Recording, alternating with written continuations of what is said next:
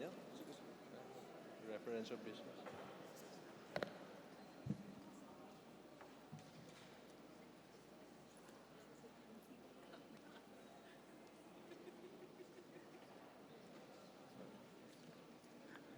You really did that. You really did that. Question.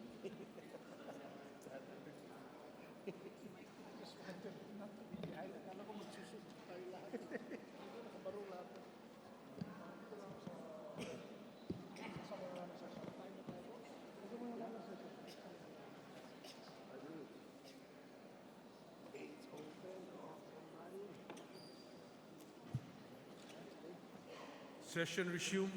Majority Leader. Good afternoon, Mr. Speaker.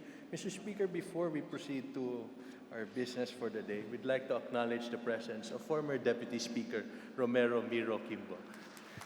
The former deputy, the debonair Deputy Speaker Miro Kimbo. Welcome to the House of Representatives. Mr. Speaker, I move that we take up additional reference of business and that the Secretary General be directed to read the same for referral to the appropriate committees. Is there any objection? The chair hears none. The motion is approved. Secretary General is directed to read the additional reference of business.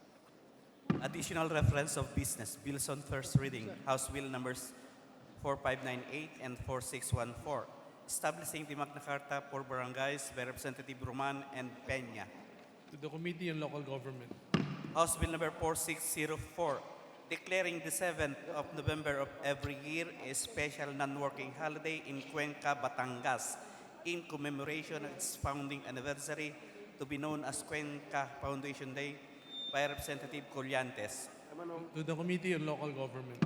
House Bill number 4605, establishing a Philippine Science High School campus in Ubay, Bohol, as part of the Central Visayas campus, by Representative Aumentado. To the Committee on Science and Technology.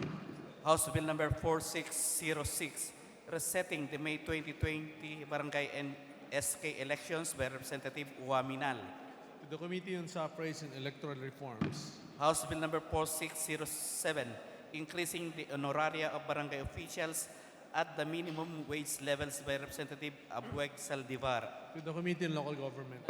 House Bill number 4608, providing for representation in all levels of local government for senior citizens, by Representative Abueg Saldivar.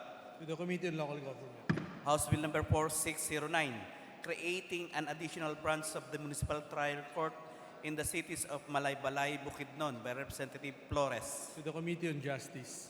House Bill number 4610, establishing a House Bill number 4615, allowing and regulating the use of motorcycles as PUVs, by Representative Peña. To the Committee on Transportation. House Bill number 4616, providing for a system of redistributing and recycling food waste to food security, by Representative Peña. To the Special Committee on Food Security. House Bill number 4617, establishing TESDA Training and Assessment Center. The intermediaries. House Bill number 4623, establishing a coastal aquaculture center in Lanao del Norte, by Representatives Dimapur Abdullah and Dimapuro Khalid. The Committee on Agriculture and Fisheries Resources. House Bill number 4624, granting franchise to the city government of Dasmariñas, Province of Cavite, by Representative Barzaga. To the Committee on Legislative Franchises. House Bill number 4625, mandating rice retailers to identify locally produced rice as produced by Filipino farmers, by Representative Roman. To the Committee on Agriculture and Food. House Bill number 4626, establishing the Dinalapihan Rice Development Center in Dinalapihan, Bataan, by Representative Roman. To the Committee on Agriculture and Food. House Bill number 4627, establishing multi-purpose fish and shrimp hatcheries in all suitable areas in the 1st District of the Province of Bataan, by Representative Roman. To the Committee on Aquaculture and Fisheries Resources. Resolutions. House Resolution 334, urging the DOH and DOF to come up with a comprehensive IRR that would prioritize the tobacco farmers as beneficiaries to the Universal Healthcare Program by Representative Sabit Fever Proliferation in the Country by Representative Kabatbat.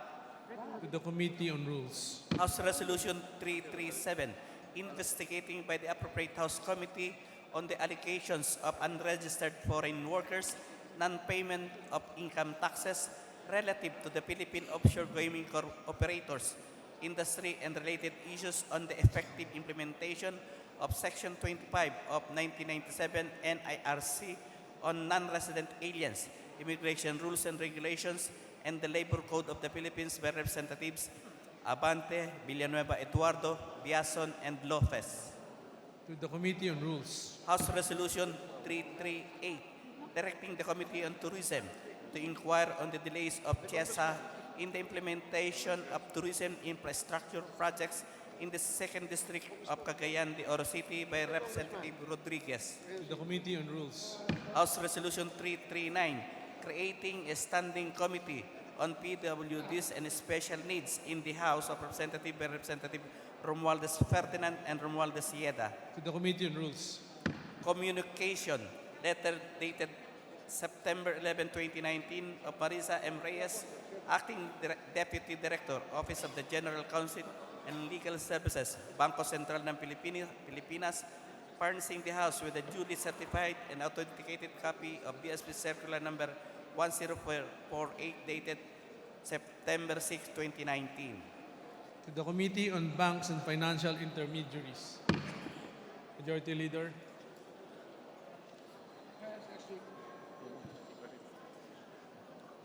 Mr. Speaker, I move that we resume consideration of House Bill number 4228 as contained in Committee Report number 8, and that the Secretary General be directed to read the title of the measure. Is there an objection? The chair is none. The motion is approved. The Secretary General is directed to read the measure. House Bill number 4228, an act appropriating funds for the operation of the government of the Republic of the Philippines from January 1 to December 31, 2020, and for other purposes. Majority Leader. Mr. Speaker, the parliamentary status is that we are in the period of interpellations. And now we will begin consideration on the proposed budget of the Department of Agriculture, including attached agencies and corporations. And so, Mr. Speaker, I move that we proceed with interpellations on the said department and recognize Vice Chairperson Luisa Loren Quaresma, the Lone District of Nueva Vizcaya, Vice Chairperson of the Committee Appropriations, to sponsor the proposed budget. Is there an objection? The chair is none. The motion is approved. Honorable Quaresma is hereby recognized. It's your, ikaw naman, masyado ka naman. Masyado ka naman. Before we There na tayo. Nag-yellow ka na tayo.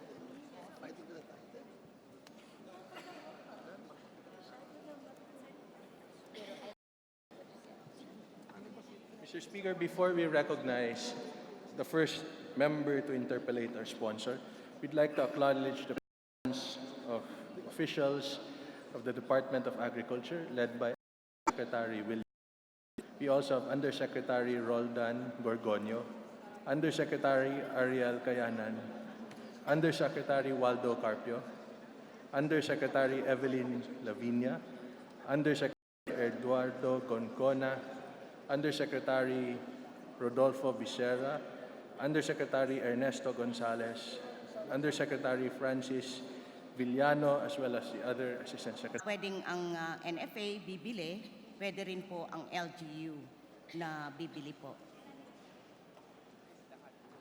So, Mr. Speaker, as I understand it, the department is acknowledging the role of the government in procuring palay as a form of, well, first, help for the farmers. Second, to stabilize or to increase the rise of the price of farm gate, price of palay. So, yun po ba ang policy ng government na dapat talaga nakikialam ang gobyerno sa pamimili ng palay? Dahil hindi po yan ang nakikita natin sa batas. Sa batas po, sa Rice Tarification Law, tinatanggalan na ang NFA ng kakayahan para mamili ng maraming palay. Pero, nandito ngayon ang departamento, na nagsasabi at nangangampanya na sana tumulong ang mga LGUs na mamili ng palay sa mga magsasaka. At hinihingi rin na dagdagan nga ang pondo ng NFA para makapamili pa ng mas maraming palay. Pero ito ay hindi nakasaad sa batas. So ano po ba talaga ang policy natin pagdating sa palay? So, ang NFA po, Mr. Speaker and Your Honor, ang kanila pong role is to stabilize palay prices by high, sell low, a formula for financial bankruptcy. Yun po.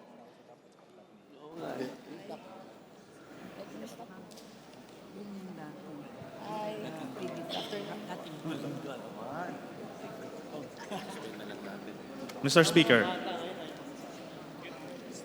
itong aking katanungan ay masasagot sana kung meron tayong programa talaga na napagkasunduan, napagplanuhan, kung paano natin poprotektahan ang rice industry.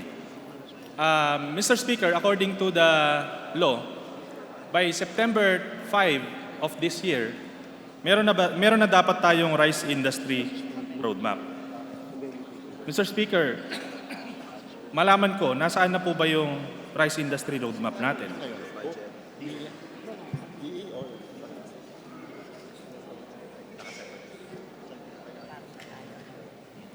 Pero, Mr. Speaker and Your Honor, meron na ho tayong bagong format para sa pagbili ng palay ng NFA.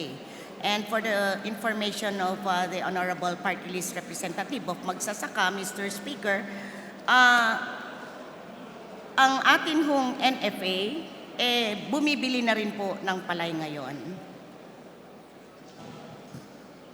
Mr. Speaker, my question refers to the existence of the rice industry roadmap. And during our budget briefing last September 5, yan po ay hiningi ko na rin. Nasaan na po ba yung rice industry roadmap natin? Na nakasaad sa batas na dapat ay meron na tayo by September 5, 2019. So, Nasaan na po ba yun? Mr. Speaker and Your Honor, meron na po as I've said earlier, pero ngayon inaayos pa po ng ating pong bagong Secretary ng Department of Agriculture dahil po meron ho siyang mga new innovations na ini-introduce po. Particularly not only on the programs of the Department of Agriculture, even the National Food Authority. Mr. Speaker and Your Honor.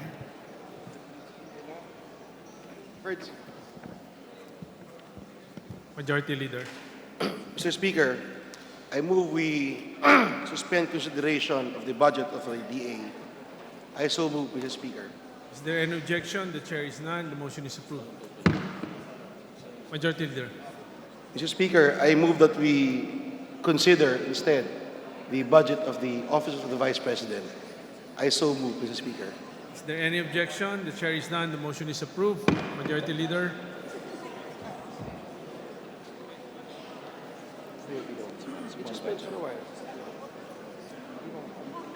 Mr. Speaker, allow us to greet our special guests from the Office of the Vice President. Of course, present with us this afternoon is the Honorable Vice President of the Philippines, Maria Leonor G. Robredo. Chief of Staff, Philip Francisco U.D., Assistant Chief of Staff, Sofia Yanto Abad, Paulo Reynor Salvosa, Director of the Technical Services Office, Jennifer Tan, Director of the Administrative and Financial Services Office, Julieta Villa Del Rey, Chief Accountant, Kelvin Jerome Tenido, Budget Officer, and Caroline Lourdes Mangalili, Chief Planning and Management Division. Her Excellency Lenny Robredo, Vice President, welcome to the House of Representatives. Majority Leader. Mr. Speaker, I move that we recognize the Honorable Paul Daza to sponsor the proposed budget of the Office of the Vice President. So move. Is there any objection? The chair is none. The motion is approved. Honorable Baldazo is hereby recognized. Thank you, Mr. Speaker. Good afternoon to my esteemed colleagues in the House of Representatives.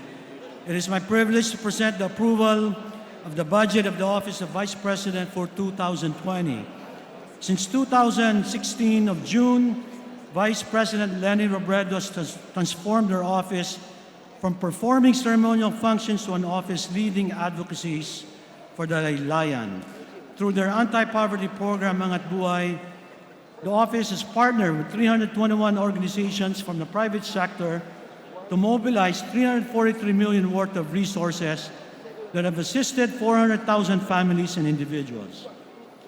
I am happy to say that the Office of the Vice President has prioritized institutional reforms within her office, which was certified under ISO 9001-2015 in 2017 and received an unqualified opinion from the Commission on Audit for 2018. For 2020, the Office of the Vice President's budget of $673 million is practically the same as the budget that was approved by Congress for 2019. The Vice President continues to maintain a lean workforce with only 100 million pesos allotted for personal services, 378 million for operating expenses, medical assistance, and poverty alleviation programs. In view of the foregoing, Mr. Speaker, I move that we extend to the Vice President the same interdepartmental courtesy that we did in 2016, 2017, and 2018, and immediately approve her office budget. Thank you, Mr. Speaker. Majority Leader. Mr. Speaker, I move that we open the period of interpellation and debate and thereafter recognize the Honorable Gabriel Bordado of the 3rd District of Camarines Sur for his interpellation. So move. Declare an objection. The chair is none. The motion is approved. Representative Gabriel Bordado is hereby recognized. Thank you, Mr. Speaker. Mr. Speaker, Mr. Sponsor, we commend the Office of the Vice President for constantly and judiciously engaging in outreach projects covering the most far-flung areas in the country through its Angat Buhay, Ahon Laylayan, and Istorya ng Pag-asa programs. Its measly budget, however, Mr. Speaker, Mr. Sponsor, can hardly tide it over without the help from the private sector. Here at the House, I express my support to the manifestation made by Representative Rufus Rodriguez at the committee level to augment the budget of the Office of the Vice President. I understand that at the Senate, several members of the Senate of the Philippines also expressed their desire to augment the budget of the Office of the Vice President. Thank you very much, Mr. Speaker. Thank you, Mr. Sponsor. Majority Leader. Mr. Speaker, I move that we recognize the Honorable Sarah Jane Elago of Kabataan Party List for her manifestation. So move. Honorable Sergeant Ilago is hereby recognized. Thank you, Mr. Speaker. Good afternoon to the Vice President and the OVP family and to all our colleagues here. This youth representation would also want to express our commitment that we would exhaust all means to augment the budget of the Office of the Vice President in support of its project Istorya ng Pag-asa, which provided the needed deep well of inspiration for all the young Filipinos to realize their historic and significant role as the hope of our land, and their role, likewise, in our nation building. Bilang representante ng mga kabataan, tayo rin po ay nagpapasalamat sa pagkikwento nila ng mga istorya na kung hindi gumawa ng mga pagsisikap para mailagay ang mga istoryang ito sa iba't ibang mga exhibit, sa iba't ibang mga libro, mga materyales, hindi po yan makakarating sa ating mga kabataan. Dagdag pa sa kanilang mga natututunan sa 4 na sulok ng ating mga paaralan.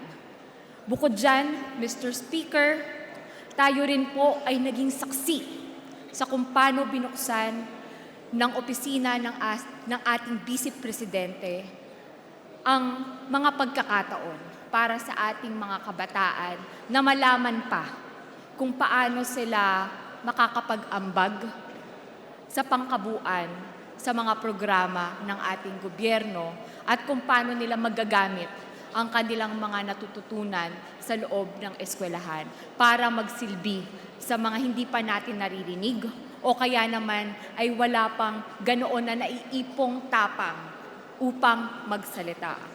Kaya muli, Mr. Speaker, nagpapasalamat tayo sa naipahayag na commitment ng ating distinguished sponsor sa pagsuporta sa opisina ng ating Vice Presidente at sa pagpasa ng pondo na ito at makakaasa ho kayo sa suporta rin ng mga kabataang Pilipino. Maraming salamat, Mr. Speaker. Mr. Speaker, please allow me to express the sponsor's gratitude to my 2 esteemed colleagues for their manifestation, the lady from the Kabataan Party List and the gentleman from Bicol. Thank you very much. Majority Leader. Mr. Speaker, I move that we recognize the Honorable Kit Belmonte from Quezon City. So move. Honorable Kit Belmonte is hereby recognized. Thank you very much, Mr. Speaker.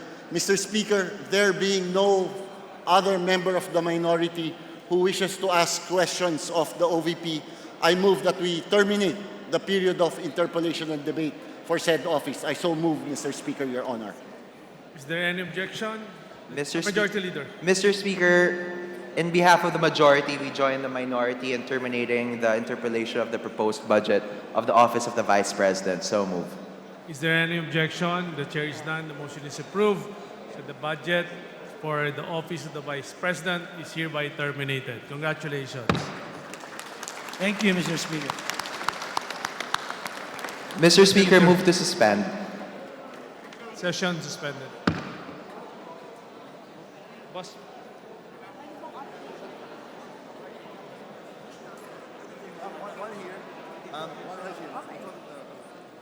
Nasa gitna. EV, doon tayo sa gitna.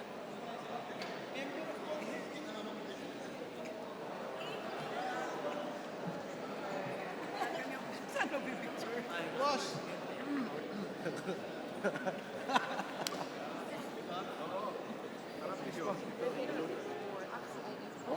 Liberty lang. Doon nakita na kami.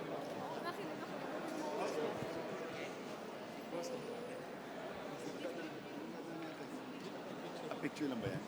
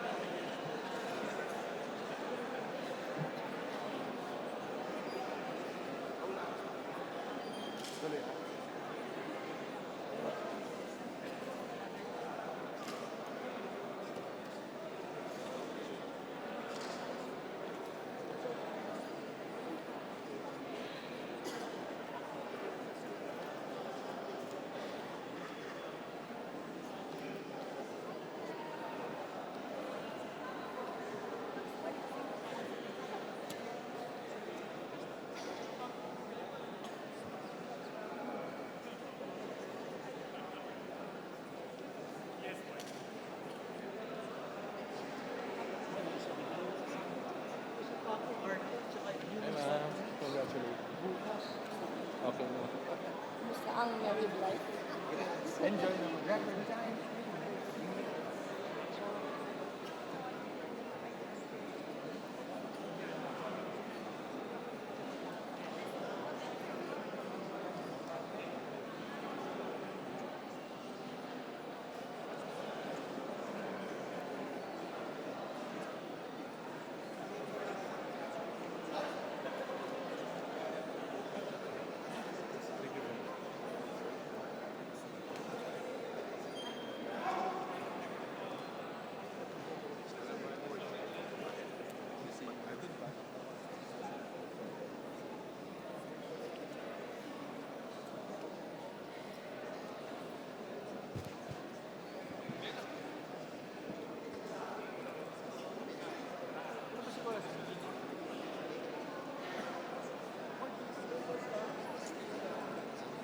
we have this, but it's so long.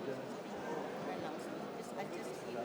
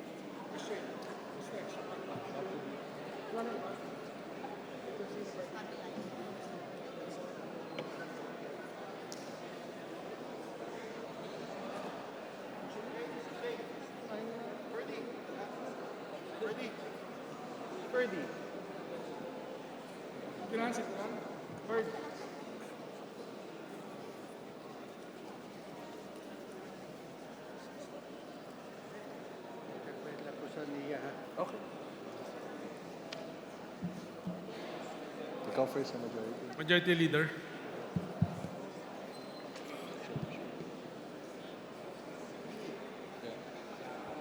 Session resume. Session resume. Mr. Speaker, I move that we resume consideration on the proposed budget of the Department of Agriculture, including attached agencies and corporations, and that we recognize Representative Quaresma to sponsor and Representative Kabatbat to continue their interpellations.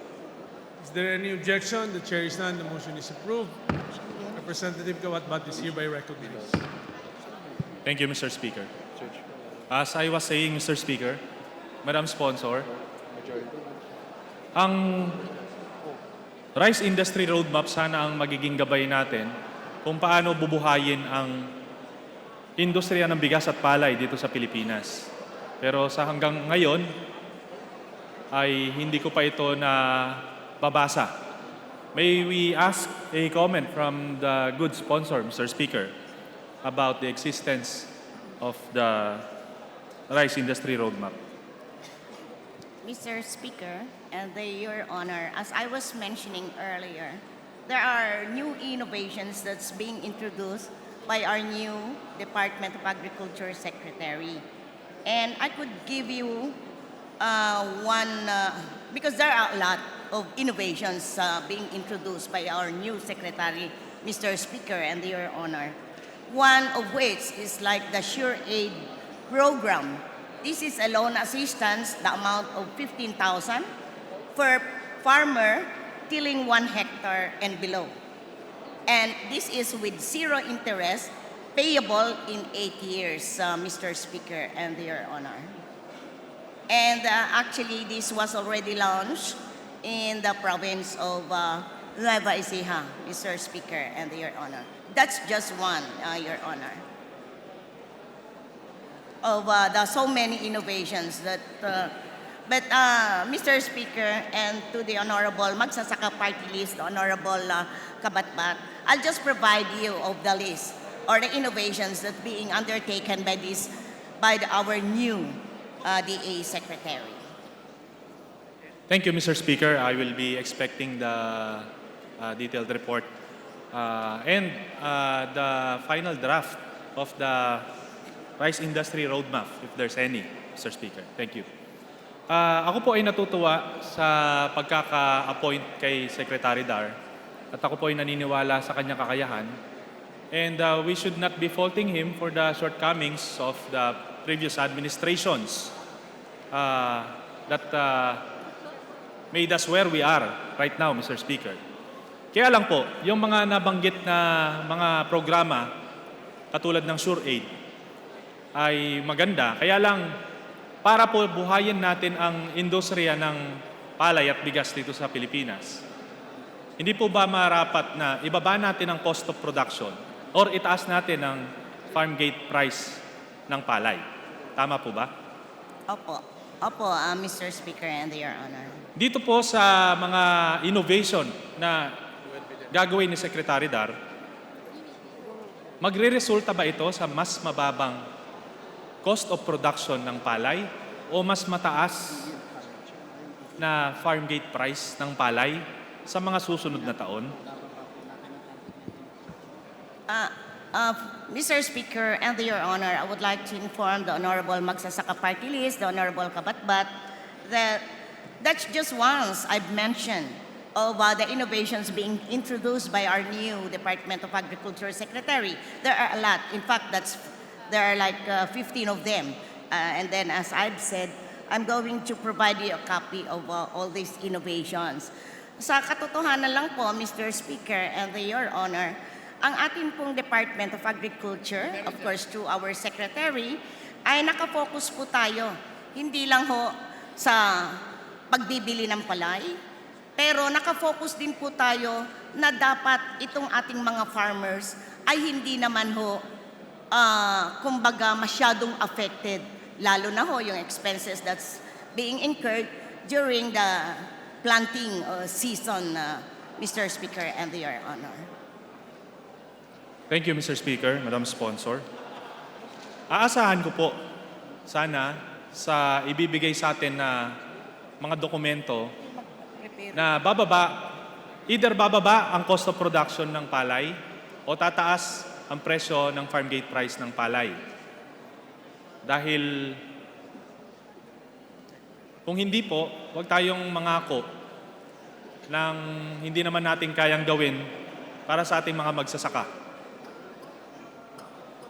Moving on to my next question, Mr. Speaker, Madam Sponsor. Pagkapasa po ng rice tarification law,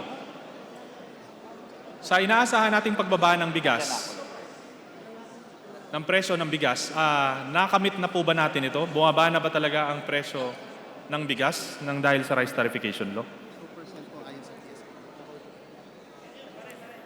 Sa kasalukuyan po, may ginagawa naman po ang departamento at according to our data is ito naman tumaas na po by bumaba po by 2%. Your Thank you, Honor Mr. Speaker. And Mr. Speaker. Bumaba po ng mga 2% ang presyo ng bigas, pero ikumpara naman po natin sa ibinaba ng presyo ng palay.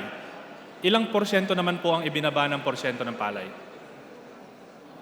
Sa kasalukuyan po, ito naman po ay inaayos.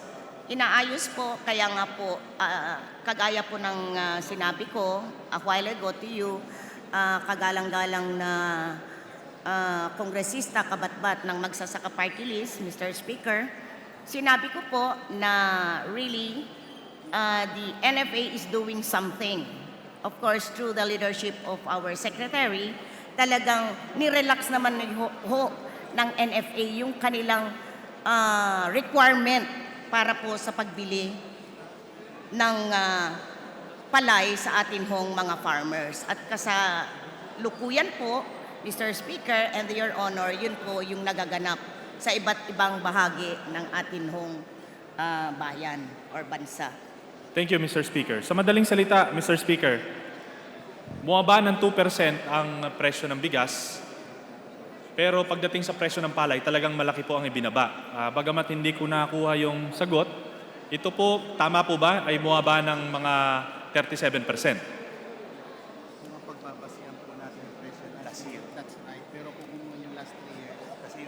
Kung atin hong, Mr. Speaker and Your Honor, kung ang atin hong pagbabasehan ay yung presyo ho nung nakaraang taon, talaga pong ito ho ay bumaba. Hindi lang ho siguro 2%, kung hindi 4%. Pero kung ang ikukumpara ho natin yung mga nakaraan 3 years from now, medyo iba po. Pero at least ho, ang sa atin, bumaba po sa ngayon yung presyo ng bigas. Thank you, Mr. Speaker. Sino po ang may kinalaman sa pagbaba talaga ng presyo ng farm gate prices ng palay? Ang rice tarification law, mga importers o mga kartel? Sa kasalukuyan, Mr. Speaker and Your Honor, ang atin hong departamento ay gumagawa ho ng investigasyon kasi mahirap naman hong mag-speculate kung bakit po bumaba ng husto yung presyo po ng palay. Mr. Speaker and Your Honor. Sa pag-aaral po ba? Sa kasalukuyan ho, Mr. Speaker and Your Honor, tayo naman ho, ang Department of Agriculture, ay gumagawa naman ho ng hakbang. Para ho, hindi naman ho, kumbaga, para naman po, Mr. Speaker and Your Honor, hindi naman ho madehado ang ating mga farmers. Thank you, Mr. Speaker, Madam Sponsor. Aasahan po ba natin na magno-normalize din ang presyo ng palay at ng bigas? Yan po ay ayon sa information given me, Mr. Speaker and Your Honor. Kaya nga ho sa ngayon, talagang may mga new innovations being introduced by our Secretary kasi gusto rin ho natin may stabilize. Babalik ko yung sa normal na presyo, yung presyo po ng palay. At bababa rin po yung presyo po ng bigas for our consumers. Thank you, Mr. Speaker, Madam Sponsor. Kung tayo po ay sigurado na magno-normalize din ang presyo ng palay at ng bigas, pero sa isang banda, hindi natin sigurado hanggang ngayon dahil nag-iimbestiga pa rin tayo kung ano talaga ang nagpapababa ng presyo ng palay at yung hindi nagpapababa ng presyo ng bigas. So, paano natin masisigurado na magno-normalize talaga ang presyo ng bigas at palay kung hindi nga natin alam kung ano ang punot dulo nito, kung rice tarification ba, kung cartel ba, o mga importers? Can I have a comment on that, Mr. Speaker, Madam Sponsor?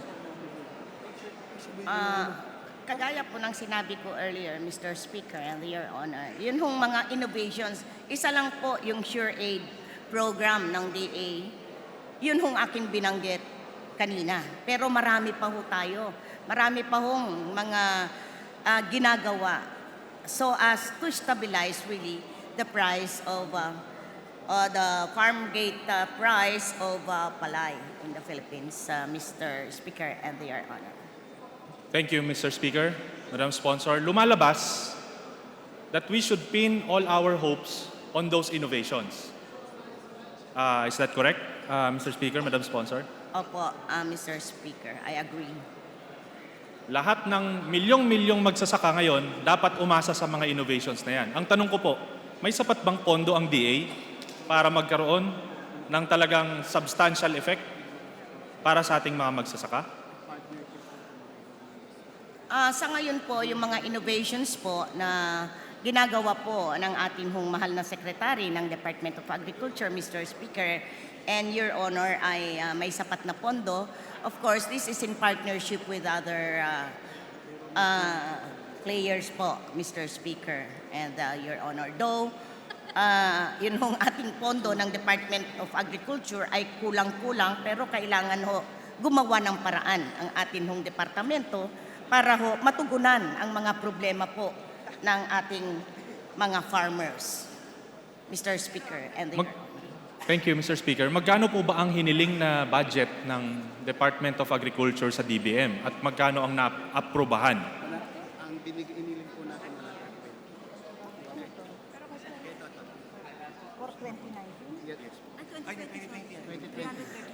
For 2020 budget, Mr. Speaker and Your Honor, the proposed budget, the proposed funds that the DA needs is they submitted to DBM the amount of 378 billion pesos. But what was only given was like 71 billion. Laki po. Kumbaga, it's not even 1/3 of the requested amount. Kaya kung minsan, Mr. Speaker and Your Honor, talaga pong at least ako ay nagagalak at ating pong bagong secretary ay gumagawa ho siya ng innovations and of course through his leadership at dahil noon siya naman galing na po dyan, marami na ho siyang mga kumbaga marami na ho rin ho siyang mga balak pa noon. Unfortunately, it was just cut off when he was replaced as Secretary of the Department of Agriculture.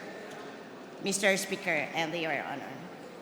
Thank you, Mr. Speaker. So lumalabas po na kulang ang budget ng DA at kailangan pa talaga nating dagdagan. Tama po, lagi pong ganon. Kahit ho nung itong budget po nitong 2019, ganon din po. And what is amazing is like the amount that's being proposed for the DA projects and programs is 333 billion, but the amount allocated by the DBM is only 71 billion, Mr. Speaker and Your Honor. Thank you, Mr. Speaker. So totoo po ba na sa ibang bansa katulad ng bansang Thailand, doble ang ibinibigay nilang pondo para sa agriculture kumpara dito sa Pilipinas? Tama po, dahil yun ho ang kanilang prioridad dun sa bansang Thailand. So parang lumalabas na talagang super underdog ang Philippine agriculture at ang ating mga farmers compared to the farmers of other countries. Tama po kayo, Mr. Speaker and Your Honor. Pero malamang sa tulong po natin lahat, lalong-lalo na po kayo na representative ng magsasaka ay hopefully makakamit po natin. Though we have this like small or meager funds given by the DBM, hopefully we will be able to like make our farmers happy. Dahil ang gusto ho ng ating secretary, ang gusto niya, ang year of 2020 will be the year of the farmers. Mr. Speaker and Your Honor. Sana nga po, Mr. Speaker, Madam Sponsor. On to my next question. Ano po ba ang present capacity ng NFA sa pag-maintain ng rice buffer stock?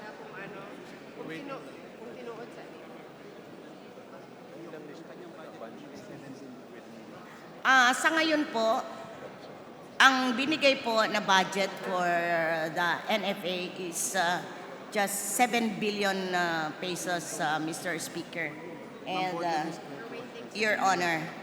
And ito, ang volume nito is for like 21.7 million kabans, Mr. Speaker and Your Honor.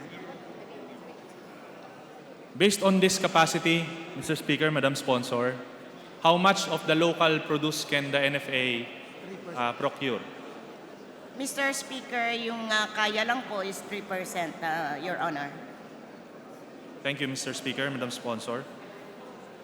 3 to 4. 3 to 4%, 3 to 4%. Your Honor. Thank you. May we know the NFA's rules and regulations for the acquisition, maintenance, and distribution of the buffer stocks as laid down in the rice tarification law? Meron na po ba?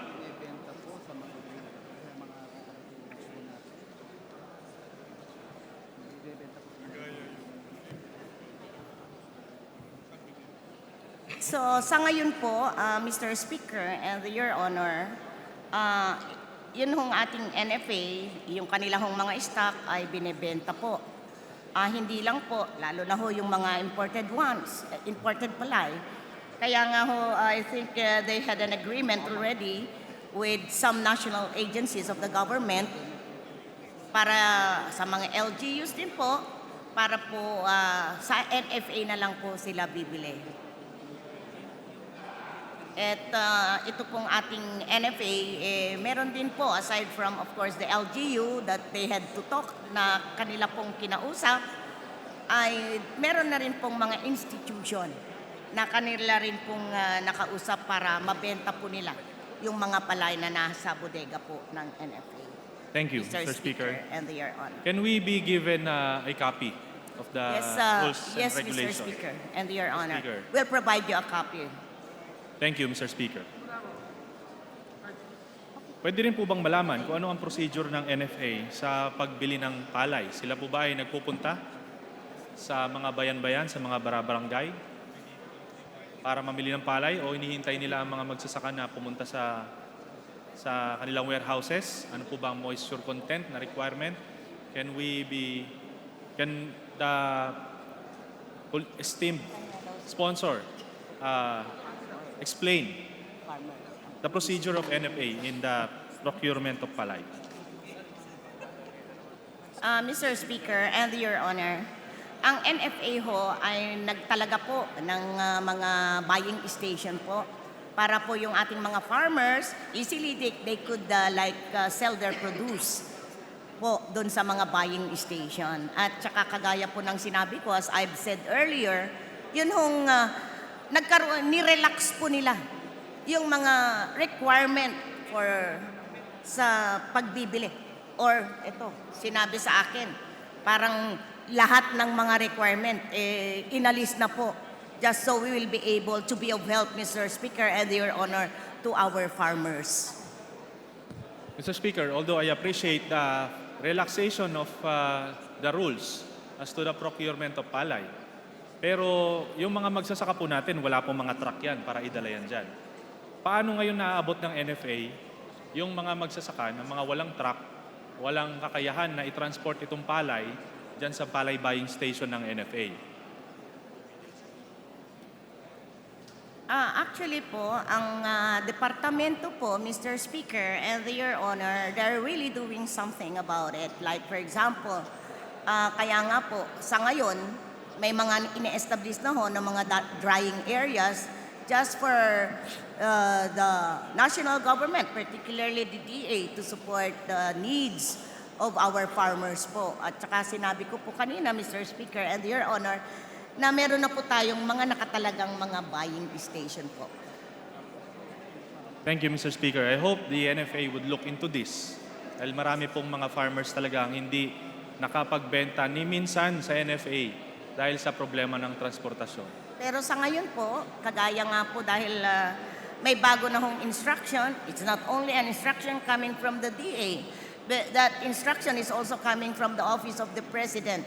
Kaya lahat na ho ng NFA, kahit na po ang DA, are really moving so fast para ho, Mr. Speaker and Your Honor, matulungan po nila yung atin hong mga farmers. At ang atin pong secretary sa ngayon, Mr. Speaker and Your Honor, talagang minobilize niya lahat po yung ating mga regional directors. He instructed all our regional directors to go. Hindi lang yung nakaupo sila sa kanilang mga opisina, but they have to go down. Tanungin sa mga farmers po, Mr. Speaker and Your Honor, kung ano po ang problema ng ating pong mga magsasaka. Thank you, Mr. Speaker. The rice tariffication law is set to generate funds for the improvement of the rice industry. Kasama po dyan ang pagtatalaga ng pondo para sa mechanization. Ngayon po, sa porsyentong mapupunta sa mechanization, gaano po kalaki ang iaalat natin para sa mechanical dryers? Dahil alam niyo po, sa nakikita ngayon natin sa field, sa mga pangangailangan ng magsasaka, hindi na sila masyadong humihingi ng mga traktora. Ang hinihingi nila ngayon ay kakayahan para patuyuin yung kanilang palay. Ngayon, gaano kalaki yung iaalat natin para sa pag-purchase ng mga mechanical dryers? Meron na po ba tayong rules, regulations? Paano natin yan gagastusin? Meron ho tayong sa ngayon, taon-taon, meron ho tayong 5 billion for the purchase of machineries. And I would like to inform Mr. Speaker, the Honorable Magsasaka Party List, that indeed yun hong ating Department of Agriculture ay talagang hindi lang ho dryer yung kanilang mga ibinibigay sa ngayon or kahit nung mga nakaraan, kung hindi, yun ho talagang pangangailangan ng atin hong mga farmers. And this is in, of course, coordination with the farmers group or organization. At meron ho tayong mga assessment, need assessment po for whatever this particular farmers group needs, Mr. Speaker and Your Honor. Thank you, Mr. Speaker.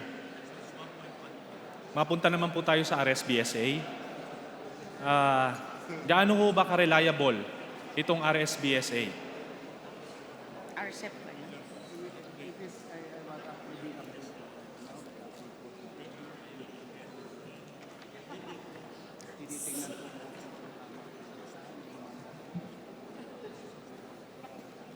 Ang RSBSA, Mr. Speaker, ito po yung registry system for basic sectors in agriculture.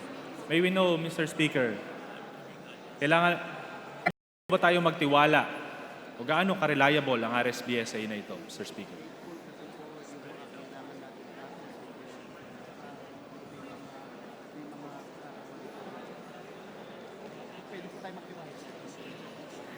Mr. Speaker and Your Honor, pwede po tayong magtiwala.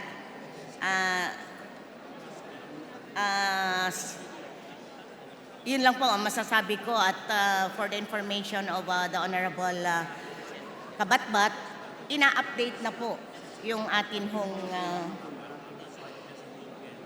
ina-update na po yung kailangang datos para sa pag-evaluate po. At saka hindi lang po yun, kaya ho ina-update yung datos dahil magbibigay din po ng mga interventions. At saka, syempre, pag tayo ay magbibigay, magkakaroon din po tayo ng monitoring, Mr. Speaker and Your Honor. Mr. Speaker, ano-anong mga problema po ba ang napansin natin sa RSBSA before? We will provide them na lang. Ang mga napansin po natin, number one ay may mga patay na. And when was the last census? Kaya nga po, kagaya po ng Speaker. sinabi ko, ay ina-update po dahil ang napapansin po natin na kahit po patay na, nandun pa rin ho yung pangalan nila, Mr. Speaker and Your Honor. At yun naman hong hindi pa mga kasali ay pinaparegister na rin po, Mr. Speaker and Your Honor. Mr. Speaker, may we ask for a report as to how this is being improved, Mr. Speaker? So, Yes, Mr. Speaker and Your Honor will give you the report. thank you, Mr. Speaker. Can we also ask for a report as to the previous procurement of mechanical dryers? Will provide, Mr. Speaker, the Honorable Kabatbat of the list. Thank you, Mr. Speaker. Magkano po ba o ilan po ba ang nasusupply ng ating local farmers pagdating sa national rice consumption? Pardon, Mr. Speaker? For the past 3 years, mga ilan po ba?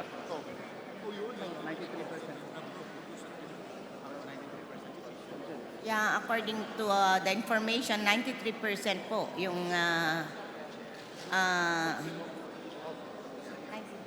93%. Ayan, 93% po, Mr. Speaker and Your Honor. Thank you, Mr. Speaker. So, sa makatuwid, 7% ang kailangan nating i-import na bigas para matugunan yung pangangailangan ng buong bansa. Pagdating sa consumption ng bigas, tama po ba, Mr. Speaker?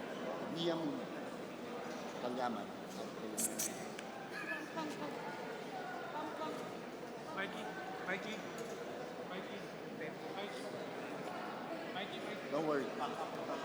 Take away cap and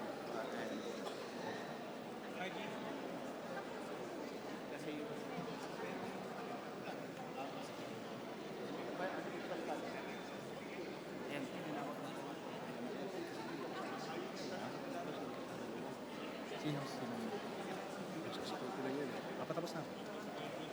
lang. Sige, pwede. Sige. Apat. Pero baka magtagal yung... Pagkatapos siya, that's it. So, mangyari po ay, Mr. Speaker, mangyari po ay pakiulit po, kagalang-galang na kabatbat yung question ninyo. I will yield the floor to the majority.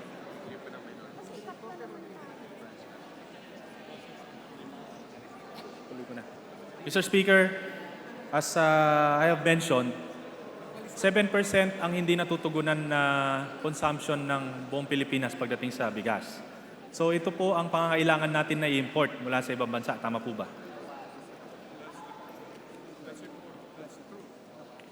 Totoo po yun, Mr. Speaker and Your Honor. Kaya lang po, dahil sa naging crisis ngayon, sa pagkapasa ng rice tarification law at pagbagsak ng farm gate price ng palay, ilang magsasaka po ba ang inaasahan natin na titigil sa pagtatanim ng palay? Pinag-aaralan po natin, hindi nga po natin sana papayagan. Mr. Speaker and Your Honor, kung maaari nga lang po, ayaw din naman po ng departamento na titigil po na magtanim ang ating mga magsasaka. Kaya nga po, ang atin pong departamento ng agrikultura ay gumagawa ho ng mga bagong innovations para ho tuloy-tuloy pa rin na magtatanim po yung ating mga farmers, Mr. Speaker and Your Honor. Mr. Speaker, yan din po ang gusto natin, ang wag silang tumigil. Kaya lang, Tama po. sa nangyayari po talaga ngayon, ang cost of production ng palay ay 12, pero nabibili ang palay nila ng 8, at hindi naman natin maabot lahat ng mga magsasakang apektado ng tulong na ginagawa ng DA. Kaya marami po talaga ang titigil sa pagtatanim. Tama po ba? Opo, kaya nga po, yung atin hong kalihim sa ngayon ay gusto niya may ani, may kita. Yun ho yung isa niyang mga innovations and will provide you, Mr. Speaker, will provide the Honorable Kabatbat of all the new innovations that ang ating kalihim po ay prepare, of course, not only for the betterment of everybody, but in particular, our farmers po.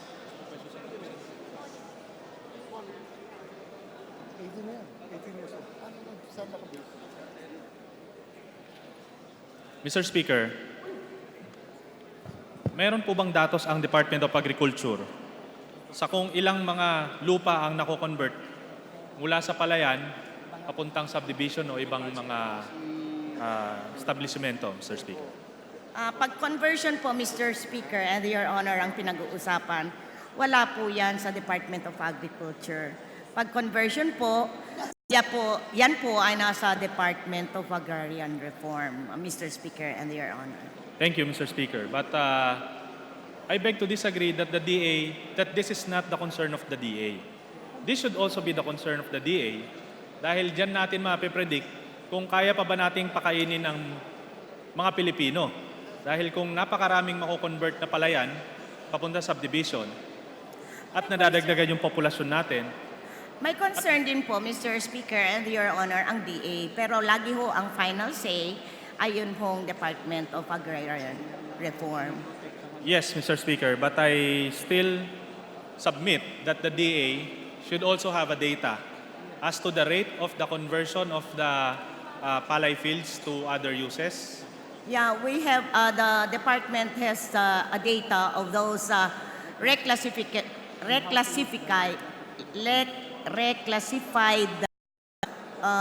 farms, Your Honor.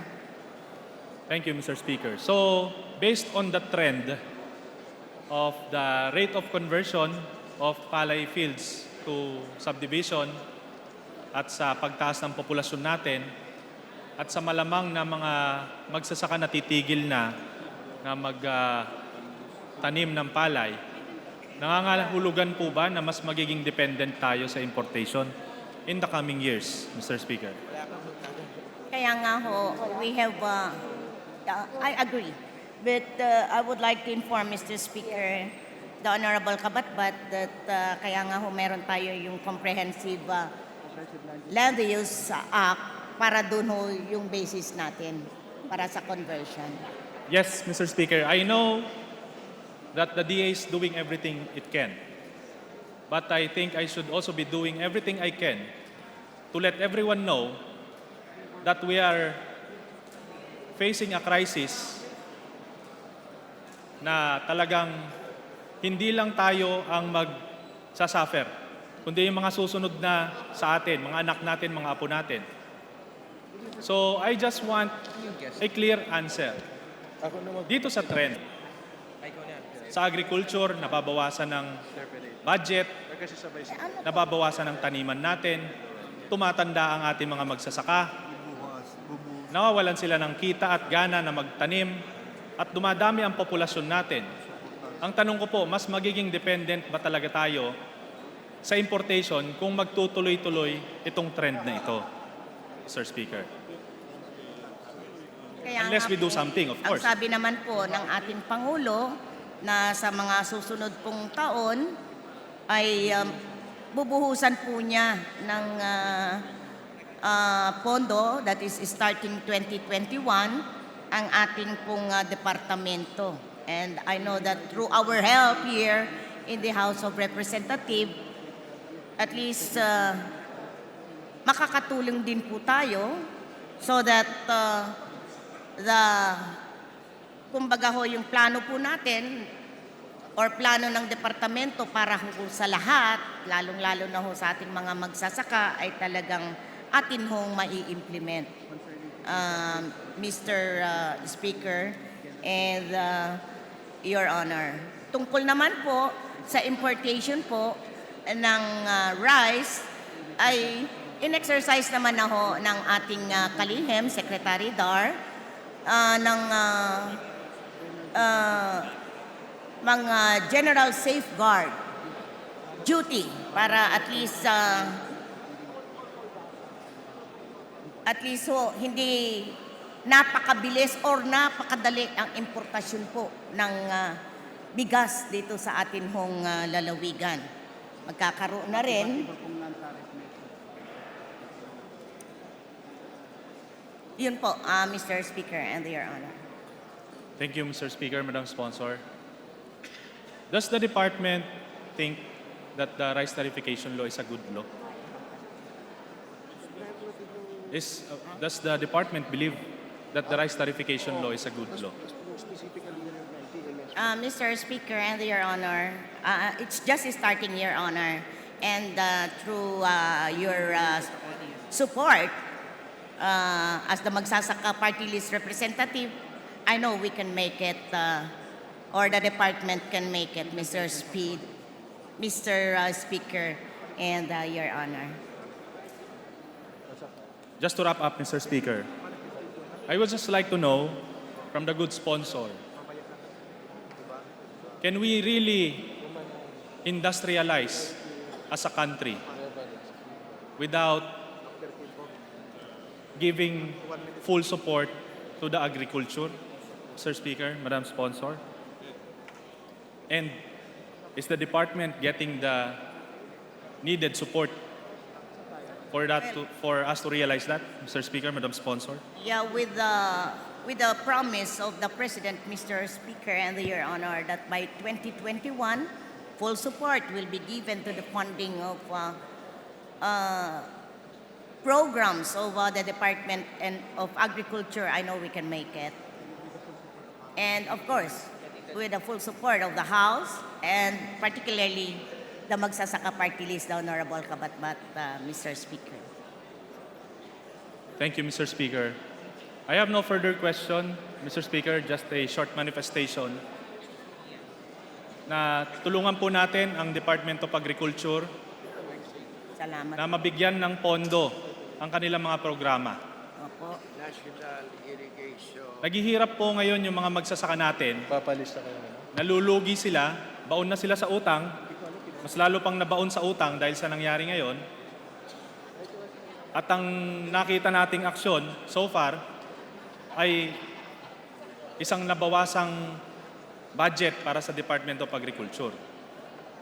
Gaya po ng sinasabi ko, kung hindi po natin itataas ang budget ng Department of Agriculture, Mr. Speaker, baka sa mga susunod na taon, ay kailangan na nating itaas yung budget ng Department of National Defense.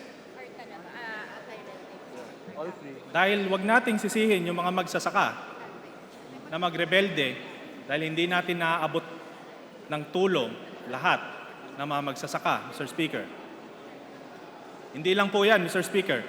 Papunta na rin tayo sa isang krisis na mag-aagawan na tayo sa bigas kapag tumigil ng mag-import sa atin ang mga bansa katulad ng Thailand at Vietnam, Mr. Speaker. Kaya ako po ay nananawagan sa inyong lahat na ito yung panahon para gumawa tayo ng aksyon para sa mga magsasaka. Mr. Speaker, Madam Sponsor. At sana po sa leadership ni Secretary Dar, I hope that you can create a miracle because as I can see, the budget given to you is not enough, really, to help all of our farmers substantially. Kailangan nyo po ng milagro. At sana kayo talaga ang maging hero ng agriculture ngayon. At sana ay maiahon nyo ang mga magsasaka sa kahirapan. Thank you, Mr. Speaker. I have no further questions. Thank you, Mr. Speaker. Thank you, Honorable Kabatbat. Majority Leader. Mr. Speaker, I move that we suspend consideration of the proposed budget of the Department of Agriculture and attached agencies and corporations. Is there any objection? The chair is none. The motion is approved. Mamaya ayoko Majority na. Leader. Mr. Speaker, I move that we consider the proposed budgets of the Presidential Management Staff, the Presidential Legislative Liaison Office, and the Anti-Red Tape Authority. Is there any objection? The chair is none. The motion is approved. Majority Leader. Mr. Speaker, to sponsor the proposed budgets of the said agencies, I move that we recognize the Chairman of the Committee on Appropriations, Representative Isidro Unga. Honorable Isidro Ungab is hereby recognized. Thank you, Mr. Speaker. Mr. Speaker, the proposed budget of the Presidential Management Staff is 654,568,000, broken down as follows. Programmed new appropriations is 633,541,000, and automatic appropriations, including RLIP, it's 21,027,000. Again, for a total of 654,568,000 pesos. This representation is now ready for questions, Mr. Speaker. Majority Leader. Yes, Mr. Speaker, I would like to recognize and welcome the Anti-Red Tape Authority, Director General Jeremiah B. Belica, Deputy Director General Ernesto V. Perez.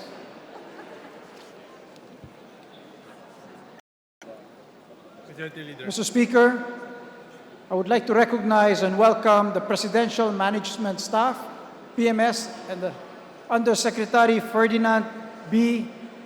Cui Jr., Acting Presidential Management Staff Head, Assistant Secretary Vivian R. Puno, Assistant Secretary Joseph B. Encabo, Director Maria Irene B. Calingo, Director Dominga R. Flores, Director Antonio P. Mendoza, Acting Director Joaquin Romeo S. Santiago, Acting Director Maria Christine A. Yulo, Acting Director Cherry Pie Felice M. Maraya, Acting Director Vivian M. Vargas, Acting Director Wilburn L. Tan. Support staff, Mr. Speaker, Ricky V. Bulalakaw, Milagros C. Cabanit, Francesca Nicole B. Refuerzo, Ryan John Rivero, Christmas T. Dulay, and Christian R. Labrador. And from the PLLO, we would like to welcome Secretary Adelino B. Sitoy, Yusek Ryan L. Esteves, Yusek Gerard A. Salapantan, ASEC Romulo V. Arugay, ASEC Maria Rowena F. Saban. So moved, Mr. Speaker. Welcome Secretary Abelino Sitoy. Undersecretary Andy Cui, and from the anti-red tape, Belhica. Welcome to the House of Representatives. Majority Leader. Mr. Speaker, I would like to recognize Representative Franz L. Castro from party list ACT Teachers to be the first interpolator, Mr. Speaker. Honorable Franz Castro is hereby recognized. Thank you very much, Mr. Speaker. Magandang hapon po sa ating lahat. Mr. Speaker, ang tanong ko po ay isang subject lang ito sa PMS, yung may kaugnayan, Mr. Speaker, doon sa Yolanda financial assistance. Naka-receive po tayo ng report mula sa Department of Education tungkol doon sa summary po ng report on the Socio-Civic Project Funds.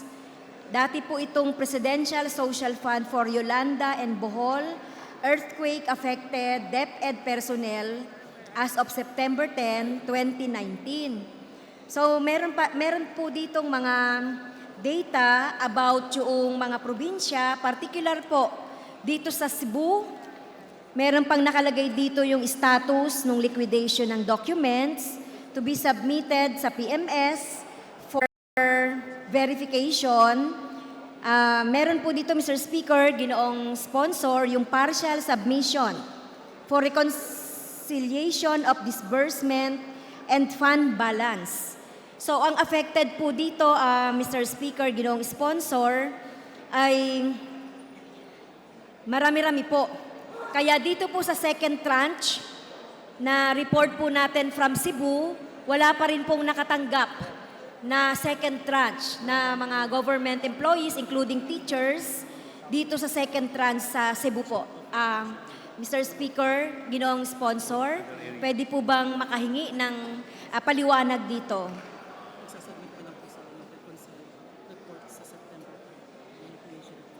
Thank you, Mr. Speaker. With regards to Cebu, here is the explanation which I got from the staff.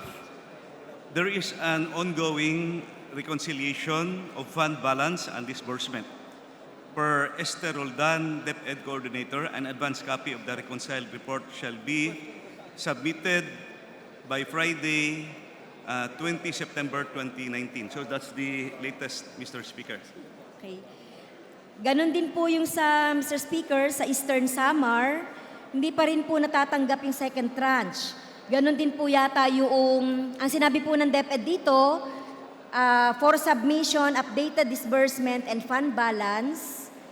So, ano po ang status muli nitong sa Eastern Samar po natin? Dahil ang tagal na rin po inaantay nito ng ating mga teachers. As per our staff from the PMS, Mr. Speaker, until now, Eastern Samar has not yet submitted the reconciliation, and the staff has already made repeated follow-ups with Ms. Manalastas for the submission of the reconciled report on disbursement and fund balance. That is for Eastern Samar, Mr. Speaker. Pwede po ba, Mr. Speaker, makita natin yung written report kaugnay nitoong Cebu and Eastern Samar?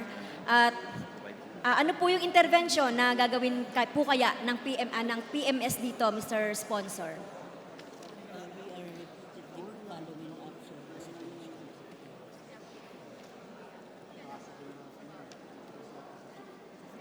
With regard to the agreements on the liquidation, nagpa-follow up daw po palagi, and coordination with the DepEd Central Office liaison through Ms. Maria Clarissa Manalastas and DepEd Division Cebu, Esther Roldan, has been done on a weekly basis. And I requested the PMS to provide a written report and update related to this, to your questions, Madam, on Cebu and Eastern Samar. Thank you po, Mr. Sponsor, Mr. Speaker. Huli na lang po, ito pong sa Baybay City at saka sa Borongan City, ang nakalagay po dito ay partial submission, credit notice. So, muli, yung second tranche ay hindi pa rin po natatanggap. Ano po yung explanation ng ating ahensya rito, Sir Sponsor. Mr. Speaker, here is the latest feedback. Also awaiting for the submission of a copy of the credit notice, and as per reports of the coordination, the said document will be submitted within this week. That is for Baybay City, Mr. Speaker. And for the Borongan City, they are awaiting for the submission of the report of the detailed fund balance. And as per our report, the said document will be submitted within this week, Mr. Speaker. That's for Borongan City, Mr. Speaker. Thank you, Mr. Sponsor. So yung last na request na lang po ng kinatawang ito, makuha natin yung written report para malaman naman po ng mga teachers natin na ka-textmate ko araw-araw, kaugnay nitong Yolanda Assistance Fund na ito. Thank you, Mr. Speaker. Thank you, distinguished sponsor. Majority Leader. Mr. Speaker, may we recognize Sara Elago of Kabataan Party List. Honorable Sara Ilago, Kabataan Party List is hereby recognized. Maraming salamat, Mr. Speaker.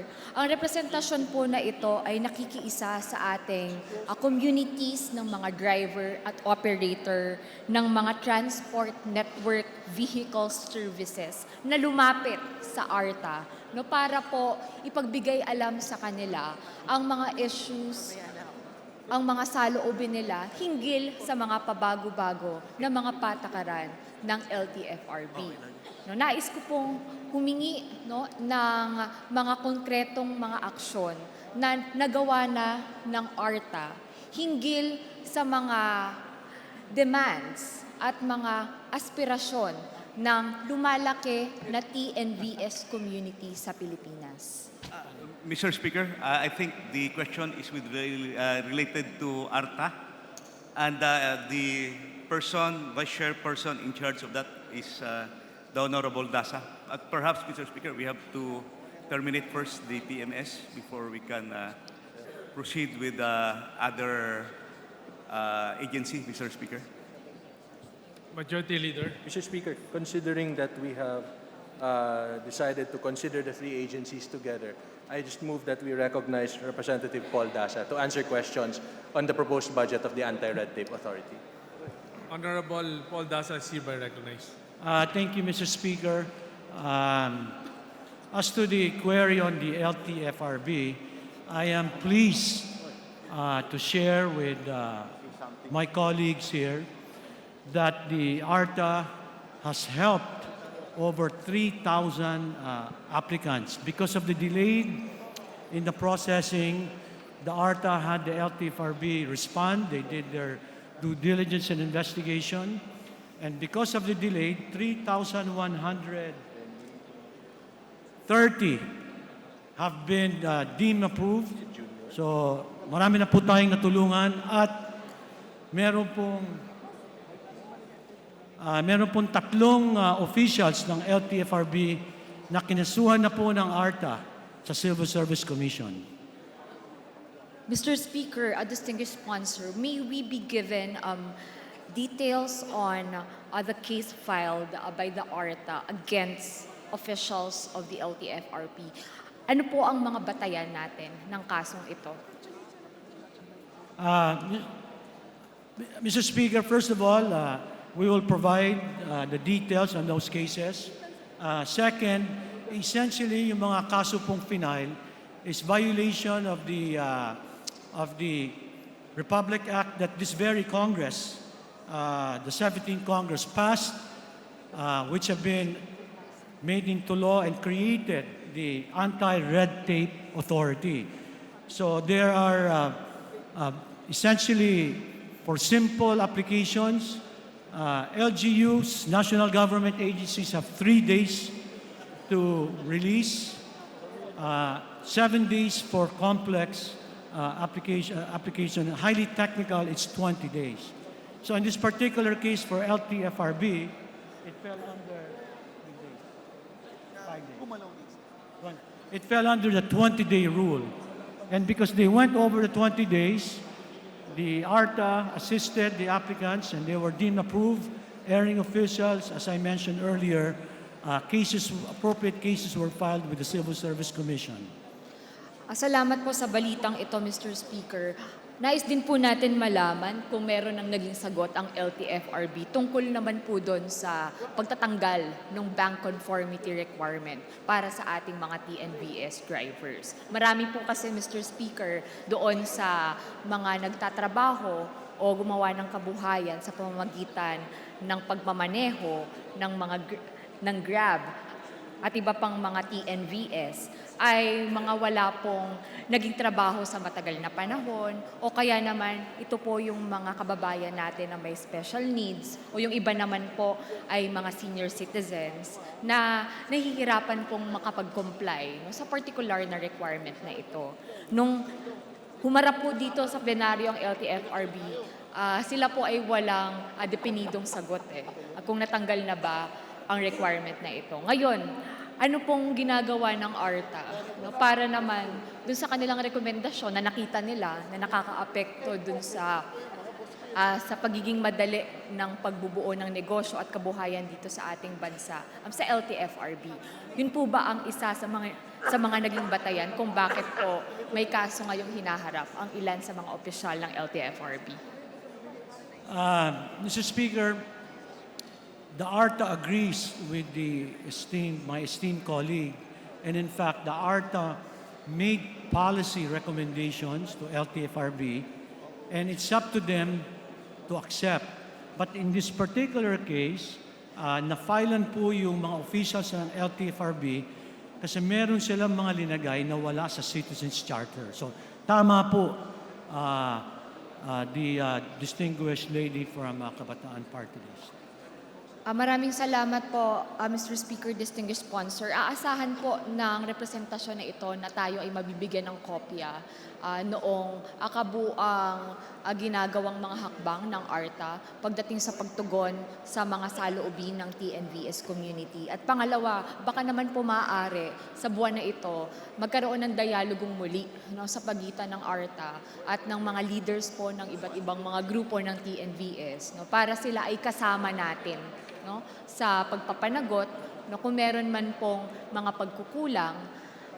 Bukod po dyan, kung maaari na nating malagay yung mga mekanismo para hindi na po maulit muli yung ganitong mga masasakit na mga pangyayari para dun sa mga kababayan natin na nais lamang magkaroon ng disenteng kabuhayan.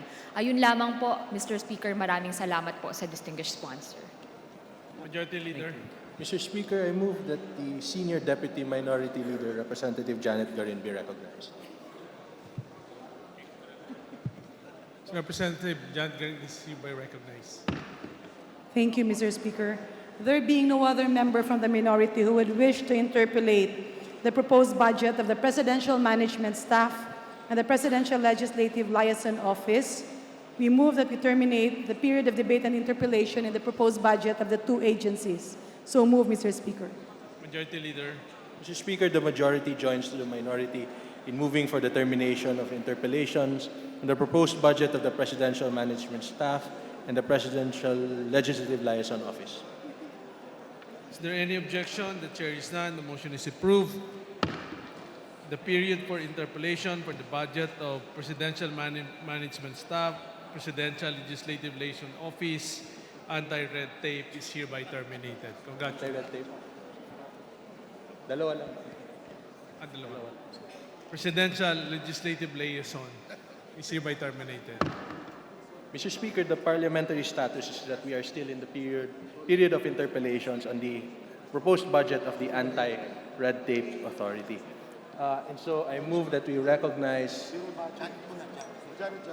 Representative Janet Garin to interpellate on the said proposed budget. So, Representative Janet Garin is hereby recognized. Thank you, Mr. Speaker. Thank you, distinguished colleagues.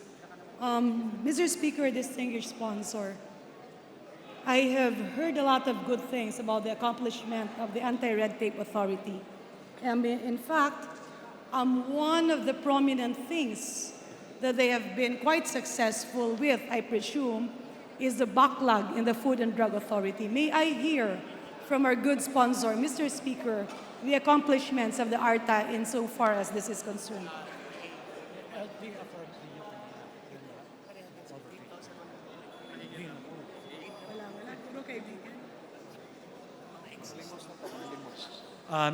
Mr. Speaker,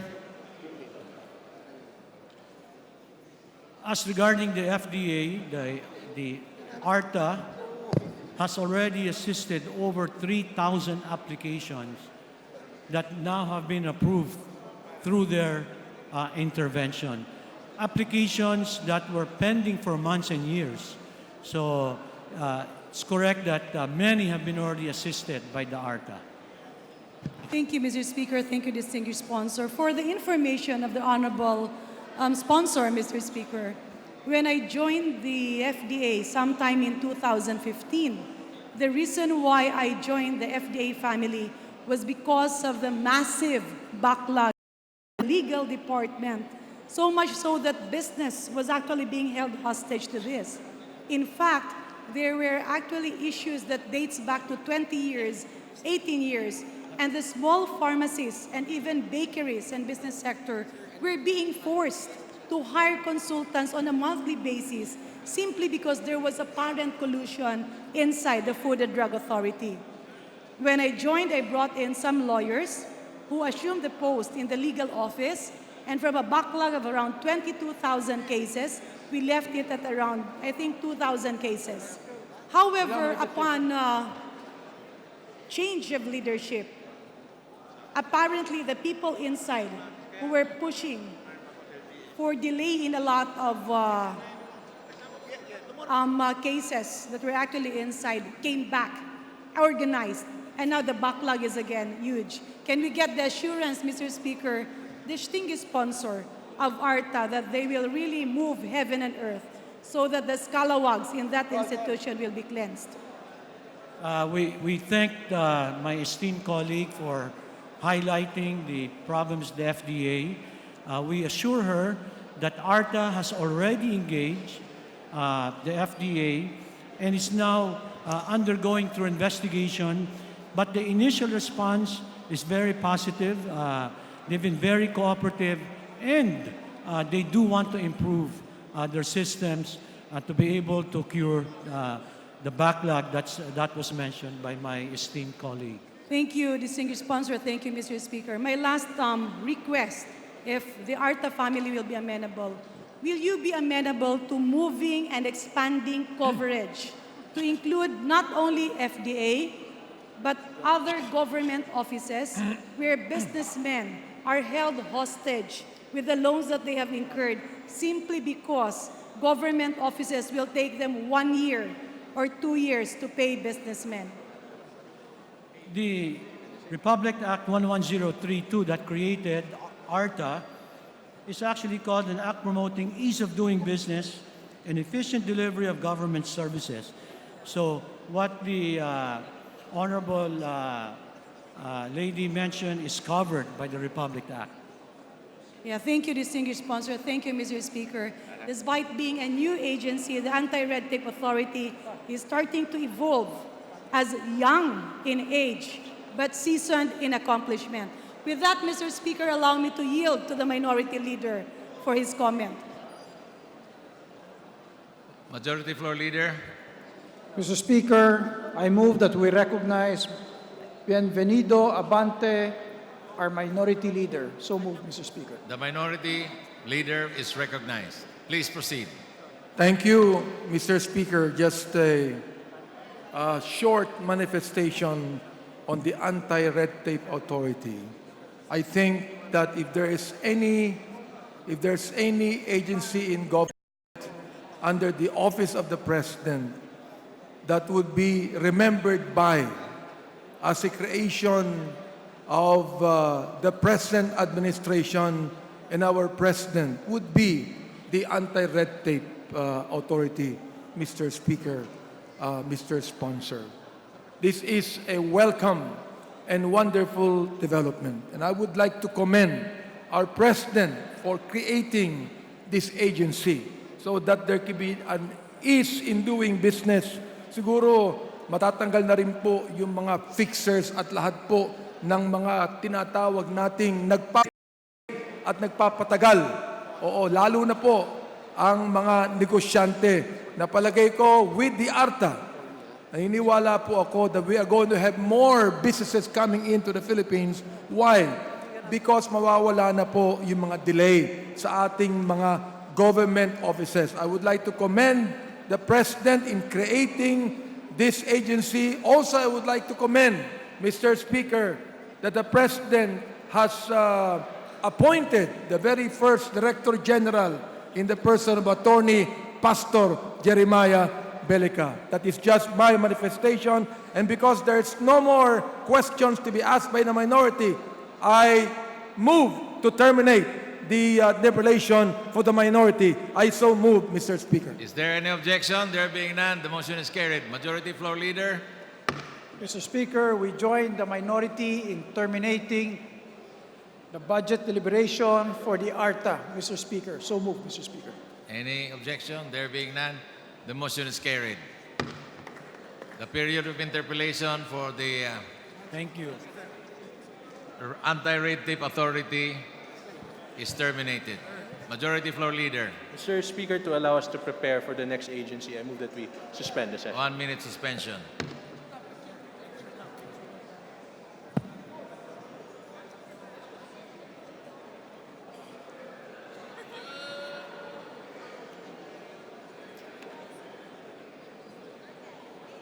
Ano ba?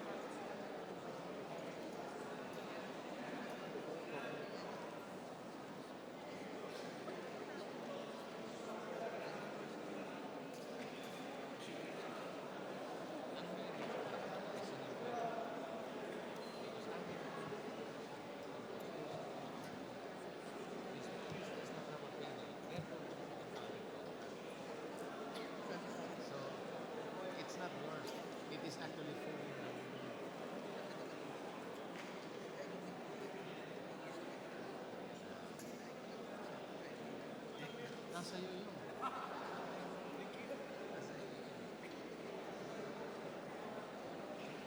Siyempre, ikaw yun.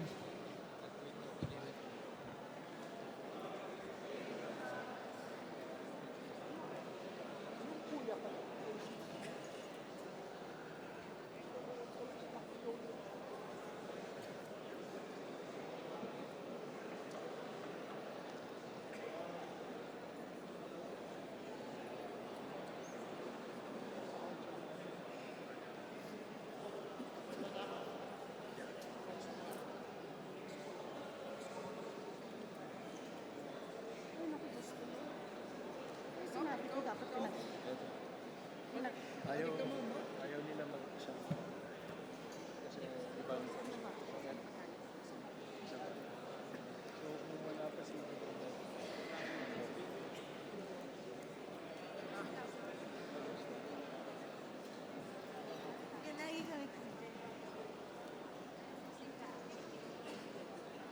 bawal ka dito. short lang.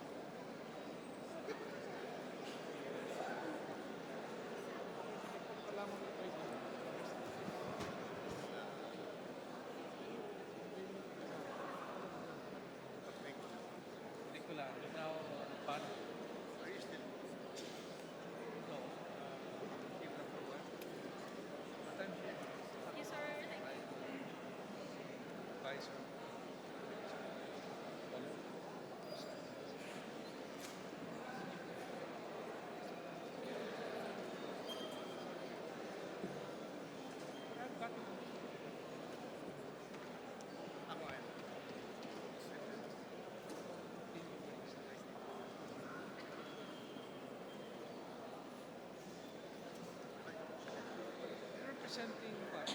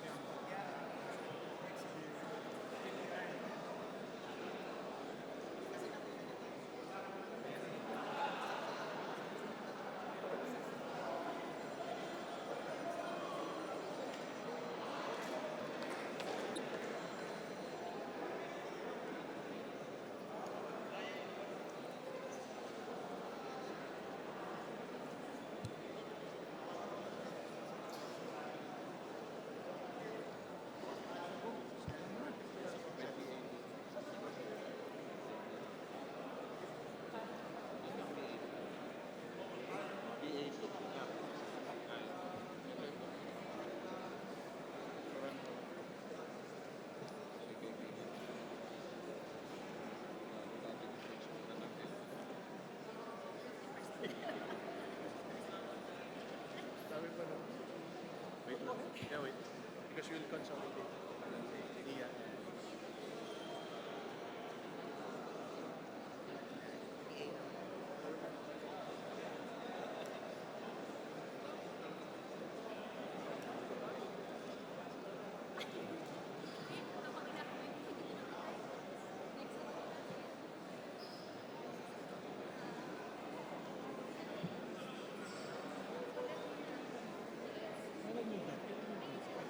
Christopher, Yes. kailan yun?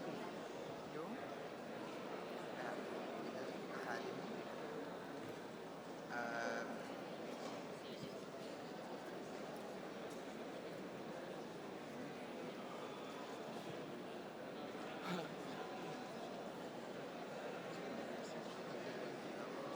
Wala ko sa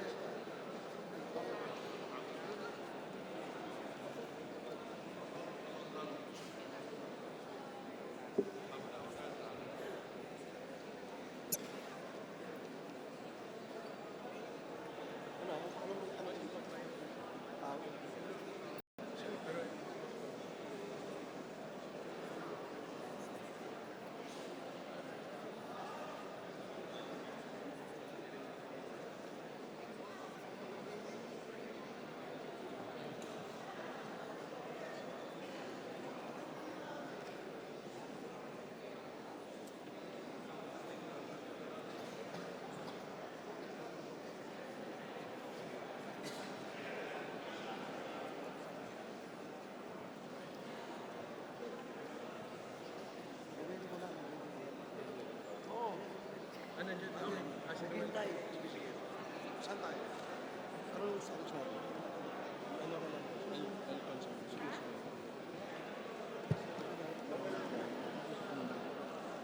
then ikaw, no? Susunod dito muna? Yeah. Okay.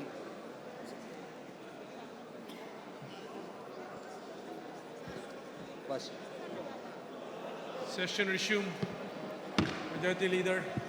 Mr. Speaker, I move that we resume consideration of the proposed budget of the Department of Agriculture, including attached agencies and corporations. And with leave of the House, Mr. Speaker, I move that we also consider, together with the proposed budget of the Department of Agriculture, budgetary support to the National Irrigation Administration. Is there any objection? The Chair hears none. The motion is approved. Majority Leader.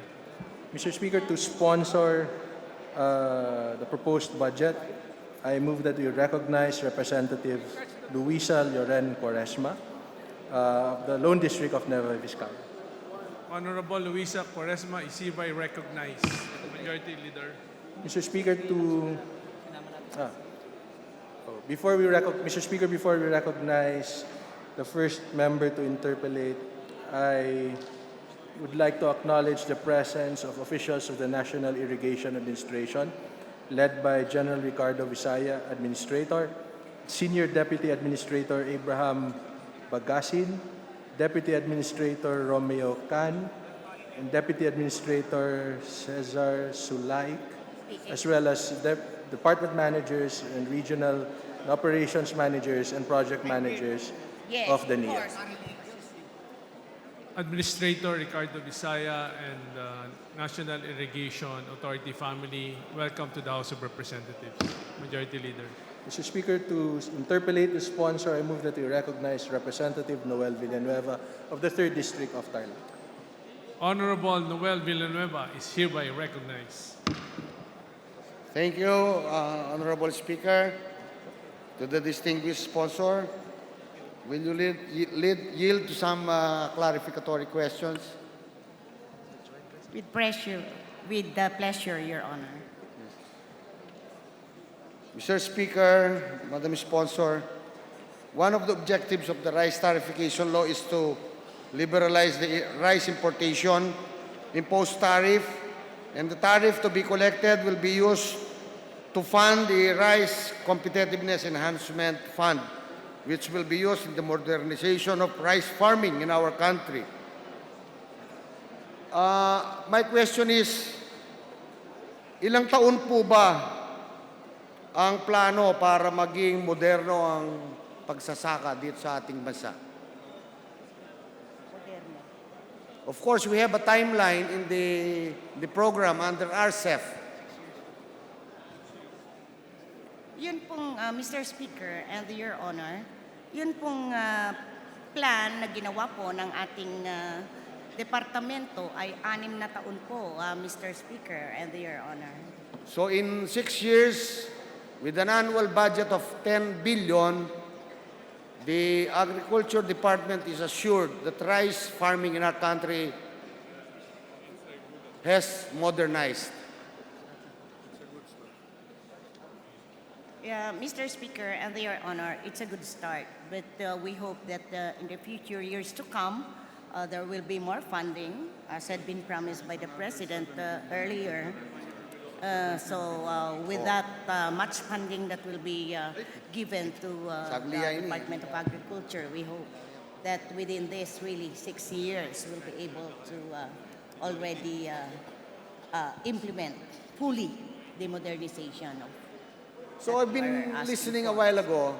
What are the innovations that the agency is now undertaking to modernize the farming or the rice farming industry in our country? Well, we've got a lot, Mr. Speaker and Your Honor. Like we have, of course, training. That's number one. And then the seed component, the mechanization component, and the credit component that is on top of the regularized program of the Department of Agriculture, Mr. Speaker and Your Honor. Well, ako po'y nagpapasalamat sa mga innovations na ginagawa ng kagawaran ngayon, lalo't sa pagmodernize ng ating patubig, pamimigay ng mga rice, ng mga machineries sa ating mga farmers. But do you think we can provide all our farmers with all these farm equipments? How can we distribute these farm equipments based on the number of farmers, rice farmers in our country? Mr. Speaker and Your Honor, kaya nga po meron tayong need assessment para po malaman talaga yung pangangailangan po ng ating mga magsasaka. And yung distribution naman po, when we talk about the distribution of these machineries, this is always in coordination with the different association, farmers of the farmers, Mr. Speaker and Your Honor. Yes, I understand that. That's why we are now in the process of accrediting Farmers Association, Farmers Cooperative, and other farmer organizations. Isn't it? Opo, marami na rin hong mga accredited na mga Farmers Association, Mr. Speaker and Your Honor. At when it comes to the requirements, sinimplify na rin po ng departamento para hindi naman ho mahirapan yung ating mga asosasyon to avail of this particular program of the DA, Mr. Speaker and Your Honor. Yes, and I appreciate that effort from the department. Marami na rin po sa mga magsasaka natin ngayon nakikinabang ng mga programang yan, pero kailangan pang lalong pag-ibayuhin. Ano po? Piliin ng mabuti yung mga kooperatiba, mga farmers association na dapat mapagkalooban ng mga farm equipments dito. We have to be strict in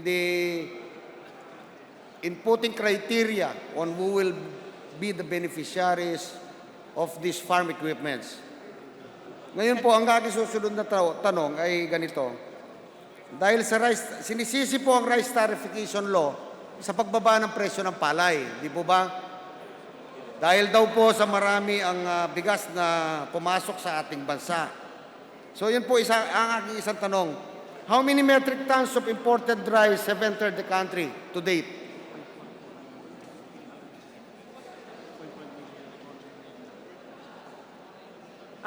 Mr. Speaker and Your Honor, yung sa una ho niyong statement, sumasang-ayon po ako, tama po kayo doon, na kailangan po pilihin ho ng ating departamento yung mga accredited, kung ano yung mga Farmers Association na i-accredit po ng departamento. Now, with regards to the volume of palay purchase or imported rice na import po for this year or for fiscal year 2018, we have 2.50 metric tons. Ito ay sa NFA at ito naman sa private, 0.410 metric tons po. Come again, ma'am? Million. 1.250 million and 4.410 million metric tons po, Mr. Chairman, Mr. Speaker and Mr. Your Honor. Ito po ay nung nakaraang taon, Speaker. Dito So, pong ilan po ang kabuuan, ang total ng volume of rice imported na pumasok na sa ating bansa sa ngayon? in 2018, No, I'm speaking of our present I'm going to that, Mr. Speaker. 2019 lang. Okay, pag In the onset of the rice tarification law. For 2019. Yun, Sa taon pong 2019, ang pumasok na po ay 2.4 million metric tons, Mr. Speaker and Your Honor. So 2.4 million metric tons of rice Opo, imported have entered our country to date. Opo. So what is your estimated palay production for this year? Pardon. Ano po ang inyong estimated palay production for 2019? 19 million metric ton. Ang estimated production po for 2019 is 19 million metric tons po, Mr. Speaker. So now, I'll go now to my main question. What is the total rice consumption of our country? Ilan po ang naubos natin bigas sa loob ng isang taon? 12 to 13 million metric ton. Kung ano po? Panay po 19 million. Ang consumption?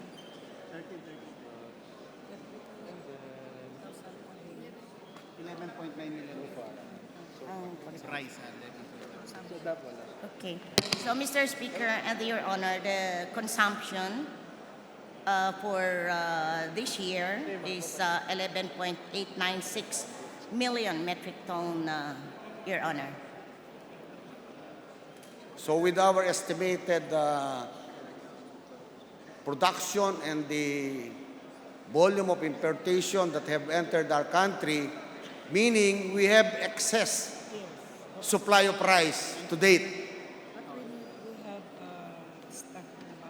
Ibig sabihin po, dahil sa maganda naman ang ani at malaki ang volume ng imported na bigas, sobra-sobra po ang supply ng bigas sa ngayon, di po ba?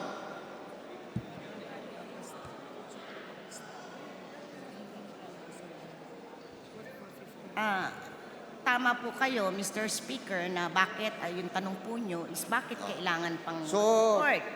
Samantalang meron tayong production of like 18.896 million of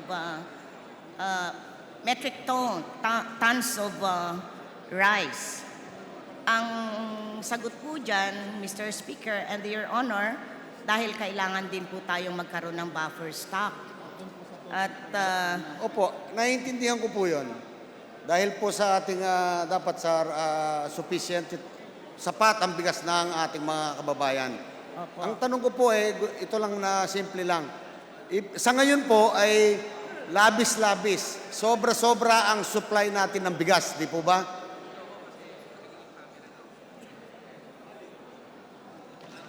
kanina po, nasabi ko po na ang production po natin is 19 million metric tons of palay. Pero meron pa hong mga deduction yan. Siyempre, may mga losses po kasi yun. Kaya, yun hong 11.96 metric ton, as you've mentioned, sapat na sapat sana.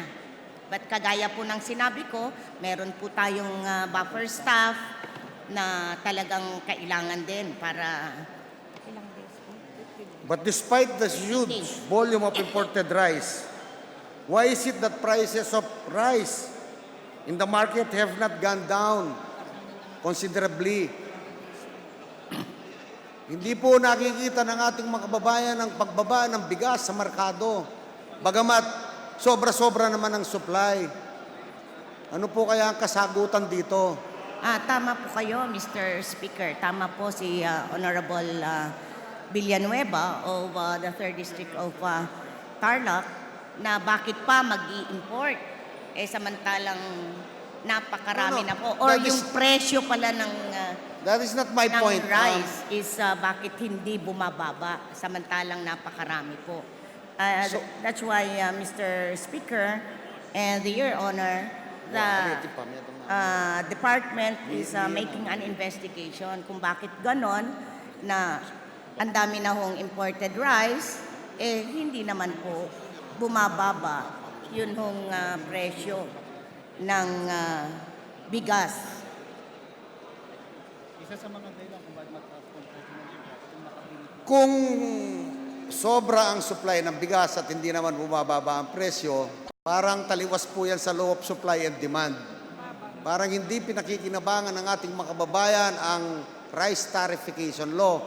Dapat sa ngayon, ang presyo ng bigas sa merkado ay nasa 32 pesos lang. Katulad na lamang, nung ang NFA lamang ang nag-i-import po ng bigas. Bakit ngayon na pinabayaan na natin, niliberalize na natin ang rice importation, ganun pa rin ang presyo ng bigas? When NFA is the sole authority to import rice, we can see in the market 27 pesos for regular Pataas po per kilo. And by the way, how many rice traders were issued import permits? Pardon? How many rice traders were issued import permit? Sa ngayon po, Mr. Speaker and Your Honor, wala na pong ini-issue na permit ng ating NF. Hindi po, yung pong sa ngayon wala. Yung nabigyan na po. Yung nabigyan. Bibigyan na lang po namin kayo ng list. Mr. Speaker, we'll just provide the Honorable Villanueva a list of those been given a license to import. Wala po bang readily available na datos ngayon dyan? Sino ang nabigyan ng import permit sa mga rice traders? Saan, anong port of entry dumating o pumasok ang mga bigas na inangkat na yan?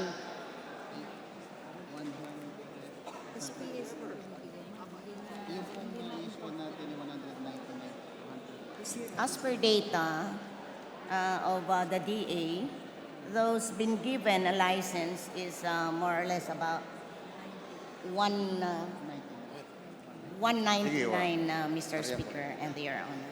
But aside from that, we'll just provide you a copy. Anyway, okay, I'll just need Your Honor. a copy of the rice traders who were issued import permits. I expect that from the Madam Sponsor. Yes, Mr. Speaker. Yes. So, bilang sponsor po ng budget ng kagawaran ng pagsasaka, can you assure me that in 6 years, rice farming in this country will be modernized to the benefit of the Filipino rice farmers? Yeah, with the promise of the President that they will add additional funding for the department, maaaring magagawa po yan. Within the timeline of 6 years? Yes, because Madam as I've Sponsor. mentioned earlier, the amount proposed for the budget of DA, Mr. Speaker and Your Honor, is 333 million. But the amount given was not even 1/3 of the requested allocation. It was just like, it's only 71 billion. The amount requested, the proposal is 333 billion, and the amount given by the DBM is only 71 billion, Mr. Speaker and Your Honor. Isang That's why I importante tanong said- po, Mr. Speaker, Madam Sponsor, magkano na po ang pumasok na taripa sa rice importation? The amount of, Mr. Speaker and Your Honor, 9.1 billion po. Sa ngayon po, 9.1 billion ang nakolektang tarifa. Opo. Sigurado And, po ba? Sigurado po ba kayo sa figure na yan? As per record. Yeah, yes, Mr. Speaker and Your Honor, that is as per record of the Customs, Bureau of Customs. To lower production cost, kaya po natin nino-modernize ang rice farming. Di po ba? Opo. Mayroon po akong mahalagang tanong. At is value-added tax imposed on fertilizers and pesticides or any other farm inputs? Wala. With the fertilizers, with doon ho sa RCEP, hindi po included na may VAT po ang fertilizers, Mr. Speaker and Your Honor. Come again, ma'am? Hindi po kasali ang fertilizers. So VAT exempt ang fertilizer, pesticides. Are you sure of that, Madam Sponsor? Yeah, that's the information given us from the Department of Agriculture, Mr. Kasi po kung VAT imposed on fertilizer and pesticides and other farm inputs, siguro pwedeng gawin ng policy ng DA na alisan na ng taxes ang mga farm inputs like fertilizers and pesticides para bumaba po yung production cost. Mahal po ang fertilizer, mahal ang mga pestisidyo na siyang nagpapabigat sa gastusin ng mga magsasaka po natin. Yeah, tama po kayo, Honorable Villanueva, Mr. Speaker. Kaya tinitignan po ito ng ating ng Departamento ng Agrikultura para po talagang wala pong hindi po kasama, wala pong value-added tax ang mga fertilizer. Salamat po sa impormasyon na yon. Tungkol naman po sa asukal, hindi po pwedeng putulin na muna ang ating US quota, which is 5% of our local production goes to the US market, which is way, way below the domestic market price. Yeah, Mr. Speaker and Your Honor, the department will consider that in due time. Maybe a simple letter to the Department of Agriculture, the U.S. Department of Agriculture, that our production for sugar is not enough for our local consumption. So, Tama po kayo, Mr. there is no compelling reason why will we subsidize the U.S. market. 5% of our sugar production goes to the U.S. market under the U.S. quota na mas mababa po sa domestic market price. Tama po. Sana po mapag-aralan ng ating kalihim ito. Ngayon, hinggil po sa asukal, totoo po ba na may napipintong proposal na magkakaroon ng rice tarification bill? Ano pong billion tarification bill? Sugar, sa sugar po, magkakaroon uli ng batas sa na ngayon tarification. Sa ngayon po, Mr. Speaker and Your Honor, wala pa naman pong... Sa ngayon po. Opo. But in the near future, what about in the near future? Is there a plan by the Department of Agriculture to tarify sugar importation, liberalize sugar importation? Sa ngayon po, ayon sa departamento, wala pa naman pong ganon. Sana po, wag na muna. Magkaganon po man, Mr. Speaker and Your Honor, tayo po na tigagawa ng batas ay dapat i-block po natin yung okay, opo. sugar tarification. Salamat po sa assurance ng DA Secretary na wala munang tarification sa sugar. Ngayon po ang susunod kong tanong, this Sugar Industry Development Act has a mandatory appropriation of 2 billion. Bakit po ang pondo ng SIDA ngayon is only 500 million?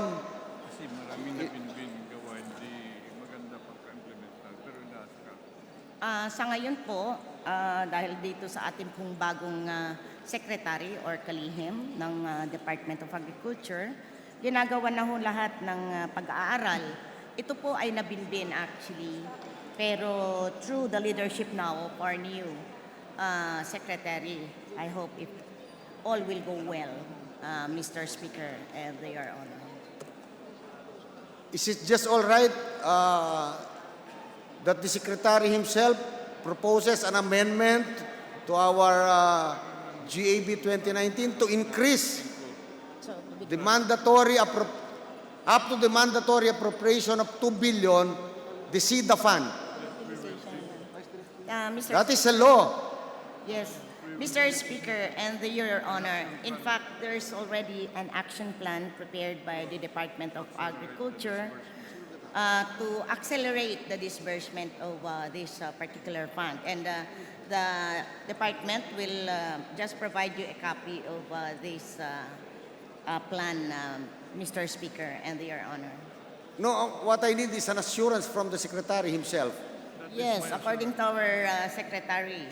That is an assurance coming from the Secretary, Mr. Speaker and Your Honor. Because not only rice farmers are suffering from low earnings, even sugar cane farmers are now experiencing very, very low profit. Kaya po ipinasa yung SIDA, the Sugar Industry Development Act, which has a mandatory appropriation of 2 billion yearly. Pero yearly binabawasan po, hindi po nakukuha yung 2 billion. What assurance can we get from the Secretary, our good Secretary?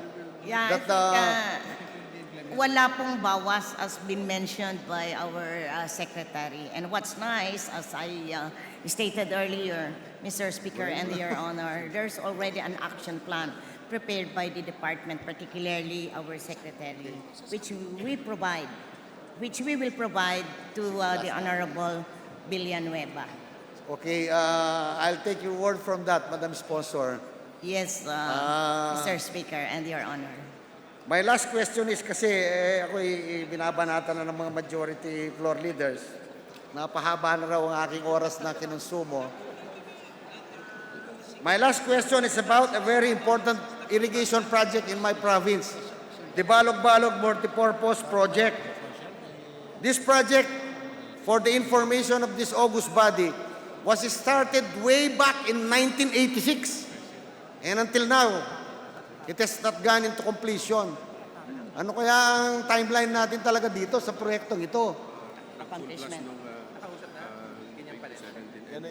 Scheduled to finish before the first quarter of 2020. Yeah, with that particular project mentioned, Your Honor, Mr. Speaker, by the Honorable Villanueva, that project, according to our NIA family, started in 2017, and it is expected to be completed in 2022.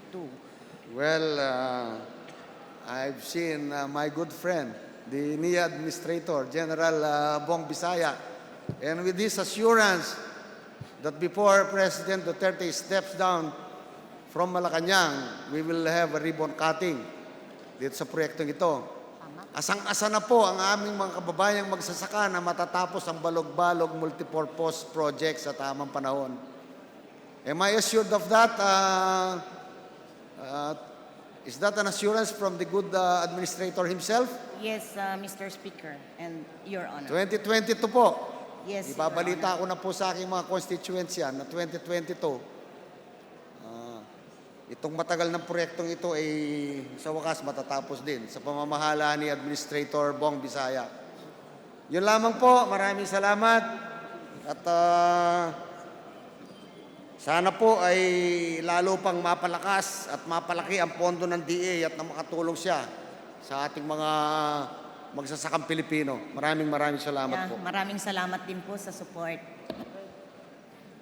Majority Leader. Mr. Speaker, before we proceed to the next interpellator, we would just like to remind our members as well as our guests in the gallery, all of our guests in the session hall, to maintain order and maintain the appropriate level of silence inside our session hall, Mr. Speaker. Noted.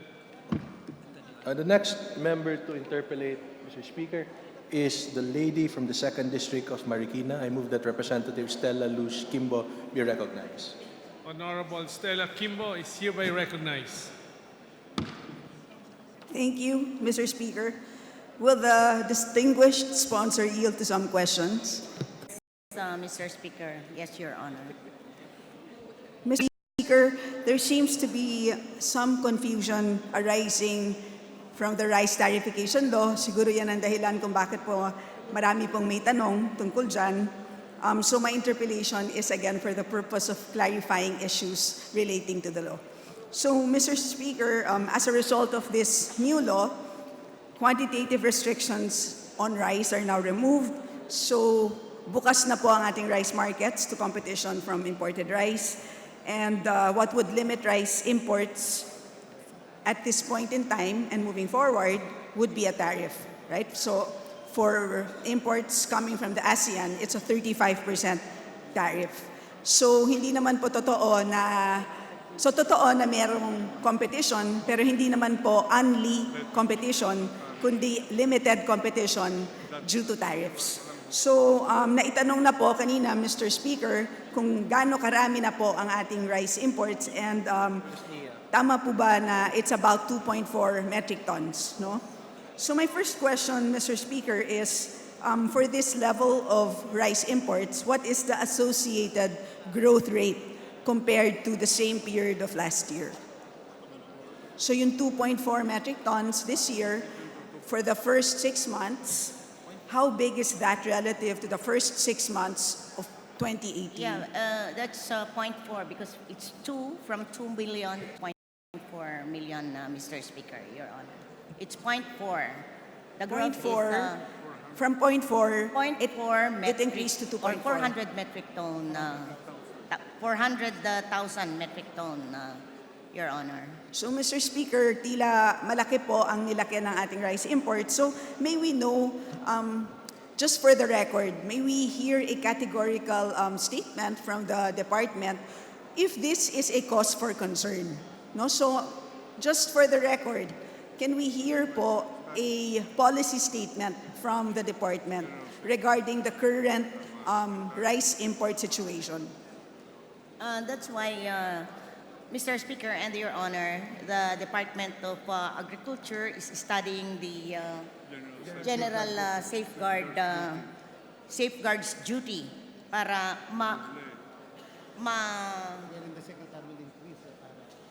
para ho baka sakaling madoble pa ho yung tariff. Mr. And Speaker, this tariff will go to the farmers, Mr. Speaker and Your Honor. thank you po. Pero Mr. Speaker, before we talk about the solutions, no, or potential interventions, may we hear first the concern. What is the policy concern? Ano ang pagtingin po ng kagawaran sa sitwasyon ngayon? Ito ba ay problemang malaki, problema in the short run, problema in the long run? Anong kailangan gawin sa ngayon? So now we are protecting too much importation by general safeguards and making farmers. Dito po sa rice tarification law, marami pong importation of rice. That's why, as been mentioned earlier, ito ay pinag-aaralan po as to how to protect also the plight of the farmers. At the same time, we also have to consider our consumers' plight, Mr. Speaker and Your Honor. At yun naman hong tariff na nakukuha natin from this importation of rice, Mr. Speaker and Your Honor, goes back to the farmers. So, Mr. Speaker, is it correct to say that it's a tough balancing act? So, on one hand, with increased rice imports, that reduces prices for consumers, but on the other hand, it may also adversely impact our farmers, and therefore there's a need to properly use the revenues from tariffs in order to address whatever adverse effects there are. Yeah, tama po kayo, Your Honor, Mr. Speaker. That's why there's like this balancing act na ginagawa po ngayon ng ating departamento. So, Mr. Speaker, distinguished sponsor, you must be aware that RA 11203, Section 10, to be specific, provides for special safeguard measures where the Secretary of Agriculture may, motu proprio, initiate the imposition of a special safeguard measure following the satisfaction of certain conditions, particularly the breaching of what is called a trigger volume. And when that is breached, the current tariffs, which is at 35% for ASEAN, can be increased to up to 47%. So my question, Mr. Speaker, is that has the Secretary's predecessor initiated the imposition of a special safeguard measure? Yes, Mr. Speaker and Your Honor.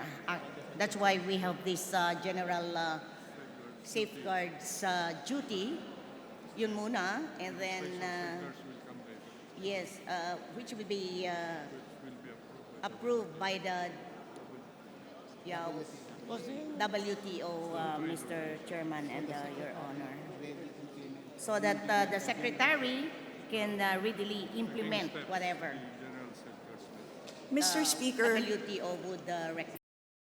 Mr. Speaker, can the department clarify, did you initiate a special or a general safeguard measure because these are two different things. The special safeguard measure is available to the Secretary of Agriculture at any point in time. On the other hand, the general safeguard measure requires a determination by the Tariff Commission. In other words po, hindi po siya automatic. So ang tanong ko po ay patungkol po sa special. So yan po ba ay ginamit na po ng ating kagawaran? Actually, what's being implemented now, Mr. Speaker and Your Honor, is the general safeguards duty. Now, with the special, pinag-aaralan pa po yan ng ating departamento. So, but, of course, the Department of Agriculture Secretary cannot also implement whatever if without the approval of the WTO, Mr. Speaker and Your Honor. So Mr. Speaker, dahil pinag-aaralan pa po ng kagawaran kung mag-i-initiate ng special safeguard measures, ang tanong ko po ay ano po ang trigger volume para sa taong 2019?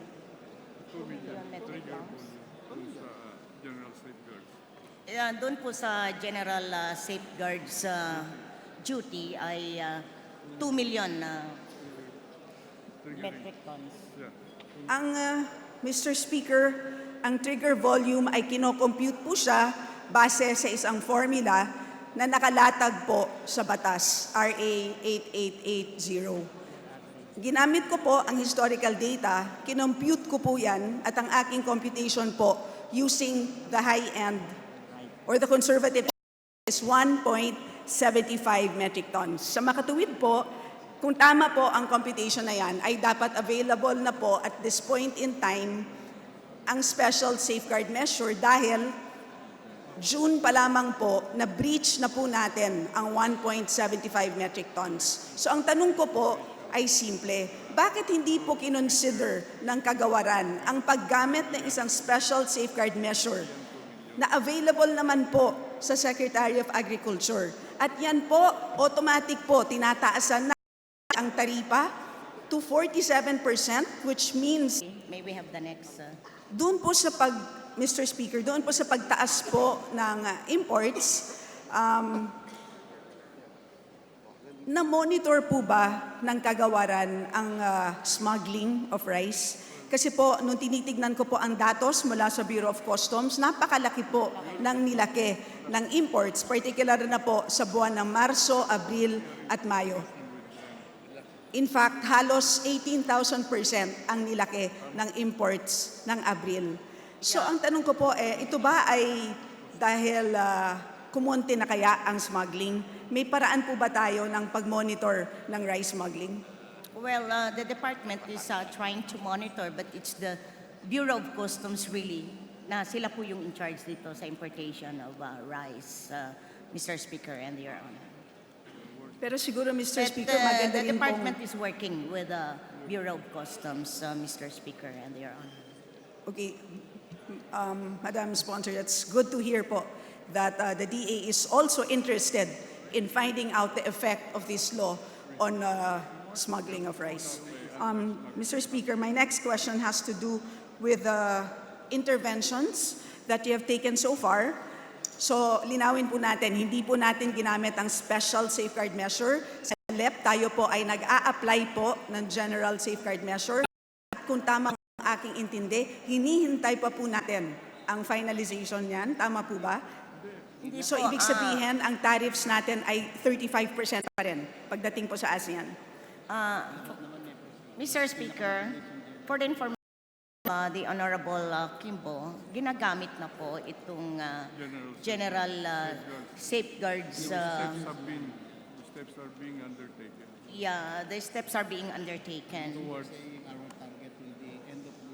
Opo, And pero hindi pa po siya I've said final. earlier, the target will be by the end of September, maybe the latest is October 10 of this year, Your Honor. Mr. Speaker, the third intervention that you mentioned has to do with the NFA. So ang una ko pong tanong, Mr. Speaker, is nagbago po ba ang mandato ng NFA dahil sa rice tarification law? At kung nagbago man, pwede niyo sa amin kung anong pagbabago na yan. Okay. So, yun hong ating NFA, their duty will be buffers stocking and mamimili rin po sa ating mga local na farmers. Kaya that's why we have the department has established a buying station in the different areas of the country, Mr. Speaker and Your Honor. So Mr. Speaker, buffer stocking po ang naging mandato na ngayon ng NFA. Ang price stabilization po ba ay mandato pa rin po ng NFA? Na hindi po, Mr. Speaker. So salamat po sa clarification na yan.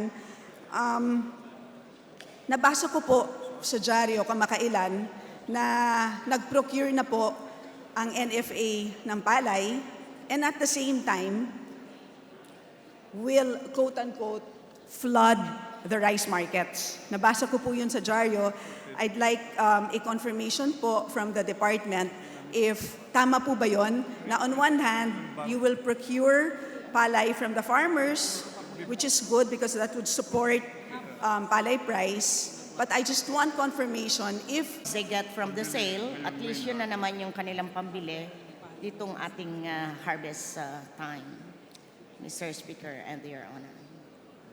Mr. Speaker, siguro kung pwede na lang po sana i-suggest sa department na pwedeng pag-aralan po dahil sa tingin ko po may legal issue po yan, lalong-lalo na po dahil maaari pong hindi po siya consistent po sa mandato ng NFA dahil sa ngayon po ginagamit na ang procurement activities for purposes of price stabilization.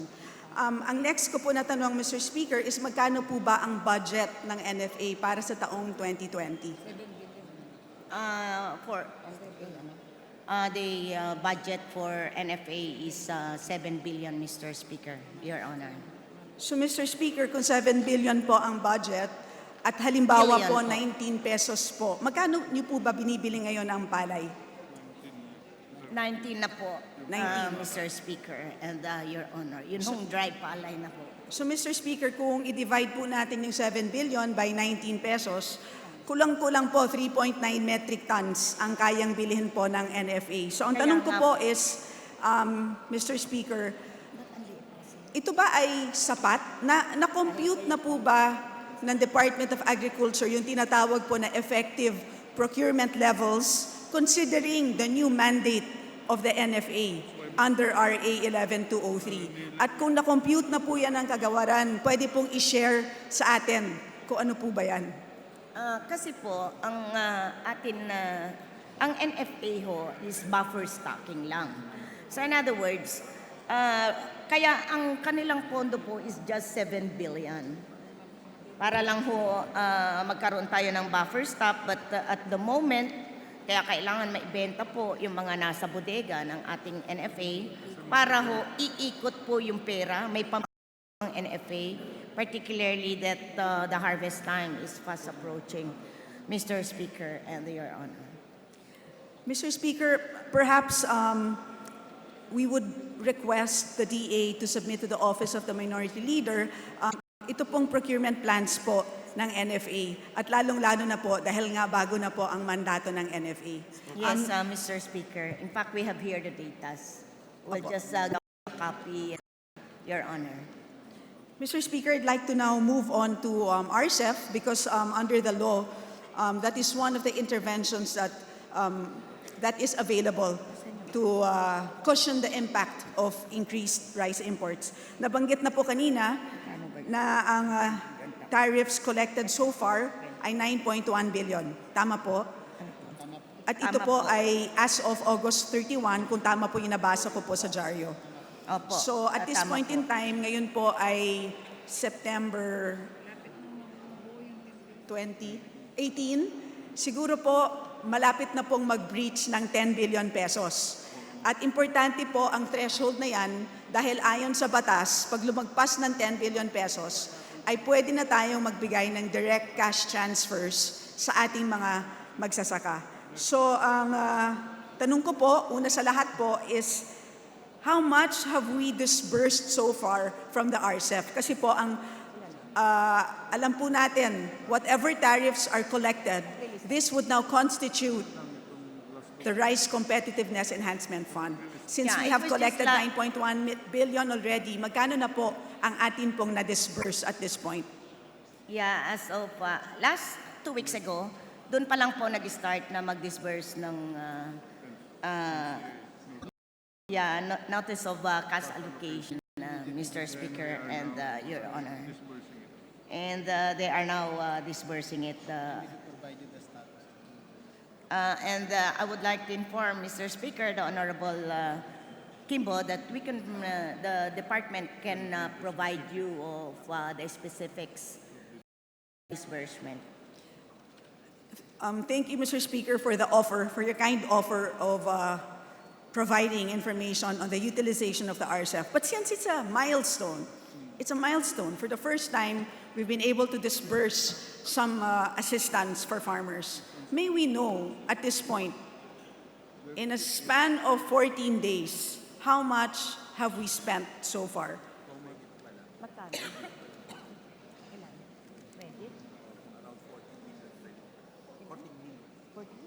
Maliit pa. 1 billion. 1 billion. So how much? Maliit lang. Siguro How many percentage? 32 million lang. Maliit. So at the moment, Mr. Speaker and Your Honor, maliit pa lang po. More or less about 32 million was just disbursed. Dahil po, ang atin naman na harvest season, Itong planting season is starting this. because the planting season will start November, Mr. Speaker and Your Honor. November and December. So, Mr. Speaker, they've disbursed 32 million pesos so far in a matter of 2 weeks. Congratulations po. But how many farmers have benefited from that?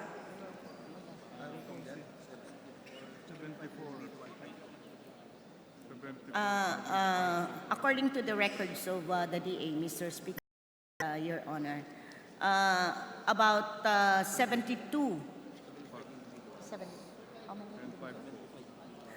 There are 75 individuals and 5 cooperatives availed already of that particular program.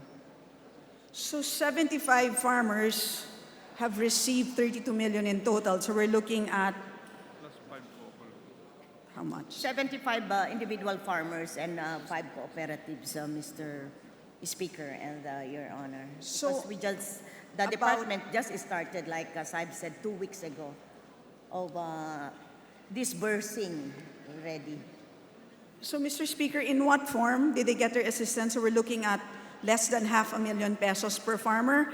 What is the form of assistance provided to these 75 farmers? Yan ba yung 15,000? Credit yan? How many? Well, I have here the data, Mr. Speaker and Your Honor. For individual farmers, there are, I'm sorry, I mentioned earlier it's 75, but it's 74. The amount of 14.457 million. And cooperatives, 5 cooperatives, the amount of 17.945 million. That's a total of like 32.4 million pesos.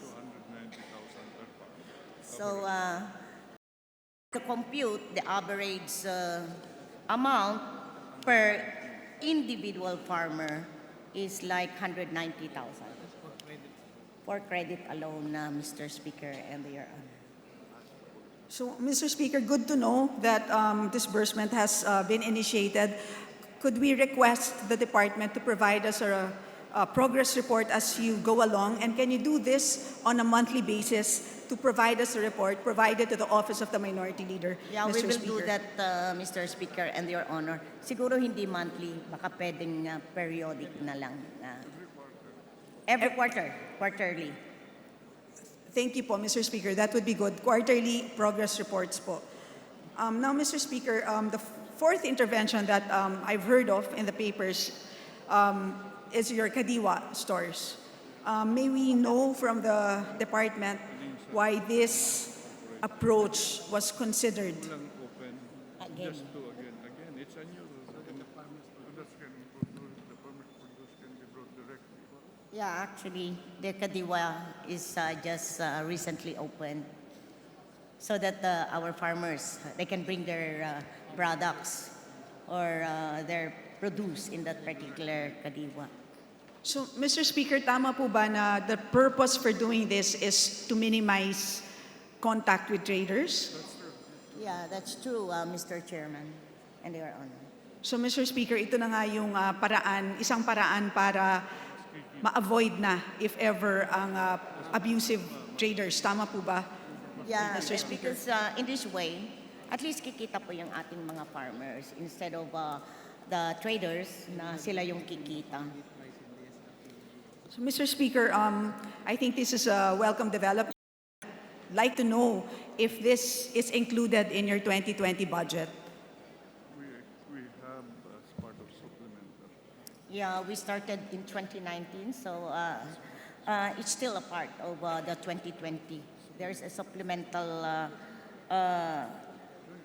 allocation for this particular project, Mr. Speaker. And So, Mr. Speaker, just for our information, how much was allocated for this program? may I just ask as to, you mean, Your Honor, it's 2019 or for 2020? For 2020, it's, Mr. Speaker and Your Honor, for 2020, the department allocated the amount of 85 million. Thank you, Mr. Speaker. For my last question, I'd like to know kung ano po ba ang mga paraan na ginagamit po ng department para po sa pag-monitor po ng presyo ng bigas at palay. At sa inyong pag-monitor po ba, malaki po ba ang spatial variations? Ibig sabihin, if you go from the north to the south, malaki po ba ang pagkakaiba? Kasi po, base lang po sa aking casual observation, yung pong mga magsasaka na talaga pong nagrereklamo na halos 7 pesos na lang binibili ang kanilang palay, ay nandun po sa bandang norte. Tama po ba ang observation na ito? Yes, Mr. Speaker and Your Honor, the department has this Bantay Bayan, Bantay Presyo, I mean to say, that this is in partnership and coordination with the Department of Trade and Industry and the different LGUs. So, Mr. Speaker, if that information is available, could you also kindly furnish, Yes, furnish us this information? with pleasure will give you, Your Honor. So, Mr. Speaker, pasensya na sa mga tanong ko. We really want the department to We succeed understand, in Mr. implementing Speaker, Your one of the landmark economic legislation of this administration. Bukas po ako, ang kinatawan na to, na magsumite ng amendments sa GAB para lamang matulungan palalo ang DA sa pagpapatupad ng napakahalagang batas na to. Magtulungan po tayo na mapababa ang presyo ng bigas, pero wag naman po sanang magutom ang ating mga magsasaka na sila pong nagpapakain sa atin. So, yun lang po. Maraming salamat po, Mr. Speaker. Yes, Mabuhay thank po you, ang DA. Your Honor, Mr. Speaker. Majority Leader. Mr. Speaker, next to interpolate the sponsor is the Honorable Gentleman from the 3rd District of Camarines Sur, Gabriel Bordado. I move that he be recognized. Honorable Gabriel Bordado is hereby recognized.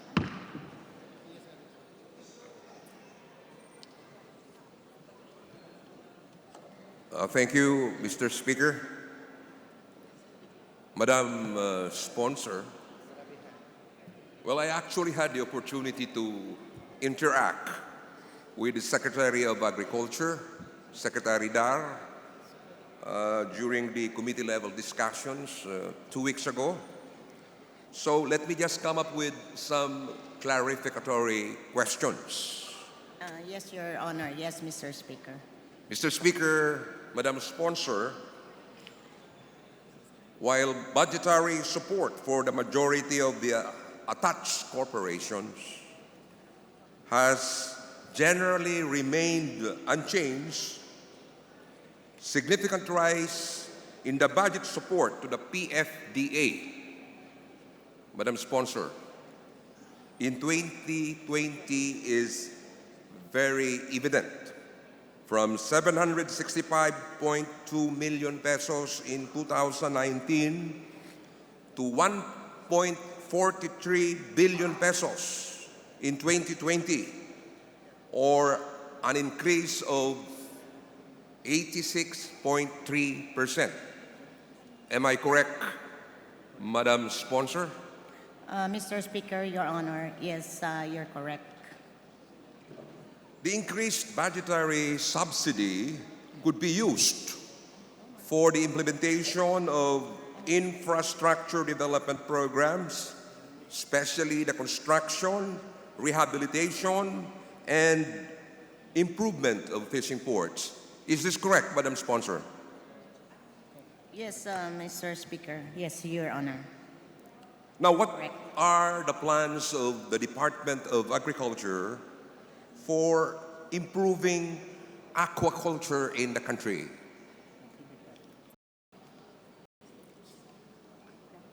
You provided funds, with the just mentioned figure, Mr. Speaker and Your Honor, the department allocated some amount. That's why there's an increase of like 83, as mentioned by the Honorable. Yeah, precisely, Madam Sponsor. There has been an increase. So, Mr. Speaker, Madam Sponsor, I am asking the Department of Agriculture to come up with the specific projects which the department will implement in the aquaculture section. Yeah, that's why the department has initiated providing the different fish ports of fish ports. So for like Providing what, Madam Sponsor? Like I would just like to inform Mr. Secretary and Your Honor, I would like to present to you the budgetary support to particularly on the construction, rehabilitation, and improvement of fish ports. Actually, a lot was given to the different fish port complex just so we can improve the. You are discussing, Madam Sponsor, fishing ports. I am asking about aquaculture. Yes, Madam we Sponsor. have really to develop, Mr. Speaker and Your Honor, aquaculture and the target ba niya is 2%? Increase of 2%. I haven't actually And the heard target any of the plan. department. Yes. Mr. Speaker, Yes. Madam Sponsor, Yeah. I am just asking you to come up with the plans and programs of the DA insofar as aquaculture is concerned. Yeah, in fact, the Secretary already has prepared the different innovations and intervention.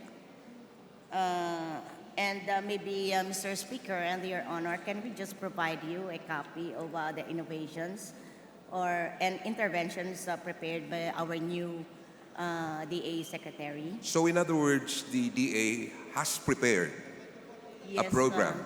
Yes, Your And Honor. you will be giving us a copy of that particular report. Thank you very much. Next question. Does the department have ongoing explorations and research being done to open up new fisheries or new fishing areas? Yes, Mr. Speaker. Yes, Your Honor. What particular areas are these? What particular areas? Can I consult the DA, Mr. Speaker? Ilang areas?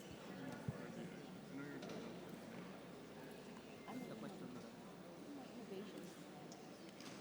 What particular? Saan ba nakapokus? What particular? We are strengthening aquaculture development, even Text ko na lang.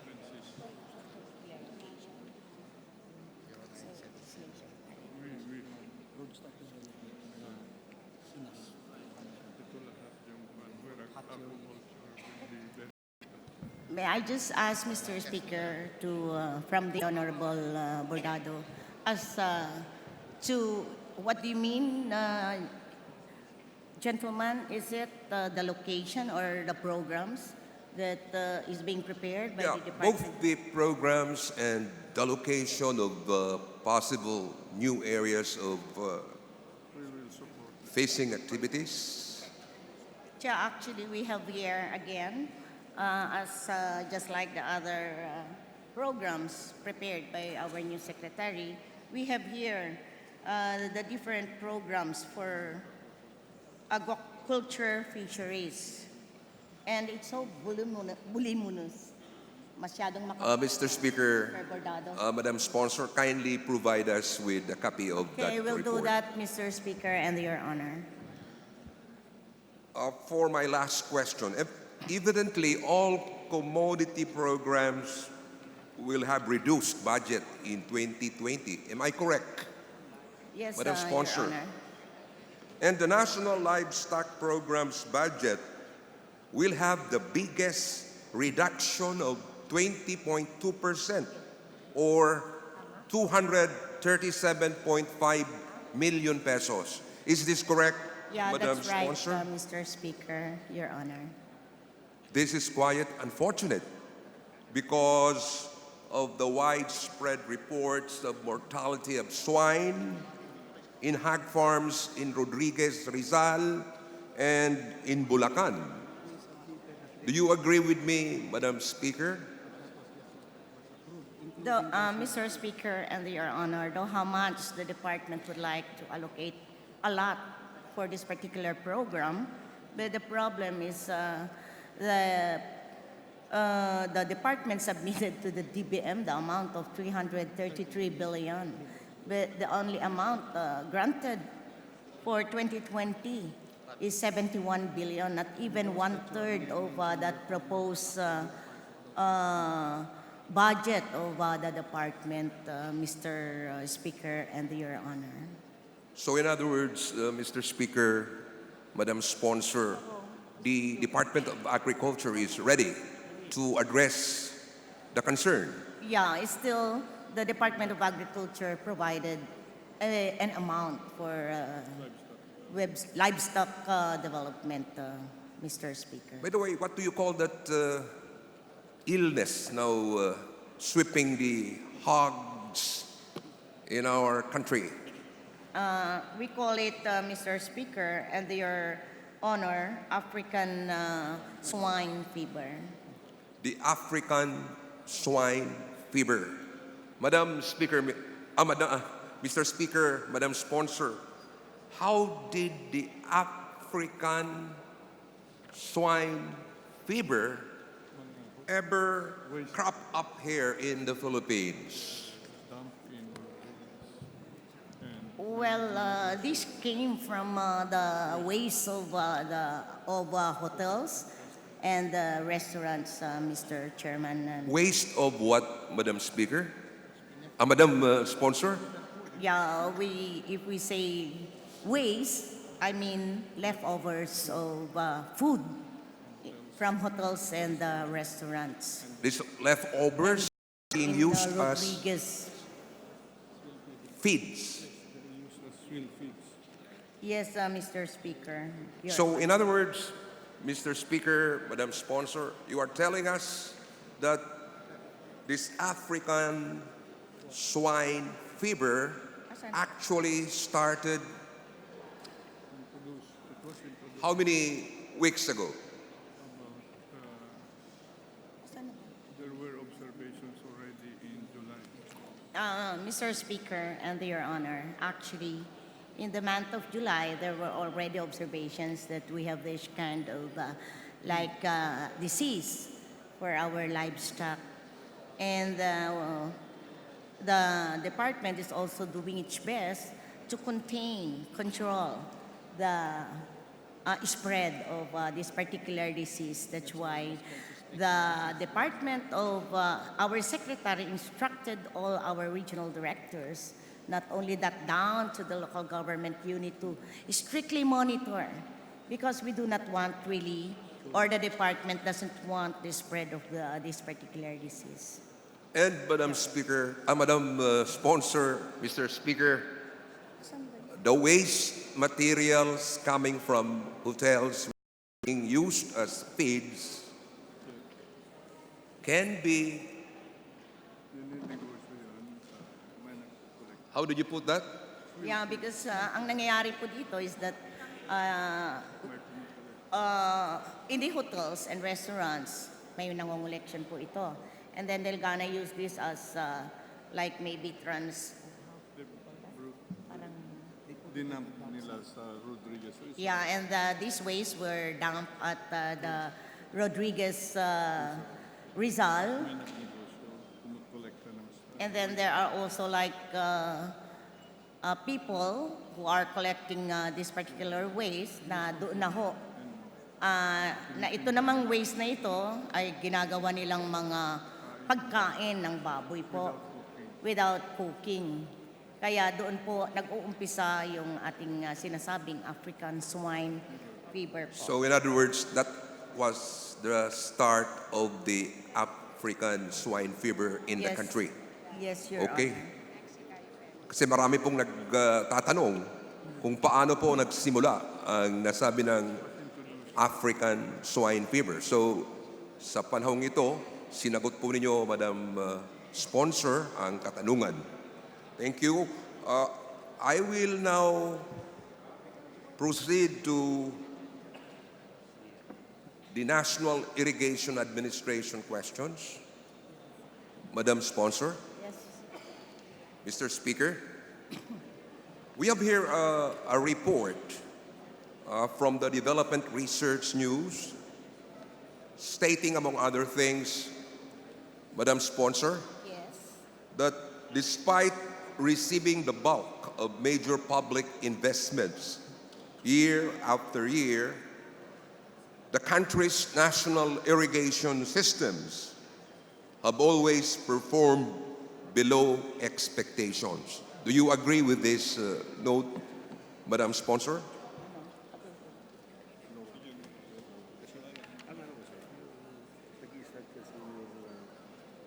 Mr. Speaker and Your Honor, according to our family, according to the family of the hindi daw po. Because accordingly, yun hong ating budget, the budget of for 2019 was just approved in the month of April. And of course, it takes time before a SARO will be released by the DBM. I think it was just... Madam Sponsor, the note here is referring to even the years before, not just in 2019 or 2020. According to the note, despite receiving the bulk of major public investments year after year, the country's national irrigation systems have always performed below expectations. This poor performance has been attributed by the Philippine Institute for Development Studies to overly optimistic technical and economic assumptions, inadequate water supply, inappropriate designs, and difficulties in operation and maintenance. Madam Sponsor, do you agree with this finding? Yeah, with the previous findings of the COA, the NIA, Mr. Speaker, and Your Honor, already introduced some reforms, particularly in the implementation of projects, Mr. Chairman and Your Honor. How was that, Madam Sponsor? Yeah. Like, for example, those projects that was started 35 years ago, at the moment, because of these reforms that was introduced by the present administration, nagkaroon na ho tayo ng medyo improvement po in the implementation. But the PIDS, Madam Sponsor, Mr. Speaker, is citing several instances here. Overly optimistic technical and economic assumptions, inadequate water supply, inappropriate designs, and difficulties in operation and maintenance. Are these being addressed, Madam Sponsor?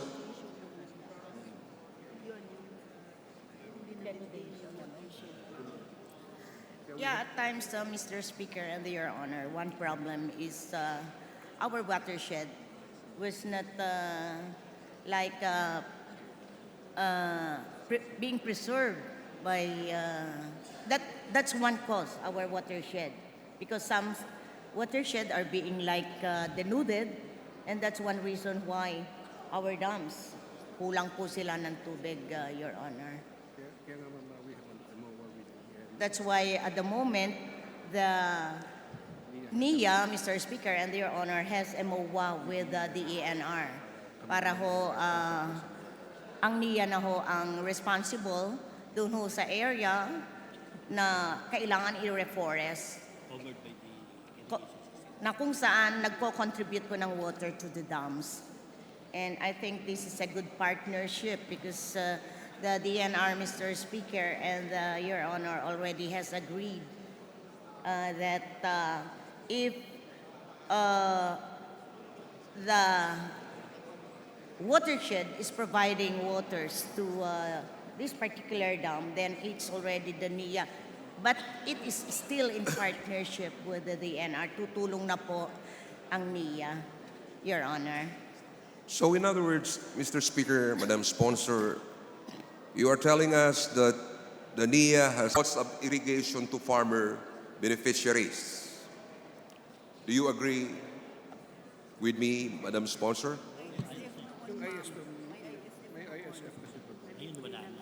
Ngayon po, kasi po before we have this ISF, but in these days, wala na po yung ISF, libre na po ang irrigation service fee po. Kaya medyo subsidized. Kaya the government now is subsidizing already whatever is the need of our irrigation canals or irrigators association, Your Honor. Mr. Speaker, Madam Sponsor, 2012, the national irrigation systems that started operating in the 1990s showed poorer performance indicators than before, leading to the question, is NIA still relevant? Is the National Irrigation Administration still relevant in the scheme of things? While the agricultural sector is being acknowledged, being described as the weakest link, we can say that one of the reasons why agriculture is the weakest link is irrigation. Is that correct, Madam Sponsor? Yeah, I agree, Mr. Speaker and Your Honor. How? Kasi kulang po talaga ng patubig the national government, particularly the DBM, Mr. Speaker and Your Honor. Yeah, speaking of funding, we have here another record. In the Bicol region, for example, the regional allocation was 1.4 billion for 2019, but this has been cut to 851 million pesos for 2020. Yeah, Now, maybe because of the cash budgeting system, Mr. Speaker and Your Honor. The cash budgeting system. System that's introduced by the Department of Budget and Management. But anyway, Mr. Speaker, Madam Sponsor, I am rather saddened by the fact that you agreed with me that the National Irrigation Administration is slowly becoming irrelevant, and the National Irrigation Administration is one of the reasons why agriculture is considered as the weakest link No, I in the agree. economy. I agreed with you, Your Honor. It may be because of the small amount or the budget, the little amount, the little budget of the department. Though how much the department would like to, in particular the NIA, would like to implement projects the way they should implement, but at Mr. times... Speaker, Madam Sponsor, can you do something to amend the budgetary allocation? Well, I hope that we can do that already, Mr. Chairman, Your Honor, because once submitted in Congress, even in the Sanggunians, the legislative body cannot increase or, but we can decrease, but we cannot increase already the budget. But that depends now on the President of the Philippines, particularly the DBM, as to whether they could provide a supplemental budget for the needs of the NIA, Mr. Speaker and Your Honor. Mr. Speaker, Madam Sponsor, I do hope we can do something about this situation. With your support, I fully Honorable support the National Irrigation Bernardo. Administration, and let's support the Department of Agriculture. Yeah, thank you very much, Mr. Speaker and Your Honor, for the support. And I know that even our colleagues here will support the much-needed allocation for not only the NIA, but as well as the Department of Agriculture. Thank you very much, Madam Sponsor. Thank you very much, Mr. Speaker. Majority Leader. Mr. Speaker, next to interpolate is the Honorable Lady from Bayan Muna, Representative Kafemia Kulyamat. I move that she be recognized. Honorable Kulamat is hereby recognized. Maraming salamat, Ginoong Speaker. Magandang hapon. At magandang hapon din kay Ginang Sponsor.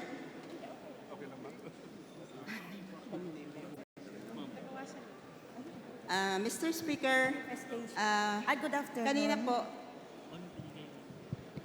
Ginang Sponsor, meron akong tanong tungkol sa DE. Kanina po may tinanong na ni Kong Villanueva yung hinggil doon sa sugar liberalization. Tapos kasi nung August 6, 2019, sabi kasi ng DE Secretary sa isang press con na susuportahan niya yung pagliberalisa ng importasyon ng asukal. Tapos, ang tanong ko dito, na nakikita natin na ang resulta ng rice liberalization law na mas bumagsak yung presyo ng palay, ang tanong ko dito, itutuloy pa ba ng DA ang proposal nito na iliberalisa ang importasyon ng asukal?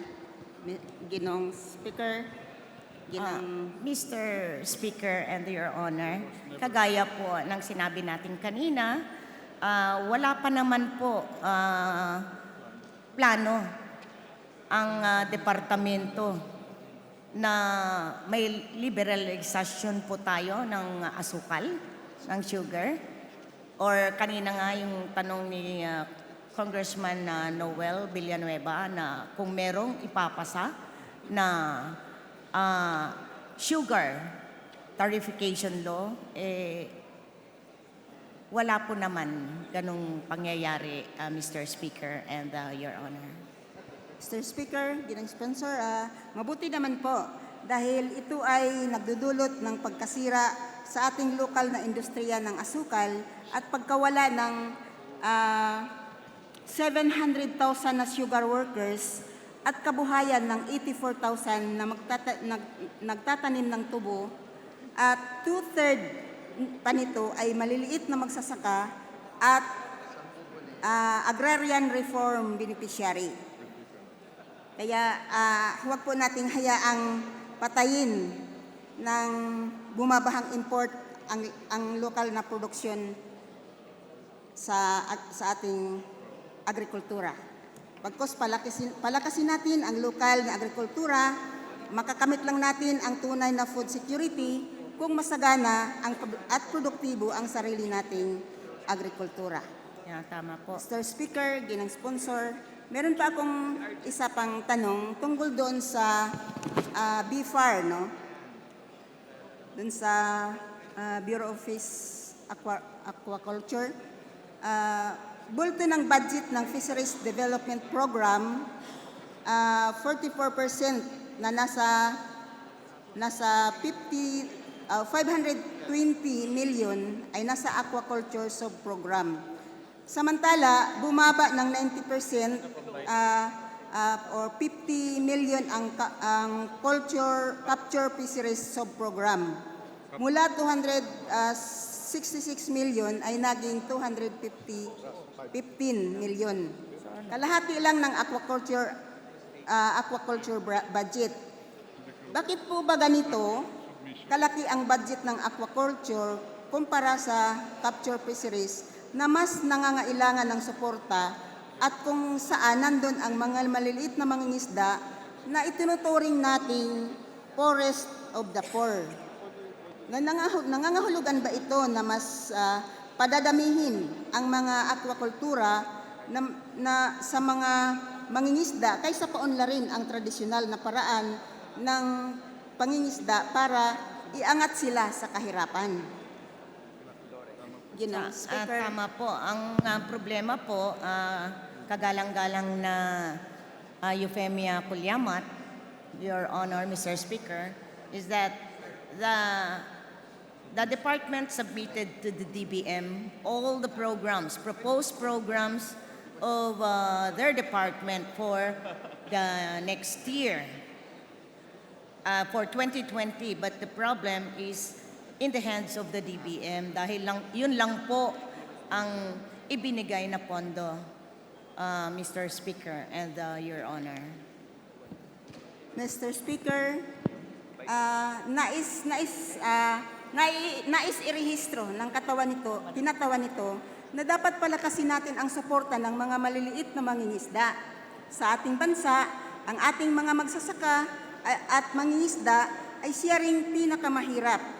Karamihan sa ating mga mangingisda, mag-iinganyo ng privatisasyon sa ating mga pangisdaan. Sa mga malalaking pangisdaan lamang ang may kakayanang mamuhunan sa aquaculture dahil sila ang mayroong kapital para mag-operate ng industriya. Ngunit, sila rin ang nakikinabang sa suporta ng Estado kumpara sa mga maliliit na mangingisda na nanakawan ng kanilang tradisyonal na pangisdaan ng mga malalaking aqua farm. Napakalayo ng pagitan ng produksyon ng pangisdaang munisipal sa produksyon ng aquakultura. Lubhang maapektuhan ang mga mangingisdang nakaasa sa tradisyonal na pamamaraan sa pangingisda na mas nangangailangan ng suporta ng gobyerno.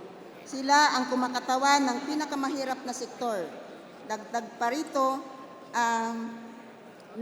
nakikipagkarira pa ang China sa lokal na mangingisda, dala ang kanilang malalaking barko na nangingisda sa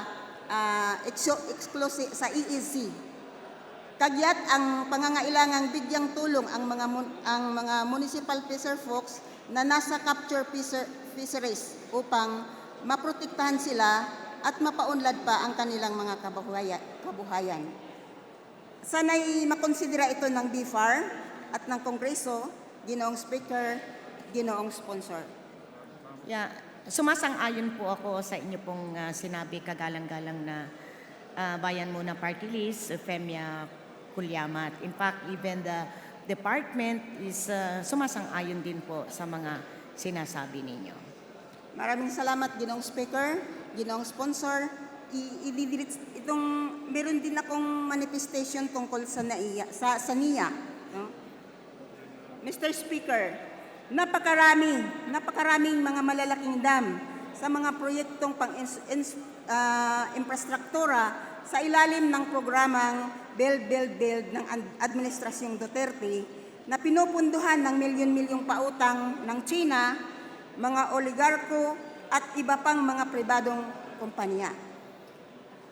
May mga malalaking dam dito ngayon sa Pilipinas, tulad ng ang Balugbalug Dam sa Tarlac Province na may malaking pundo ng National Irrigation Administration na aabot sa 13.3 million piso at sakop ang 34,410 hektarya ng probinsya ng Tarlac na ay maaaring maglubog sa 29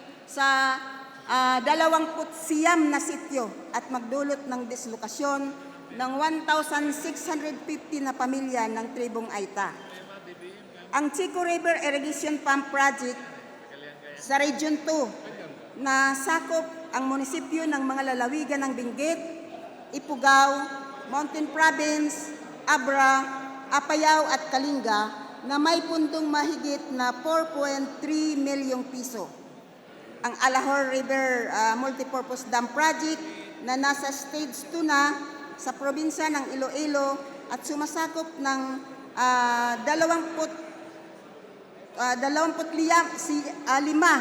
na munisipalidad at may pundong mahigit kumulang na 11.2 milyong piso.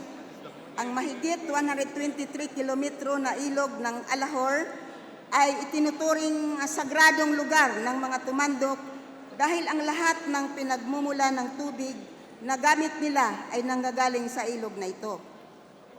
Ang proyektong ito ay nasa lupang ninuno ng mahigit 17,000 tumandok at maaapektuhan sa makakaapekto sa 1.2 milyon na mga populasyon na nakatira sa 18 bayan ng Alahor River Basin. Ika nga, water is life. Ang ilog ay bahagi ng teritoryong lumad, iba pang tribo at marami pang mamamayan. Ito ay pinagkukunan ng pagkain at tubig para sa aming kabuhayan at agrikultura. Ang mga ilog ay may mahalagang papel sa kabuhayan, kultura at paniniwala ng maraming katutubong mamamayan sa ating bansa. Ang mga nasabing proyekto na bahagi ang Build campaign ni Pangulong Duterte ay sa pilitang mapapalikas kaming mga lumad, Aita, Igorot, Dumagat at mga tumandok sa aming lupang ninuno na walang angkop na relokasyon. Hindi lamang lupa at tahanan ang mawawala sa amin mga pambansang minorya, ngunit pati na rin ang aming karapatang pantao dahil sa matinding militarisasyon na isinasagawa sa aming mga lugar upang mahawanan ang daan para sa mga proyektong ito. Ito rin ay sinasabing magdudulot ng pagkakalbo ng kagubatan at pagkawala ng biodiversity sa lugar na pagtatayuan. Ang tinaguriang build ng administrasyon na ito ay may malaking epekto sa paraan ng pamumuhay naming mga pambansang minorya at pati na rin lahat ng mamamayan ng ating bansa, lalo na sa susunod pang henerasyon. Ang karanasan namin na mga ganitong uri ng proyekto ay kinasasangkapan ng operasyong militar kung saan sa pilitan kaming pinalikas sa aming mga komunidad. Ginagawa na ito ng mga nakaraang administrasyon.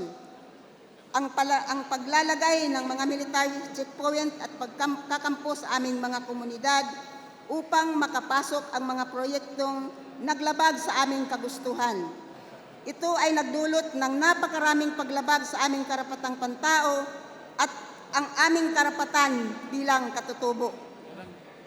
Nakakadismaya ang nagpapatuloy ang paggamit ng kapangyarihan ng kasalukuyang administrasyon upang ipwersa ang proyekto na nakakasira sa kapaligiran at nakakapinsala sa kabuhayan naming mga pambansang minorya. Huwag nating hayaan na masira ang ating kabukiran at kalikasan at mapalayas kaming mga katutubo sa lupang ninuno dahil sa proyektong kalakhan naman ay utang ang pundong ginagamit para itayo ang mga ito. Protektahan ang mga kolektibong karapatan ng pambansang minorya sa pagdepensa sa lupang ninuno at irespeto ang aming karapatan sa sariling pagpapasya.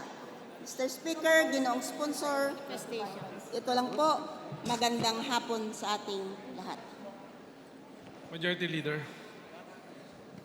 Mr. Speaker, next to interpolate the sponsor is the honorable gentleman from the Lone District of Ifugao. I move that we recognize Representative Solomon Chungalao. Representative Solomon Chungalao is hereby recognized. Thank you, Mr. Speaker and honorable sponsor. It's just a few clarificatory questions, actually, directed to the National Irrigation Administration. I am thankful that they furnished me a report of what I requested during the NIA committee budget hearing on the Magat River Integrated Irrigation System, where they admitted that the Project Maris Reservoir Optimization Project was undertaken by SN British Power at its own expense and at no cost to the agency. My question is this Maris Reservoir Optimization Project the same as the Magat Hydroelectric Power Plant Pump Project? Yeah, Mr. Speaker and Your Honor, yes, they're the same. So Mr. it's Speaker. the same project actually. Yes, Your Honor, Mr. Speaker. Yeah, I know that the new administrator is new, so this is more directed, Madam Sponsor, to the project manager, Wilfredo C. Gloria. Yes. So will that be placed on record that it is the same Magat Hydroelectric Power Plant Pump Project is the same project which is the Maris Reservoir Optimization Project? Mr. Speaker and Your Honor, may I know what particular project you're referring to? Is it the Magat River Yeah, project? Madam, And actually, what's the other one, Mr. Speaker, gentlemen?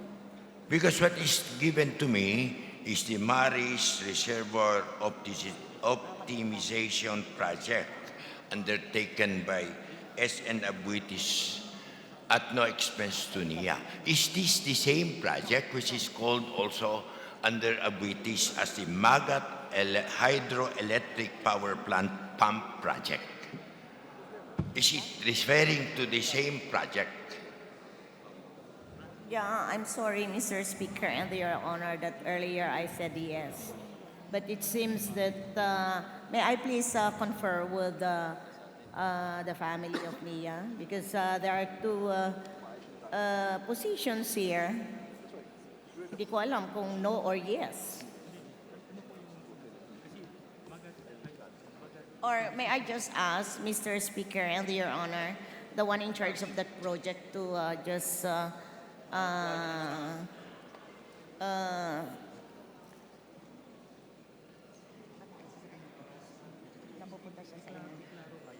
to clarify it with you, Mr. Speaker.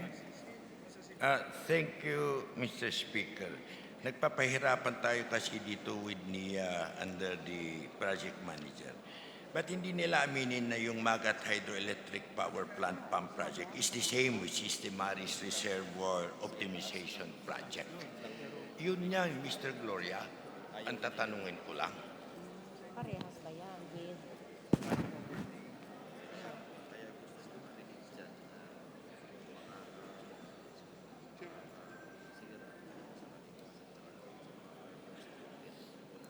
Mr. Speaker, may I request for a recess? Mr. Speaker, move to suspend.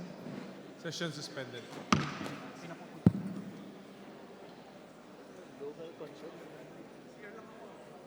Shall we take up something else?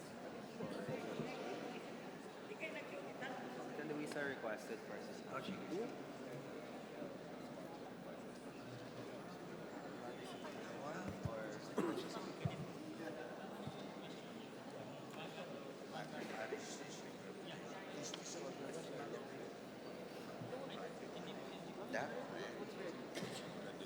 DAP? Di ba yung DAP wala na? No. Sinong DAP?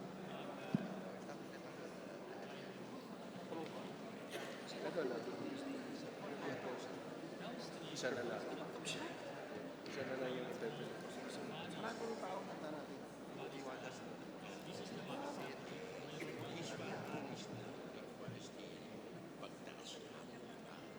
I'll do it. Wait for this first.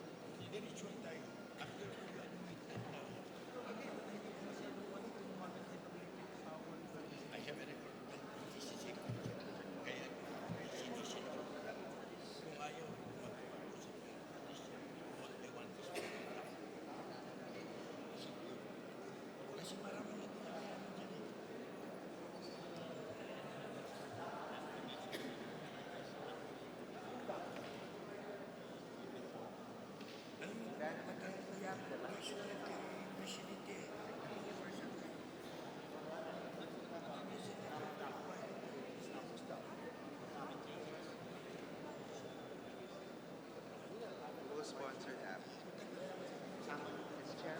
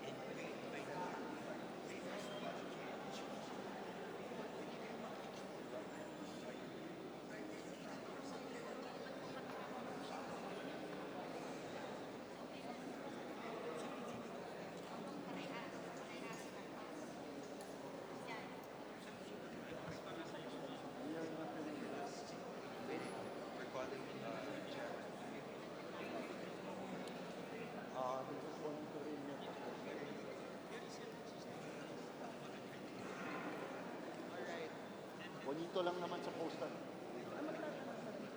Tatanong siya sa poster. Prestation lang. Pinakuha ko na kay Karap. So let's clear that up.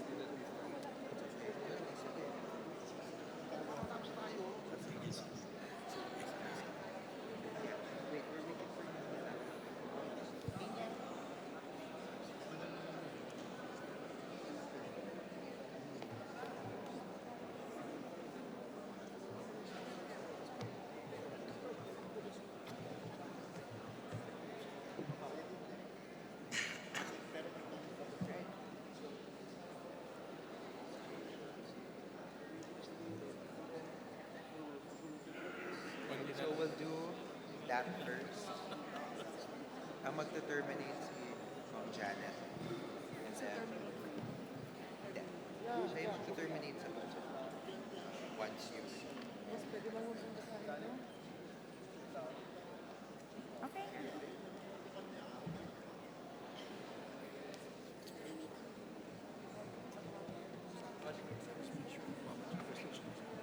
Majority Leader. Session resume. Majority Leader. Yes, Mr. Speaker, and Your Honor, may we have the question again, Mr. Speaker, Your Honor? Mr. Speaker, the honorable sponsor, in order not to delay the approval of the budget of the Department of Agriculture in NIA, I may just ask that I will be furnished the program of work and the background study of the Maris Reservoir Optimization Project undertaken by NIA and funded by Appropriations. Yes, Mr. Speaker, we'll provide the Honorable Lone District Ifugao Representative Solomon Chungalaw the program of work as requested by the gentleman. Mr. Speaker. Yes, Mr. Speaker, Madam Sponsor, may we ask that we be given next week a copy of the same as soon Yes, as Mr. possible. Speaker. Well, Your Honor. the reason I have to bring that out, Mr. Speaker, is my farmers in the lonely and very poor province of Ifugao wrote a letter to the President on this matter. And there are some who has not yet been paid, whose properties were expropriated.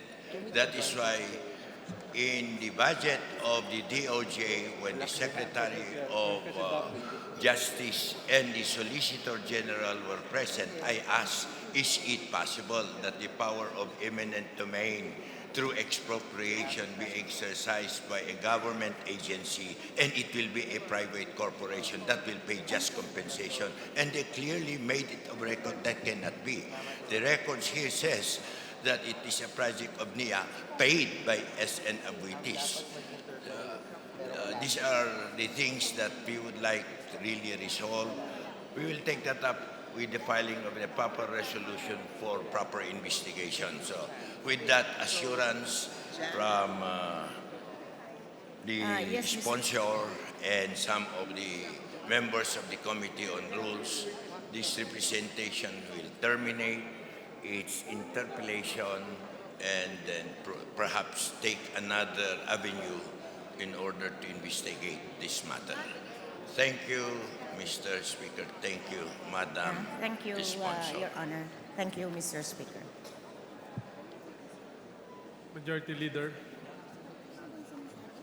Mr. Speaker, I move that we suspend consideration of the proposed budget of the Department of Agriculture, the National Irrigation Administration, and all other attached agencies of the DA. So move.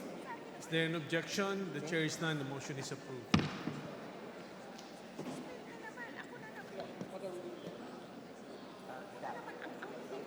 Majority Leader. Mr. Speaker, I move that we begin consideration of the proposed budget of the Development Academy of the Philippines. So move, Mr. Speaker. Is there any objection? The chair is none. The motion is approved. Majority Leader. Mr. Speaker, I move to begin the consideration of the proposed budget of DOP and Philippine Postal Corporation. So move, Mr. Speaker. Joint consideration, Mr. Speaker. Is there any objection? The chair is none. The motion is approved. Perfect. Majority Leader.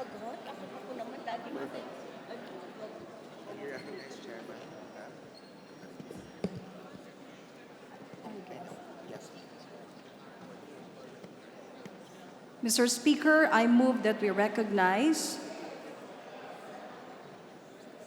our guest from Development Academy of the Philippines, headed by Attorney Engelbert C. Caronan Jr., MNSA, President and Chief Executive Officer, and the other members of the Development Academy of the Philippines family. And likewise, we would like also to recognize our guest from the Philippine Postal Corporation, headed by Mr. Joel Otara, Postmaster General and CEO, and all the other members of the Philippine Postal Corporation family. So move, Mr. Speaker. Officers of Philippine Postal Corporation and Development Academy of the Philippines, welcome to the House of Representatives. Majority Leader. Mr. Speaker, I move that we recognize the Chairman of the Committee on Appropriations, the Honorable Isidro T. Ungab, 3rd District of Davao City, to deliver his sponsorship speech. So move, Mr. Speaker. Honorable Isidro Ungab is hereby recognized. Thank you, Mr. Speaker. Mr. Speaker, the budget requested or proposed budget for the Development Academy of the Philippines is 402,214,000, and for the Philippine Postal Corporation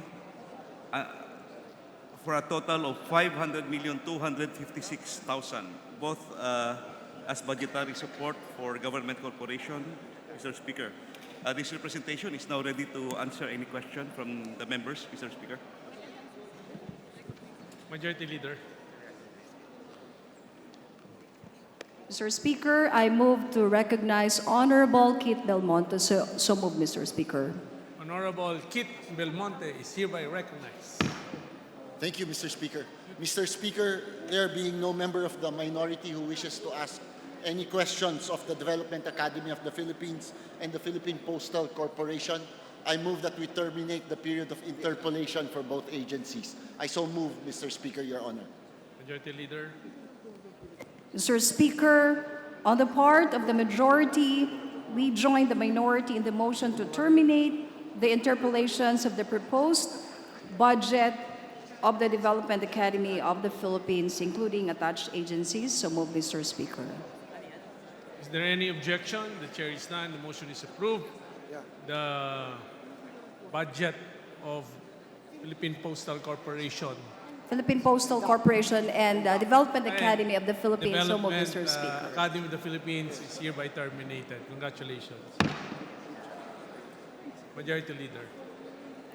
Mr. Speaker, I move that we resume joint consideration of the proposed budgets of the Department of Agriculture and its attached agencies, as well as the National Irrigation Administration. So move.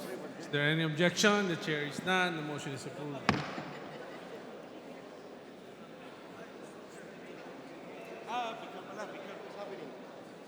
We're back to DA.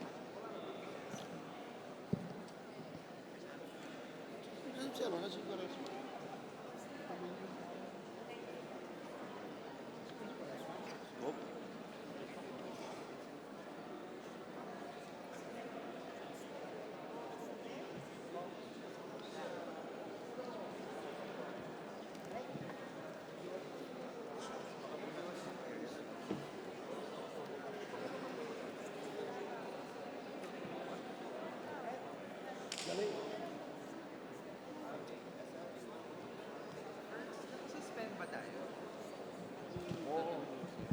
Suspend mo muna, wala pa eh.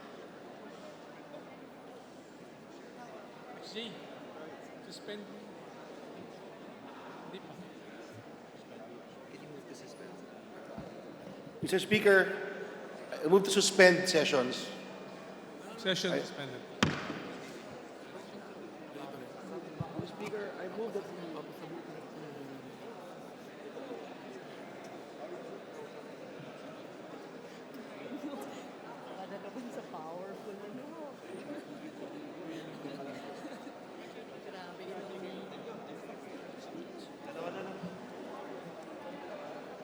Pinagsabay nila eh, no? Kaloy, Kaloy. Kaloy. Ang iniisip ko,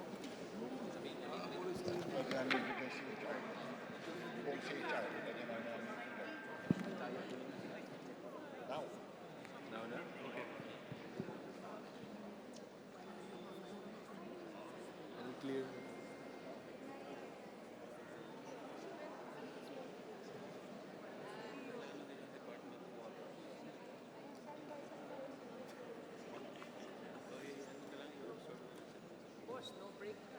Nine.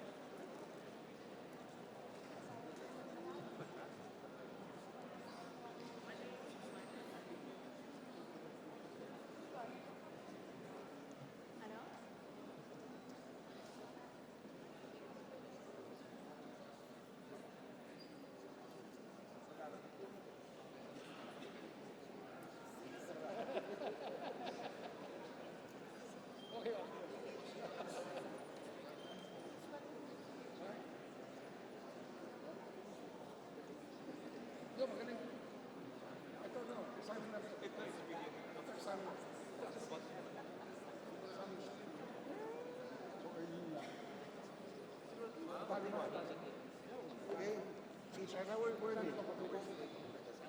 Where's me? No, sir.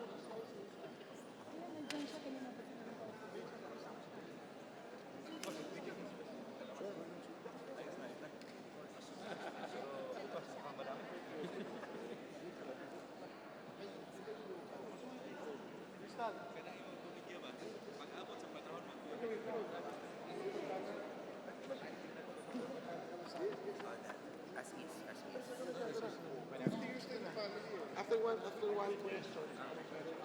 Tsaka what happens is, sorry.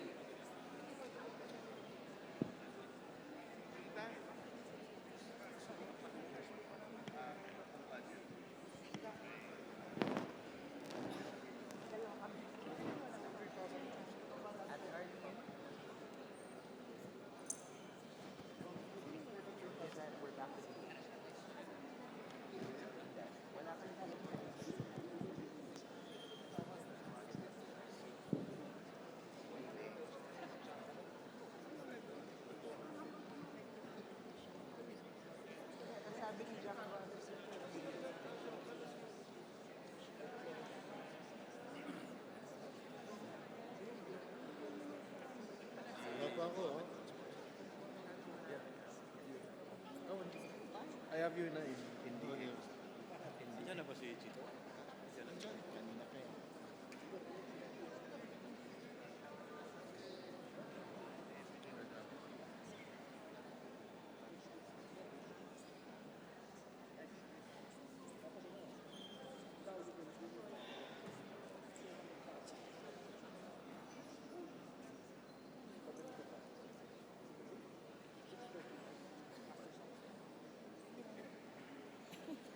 Isa lang sana.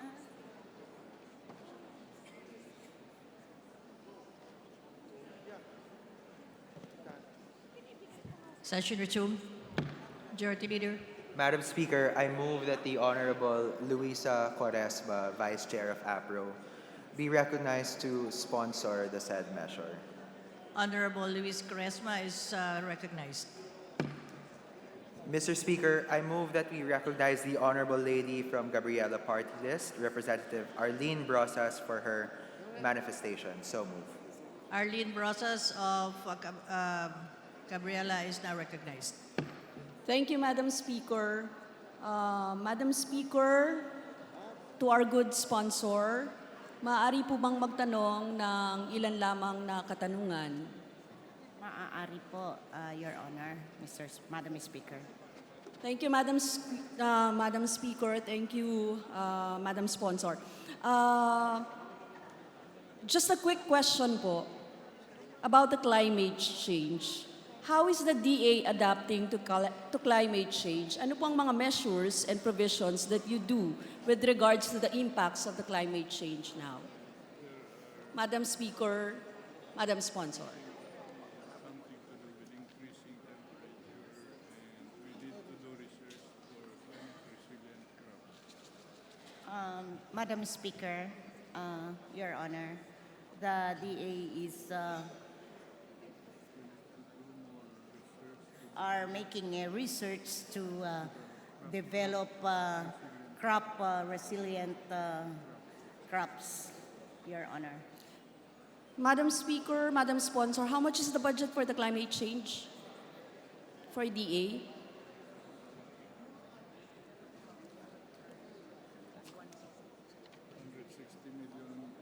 Recommended sa supplemental.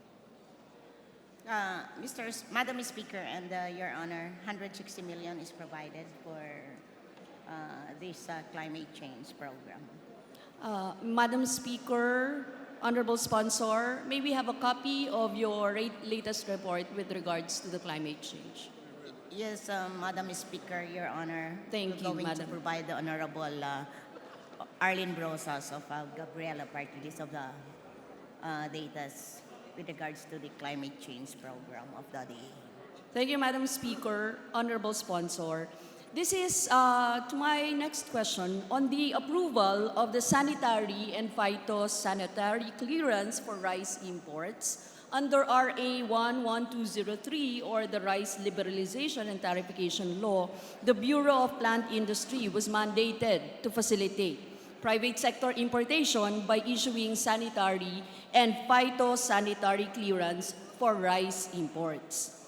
The law also states that failure on the part of the BPI to release the SPS import clearance without informing the rice importer or of any error, deficiency, omission, or additional documentary requirement shall mean automatic approval of the SPSIC applied for within 7 days after submission of the complete requirements.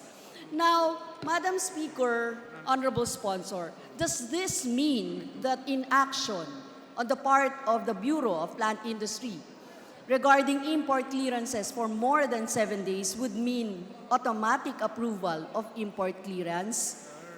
Can the good sponsor account how many import clearances were automatically approved because of this? Madam Speaker, Honorable Sponsor. Madam Speaker, Your Honor, may I...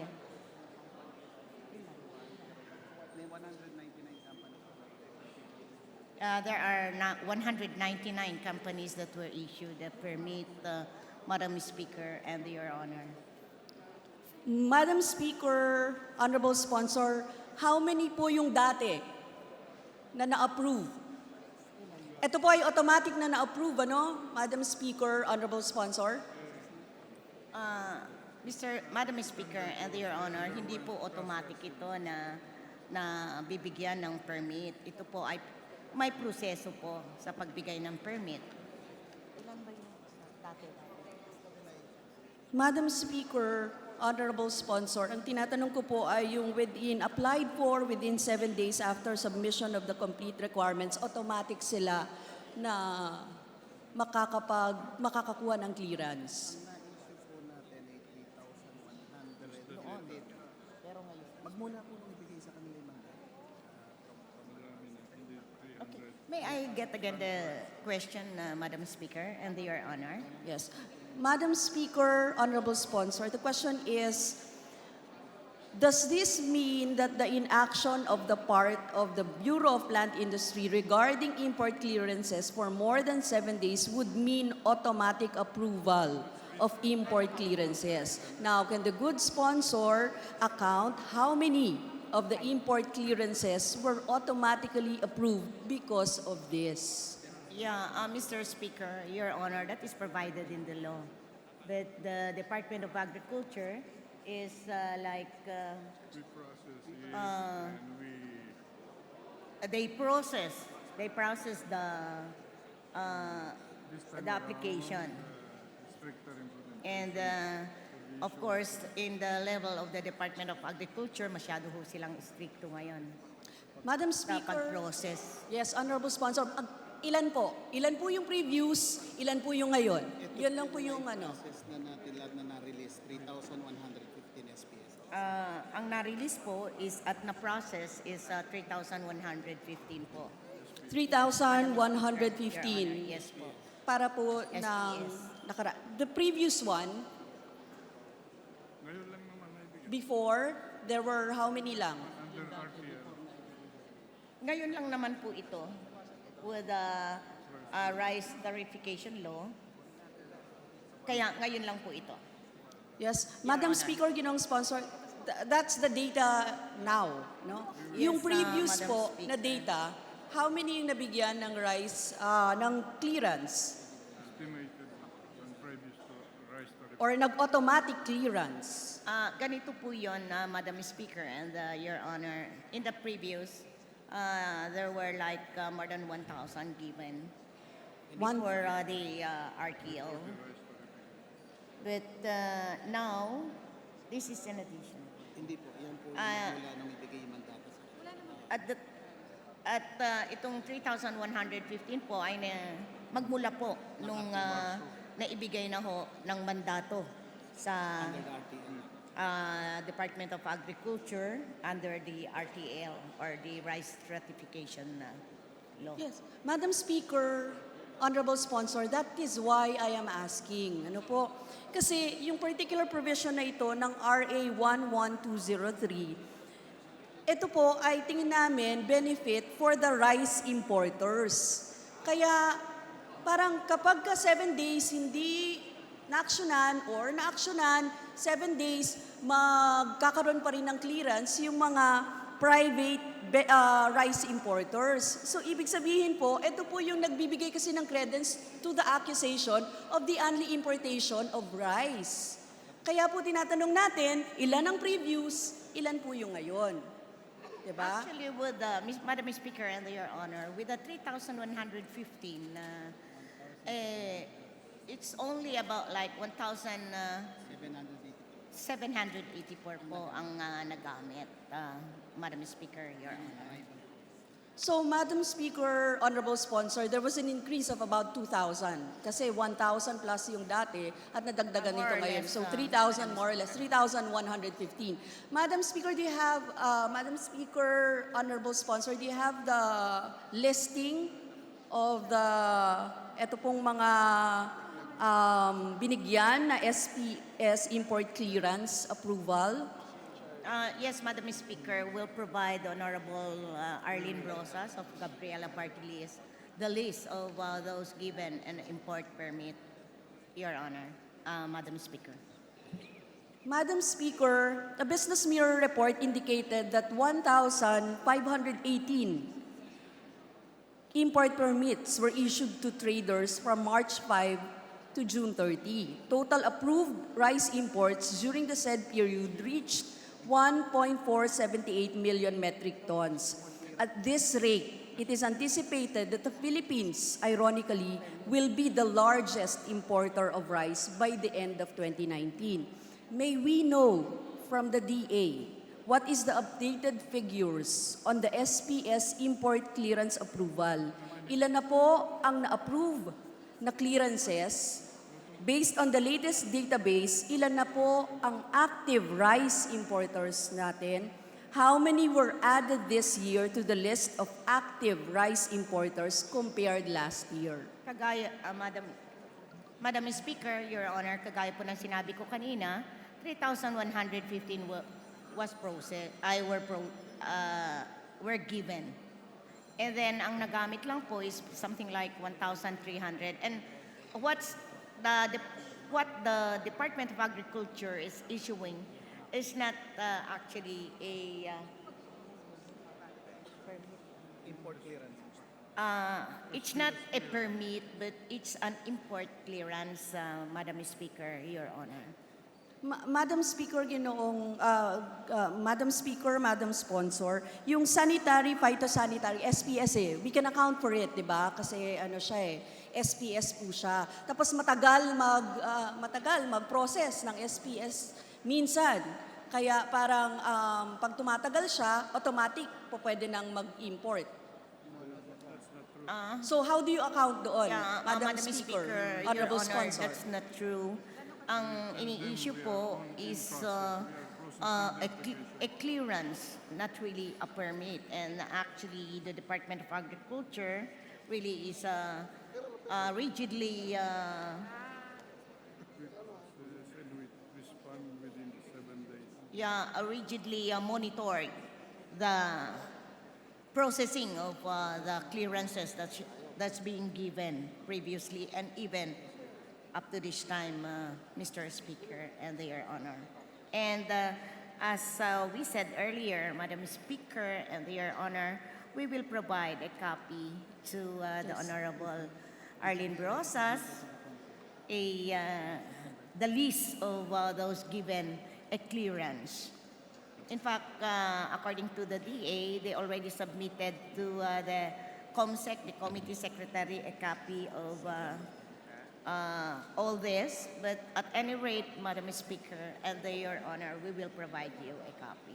Yes, Madam Speaker, Honorable Sponsor, as of now, can the good sponsor enumerate the top 10 rice importers based on volume as well as the top sources of rice imports? Yung mga bansa po, Madam Speaker. So kung top 10 rice importers natin, tapos yung mga bansa na... Madam Speaker and Your Honor, it's in the list that we'll be providing you, the top 10. But when we talk of the countries where exporting rice, it's only Vietnam and Thailand, Madam Speaker and Your Honor. It's in the list, Madam Speaker. Madam Speaker, may I be provided, Madam Speaker, Honorable Sponsor, may I be provided with the list now so I can see the... May we have a 1-minute suspension, Madam Speaker, so I can see the list? So we have a break? Yeah. May I call for a recess, Madam Speaker? But as I've said, Madam Speaker and Your Honor, this was already submitted to the COMSEC. I'll just ask the COMSEC to reproduce immediately so that we can provide the soonest possible time the list of those been given an import clearance. Madam Speaker and Your Honor. So, Madam Speaker, I was asking for the list right now so I can peruse. Yeah, I'll just ask the COMSEC to immediately give you a copy, Madam Speaker and Your Honor. Madam Speaker, my next question is about that. So, I would like to know the accounting of the landed costs of per country. No? Na kung saan tayo nag-i-import ng rice. For example, kung Vietnam yan, ilan ang landed cost niyan. Kaya kailangan ko po sanang makita kung yung pagkakasunod-sunod. If that is India or Vietnam or ganyan po. Madam Speaker and Your Honor, the records actually of the countries that are exporting rice is with the Bureau of Customs. Kasi in our list, wala naman po. You cannot see in here the address of those been given an import permit. Madam Speaker, Ginoong Sponsor, can we not put it into record? No? Kasi I've asked this with the PCC. I've asked this sa DTI. Kung maaalala po ng mga nakinig ng mga nakaraan, ito po yung tinatanong ko yung top 10 importers. Then the DTI said, ang sabi nila, dito hingin sa Department of Agriculture ang inyong listahan ng top importers dahil hindi po kami yan. Ngayon po, tinatanong ko sa Department of Agriculture ngayon, hindi pa rin maibigay yung top 10 importers ng bigas dito sa ating bansa. Yeah, I'm just so sorry, Madam Speaker and Your Honor, that at the moment we cannot provide you, but the DA already submitted to the COMSEC a copy of this. And may I beg your apology, Madam Speaker, Your Honor, that we be given time to give you a copy. As I've said, I'm going to ask the COMSEC to provide you copies of this list. Ma'am, dito.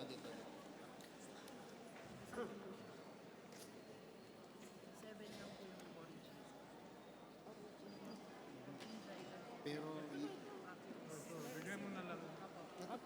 coming from the concept. Yeah, we can provide you the COMSEC here. This is from the COMSEC. Madam Speaker, we can already provide the Honorable Arlene Brosas a copy that's coming from the COMSEC because as I've said, the lists were already submitted to the COMSEC. Yeah. The COMSEC will be providing you, Honorable Brosas, Madam Speaker.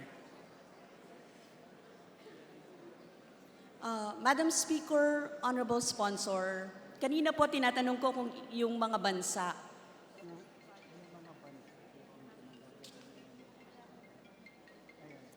There are some other countries na nag-export po dito, Madam Speaker and Your Honor. Pero ang pinanggagalingan po ng karamihan is mostly Thailand and Vietnam. We also have like may mga nanggaling din po ng India at yung mga ibang lugar po like Myanmar, Pakistan, Spain.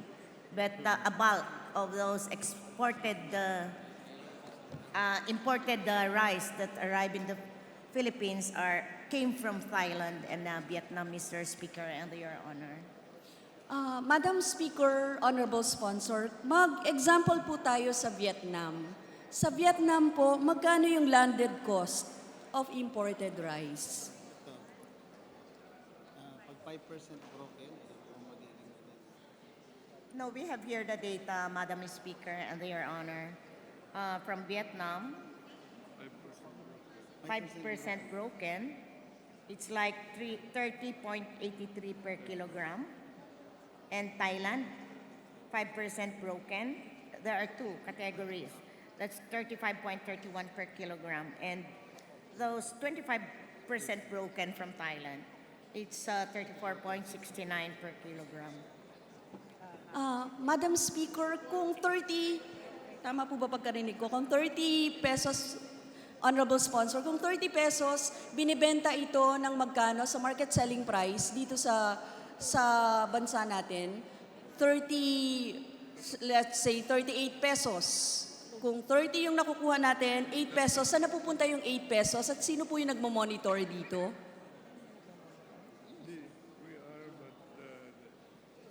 Actually, as I've stated a while ago, there's a partnership. It's a joint undertaking between the DA and the DTI po ang nagmo-monitor ng project.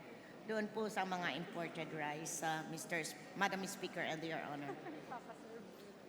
Madam Speaker, Ginoong Sponsor, parang hindi kasama sa nabanggit ng DTI sa prime commodities ang rice na kanilang minomonitor. So, who is really monitoring kung magkano po yung market selling price nitong imported rice? Dapat po may strict monitoring tayo sa usaping ito. The least that this government can do under a highly liberalized trade regime, ay may monitoring tayo. Kasi po yung 8 pesos, halimbawa, di ba, kung sobra-sobra yung ipapatong doon sa bigas na nakukuha natin, tapos bibili ng mga mamamayan natin ng mahal pa rin, tapos walang nagmo-monitor ng ganun. We agree with you, Your Honor, Madam Speaker. Meron pong nagmo-monitor. Yun pong kagaya po ng sinabi ko kanina, nagmo-monitor po ang DA, Department of Agriculture, and that of the Department of Trade and Industry. Suggested retail price will be So, Madam Speaker, Honorable Sponsor, itanong po natin sa DTI kung talagang but last time po nung tinanong ko, ang sabi nila sa akin ay hindi kasama dun sa prime commodity ang and I will have to ask nga ang DA. Yun po ang sabi nila. So ngayon sa inyo po, are you saying na walang nagmo-monitor nung ganong market selling price? As I've stated, meron po, Madam Speaker, that is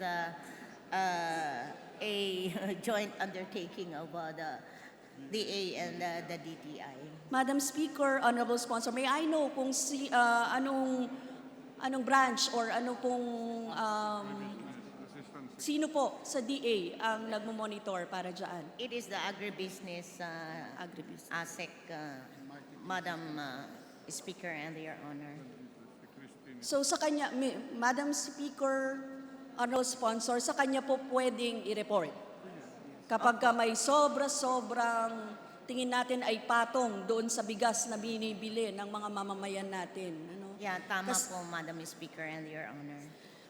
Madam Speaker, Honorable Sponsor, kaya po namin to tinatanong dahil malaking misteryo po sa amin na nanatiling napakamahal ng presyo ng bigas. Ano po sa mga pamilihan sa kabila ng propesiya ng mga nagsulong ng Rice Liberalization and Tarification Law na bababa raw ang presyo ng bigas ng hanggang 27 pesos. Yun po kasi yung pinangako Dahil sa pagbaha umano ng murang imported rice. Nangyari, bumagsak yung presyo ng palay, hindi naman bumagsak yung presyo ng bigas. Nagdurusa tuloy, tumaas pa nga, nagdurusa tuloy ang humigit kumulang 2.4 milyong mga rice farmers natin sa buong bansa dahil sa patakarang liberalized ang ating industriya ng bigas. Meanwhile, kaugnay po sa DA intervention programs para sa to assist yung mga farmers natin, Madam Speaker, Honorable Sponsor, yung ASEF po, yung Agricultural Competitiveness Enhancement Fund, na naka-include sa special provision ng DA budget for 2020, iba po ito sa RCEP. Tama po ba? Madam Speaker, Honorable Sponsor. Madam Speaker and Your Honor, magkaiba po sila. Madam Speaker, Honorable Sponsor, ano na po ang status ng utilization nito ng mga nakaraan? At ngayon po ay saan to ilalagay ng DA?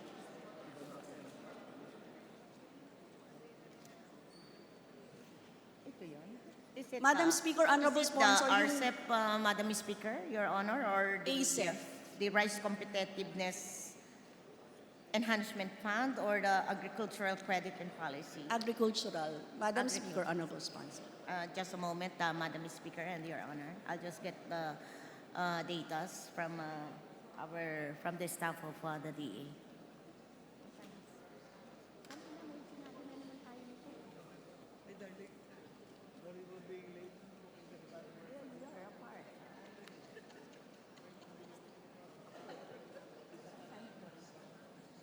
loan status for our ASAP lending program.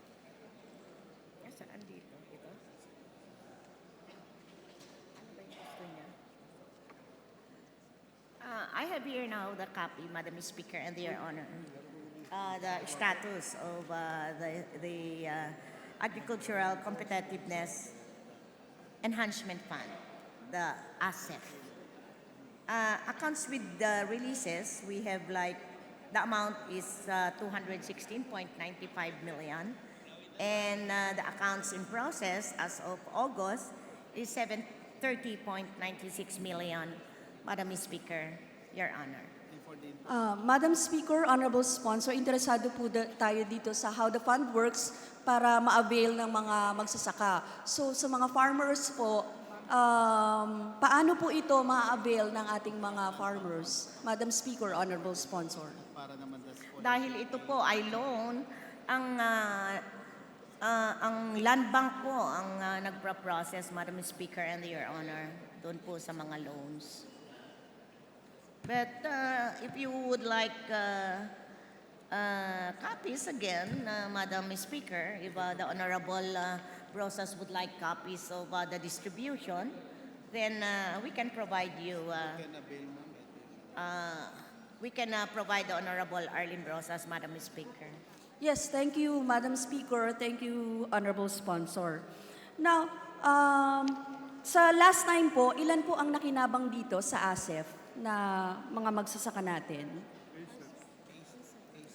Is it the RCEP or the ASEP? ASEF. ASEF. ASEF. ASEF pa rin po. Next po yung RCEF. SEP kasi eh. Okay. Ito ba yun? Yan.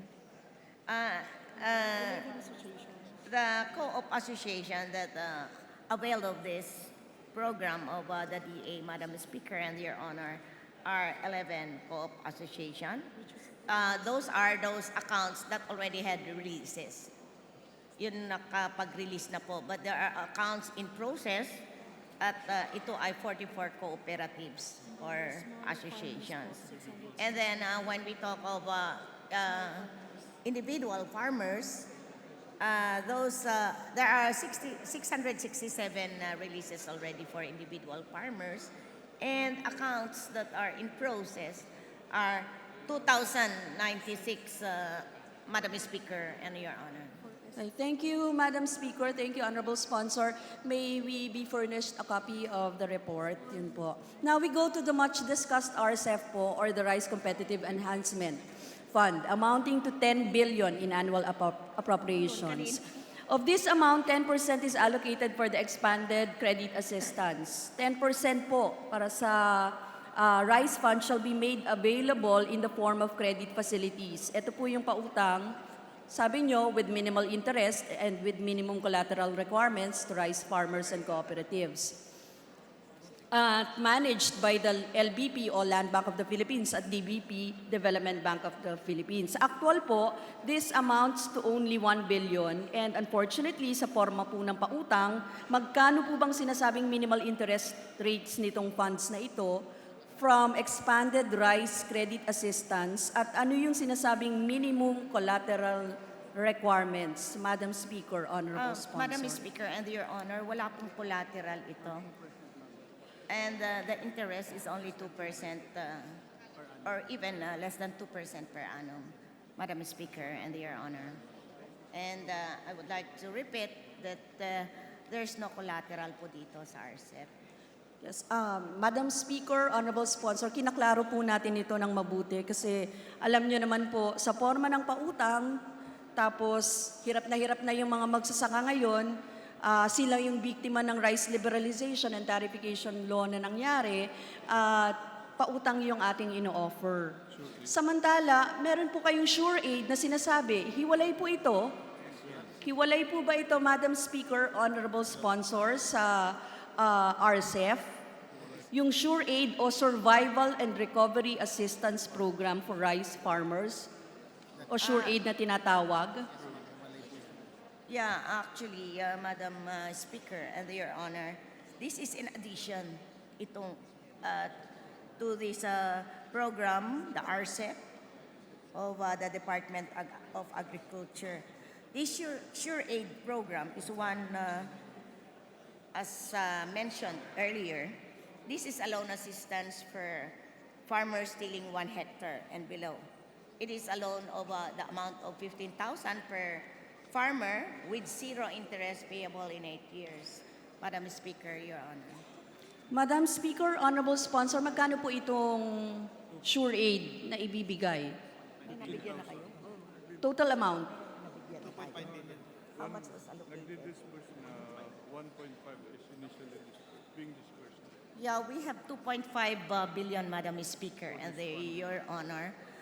The funding of this sure aid is 2.5 billion, but there were already releases in the amount of 1.5 billion that was starting first week of September, Madam Speaker and Your Honor. Madam Speaker, Honorable Sponsor, saan pong budgetary item nang galing ang budget na ito? Agricultural Credit Policy Council. Each from ACPC, Your Honor, Madam Speaker. Madam Speaker, Honorable Sponsor, ACPC. ACPC, that is the... That's Agricultural Credit Policy Council. Madam Speaker, Your Honor. Ano po ang terms of payment nito? Now, with the sure aid, it's payable in 8 years. That is with the zero interest, Madam Speaker. Okay, Madam Speaker, Honorable Sponsor, yung sa RCEF ay pautang, yung sa SureAid ay pautang din. So, Madam Speaker, Honorable Sponsor, umaaray po yung mga magsasaka natin, bunsod ng malupit na hambalos ng Rice Liberalization and Tarification Law, sadsad ang presyo ng palay, pero napakamahal pa rin ang bigas sa pamilihan. Kaya sino po ang makikinabang sa patakarang ito, samantala nagpipiesta po yung mga rice importers and traders na limpak-limpak na komersyanteng patubo. Magkano po ang kanina, tinanong ko po, magkano ang landed cost, magkano na ibebenta sa pamilihang bayan. Ano pong binibigay ng gobyerno na ayuda? Dalawa lang po yung sinabi ninyo for now, yung RCEF, 1 billion, yung SureAid, meron pang 2.5 billion pero 1.5 ay nai-release na. Puro po ito utang. Utang, no? This is beyond being callous. This is cruelty to our rice farmers. Habang binabarat po ang ayuda para sa ating mga magsasaka, binubuhusan naman ng bilyon-bilyon na pondo ang intelligence work at iba pang programang pansupil sa mamamayan. We should not be surprised that under these dire circumstances, the cries of Filipino farmers, mothers, consumers will be amplified as the growls of empty stomachs grow louder. Bigas po ang panawagan ng ating mga magsasaka, hindi bala. Direktang ayuda, hindi pa utang sa mga magsasaka. For these reasons, we in the Makabayan Bloc will file, together po sa mga gustong pumirma pa ng joint resolution, we are actually seeking a 15 million supplemental budget to the NFA for the massive buying of palay. We ask the broadest support for the immediate passage of this measure. Maraming salamat po, Madam Speaker, Madam Sponsor. So, marami pong salamat with that initiative, with the initiative of the Makabayan Bloc. In my level, as representative of the lone District of Nueva Vizcaya, I will support if ever you have that kind of bill that shall be passed. Your Honor, Madam Speaker. Majority Leader. Madam Speaker, I move that we suspend consideration of the proposed budget of the Department of Agriculture, the National Irrigation Administration, and attached agencies. So move. Is there any objection? The chair hears none. The motion is approved. Majority Leader. Madam Speaker, allow us to greet the guests of the Honorable Joet Garcia from the 2nd District of Bataan. These are the members of the Kababaihan ng Bataan, Lingap sa Kaunlaran at Tagumpay or Kabalikat, headed by Mrs. Vicky S. Garcia and Mrs. Isabel F. Garcia. Allow me to read the names of these ladies: Corazon Mojica, Marisa Isidro, Divina Salva, Rebecca Delfin, Rizalyn Glova, Evangelina Enriquez, Lynn Foronda, Gina Estrella, Liza Vasquez, Julie Narag, Elizabeth Angeles, Catherina Saldana, Anita Bautista, Linda Apostol, Teresita Alfonso, Edna Calma, Lenny Francisco, Nora Maliari, Lucila Zuniega, Maria Isabel Dalay, Olivia Ortile, Joan de la Cruz, Gina Baldo, Peri Camacho, Rohina Clemente, Antonio Clemente, and Captain Daday Adame. The guest of Honorable Joet Garcia is, please stand up, headed by the lady of Joet Garcia. Please stand up. Welcome to the House of Representatives. Majority Leader. Madam Speaker, move to suspend. Session suspended.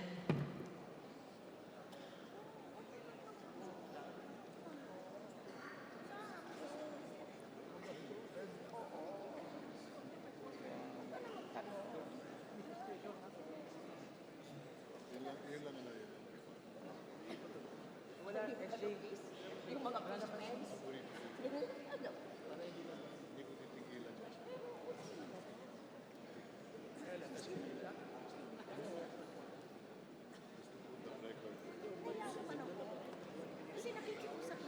Last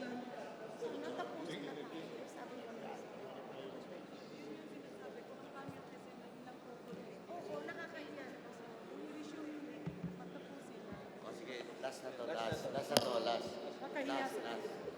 Para DSWD na lang ito.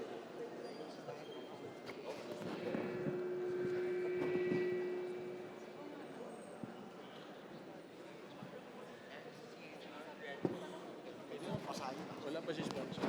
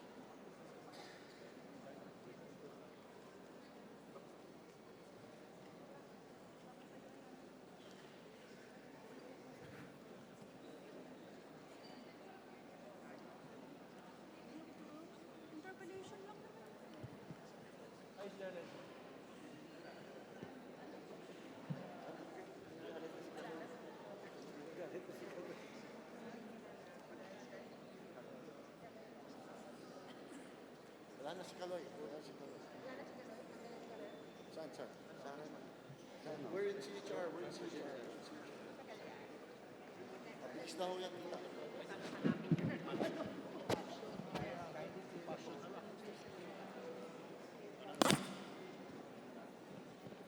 Session resumed. Thank you, Madam Speaker. I move that we now begin consideration of the proposed budget of the Commission on Human Rights and Human Rights Violation Victims Memorial Commission. So moved, Madam Speaker. Is there any objection? The budget of the Commission on Human Rights Violations, Victims Memorial Commission is now open. Before we recognize Vice Chairman of the Committee on Appropriations to do, may we recognize Chairman of the Commission on Human Rights, Jose Luis Martin C. Gascon, and Executive Director Carmelo Victor A. Crisanto. Madam Speaker, I move that we recognize Congressman Jack Duavit to sponsor the said budget. I so move. Honorable Jack Duavit is now recognized. Majority Leader. Madam Speaker, Honorable Sponsor, will you yield for a few questions, Madam Speaker, Honorable Sponsor? Madam Speaker, may we recognize from the minority, Congresswoman Arlene Brosas. Congresswoman Arlene Brosas is now recognized. Thank you, Madam Speaker. Madam Speaker, Honorable Sponsor, maaari po bang magtanong ng isa lang na katanungan? It would be my honor, Madam Speaker. Madam Speaker, Honorable Sponsor, maaari po bang malaman kung magkano ang kabuang budget na hinihiling ng Commission on Human Rights sa DBM? Could the honorable gentle lady please repeat the question, Your Honor? I did not hear. Madam Speaker, Honorable Sponsor, maaari po bang malaman kung magkano ang kabuang budget na hinihiling ng Commission on Human Rights sa DBM? The total budget that was asked, requested was over 3 billion pesos, Madam Speaker. Madam Speaker, Honorable Sponsor, napakalaki po ng kaltas o hindi inaprubahan ng DBM. Dahil ang inaprubahan pong budget ng DBM ay magkano lamang? The approved budget for the 2020 NEP and the GAA was 780 million, Madam Speaker. Madam Speaker, Honorable Sponsor, malaki po yung kinaltas at hindi inaprubahan ng DBM.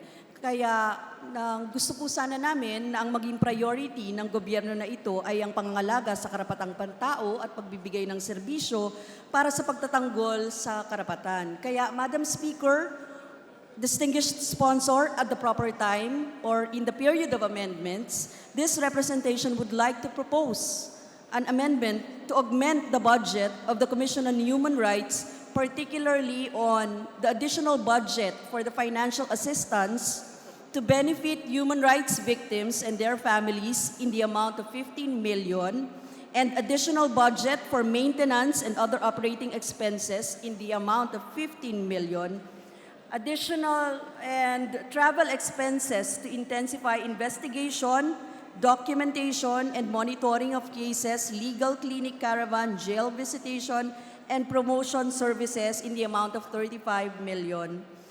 And the effective implementation of the mental health law in the amount of 500,000. Madam Speaker, distinguished sponsor. Madam Speaker, after the committee's review, it appears that there may have been a few oversights. 2 years ago, the administration granted the request of the CHR for a new staffing pattern, increasing the number. And last year, the administration also almost doubled the number of vehicles for use. But the MOE was sadly may have been overlooked. And given also the other issues raised by the Honorable Gentle Lady with regards to programs that require compliance, the committee is in agreement with the following manifestations, Madam Speaker. Thank you, Madam Speaker. Thank you, distinguished sponsor. Thank you, Madam Speaker. Majority Leader. Madam Speaker, I move that we recognize Representative Sarah Jane Ilago from Kabataan Party List. So move. Sarah Jane Ilago of Kabataan is now recognized. Thank you, Madam Speaker. Good afternoon to the CHR family, to Chairperson Chito Gascon and all the commissioners, and all our human rights defenders. First, Madam Speaker, I'd like to ask, how many cases of human rights violations have been filed before the CHR? Over 6,000 in the last year. Madam Speaker, ilan na po sa mga kaso na ito ang naresolba na natin at ang mga kaso na kasalukuyang meron po tayong investigasyon? We have 964 resolved, Your Honor, and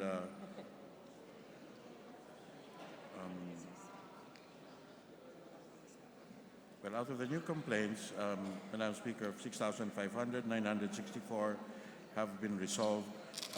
We're estimating that by the end of the year, at least 30%,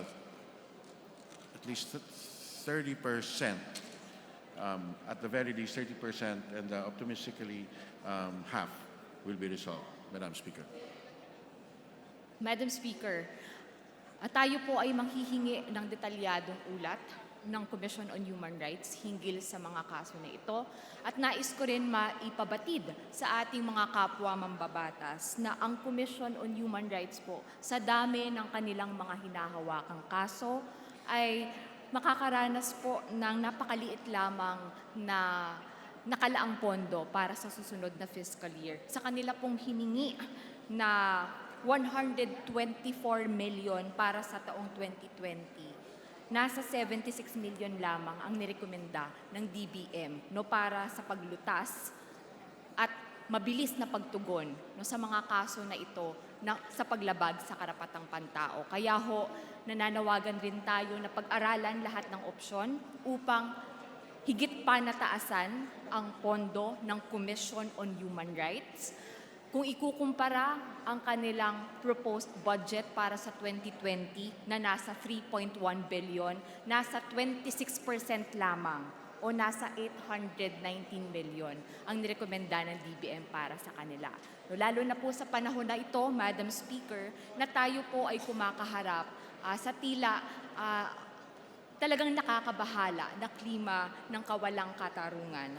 Sa pinakahuling tala ng mga advocates para sa agrarian reform, nasa 228 na po ang napapaslang na mga agrarian reform advocates at mga peasants. Nandyan din po ang 74 na mga bata na namatay, napaslang sa kurso po ng legitimate drug operations. Nandyan din ang pinakahuling tala ng Global Witness Report na nasa 78 na environment defenders ang napapaslang sa pagtatanggol ng ating kalikasan.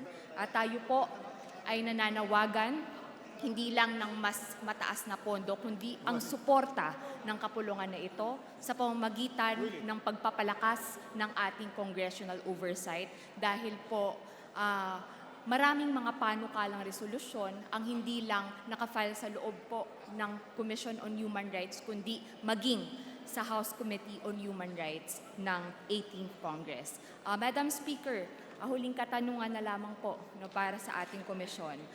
Sa dami rin po ng mga kaso na pinapadala po sa inyo na nagmula naman o may kinalaman sa deklarasyon ng martial law sa Mindanao, nais pong malaman ng representasyon na ito kung ano ang kasalukuyang gampanin ng Commission on Human Rights sa pagtitiyak na maiiwasan po natin ang mga abuso o kung meron mga abuso, ito po ay mabibigyan natin ng hustisya ang mga nagiging biktima ng mga paglabag sa karapatang pantao.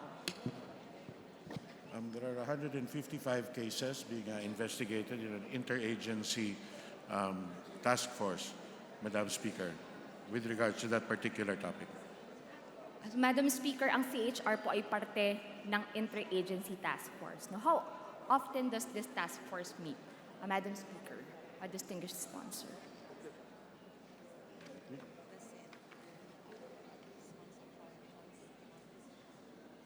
At the very least, once a month, Madam Speaker. Once a month. Ayan. Maaari ho ba na maging tulay rin ang Commission on Human Rights pagdating sa paggabay sa kongresong ito hinggil sa mga susunod pang deliberasyon kung dapat pa nga bang ipagpatuloy ang deklarasyon ng martial law sa Mindanao o kinakailangan na itong ma-lift sa mga susunod na mga pagkakataon na ito ay ihaharap muli sa kapulungang ito. Ayun lamang, Madam Speaker, distinguished sponsor, muli, ang representasyon po ng kabataan ay nagpapasalamat sa komisyon sa kanilang mabilis at maaasahan na pagresponde sa mga nararanasang threats, harassment at intimidation na nararanasan ng mga kabataan at estudyante na nagtatanggol sa karapatang pantao. Gayun din po ang kanilang napakabilis na pagresponde pagdating sa mga welga o sa mga strikes po na nilulunsad ng mga manggagawa. Kung merong hindi nasusunod sa mga dapat na mga procedures, andyan po ang CHR para magpaliwanag hindi lamang sa hanay ng mga manggagawa, kundi sa hanay na rin po ng mga kapulisan na siya pong nagme-maintain ng peace and order sa naturang mga lugar. At panghuli, ang pagbubukas ng pintuan ng Commission on Human Rights para sa mga biktima ng human trafficking. Gayun din, ito rin po ay nagiging sanktuaryo para sa mga human rights defenders na naghahanap ng lugar kung saan mas mapapalakas ang kanilang boses para sa hustisya at para sa katotohanan. Maraming salamat, Madam Speaker. Maraming salamat, distinguished sponsor. Thank you, Madam Speaker. I would like to believe, and actually I do, believe that every single member of this House is actually a human rights advocate, and we will continue to work along with the CHR to realize all of our dreams. Thank you, Madam Speaker. Majority Leader. Madam Speaker, I move that we now recognize Honorable Carlos Isagani Zarate of Bayan Muna Party List. So moved. Honorable Zarate of Bayan Muna is now recognized. Maraming salamat, Madam Speaker. Madam Speaker, yayamang wala nang magtatanong sa parte ng minorya. Minupungkahi po namin na tapusin na ang interpelasyon ng budget ng Komisyon ng Karapatang Pantao at i-aproba na ang kanilang budget. So move, Madam Speaker. Madam Speaker, on the part of the majority, we join the minority in the motion to terminate the interpellations of the proposed budget of the Commission on Human Rights and other attached agencies, Madam Speaker. So moved. There is a joint motion to terminate interpellations on the proposed budget of the Commission on Human Rights and Human Rights Violations Victims Memorial Commission. Is there an objection? The chair hears none. The interpellations for the proposed budget of Commission on Human Rights is hereby terminated. Congratulations. Thank you, Madam Speaker. Madam Speaker, before we move to the next budget, we would like to acknowledge as guest of our Speaker, Alan Peter Compañero Cayetano, officials of the local government of Oras Eastern Samar, headed by Municipal Mayor Vivian P. Alvarez and Vice Mayor Carlo A. Libanan, Sangguniang Bayan members Adolfo Mugas, Edwin Moslares, Armando Balanay, Pasita Morales, Reynaldo Lim, Ervin Pormida, Benito Colicho, Edgar Maestre, and Aloysius Maiso. The guest of Speaker Alan Peter Cayetano, it's now, please stand up to be recognized. Welcome to the House of Representatives. Majority Leader. I move that we suspend, Madam Speaker. Session suspended.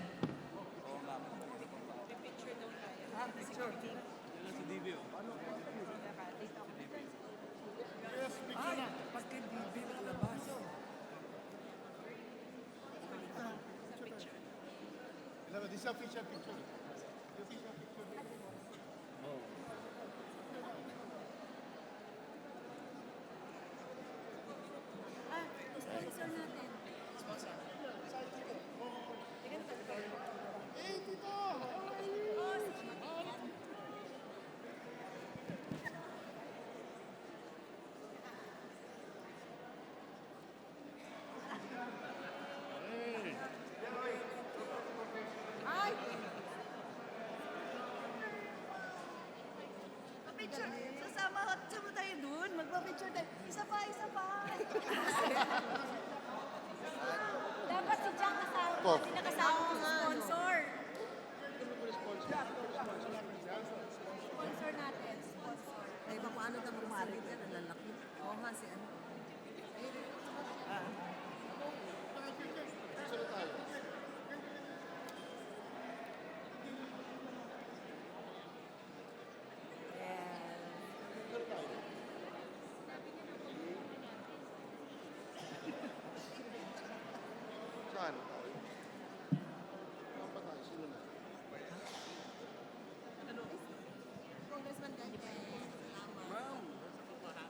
Awingan ako si Luigi.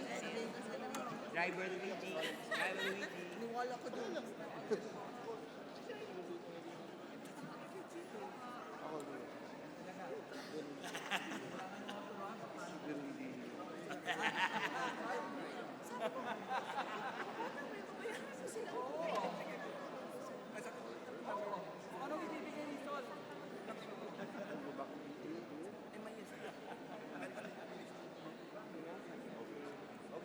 Session resumed.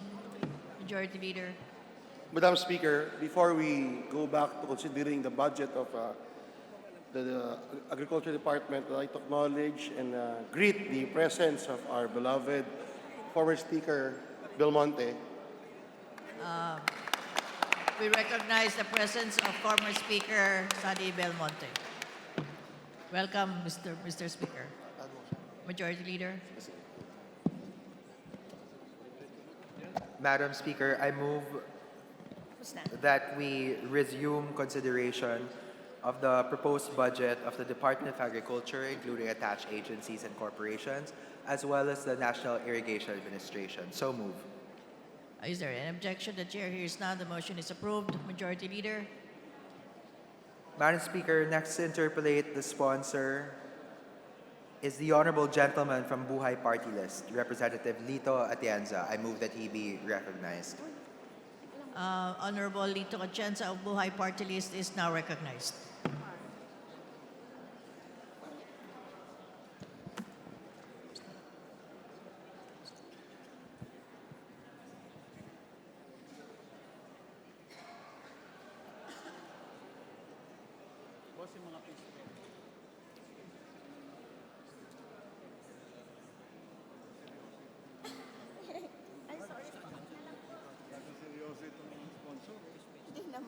Kanina pa ako na... Thank you, Madam Speaker. Thank you, Mr. Majority Floor Leader. With the kind indulgence of the gentle lady, we would like to ask some questions from the Department of Agriculture today, as they are the department on the spot as far as our country is concerned. Yes, Your Honor. Madam Speaker. Madam Speaker and gentle lady, first we welcome the intro of an effective executive and manager in the person of Secretary Dar, whom we expect to do a lot better than the past. I only have one very big concern, and this is regarding the fisheries sector. Alam natin lahat na ang ating bansa ay mayaman sa kalikasan. And it is a fact. At one point in time, our country was teeming with healthy aquaculture and aqua species. Mayaman ang ating bansa sa laman dagat. But in the past, and up to now, our fisherman remains to be at the lowest rung of our economic sectors. Mahirap na mahirap po ang mangingisda ngayon. Once upon a time, we tried personally helping them by liberating many of our water bodies which have been deprived of the fisher folk. I'm sorry to say, and I say it again, it was the Department of Agriculture that prevented us from succeeding. I'm talking about the period of 2008, 9, and up to 2010. Today we find our fisher folk not improving their economic conditions. In fact, they are now suffering more than before. So I'd like to ask the new secretary,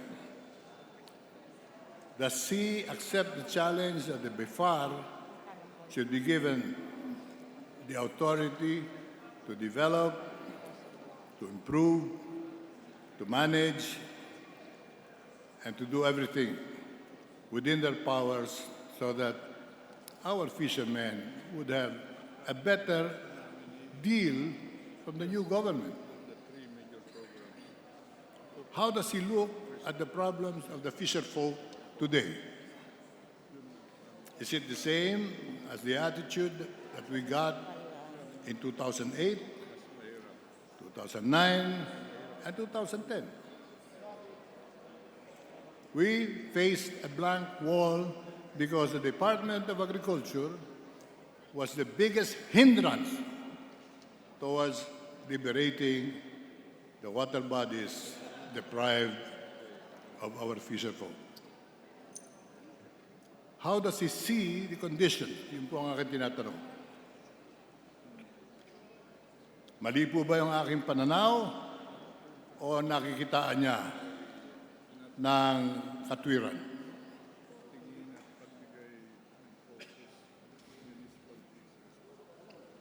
Madam Speaker, Your Honor, tama po yung pananaw ninyo na talaga pong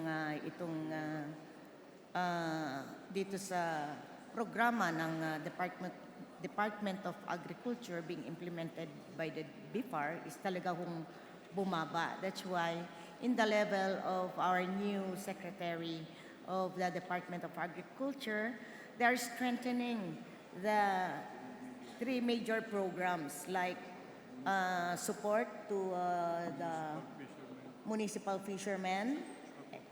We have the aquaculture and the commercial fishing. And I would like also to inform Madam Speaker and Your Honor that again, the proposed budget of the Department of Agriculture is 333 billion, but the only amount given by the DBM, Madam Speaker and Your Honor, is 71 billion.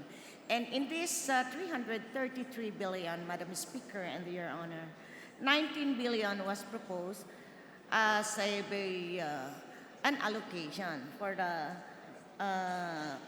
fisheries division. But unfortunately, the DBM just provided 5.9 billion, Madam Speaker and Your Honor. But at any rate, though it has like a very slim amount allocated, still, through the leadership of our new secretary, they are implementing as what I've stated earlier, Madam Speaker and Your Honor.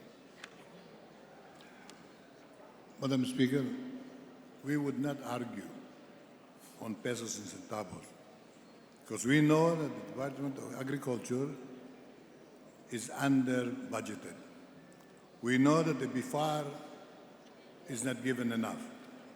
We're talking about attitude, personal commitment, and best effort to help the fisherfolk today. The Filipinos have 2 staples. One is rice. The Department of Agriculture takes care of that. The other is fish. Kailangan po lumusog uli ang ating industriya ng palaisdaan, pampubliko. I'm not even talking about investment. So I do not agree with the figures that are presented to us on a regular basis that the fisheries and the fishing industry is indeed improving, while they cannot answer why is the fisherman who does not belong to a corporation becomes poorer and poorer and poorer. So we cannot accept what they claim as a successful fisheries program because it is not working in favor of the ordinary fisherfolk. We agree, Madam Speaker and Your Honor. Ako'y nagpapasalamat dun sa mga pagsang-ayon ninyo. Kaya ngayon ay babanggitin ko na lang yung mga problemang dapat tignan ni Secretary Dar bilang isang bagong dating at punong-puno ng pag-asa. Baka siya ang makapagbigay ng aksyong kailangan. Opo. The fisherman today even is in a deeper, dark spot in our history. They cannot fish anymore in the open seas because, 1, medyo nauubos na ang isda dyan. 2, kalaban pa natin ng China riyan. At naaargabyado sila sapagkat ang mga Chino ay suportado ng kanilang gobyerno at meron silang mga sandatahang nakaalalay. Ang ating mga mangingisda ay sumusugal pa rin sa kanilang buhay. Subalit, yung mga katubigan na nasa loob ng ating kapuluan, the inland bodies of water, wala po naman China dyan. Wala po naman kompetensya dyan. Wala po naman mga agaw dyan. Yan ay kapabayaan lang ng gobyerno kaya hindi lumalago ang isda dyan sa mga lugar na yan. I need not stress that Laguna de Bay, the biggest lake, freshwater lake in Asia, once upon a time provided healthy fish, good tasting fish, safe to eat fish. But today, it is highly polluted and a highly degraded body of water, and it is no longer providing us with good tasting fish. Simply because government has allowed this body of water to be arrogated by the private sector. Yung mayayamang mangingisda ang kumikita riyan. Why and how, I cannot understand. I would expect the new secretary to raise hell if necessary, that this body of water should be given back to the ordinary fisherman. Tingnan po ninyo, nagbabago po ba mga baklad dyan? Pagka kayo'y pauwi sa inyong mga probinsya, silipin ninyo ang Laguna de Bay. Kung di kayo maluha, wala na pong pangingisdaan dyan sapagkat yan ay ari-arian na ng mga korporasyong pinababayaan ng gobyerno. Sila makinabang sa ating katubigan, sila makinabang sa yaman ng ating dagat, at wala na pong pupuntahan ang ating mangingisda. Hindi sila makalabas, hindi sila makapangisda sa loob. Saan mabubuhay ang ating mangingisda? Marami po ako nakakausap sa kanila. Nawawala na po sila ng tiwala at pag-asa. Ang nasasabi ko na lang, darating din at darating na yung yaman natin, pakikinabangan nyo. Hindi po naman nawawala yung Laguna de Bay dyan. Temporary po yan. The corruption that goes on in managing the Laguna de Bay must not continue. And it should not continue. That body of water belongs to the fishermen of Southern Luzon, Rizal, Metro Manila, up to Central Luzon. But today, ang nakikinabang dyan, gentle lady defending the budget, is not the fisher folk. Ang tubig po dyan, malapot na. Maraming bahagi dyan, mababaw na. Puno ng burak, putik, at lason na nanggagaling sa mga baklad. Ang sabi ng mga mangingisda sa Laguna na nakakausap ko, sila'y natatakot lumapit man lang sa mga strukturang yan. May mga security guard dyan. Marami silang kilalang nabaril na dahil nagsikap silang mangisda sa paligid-ligid. Why are we allowing this? I'm taking advantage of the presence of the new secretary. I ask the question, why are we allowing the water body of Laguna de Bay, and for that matter, all water bodies, including Taal Lake, yan ay agawin at pakinabangan lang ng mga mayayaman. Marami sa kanila ay banyaga pa. Meron lamang Filipino dummies na nagpapagamit. Ang ating bansa ay pinagpala. Alam natin yan, we are a blessed nation with so much natural resources. And fisheries is one such natural wealth. So we have to protect what we have so that the Filipinos may gain from what God has given us.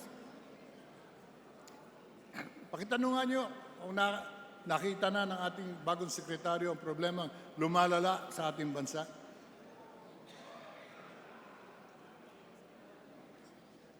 Pakitanong po ninyo kung nakita na niya ang lumalalang problema sa ating mga katubigan at problema ng mahihirap na mangingisda. Yeah, Madam Speaker and Your Honor, we share the same sentiments. Now, according to our secretary, they will look into the fish industry, Madam Speaker and Your Honor.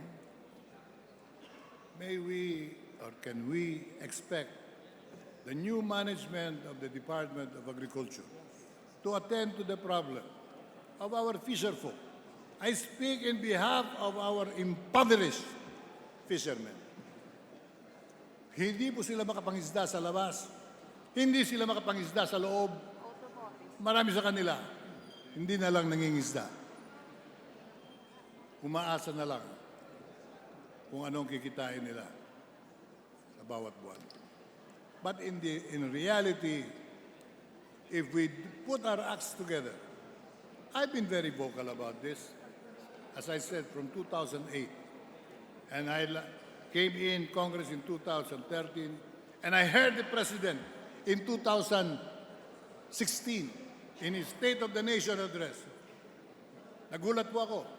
Ang sabi niya, I will liberate all the water bodies of the country because the fisher folk are dear to me. Palakpak ako ng palakpak. Namaga yung kamay ko sa papalakpak. Dahil tama po yun. And he pointed to the Laguna Lake. Yan ay hindi mananatili sa kamay ng mga mayayaman. Yan ay aking palalayain. And I commit to you, that was July of 2016. By December, pag nandyan pa yung mga yan, wala na, burado na yung Laguna Lake Development Authority. December came, 2017 came and passed. 2018, we're now in 2019. I'm also reminding the President on this score. Where was your promise, Mr. President?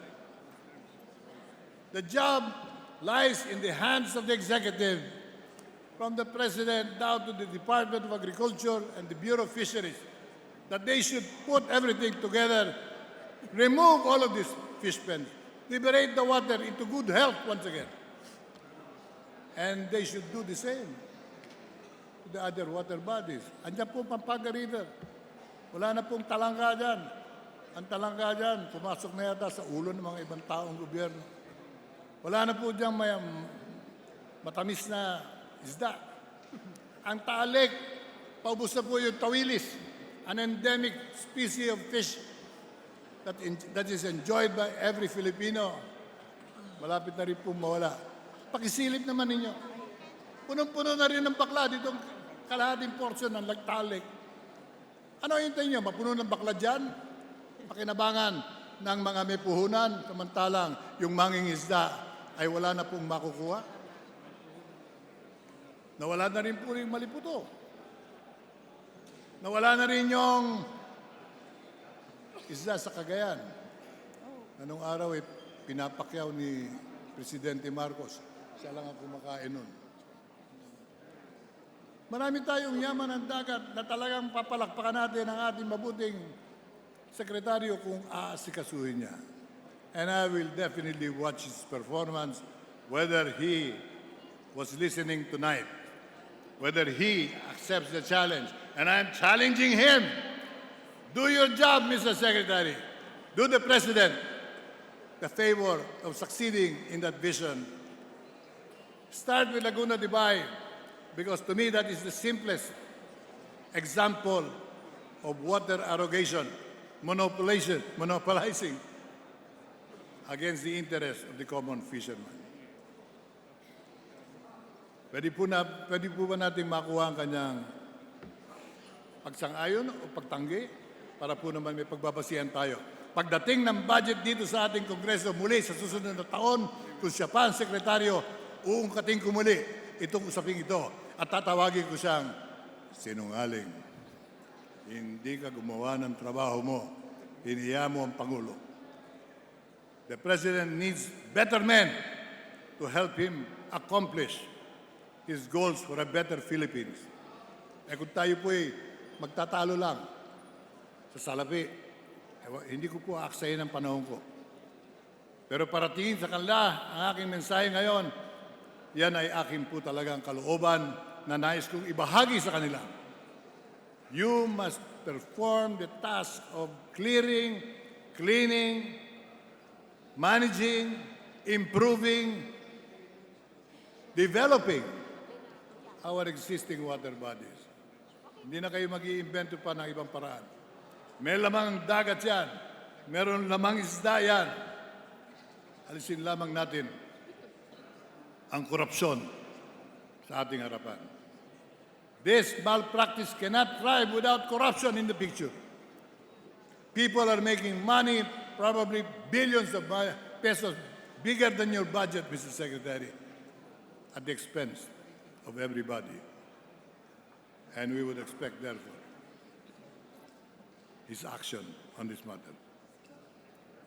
And we will be clapping for him all the way. And we will be supporting him in every step of the way, because we know that the job, the task is heavy, but we are all here to serve public interest and not our own good. And he would be the best Secretary of Agriculture ever if we can clear the water bodies of all of these illegalities. And mind you, it's not only in Luzon, it's not only in Central Luzon, it's also happening in the Visayas, Mindanao, where the water bodies are arrogated by the rich and the powerful, and the poor fisherman remains poorer every year. So let us be one in our purpose. Wala po akong interest dyan kung hindi gawin ang tama at ipagtanggol ang karapatan nating mga Pilipino. Maasahan po ba natin yan, Madam Secretary? Yes, Madam Speaker. Yes, Your Honor. In fact, the Secretary is listening to the statement of the Honorable Buhay Party List Congressman, the Honorable Jose Atienza. Sabi niya, 100% support ako dyan sa sinasabi ni Honorable Atienza. Gaya po ng aking nasabi kanina, siya ay bagong dating, bigyan natin ng pagkakataon gumawa ng higit sa mga nakaraan. Subalit pag hindi niya nagawa ang ating usapan ngayon, sisingilin ko po siya. Sa susunod. At lalagyan ko pa ng interes sapagkat umasa kami sa inyo at kayo naman ay hindi tumupad. Maraming salamat po. And thank you, Gentle Lady.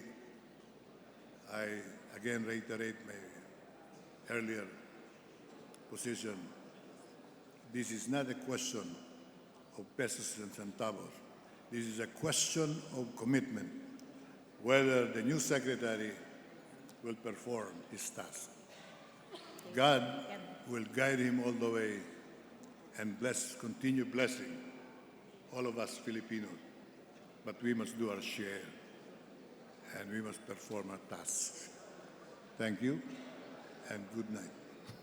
Maraming salamat po, Madam Speaker. Maraming salamat sa Buhay Party List, Honorable Jose Atienza. Majority Leader.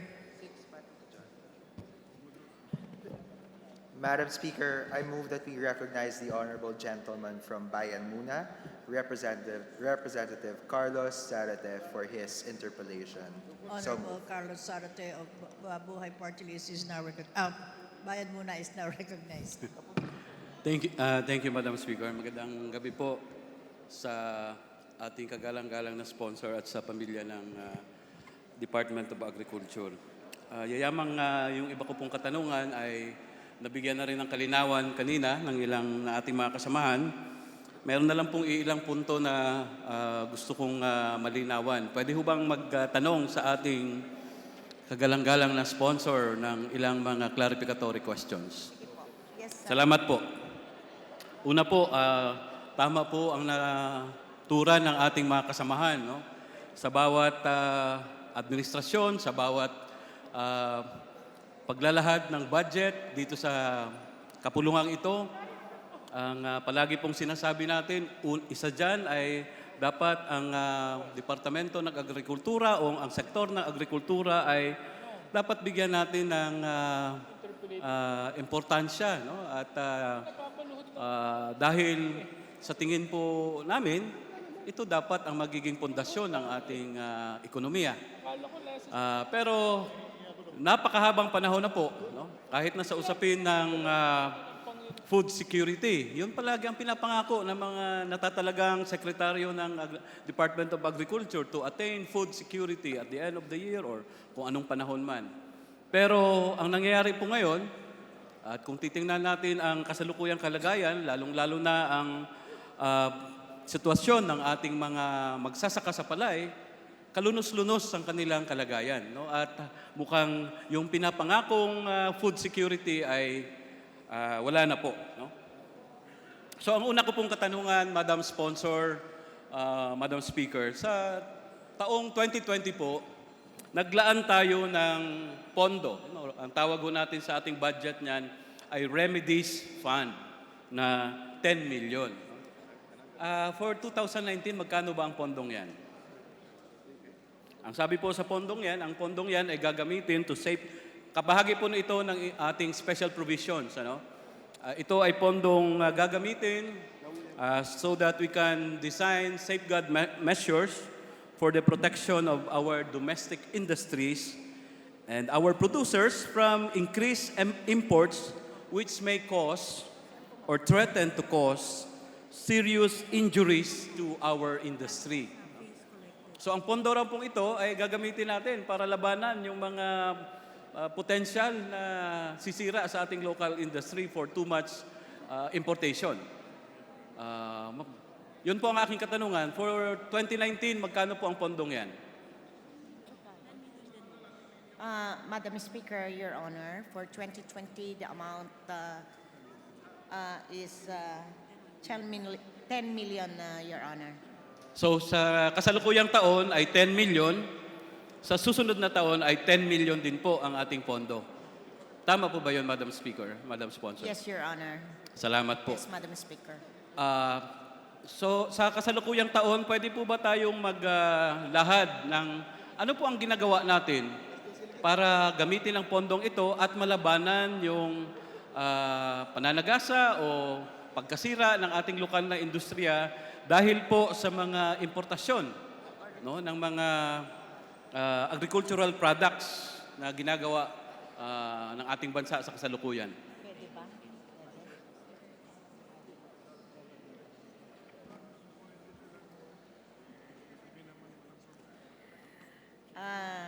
Kung sa departamento po, mas gusto po nilang madadagdagan.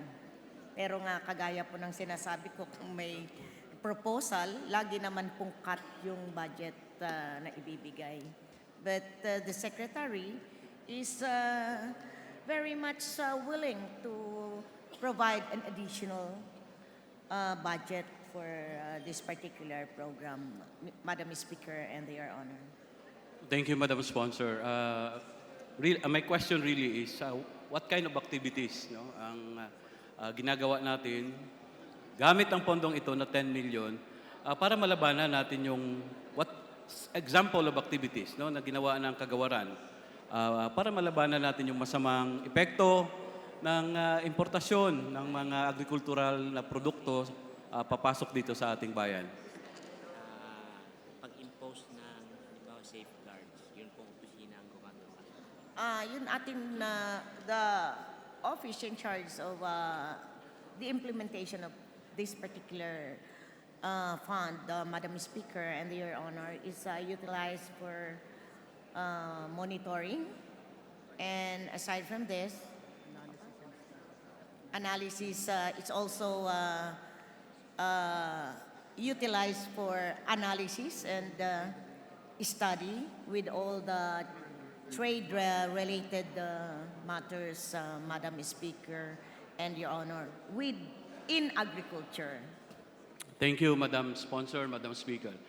At dahil po naglagay tayo ng pondong ito, 10 million this year and 10 million naman sa sunod na taon, ito po ay isang admission on our part na talagang merong masamang dinudulot ang importasyon ng mga produktong agrikultural sa ating bayan. Tama po ba yung aking pagkakasabi nito, Madam Sponsor, Madam Speaker?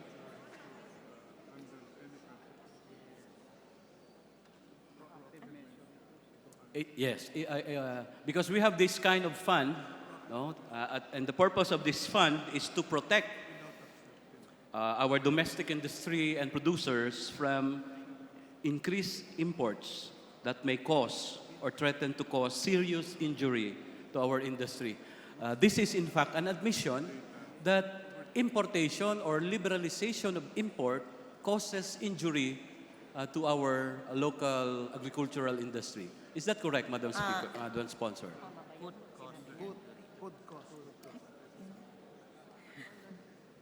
Actually, one of the function of, one of the function of those involved in this, the agency or the division involved in this is like to build up data para ho meron tayong basihan in the future.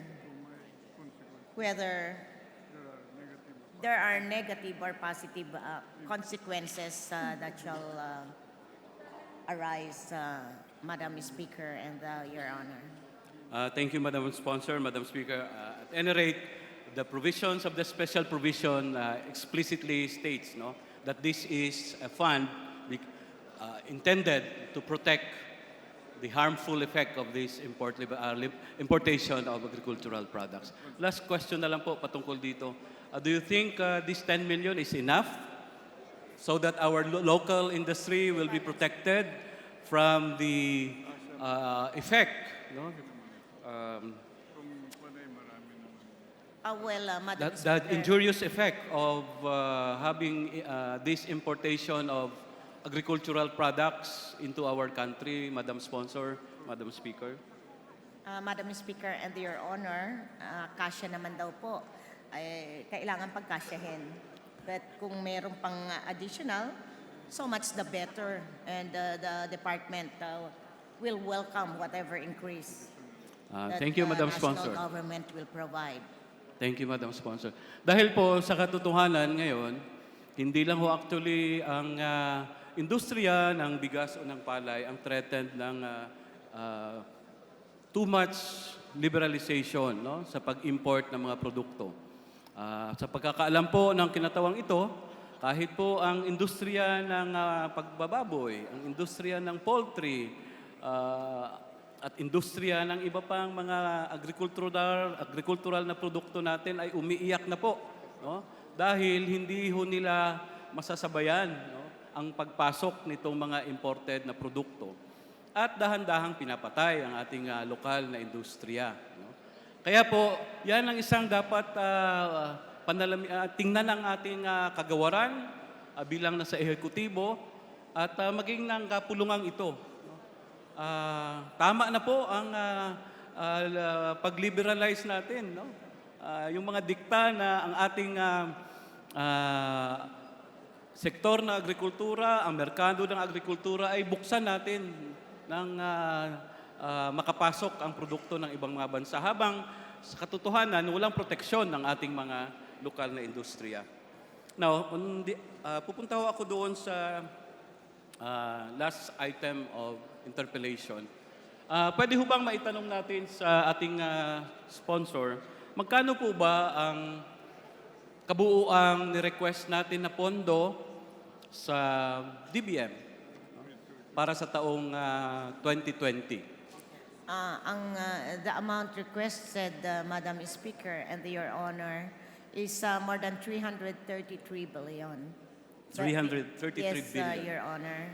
At ang And again, I na-approve, repeat, the amount just been given to the Department of Agriculture is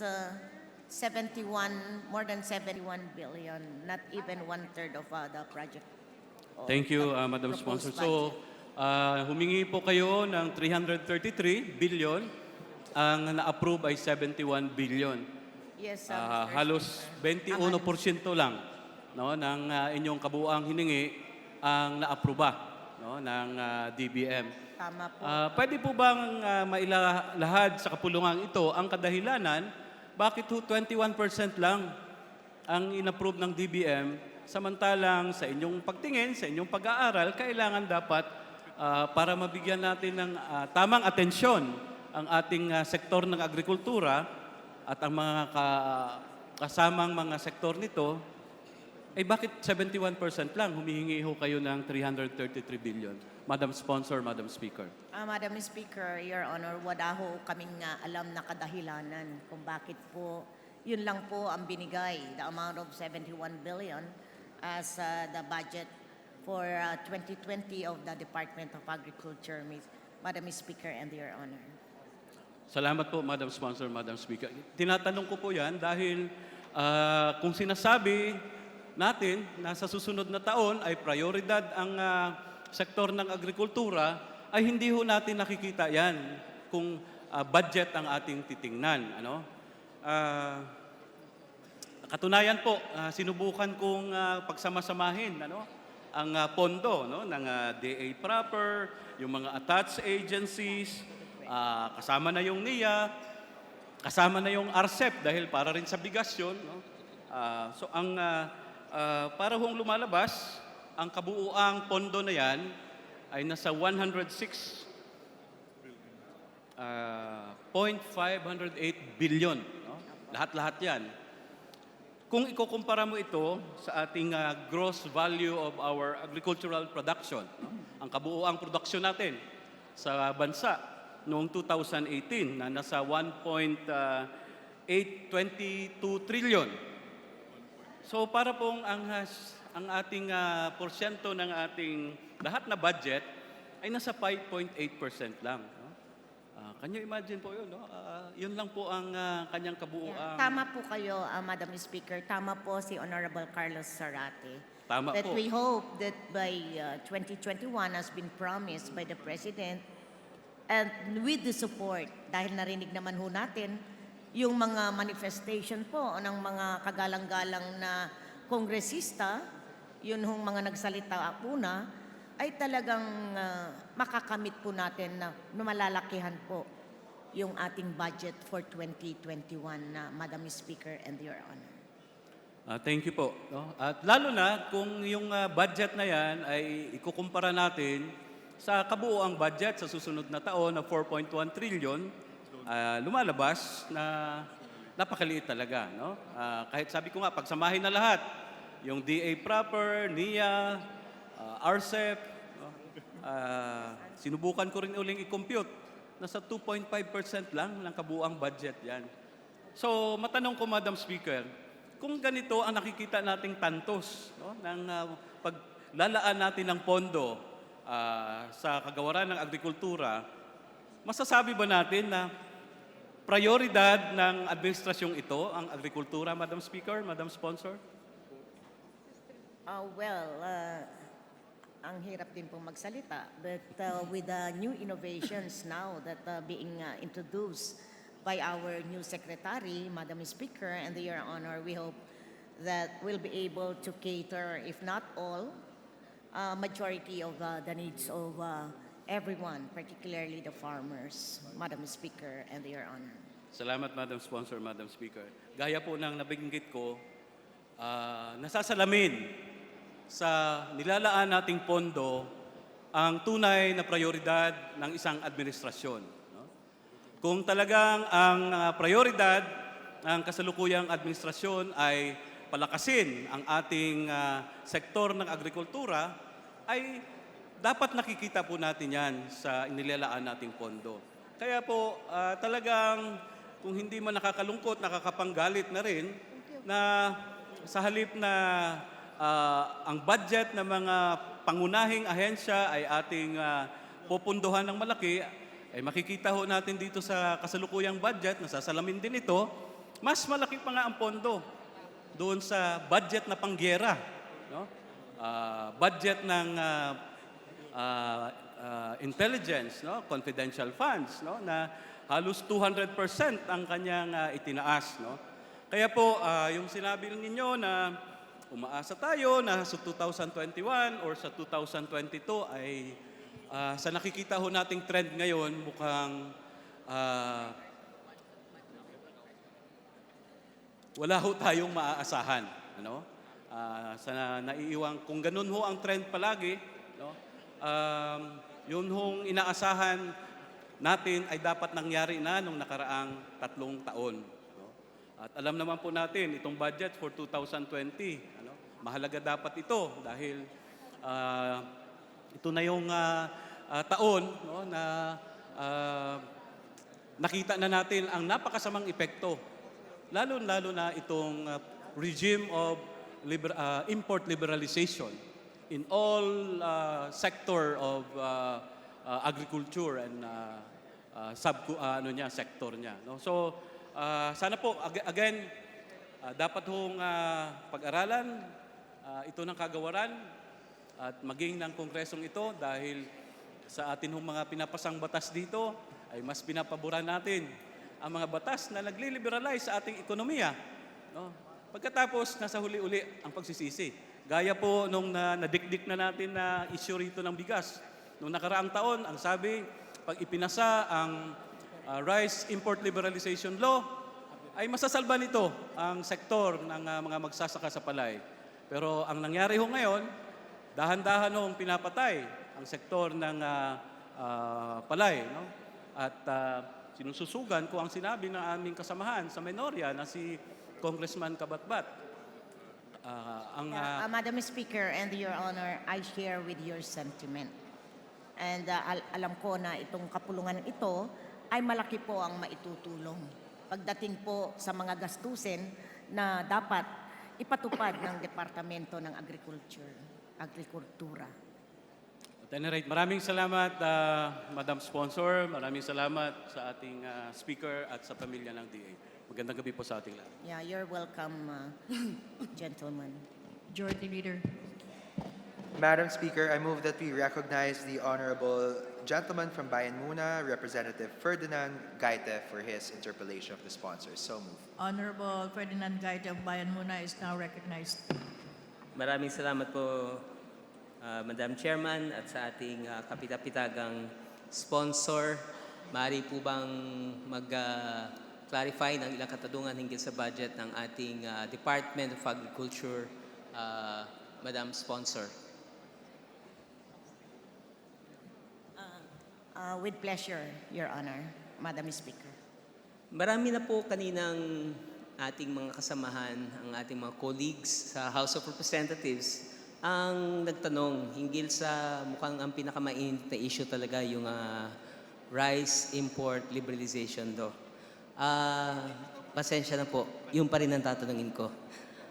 Lalo na, although not in the other areas, but as government workers, to which I belong to, yung advocacy ko po. Ito po yung isang dahilan kung bakit yung union sa NFA ay tumindig na pagtutol dito.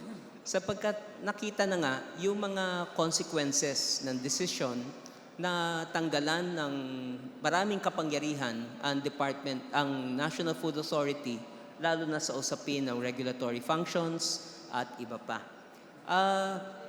Alam po ba ng Madam Sponsor na bunga doon sa gagawing reorganization ng NFA, alam na po ba ang impact sa ating mga kawani sa loob ng National Food Authority, Madam Speaker, Mrs. Sponsor? Nagkaroon po, Madam Speaker, Your Honor, nagkaroon po ng reorganization base po sa bago nilang mandato, Your Honor. Sila po ay, Madam Speaker and Your Honor, sila po ay pinag-submit ng proposal at ito po naman ay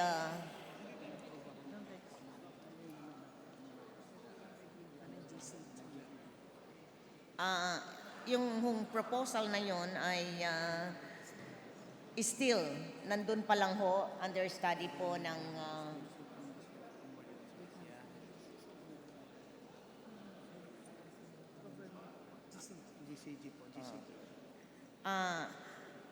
Madam Speaker, Your Honor, ito po ay pinapag-aralan po ng GCG po. Itong organizational structure na nagaganap ngayon sa NFA, Madam Speaker, Your Honor. Maraming salamat po. Kaya po talaga isang concern po natin ito Dahil kahit noong paman na hindi po isang beses na ang NFA ay nalagay sa threat. Nung simula, merong tinatawag silang decoupling where the regulatory functions will be separated from its marketing functions. Meron silang mga delineation, functional delineation na ang tawag po ay paghahati ng various functions ang NFA. Pero to date, ito pong naganap na rice import liberalization ang talagang threatened ang security of tenure ng mga workers. Dahil dun sa nabanggit na reorganization plan, bagamat ito ay still under study at dadaan sa Governance Commission for GOCCs to which the National Food Authority belongs also, dalawang amo ng NFA. Amo niya ang DA, amo niya rin yung GCG, lalo na sa usaping pampinansya at iba pa. Ngunit, batay sa nakuha naming information, sa kagyat, 800 empleyado out of the more or less 4,000 employees will be directly affected because of the removal of the regulatory functions of the NFA. Secondly, due to the change in the direction of NFA, there are now proposals for the collapse of the various provincial offices. Sa nakuha naming information, kung ang isang rehiyon dati ay may 4 o 5 probinsya, gagawin na lamang isa o di kaya 2 provincial office ang mga naturang opisina o provincial offices ng NFA. At ito ay napakalaking impact sa mga manggagawa. Meaning, hindi lang po pala 800 ang posibleng matanggal. Out of 4,000 employees, because of the merging of various provincial offices, drastic yung nakikita nilang effect at posibleng mas mataas pa yung sinasabing bilang ng mga empleyadong matatanggal. At ano ho ba ang tingin ng ating kagalang-galang na sponsor dito sa effect ng naturang plano ng reorganization that will have a direct impact on the employees of NFA? Marami dyan sa mga empleyado ng NFA, nung panahon pa, ang tawag pa sa NFA ay NGA, National Grains Authority, ay narariyan na. Panahon pa ho ni D.A. Chanco, if I'm not mistaken. So, marami sa kanila ay dyan na nagsimula, dyan din tumanda, dyan na rin nagkaasawa. Pero ngayon, because of the implementation of the rice import liberalization law, threatened ang kanilang kasiguran sa trabaho. Ano po ang tingin ng ating kagalang-galang na sponsor sa impact nitong batas na ito doon sa ating mga manggagawang empleyado sa naturang ahensya, Madam Speaker? Madam Speaker and Your Honor, yun hong statement nyo or ito hong mga nangyayari ngayon sa NFA, wala pa pong katiyakan. Dahil ito is still ongoing pa ho ang review. Katunayan nga po, yun hong mga sinasabi niyong empleyado, ay marami na rin ho doon ang retirable. At saka yun hong mga iba naman, ang pinapag-aralan po, kagaya nga ng sinabi ko, it's still ongoing pa ho yung review. Yung iba ho ay pwedeng ma-absorb ng iba't ibang division ng DA at yung ibang ahensya po ng gobyerno. Madam Speaker and Your Honor.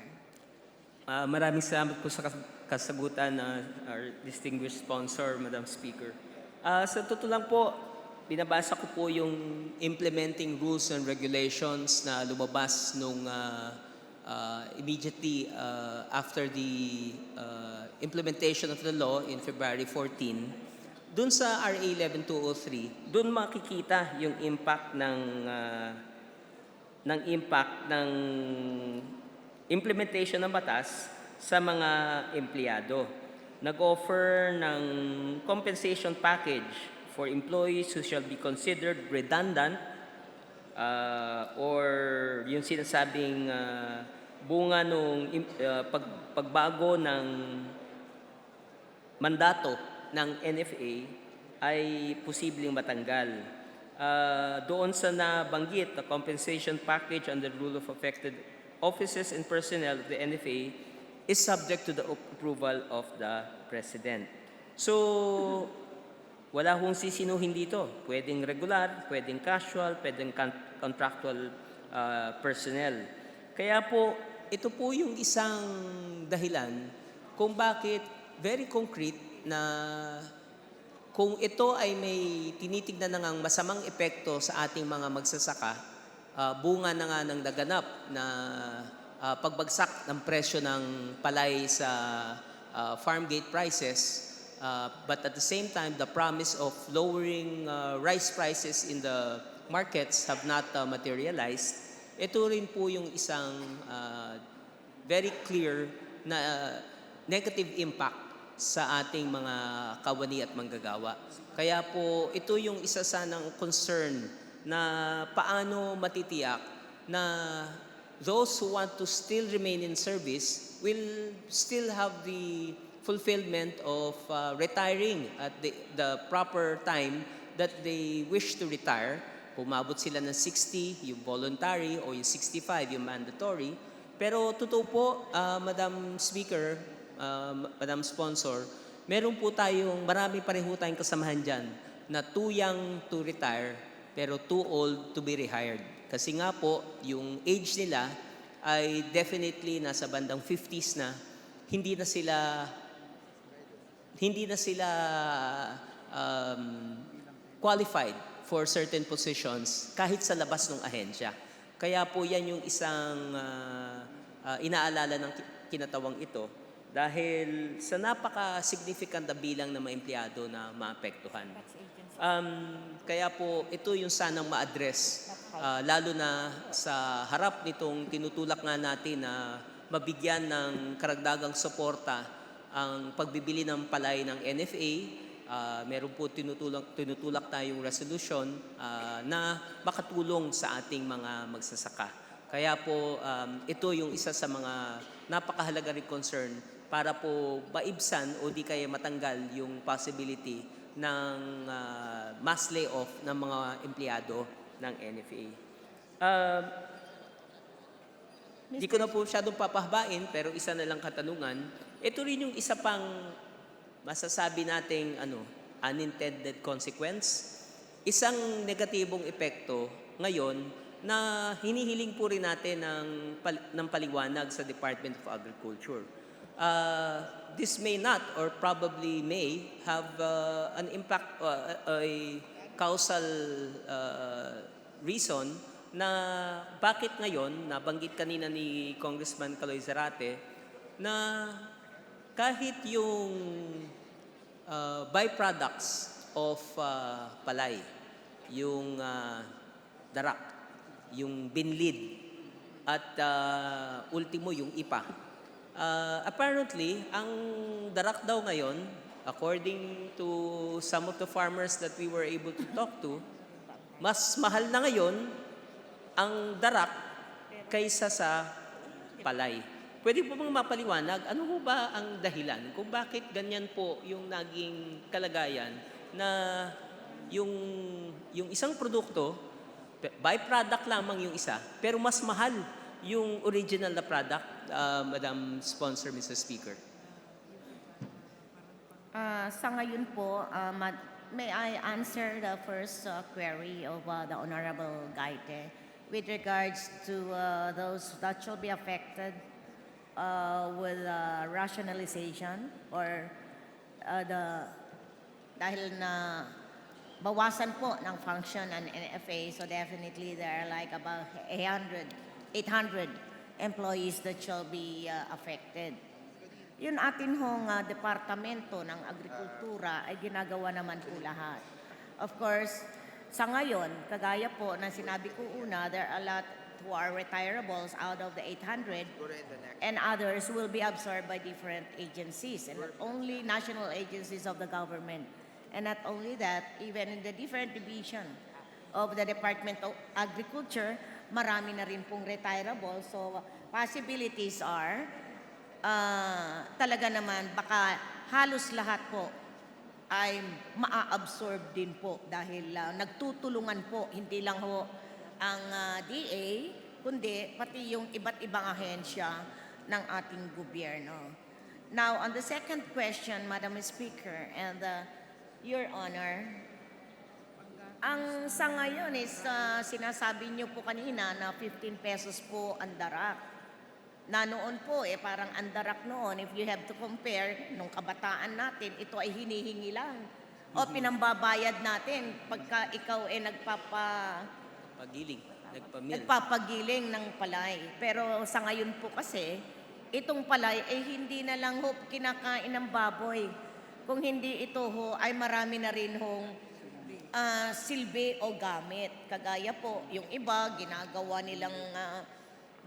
nilang panggatong sa dryer. Pwede rin yung iba, kino-convert nila into fertilizer.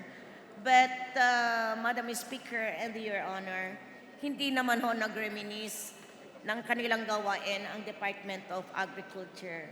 In fact, the DA is doing its best para matugunan ho yung predicament ng ating mga magsasaka.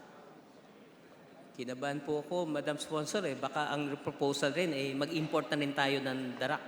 Hindi pa naman siguro, Madam Sponsor, Madam Speaker.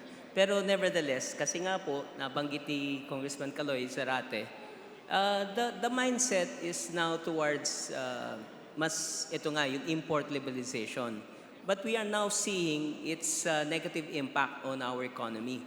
And marami, may mga consequential effect ito, lalo na kapag tinigil mo ang nahinto ang produksyon ng isang bagay, merong domino effect yan, Kung kaya't nababanggit na nga dahil marami na nga mga magsasaka ngayon na sa halip na magtanim sa isang paluging sitwasyon ay wag na lang magtanim. Kung kaya't ang produkto na kayang malikha natin locally ay lumiliit yung volume dahil nga sa competition o unfair competition ng imported na produkto.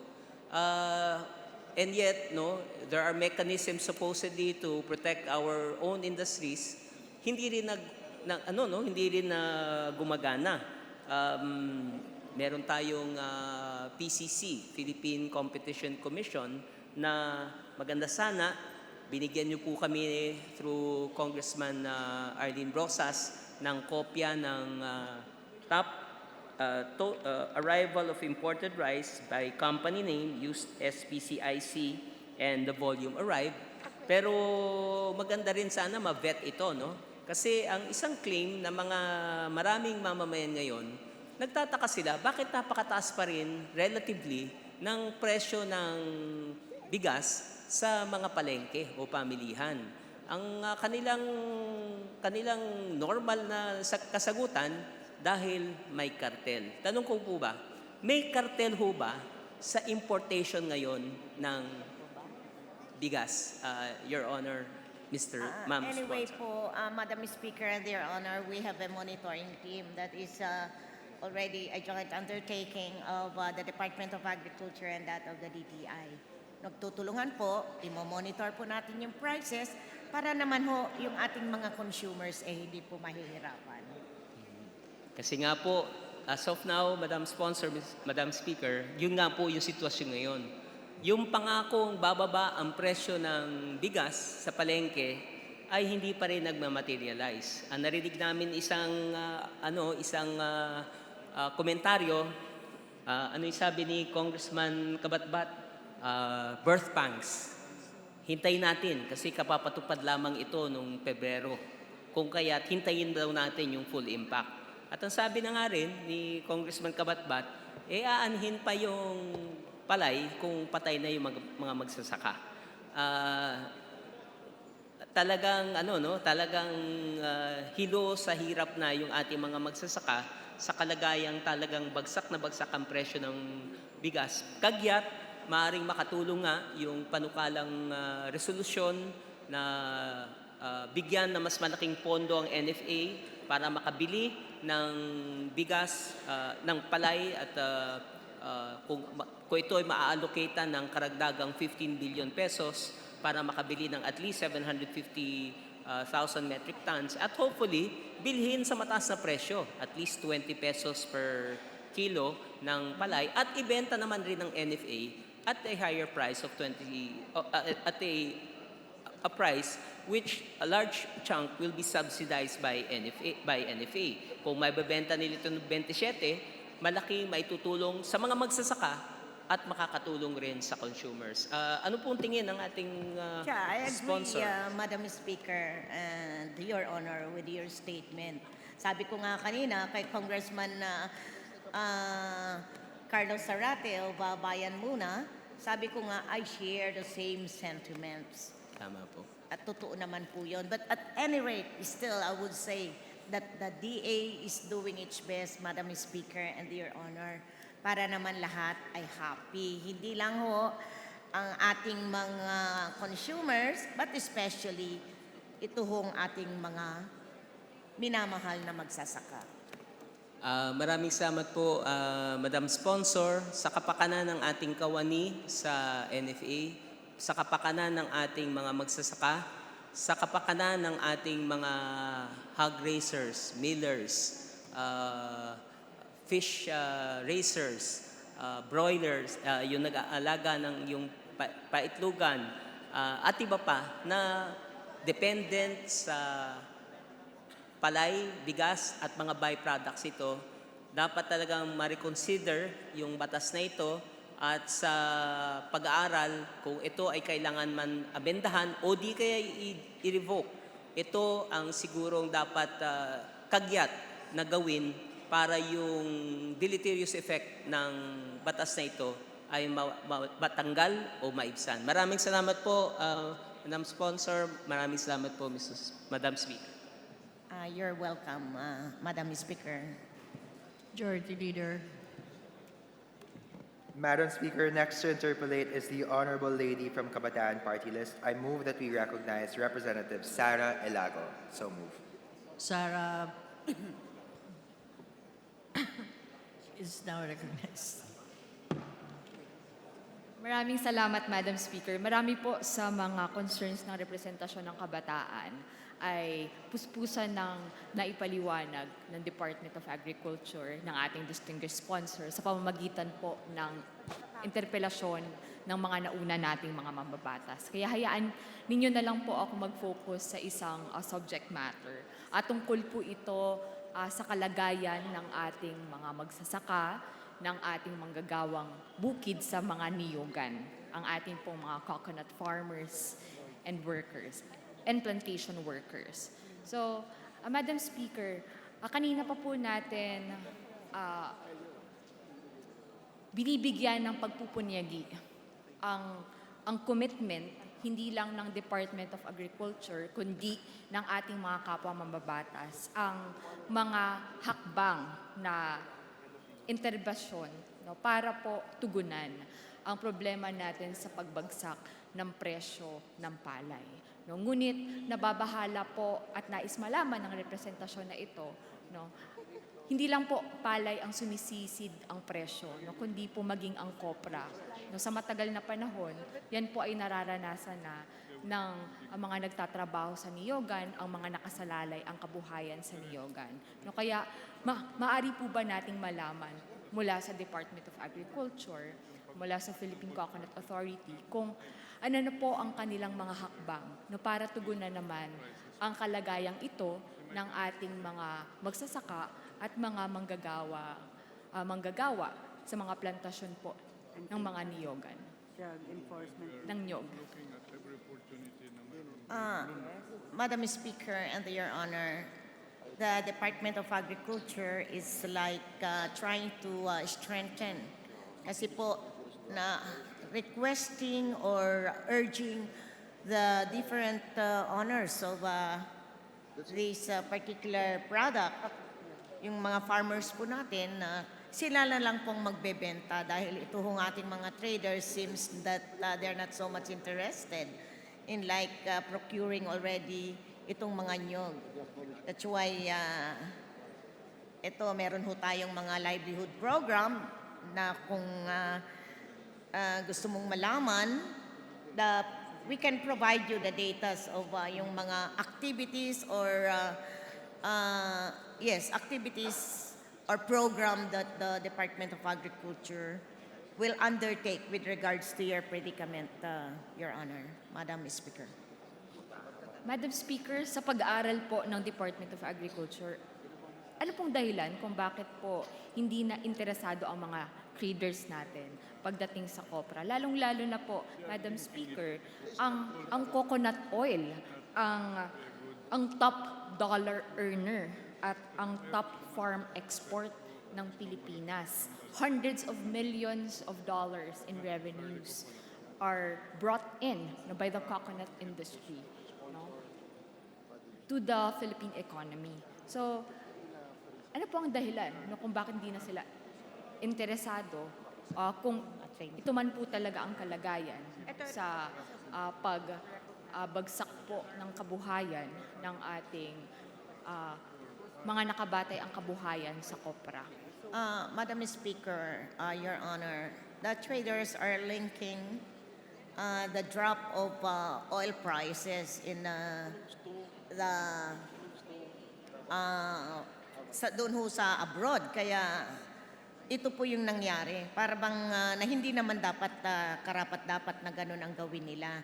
But the Department of Agriculture provided 1 billion for this particular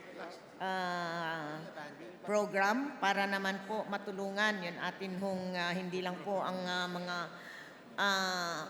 rice farmers or palay farmers, ganon, kundi pati itong ating mga copra and coconut farmers will also be supported by the Department of Agriculture. Madam Speaker and Your Honor. Madam Speaker, tayo po ay manghihingi ng breakdown kung saan gagastusin itong 1 billion na po ito. Tama po ba? 1 billion para sa iba't ibang mga proyekto. Yeah, kasi we've got a lot of activities. The Department of Agriculture has meron ho silang 5 activities or program na i-implement. Kaya nga po kanina sinabi ko, if you want to, the department could provide you a copy for you also to monitor and for you to know what are the support that's being given to the copra industry and the coconut industry. Madam Speaker, Your Honor. Maraming salamat, Madam Speaker. Hintayin po natin ang mas malalim na talakayan na yan kasama ang Department of Agriculture. Nais din natin malaman, Madam Speaker, sa tala po ng DA, ilang milyong dolyar ang kinikita natin kada taon mula sa coconut industry. On the average, or if we can have the 2018 figure, magkano po ang kinikita natin mula sa pag-export sa coconut industry? Hindi lang po ito sa coconut Madam Speaker oil. and Your Honor, we'll provide you of the data para at least meron talaga kayong record at basehan. Ano po? Pero Madam Speaker, would the DA confirm that indeed the coconut oil is one of our top dollar earners and one of our top farm exports. Kaya kailangan po ma-exhaust din ng DA lahat po ng mga pamamaraan para suportahan yung kabuhayan ng mga magsasaka at mga manggagawang bukid sa Niyogan. At gayon din, may pag-aaral na po ba ang DA sa kasalukuyan hinggil sa pagtutulak sa ating mga local government units? Or meron po ba sila sa kasalukuyan na tinutulak ng mga hakbang dito sa Kongreso hinggil sa regulasyon ng presyo ng kopra? Meron po ba tayong proposal para magkaroon po ng floor price pagdating sa kopra o kaya naman ma-regulate din yung trading ng kopra dito sa ating bansa? Sa ngayon po, Madam Speaker and Your Honor, wala pa pong ganon na proposal. Madam Speaker, binibigyan din po natin ng pondo ang Philippine Coconut Authority para sa pananaliksik hinggil sa pagpapaunlad ng ating industriya sa coconut. No? Kaya dapat maksimisahin po natin ito, no? Para sa ganitong mga pag-aaral, no? Kung paano natin pauunlarin ang naturang industriya dahil sa milyon-milyon dolyar, no? Na dinadala nito sa ating bansa. Madam Speaker, nais din natin siguraduhin na yung kinikita ng ating mga magnyunyog ay hindi lamang sapal, no, kundi matatamasa din ba nila yung gata ng kanilang mga pinaghirapan.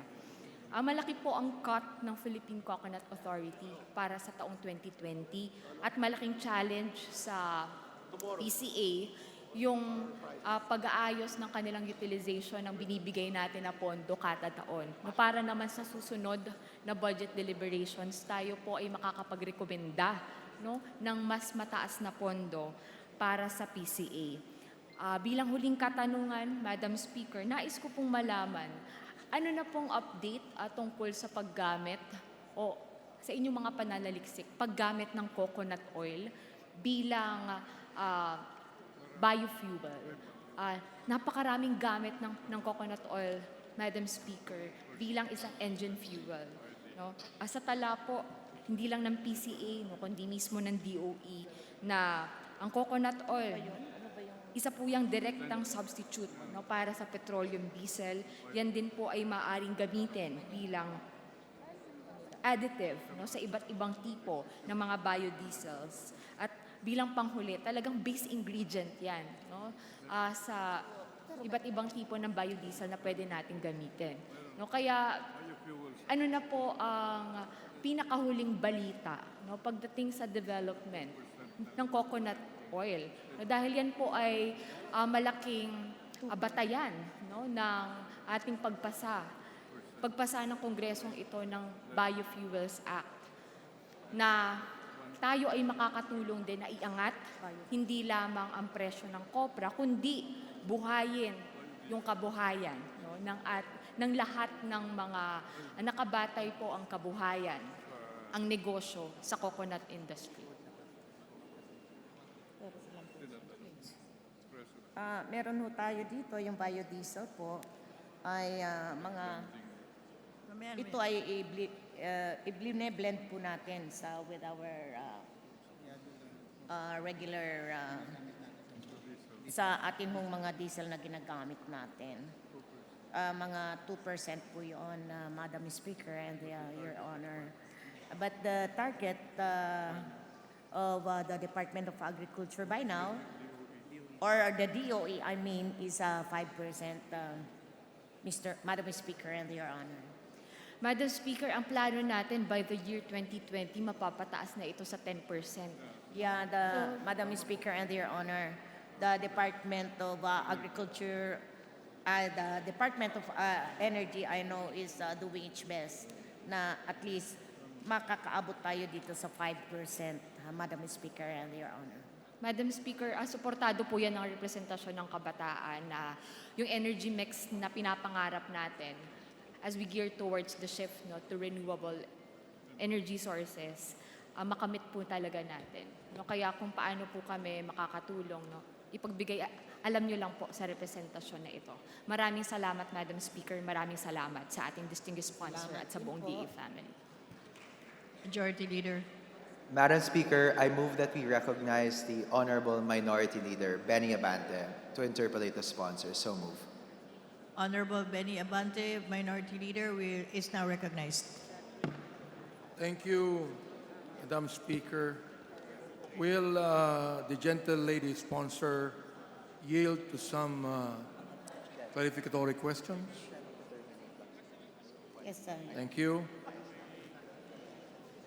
All of my questions regard the National Irrigation Administration. First of all, I would like to thank the National Irrigation Administration, led by Administrator General Ricardo Visaya, for submitting and complying to my query on the COA report of 299 uncompleted irrigation projects as of December 31 of 2018, and submitting to me the list of all accredited contractors of the National Irrigation Administration. My first question would be this: what is the status of the notices of suspension and disallowances issued by COA in 2017 and 2018? Madam Speaker, Madam Sponsor.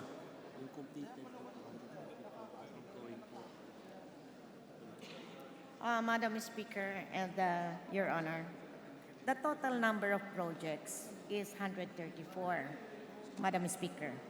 And the total number of packages is 286, Your Honor. And out of the 286, Madam Speaker and Your Honor, 224 are completed, projects are completed. And there are still like 40 224 is, please. completed po, Your Honor. And there are 40 packages ongoing, and those terminated are 22, Madam Speaker and Your Honor. Well, as in previous year's audit, it says poor documentation and record keeping have been consistent concerns. Is that right?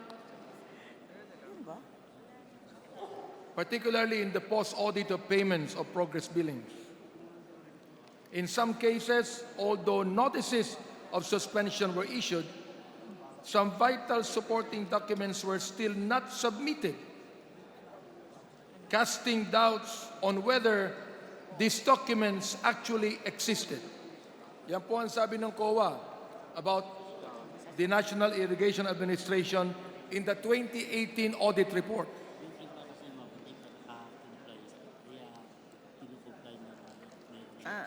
Madam Speaker and Your Honor, according to the NIA, yung iba po kasi ay hindi pa ho nakapag-comply. But now they're trying to complete the needed documents so that the agency can immediately comply with the observation of the audit. Okay, Madam Speaker, Madam Sponsor, what is then the status of the delayed irrigation projects of the National Irrigation Administration worth more than 20 billion? To it, according to news reports from Manila Times, summarize the COA 2018 report on 299 uncompleted irrigation projects. May I cite some part of the summary. Irrigation projects with total contract cost of 20.7 billion incurred delays ranging from a day to about 6 years.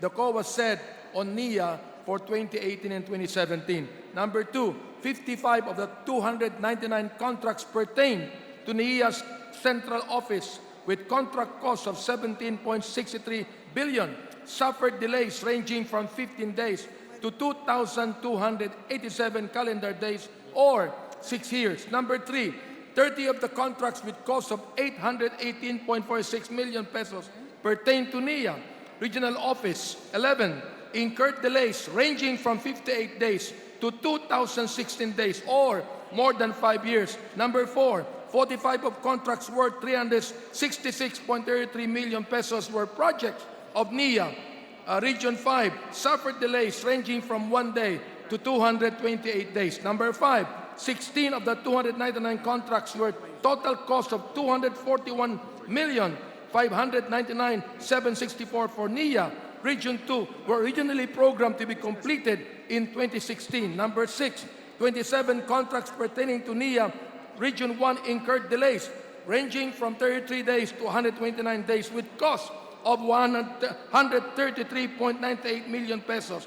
Number 7, 12 contracts for Region 3 with cost of 102.7 million suffered delays ranging from 24 days to 223 days. Projects, number 8, for Region 9, 13, 6, and the Cordillera Administrative Region were also delayed. Number 9, 75 of the 299 contracts pertain to the Agno River Irrigation System Extension Project, as well as 8 contracts that pertain to the Balog-Balog Multipurpose Project, and so on and so forth. Madam Speaker, Madam Sponsor. Madam Speaker and Your Honor, in fact, I provided you, Your Honor, a copy of coming from the NIA, because during the budget briefing, I think these are the issues that you brought out.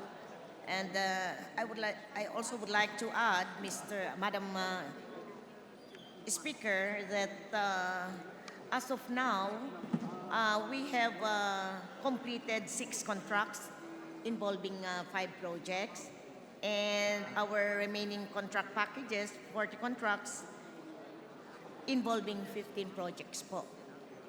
And like if there had been like audit observation coming from the COA is because of so many factors, one of which is the right of way in particular, at marami pa hong mga factors nga po na sinasabi ko. Madam Speaker. But Madam Speaker and Your Honor, the NIA also is doing its part na inaayos na po lahat, Your Honor.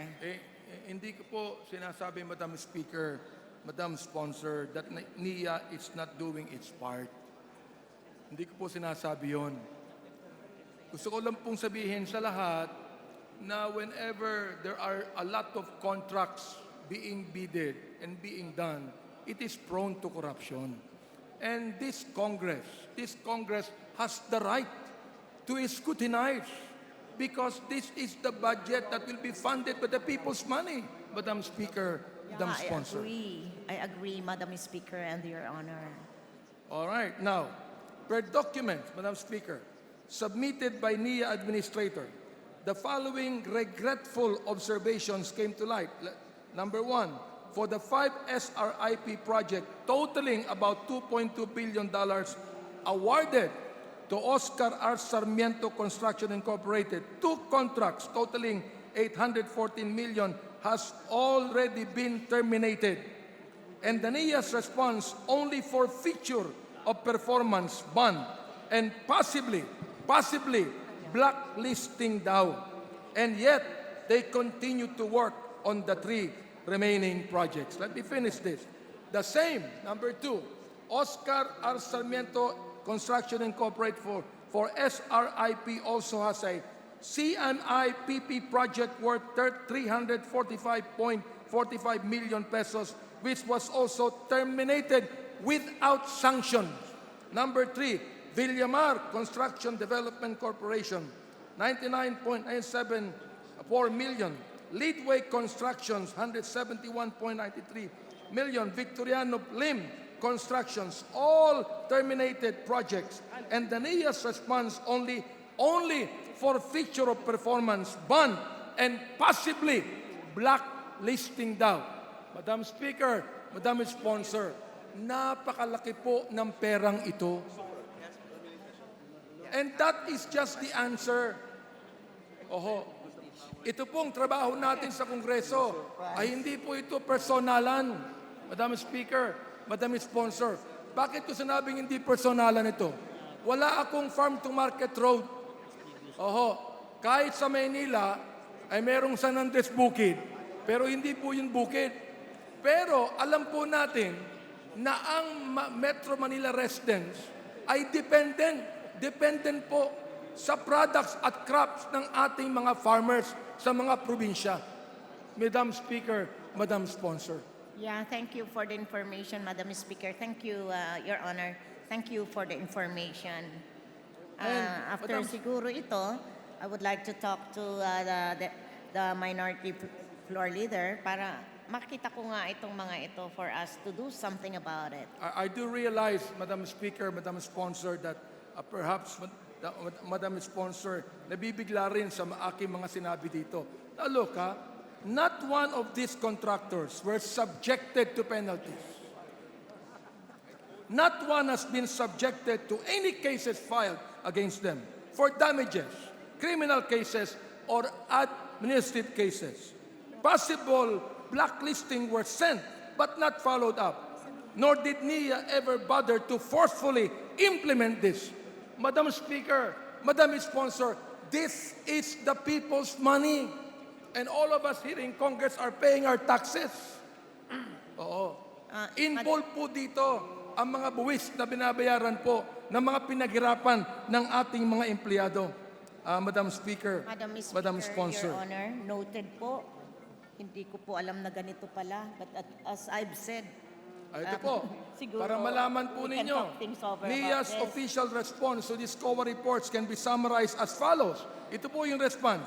Number 1, bad and unpredictable weather conditions. Number 2, only 6 months of the year is left for constructions because the rest are subject to rainy weather. Number 3, unresolved right-of-way. Number 4, farming schedule and standing crops. Number 5, peace and order situation. Number 6, poor project planning, supervision, monitoring control. Number 7, untimely release of funds. Kung lahat po ng mga ito, ang mga reasons niyan, yan po ang dahilan kung bakit tayo nag-i-import ng bigas. Yeah, Madam Speaker and Your Honor, thank you for the information. Ultimately, Madam Speaker, the responses to the COA can be summed up in one word. Just in one word. Whatever the response might be, the one word is negligence. Negligence. Why? These are carried responses that COA always gets from implementation of projects.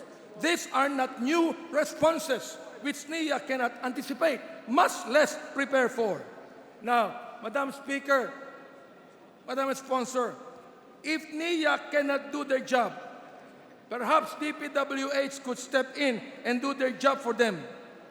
Perhaps it's time for NIA to be abolished and all its functions transferred to DPWH.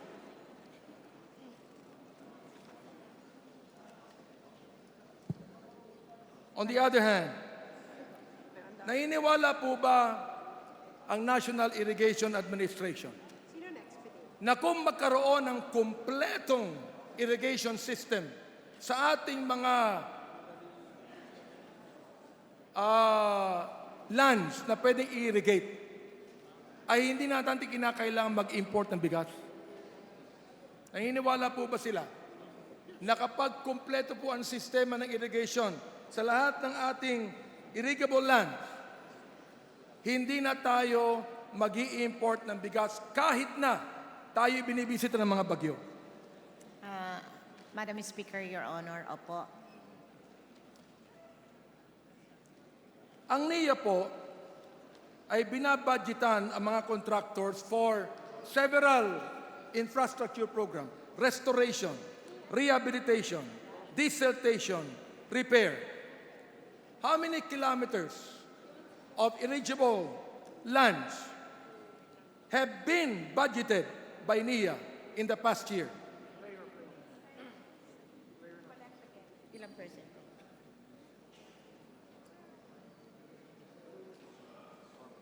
Madam Speaker, Your Honor, may I look at the data of the NIA?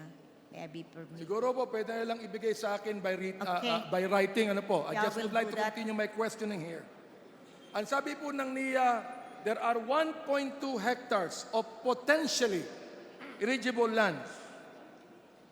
Ito pong 1.2 million remaining hectares of potentially irrigable lands ay meron na po bang budgetary requirement po ito? Meron na po bang plano na ito ay gawing irrigated lands? Ito pong 1.2 million hectares. Sa ngayon po, Madam Speaker and Your Honor, wala pa po. Sapagkat, Madam Speaker, Madam Sponsor, ang sabi po sa akin ng mga farmers, pag irrigated po ang lupa, at least 2 cropping seasons. Tama po ba ako? Yes, Madam Speaker, Your Honor. Can you imagine? 2 cropping seasons.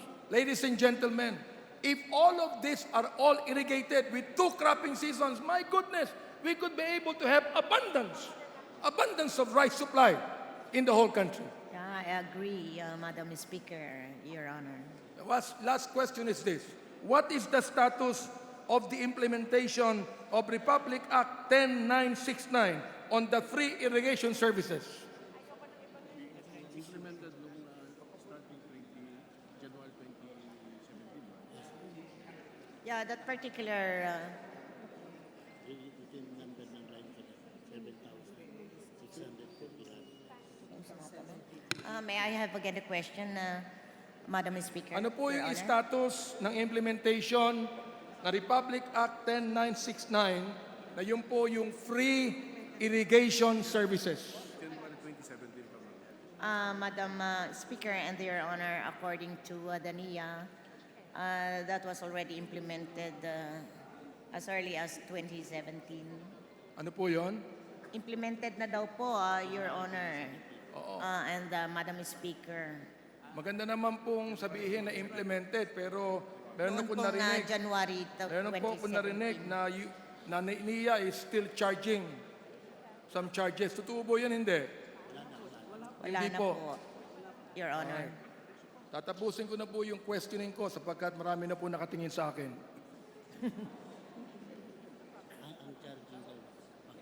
So, with no more questions to be asked, Madam Speaker, by the minority, I therefore move to terminate the interpretation for the majority.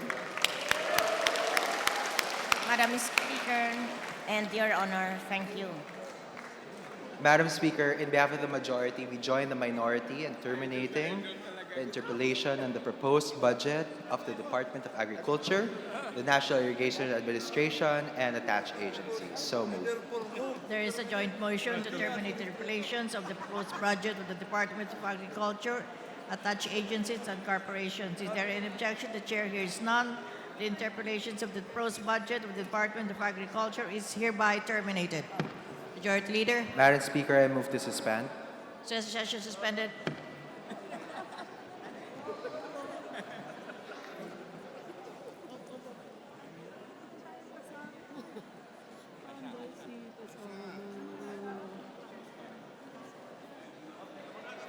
Sama-sama! Okay, kami yung mga gandang lalaki dito.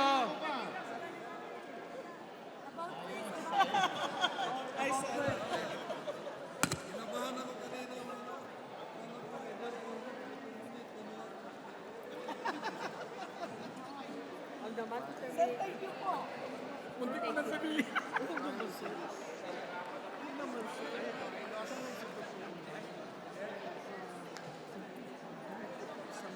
Yes, please, please.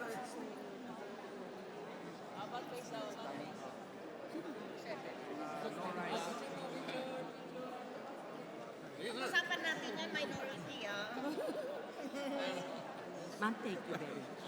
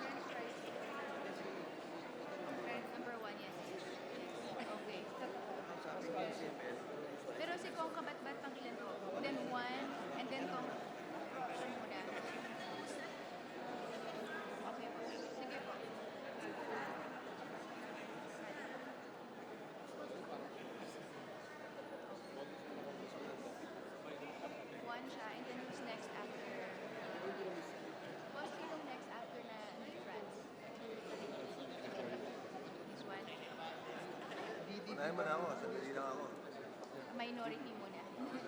Alternate naman eh.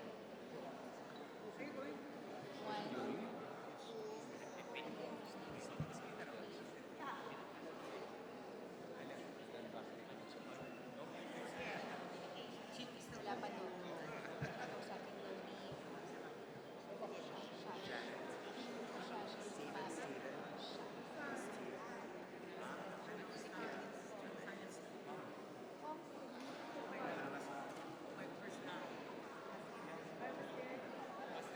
Next after ni Kong France.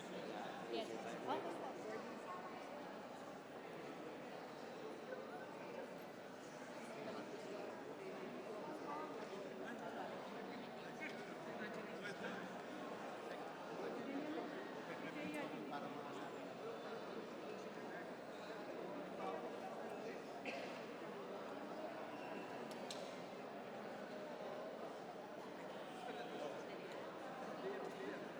Today, and Dangerous Drugs Board.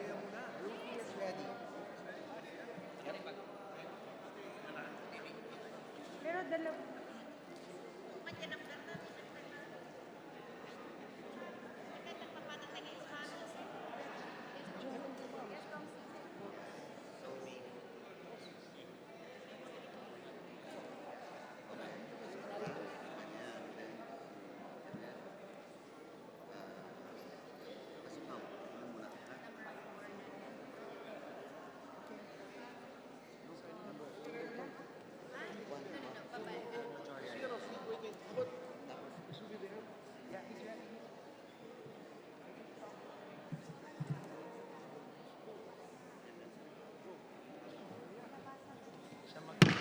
Session resumed. Majority Floor Leader. Mr. Speaker, I move for the joint consideration of the proposed budgets of the Dangerous Drugs Board and the Philippine Drug Enforcement Agency. I so move, Mr. Speaker. There is a motion to proceed with the consideration of the budget of the Dangerous Drugs Board And Philippine Drug Enforcement Agency, PDEA. and the Philippine Drug Enforcement Agency. Is there any objection? There being none, please proceed. Majority Floor Leader. Mr. Speaker, we would like to greet our guests from the Dangerous Drugs Board, headed by the Honorable Catalino S. Cuy, and the Philippine Drug Enforcement Agency, headed by Director General Aaron N. Aquino. The House welcomes the delegation of these two agencies. Majority Floor Leader. Mr. Speaker, I move that we recognize the Honorable Rufy Biason from the Lone District of Muntinlupa to sponsor the proposed budgets of the Dangerous Drugs Board and PDEA. I so move, Mr. Speaker. The distinguished sponsor has the floor. Thank you, Mr. Speaker. I have the distinct honor and pleasure to present the budgets of two agencies, the Dangerous Drugs Board, amounting to 283.661 million pesos, which is 5.99% lower than their 2019 appropriations, and the proposed budget for the Philippine Drug Enforcement Agency amounting to 2.380 billion pesos, which is 15.70% higher than their 2019 appropriations. This representation is ready to answer questions. Mr. Speaker, Your Honor. Majority Floor Leader. Mr. Speaker, I move that we recognize Representative Franz Castro of ACT Teachers Party List for her manifestation on the proposed budget of the Dangerous Drugs Board and PDEA. I so move, Mr. Speaker. The distinguished representative of the teachers, ACT Teachers Party List is hereby recognized. Thank you, Mr. Speaker. I'm not only going to manifest, Mr. Speaker, I'm going to interpellate the agency. Please proceed. Maraming salamat muli, Mr. Speaker. Ang ating po bang distinguished sponsor ay magbibigay ng ilang panahon para sagutin yung ilang mga clarificatory questions ng kinatawang ito. Maaari naman po, Mr. Speaker, Thank you, Mr. Sponsor, Mr. Speaker. Sa mga nakaraang pong pagtatanong kaugnay noong drug operation at alam po ng ating kagalang-galang na sponsor na pangunahin po sa programa ng ating Pangulong Duterte ay yung pagsugpo ng droga. Kung maalala ko po, doon sa last zona, sabi niya po na relentless ang gagawin nating pagsugpo dito sa drug war. Naalala po ba ito ng ating butihing sponsor, Mr. Speaker? Opo, natatandaan po natin yung mga pahayag ng ating Pangulo nung nakaraang SONA. At ipinahayag niya na kahit na matapos na ang kanyang, may isang pahayag din siya na kahit na matapos na yung kanyang termino, ay tingin niya ay hindi niya masusugpo ang problema sa droga. Totoo po ba ito, Mr. Sponsor, Mr. Speaker? Marahil yun po yung assessment ng ating Pangulo dahil din sa mga nadiskubre niya na kung gaano kalawak yung problema nating hinaharap sa pinagbabawal na droga. At Mr. Speaker, dahil nakaharap po sa atin ngayon yung budget para sa PIDEA at yung ahensya na mga siwa sana sa mga polisiya sa usapin ng droga. Tama po ba, Mr. Speaker, Ginoong Sponsor, na yung PIDEA ay ang pangunahing ahensya ng ating gobyerno kasama noong Dangerous Drug Board na siyang pangunahing mga ahensya ng ating gobyerno para gumawa ng mga polisiya, gumawa ng mga pamamaraan para masugpo natin po ang problema natin sa droga. Totoo po ba ito, Mr. Speaker, Ginoong Sponsor? Tama po, Mr. Speaker. Yun po ang nakasaad sa batas na ang pangunahing mga ahensya natin sa pagsugpo sa pinagbabawal na gamot ay ang PIDEA at ang Dangerous Drugs Board. At nakakalungkot, Mr. Speaker, Ginoong Sponsor, sa nabanggit nyo kaninang budget ng PIDEA at ng Dangerous Drug Board na napakaliit yata ng inilalaang budget dito sa ahensya na ito na may napakalaking katungkulan para masugpo ang droga. Tama po ba, Mr. Sponsor, Ginoong Speaker? Maaari po nating masabi, Mr. Speaker, na mas maganda kung madadagdagan pa ang pondong allocated sa lalong-lalo na po sa PIDEA, ang frontline agency laban sa pinagbabawal na gamot. Naniniwala po ako na kung matataasan siguro ang budget dito ay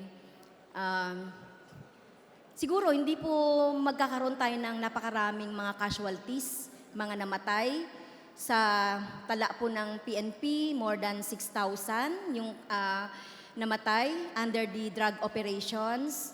Kung titignan naman po natin yung ibang source, meron na pong 30,000 na namatay na may kaugnayan sa operasyon ng droga. Do you confirm this, distinguished sponsor?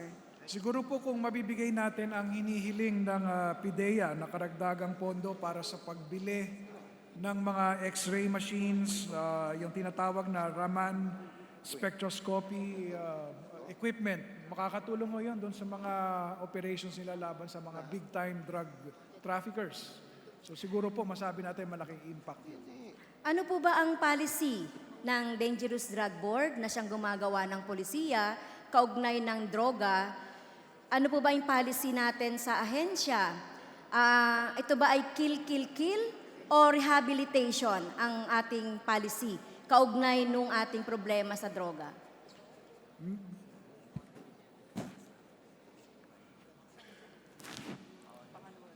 Yun pong pambansang strategiya laban sa droga ay nagbibigay ng atensyon sa demand reduction at saka supply reduction. So kasama po doon yung nabanggit ng ating kasamahan, Mr. Speaker, na rehabilitation ng mga nabibiktima. Okay. So, okay po. Malinaw ano, pagpabawas po ng supply at syempre pagbabawas ng supply and demand.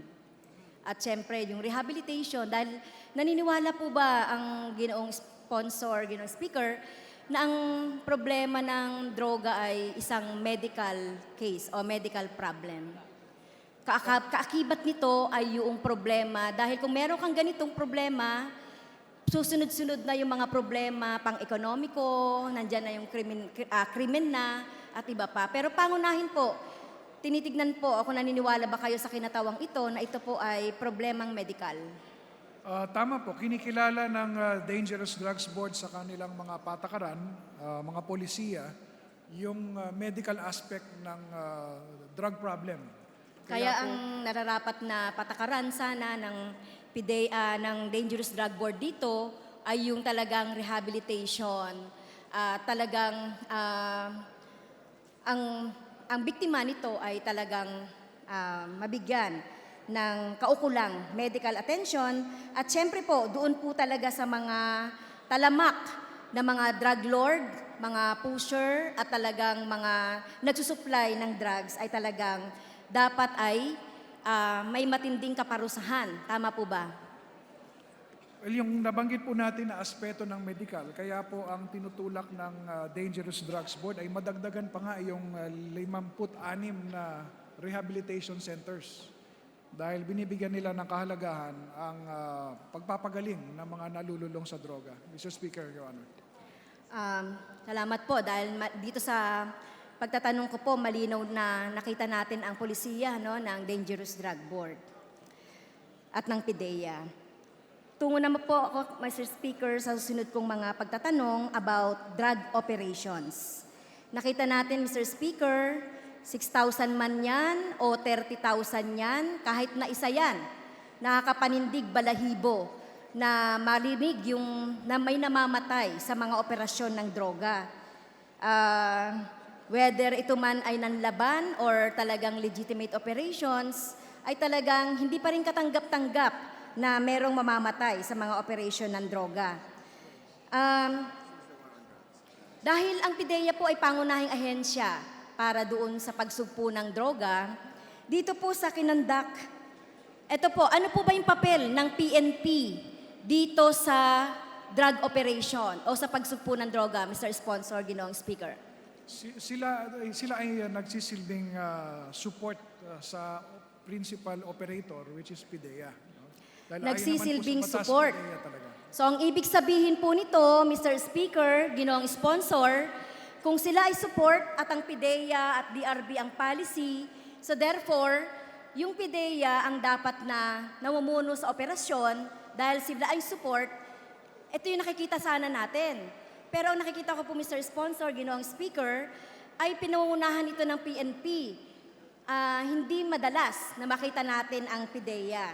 So, ang tanong ko po dito, Mr. Sponsor, Ginoong Speaker, alam natin na pangunahin po ang PIDEA, pero nakikita natin yung PNP. At nakikita natin yung PNP, yung nasa forefront lagi ng mga operations.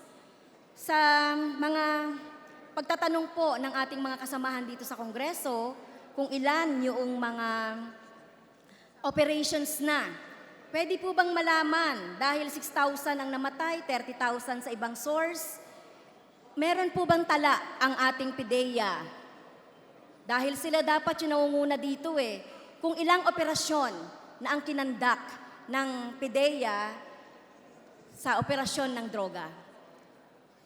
Mr. Speaker, distinguished colleagues, sa panahon po na nagsimula ang kampanya noong 2016 hanggang sa kasalukuyan, mayroon pong bilang na 63 na namatay na konektado doon sa operasyon ng PIDEA. Hindi ho natin maiiwasan na ang PNP ay mas malaki ang involvement. Unang-una dahil mas malawak ang kanilang presence sa buong bansa. Mahigit 100,000 tao nga ho ang personnel ng PNP. At mandate naman po nila ang law enforcement. Samantalang ang PIDEA naman ay mas maliit na bilang.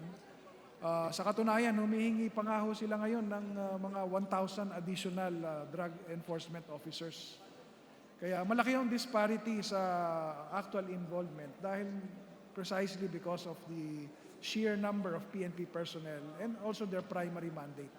But as far as PIDEA is concerned, from the start of the anti-drugs campaign, only 63 deaths have been connected with their operations.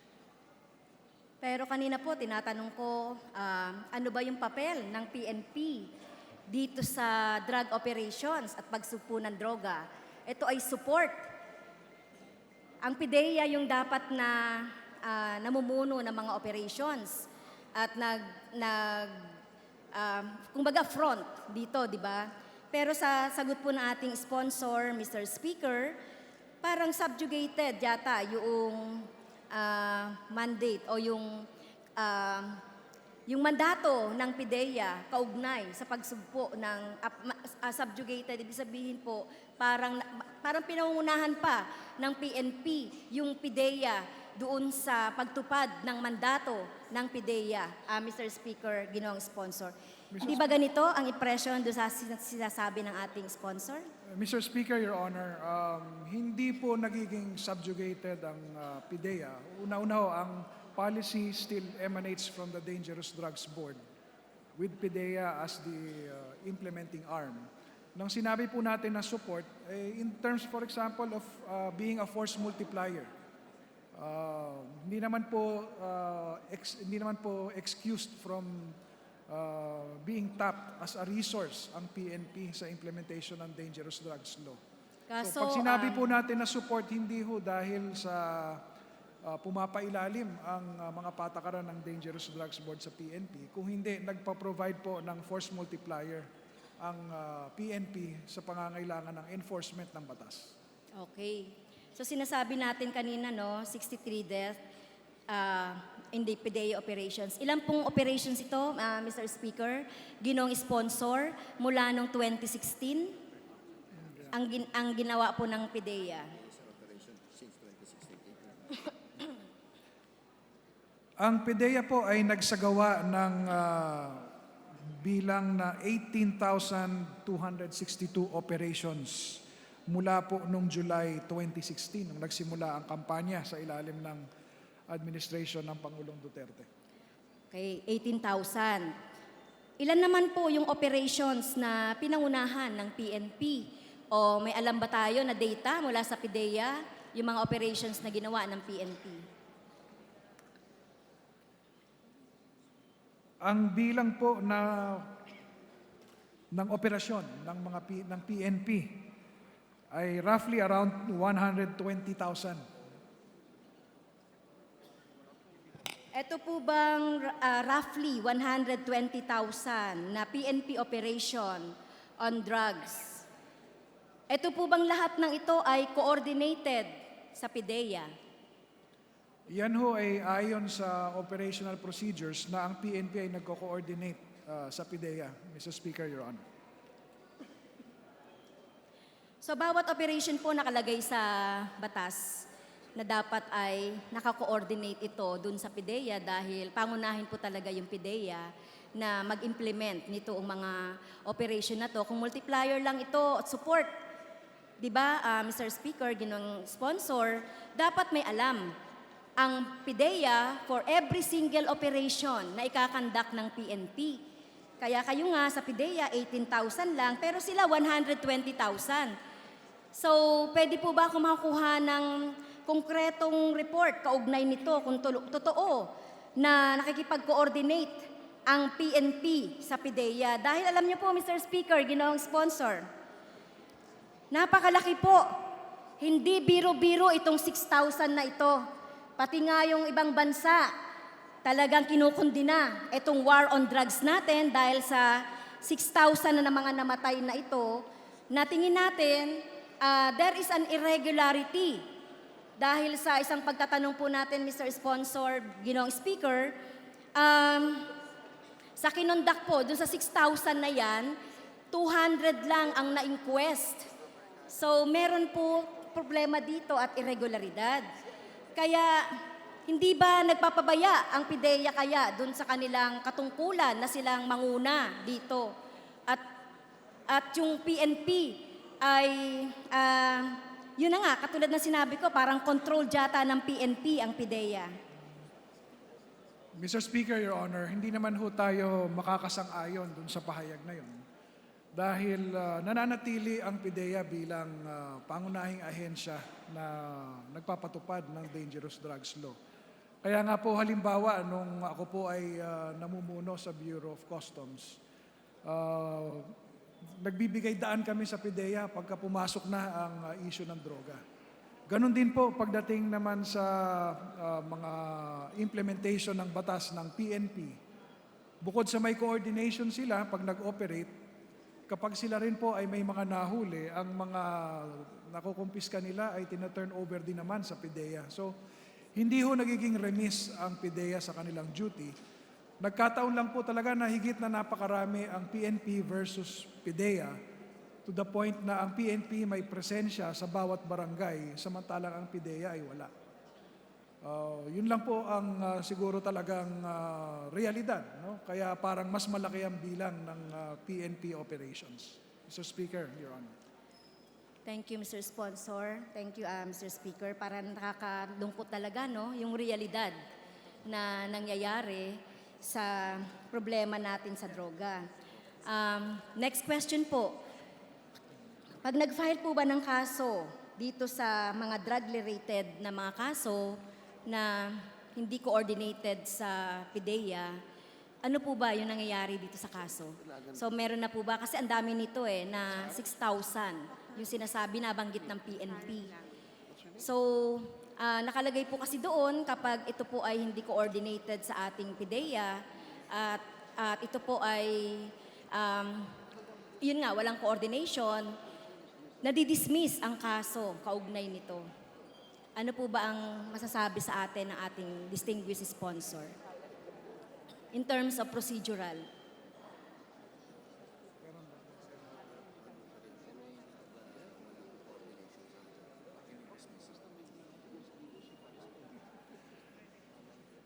Kung may, Mr. Speaker, Your Honor, kung meron pong mga nadidismiss dahil po sa lack of coordination, yan din kasi talaga ang the price we pay for non-compliance. No?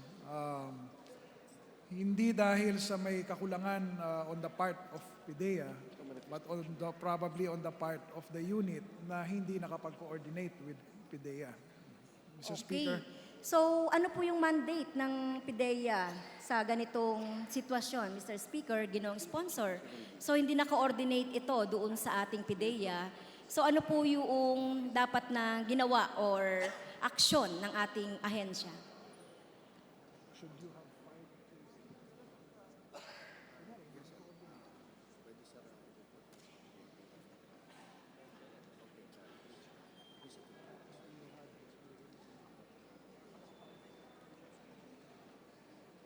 Ang tama pong hakbang, Mr. Speaker, Your Honor, pagka ganun ang sitwasyon ay dapat ho maghain ng reklamo laban dun sa hindi tumupad sa procedure ng batas.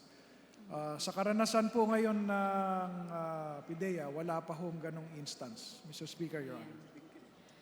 Okay. So, malinaw po na talagang may something wrong doon sa ginagawa nating pag-atake doon sa problema natin sa drugs. Kasi po talagang napakasakit sa loob na makita yung mga ganitong statistics na mga namatay. Pero kung aayusin lang po siguro natin yung coordination at yung tulungan ng PIDEA at ng PNP, na hindi po yung PNP yung gagawa ng mga talagang initiative, operation at co-coordinate. Sana mas maayos ang pagpapatupad nung ating programa dito sa war on drugs. Pero nagresulta ito doon sa pagkamatay ng ating mga libo-libong mga mamamayan. Okay, next topic, Mr. Speaker, ginoong sponsor. Lately, may pahayag ang ating chief ng PIDEA about doon sa recycling of drugs. Na nabasa natin doon sa report na inaamin niya na may nangyayari yung recycling of drugs, na kung merong mga nahuhuli na mga drugs ay hindi naman ito totoo, hindi naman ito accurately na naire-report. So tama po ba ito, Mr. Speaker, ginoong sponsor? Tama po, Mr. Speaker, Your Honor, na mayroong pahayag na ganon ang ating hepe ng Kasi PIDEA. sabi natin kanina, pupunta na tayo sa demand and supply. Gusto nating mabawasan ito, pero ang dapat na sugpuin siguro, di ba? Yung source yung pinanggagalingan ng mga droga. At syempre, sa ating mga mamamayan naman na biktima ng droga, yung dahilan ng pagdodroga. Pero pinakamahalaga dito, sugpuin yung dahilan ng droga. So meron po bang inventaryo ang PIDEA kaugnay nung mga na-confiscate or nakuha sa mga biktima ng droga? Nasaan po ba ito? So dahil sa pahayag na yon, ibig sabihin hindi na intact itong mga ebidensya na ito. Mr. Speaker, Ginoong Sponsor. Mr. Speaker, mayroon pong talaan or inventaryo ang PIDEA sa mga droga na nahuli at na-turn over sa kanila. Meron ho silang pasilidad na pinaglalagyan ng evidence room na tinitiyak naman po nila na ito ay well secured, Mr. Speaker. So, kompleto po ito. So, ilan po kaya yung na-recycled? Meron ba tayong data ng ni-recycled?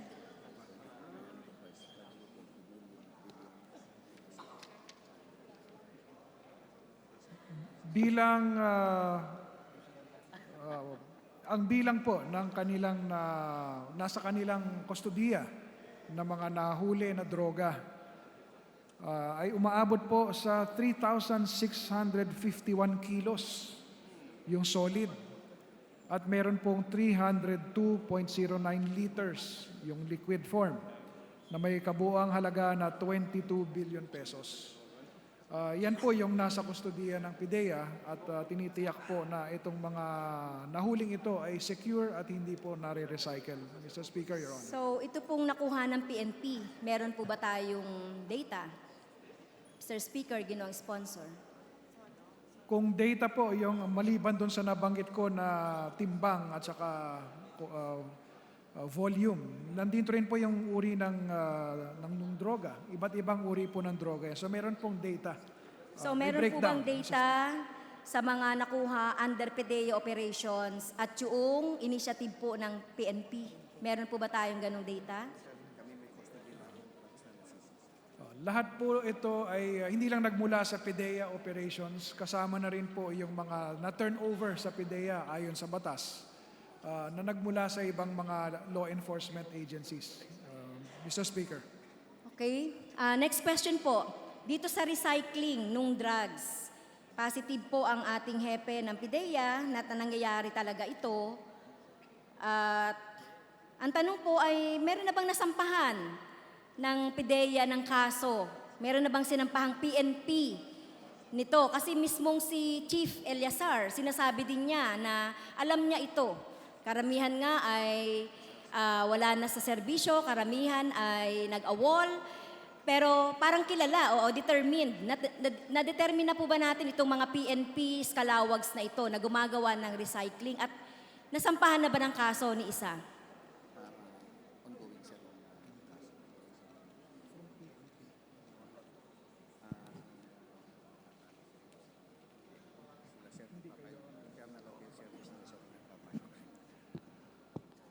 Meron na, Mr. Speaker, Your Honor, meron hong mga nasampahan na ng kaso. Sa katunayan po sa PIDEA, meron hong 5 na nasampahan na ang 2 ay na-dismiss, no, naparusahan na rin po. At yung 3 ay ongoing yung kanilang court case. Kung patungkol po sa PNP, mas masasagot po ng PNP sa hanay nila dahil internal affairs po nila ang humahawak ng mga kasong ganyan. Pero siyempre, alam po ng PIDEA siya rin naman ang nagsasabi na merong nangyayaring ganito. Isa rin sa mandate, di ba, ng PIDEA ay yung mag-imbestiga dito. At kung kinakailangan ay magsampa ng kaso dito sa mga tiwaling PNP na to. So, meron po ba tayong ganong data? Kasi itong 5 na to parang napakaliit kung tutuusin natin sa laki ng problema na idinulot nitong recycling of drugs. Unfortunately, Mr. Speaker, Your Honor, it would be the PNP who will be in the best position to share with us the data on the number of cases filed against their personnel. Because it is an internal matter to them. Cases are filed or initiated by the PNP service within its Siguro at the least, Ginoong Speaker, Ginoong Sponsor, dahil alam naman natin, sabing ganon, that the PNP is coordinating with the PIDEA siguro may mutual relationship naman yon. Can the PIDEA commit to this representation na makakuha ng information kung may mga nasampahan na ang PNP through their IAS na may kaugnayan dito sa recycling of drugs? Mr. Speaker, Ginoong Sponsor.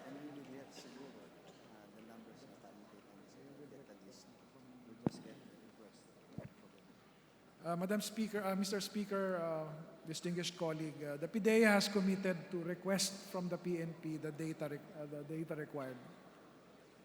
Last na po, Mr. Speaker, kaugnay dito sa recycling. Dahil mainit yung GCTA, di ba? Mainit din yung mga tiwaling mga opisyales na itinalaga ni President Duterte sa Bucor. At nabanggit po ng ating hepe ng PIDEA na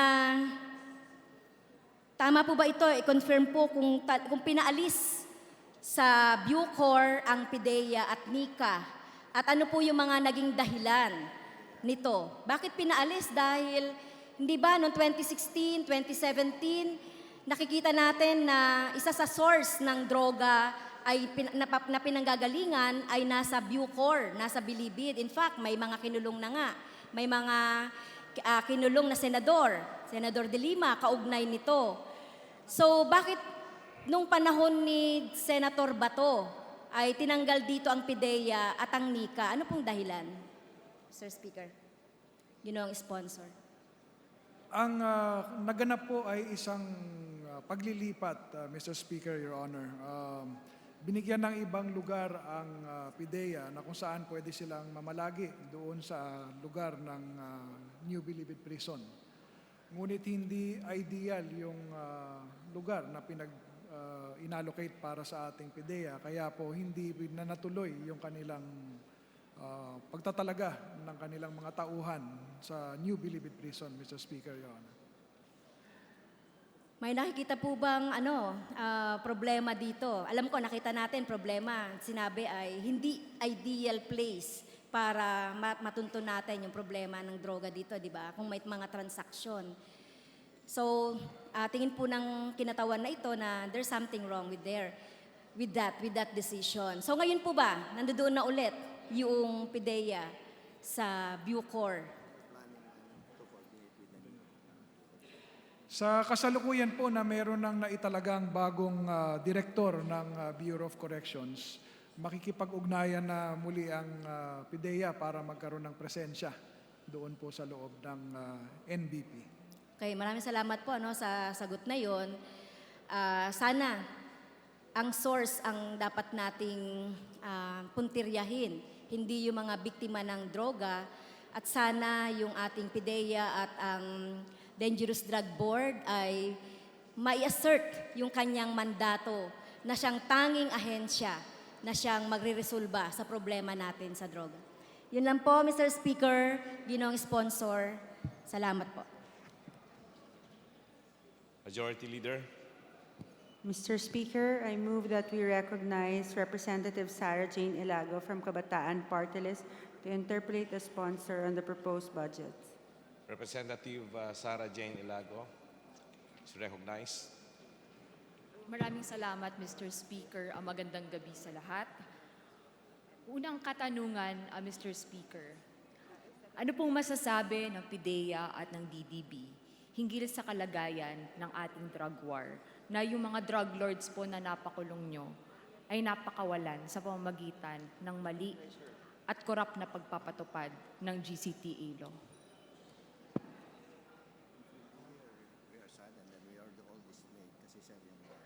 Sa tagal-tagal ng operations and planning para pipito at mapulo, ganun kabilis na ilabas.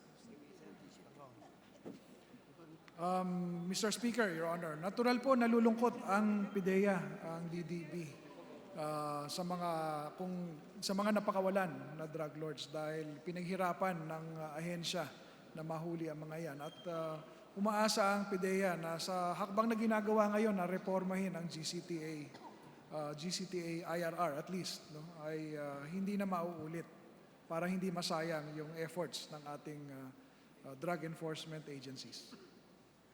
Mr. Speaker, sa tala po ng PIDEA, doon sa mga napakawalan, drug lords, ano pong masasabi niyo sa kanila? Ano pong masasabi niyo sa kanila? Um, Mr. Speaker, Your Honor, natural po nalulungkot ang PIDEA, ang DDB, sa mga napakawalan na drug lords dahil pinaghirapan ng ahensya na mahuli ang mga yan. At umaasa ang PIDEA na sa hakbang na ginagawa ngayon na reformahin ang GCTA IRR at least, no, ay hindi na mauulit para hindi masayang yung efforts ng ating drug enforcement agencies. Mr. Speaker, sa tala po ng PIDEA, Ilan po dito yung mga napakulong natin na drug lord?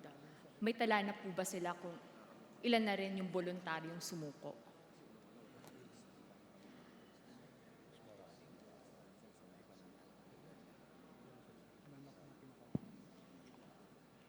Sa kasalukuyan, hindi pa ho sila nakakakuha ng access dun sa list ng mga napakawalan. Kaya hindi nila masabi yung eksaktong bilang kung meron ba o kung ilan ang mga napakawalan na kanilang ipinakulong, no, at napakawalan sa pamamagitan ng GCTA.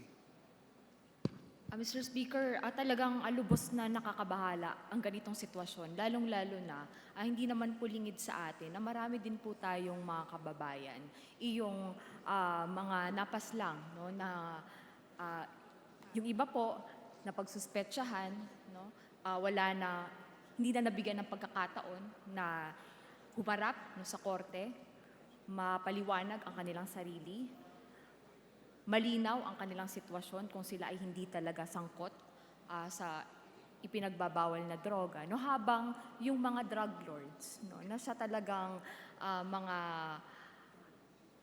puno, no, nitong mga nararanasan ng ating mga kababayan na nagiging dependent sa droga o nasasangkot sa drug trade ay napapalaya. Kaya inaasahan din natin na gagawin ng PIDEA yung lahat, no, ng makakaya natin sang-ayon sa batas, no, para muling mahuli at dagdag pa, maiwasan na natin yung mga kalagayan kung saan nauuna yung kapangyarihan ng baril, no, bago yung pagdaan, no, sa tama at akmang proseso na sasang-ayon sa ating batas. Mr. Speaker, nais po nating malaman kung ano na po yung mga pinakahuling figura sa real numbers report ng PIDEA. Ito po yung tala ng mga accomplishment ng Duterte administration pagdating sa pagsugpo sa illegal na droga. Ayon sa talaan ng accomplishments ng PIDEA, for 2019, no, mayroong bilang na 5,610 operations conducted, na may 8,469 persons arrested, 1,031.87 kilograms of shabu, 142.85 kilograms of cocaine, at 7,986 pieces of ecstasy, all amounting to 7.29 billion pesos. That is just for 2019 alone. Mr. Speaker, Your Honor. Mr. Speaker, ilang milyon na po ang kabuang bilang mula July 2016 magpas hanggang ngayon nung mga sumuko na yung mga drug surrenderies po natin? Isama na rin po ng ating distinguished sponsor yung bilang ng mga naaresto o yung kasalukuyan pong nakakulong, at gayon na rin yung bilang po ng mga napaslang sa legitimate na mga drug operations. Kanina po may nabanggit kayo na total number of drug surrenderies. Total po is about 1.3 million individuals. Masasagot ko lang po yung para sa PIDEA, kung na total number of persons arrested, it's 24,171. At yung nabanggit ko nga po kanina na bilang ng namatay sa PIDEA operations ay 63 individuals. Nakapag-conduct na po sila ng operasyon laban sa 334 drug dens. Nakalabing-4 na po sila na clandestine laboratories. At 348 ang na-dismantle nila na total, no? Both yung drug dens at laboratories. Accomplishment po ng PIDEA, Mr. Speaker, Your Honor. Mr. Speaker, nais po natin malaman yung figure mula 2016 hanggang 2019. Doon sa isa sa mga pinag-uusapan po ng mga estudyante, ng mga kabataan, doon sa kanilang pagsuporta sa drug war, habang binabantayan din na yung karapatang pantao ay napoprotektahan natin at naiiwasan natin ang lahat ng tipo ng abuso. No? Kaya ano na po ang official death toll no, ng PDEA mula July 2016 hanggang June 2019. Mr. Speaker, distinguished sponsor. Mr. Speaker, tinatanong po natin ito dahil nung humarap po tayo sa DILG, sa PNP, iba-iba rin po ang PCOO, ibang figures din po yung binigay. Kaya andito na po yung lead agency no, pagdating sa drug war at nais po natin malaman ano na po ba talaga yung mga bilang ng mga napapaslang. At gayon din, Mr. Speaker, mahalaga ding malaman natin yung mga deaths under investigation na drug-related no, sa tala po ng PDEA. Kanina po yung binanggit ko ay ang datos mula po sa July 1, 2016 hanggang sa 2019, August 31, 2019.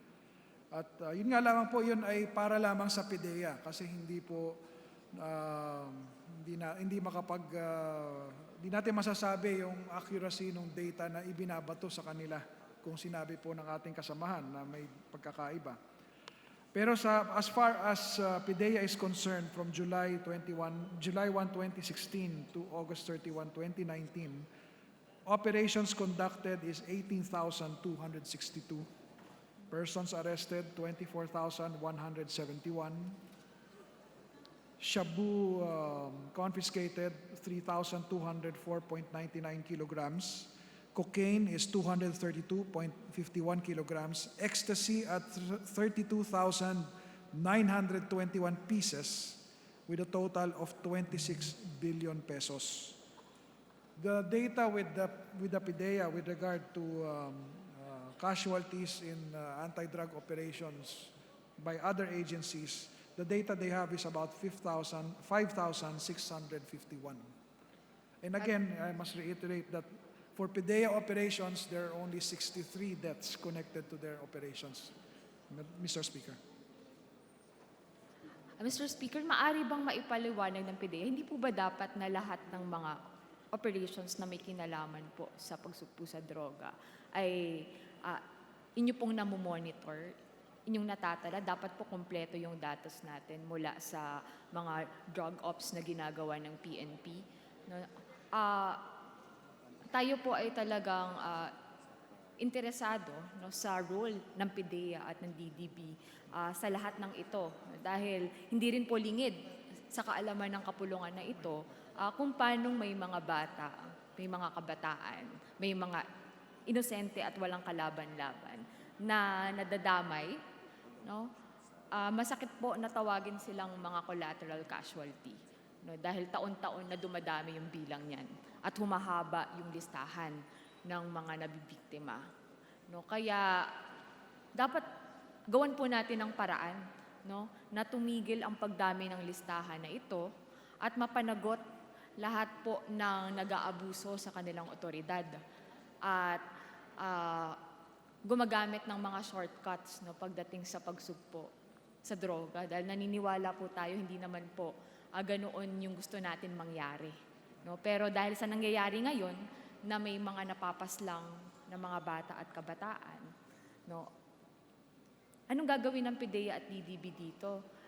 Hindi nyo po ba namomonitor lahat? O paano po natin ginagamit yung ating authority no, para matiyak na yung PNP at lahat po ng ating mga law enforcers sumusunod sa tamang rules of engagement, lalong-lalo na yung mga kaso kung saan hindi natin maiiwasan na merong bata sa isang community o merong mga kabataan na maaaring madamay. Ang kampanya po laban sa pinagbabawal na droga ay iniutos ng Pangulo sa lahat ng mga concerned agencies, kasama ang PNP, PDEA. No? Pagka may operasyon, yung planned operation na tinatawag, yan ay may koordinasyon with PDEA. Pero hindi rin po maiwasan kasi na ang PNP na nasa komunidad nga, sila ay nasa ground. Minsan may mga operasyon sila na sabi nga in flagrante. yung nadatnan nila na ginaganap ang krimen. Pag sila na humabol doon, hindi naman na agad-agad mayroong coordination with PIDEA. Kaya siguro meron ding pagkakataon na may datos na hindi agad na ibabato sa PIDEA. Pero ito ay dahil ang utos ng Pangulo sa mga law enforcement agencies ay lahat kumilos laban sa droga. Dahil sinasabi nga na ito ay isang problema ng ating bayan, kaya dapat lahat ng resources ay nagagamit. But as far as PIDEA is concerned, the Dangerous Drugs Board, the figures speak for themselves. That PIDEA has been performing up to what is expected of them with minimal impact. No? Tulad nga po yung nabanggit na 63 deaths. Each one was investigated and was found to be proper, yung operation. There was transparency. And even if we look back over the accomplishments of PIDEA found in news reports, mapapansin po natin ang mga huli nila palaging mga big fish. Pag nakahuli sila ng isang drug den, bulto-bulto, hindi ho sachet ang huli-huli ng PIDEA. Kaya masasabi po natin na meron talagang accomplishment to speak of as mandated of them. And with regard to the Dangerous Drugs Board policy, no, in relation sa kabataan, meron po silang mga sinusunod na policy na geared towards protecting children. Sinusunod nila yung mga patakaran tungkol sa youth and child offenders, yung mga kabataan na gumagamit, na itinutulak natin papunta sa rehabilitasyon or sa referral sa ibang mga paraan para sila ay gumaling. Kaya masabi po natin na yung dalawang ahensya ay gumaganap naman sa tungkulin nila. Mr. Speaker, yung natala ng Child Legal Rights and Development Center na 75 na napaslang na mga bata at kabataan dahil sila ay napagkamalan o biktima ng mistaken identity o kaya naman kasama nung kanilang tatay or nanay na pinagsususpetsahan na sangkot sa droga o kaya naman po talaga yung namamatay sa gitna ng firefight, no, kung merong mga labanan na nangyayari, lalong-lalo na po dun sa mga communities natin na masisikip ang mga daan, no, na hindi may iwasan na merong mga natatala, ay masasabi po natin na hindi minimal, no, na bagay o hindi dapat natin ito maliitin. No, dahil ang nakasalalay po dyan, no, hindi lang yung kanilang buhay, no, kundi yung pangmatagalan na trauma din dun sa kanilang mga pamilya. Oo, na meron tayong mga kaso katulad ni Kian de los Santos na kung saan meron na pong nakakulong ngayon na 3 pulis na nag-abuso po sa kanilang kapangyarihan.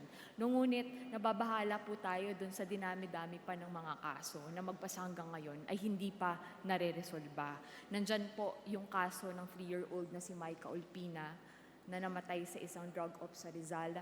Andyan yung kaso ni Julius Sebastian at ni Joshua Laksamana. At napakarami pa pong mga bata at kabataan. No? Kaya wag po nating itrato na maliit na bagay lang, no? Itong mga pagkamatay na ito ng mga bata at kabataan.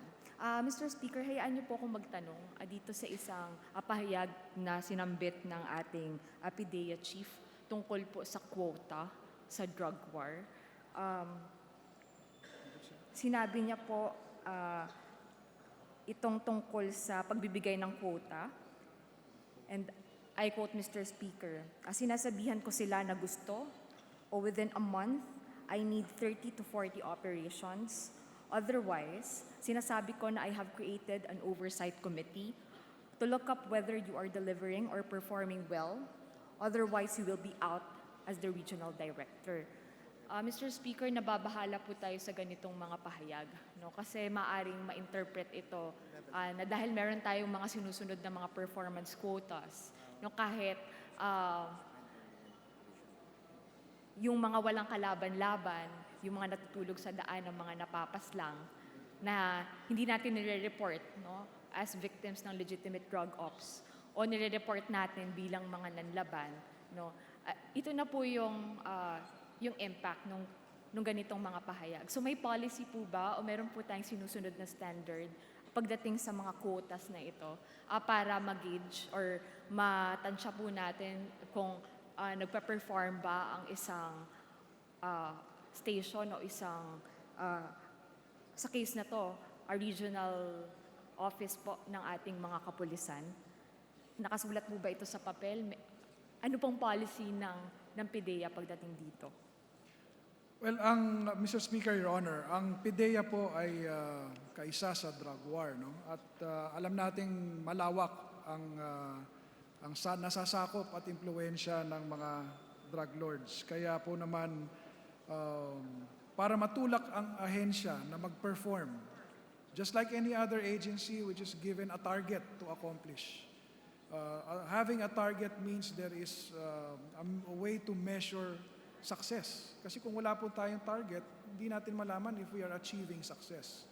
So pwede na ho natin masabi na kung may number na ibinigay as a guidance sa ating mga operatives at the different regional offices, it is to push them to perform.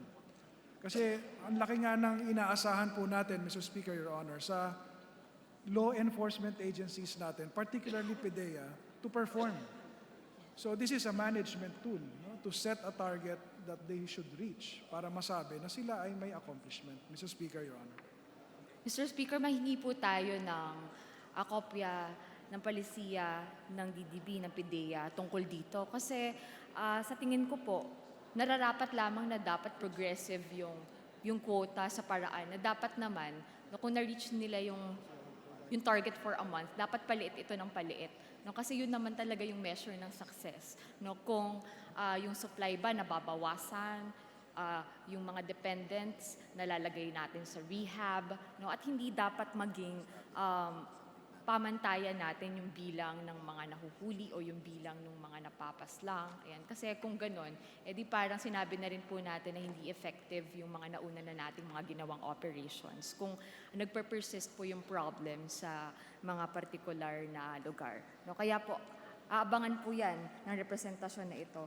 Ngayon, Mr. Speaker, tungkol naman po sa binanggit na drug watch list, no, ng PIDEA, sa isa pong news report, sinabi po ng PIDEA na meron po silang drug watch list kung saan nakasulat dito, na-validate na ang mga 6,000 na tao at meron pang 60,000 na kailangan ma-validate sa drug watch list. Ang nababahala lang tayo dito, Mr. Speaker, yung pamamaraan na nagpa-publish ng mga names na nasa drug watch list daw, bakit hindi na lang po tayo direktang magkaso kung meron talagang mga dapat i-file na mga kaso against these drug personalities. Ang nangyayari po, parang nagiging tool siya to threaten, no? Kung sa nakarang election po, mukhang parang nagamit pa, no, para mag-discourage ng support, no, sa mga particular na kandidato. No, kaya ano po bang palisiyan ng PIDEA pagdating sa mga drug watch list na ito? Mr. Speaker, Your Honor, ang mga watch list ng PIDEA ay subject to validation. At ang ibig sabihin po nun ay patuloy nilang imbestigahan, makangalap ng impormasyon hanggang sa makakuha sila ng sapat para either mag-conduct ng operation o kaya ay hain ng kaso. Hindi ho patakaran ng PIDEA na maglabas sila ng mga pangalan. Pero meron silang mga minamanmanan, Mr. Speaker. So, Mr. Speaker, maasahan natin na wala na pong lalabas ng mga ganitong mga listahan na hindi naman po vetted, hindi validated. No, maski nga na-validate pa yan, dapat po kasuhan na lang po natin at hindi po parang trial by publicity yung nangyayari. No? Na naglalagay din sa panganib, no, dun sa buhay ng mga tinatrato nating inosente pa, no, hanggat hindi pa po nahatulan ng korte, no, yung kanilang mga particular na kaso. Ang PIDEA, Mr. Speaker, Your Honor, ay ay walang patakaran na maglabas ng mga pangalan. Mr. Speaker, sa huling concern po ng representation na ito ng kabataan tungkol sa mandatory random drug testing sa mga eskwelahan. Nung humarap po dito ang Department of Health, sinabi po nila na hindi pa malinaw ang mekanismo kung ano pong gagawin dun sa mga estudyante na makikita natin na may certain level of drug dependence. Meron ba silang kapupuntahan na rehabilitation center? Paano po ang referral system natin dito? May pondo pa for 2020? Lalong-lalo na, Mr. Speaker, na para sa taong ito, sa bisa ng CHED Memorandum Order Number 18, Series of 2018, ay sisimulan na po ang conduct ng mandatory random drug testing sa 2,300 universities and colleges sa buong bansa. Nababahala po tayo na ang mangyayari lamang dito parang tukhang sa mga eskwelahan. Hindi po mapapayagan yan ng mga kabataan. Mr. Speaker, Your Honor, ang Dangerous Drugs Board po ay sumusunod sa mga sinasabi sa Dangerous Drugs Law with regard to the conduct of random drug testing in schools. Una-una rin po dyan siyempre yung kanilang confidentiality at yung engagement with school authorities. Sa ngayon po, meron na silang na-accredit na 1,163 physicians, mga doktor, na kung sakaling merong magpositibo na kabataan, sila ay referred for treatment to these physicians under the Department of Health. Nagpopondo rin po ang Dangerous Drugs Board ng capacity building activities para po yung mga doktor na ito ay may sapat na kaalaman at kakayahan na mag-handle ng mga drug-dependent students or youth. So ito po ay kanilang programa na sang-ayon pa rin naman po sa Republic Act 9165. Mr. Speaker, Your Honor.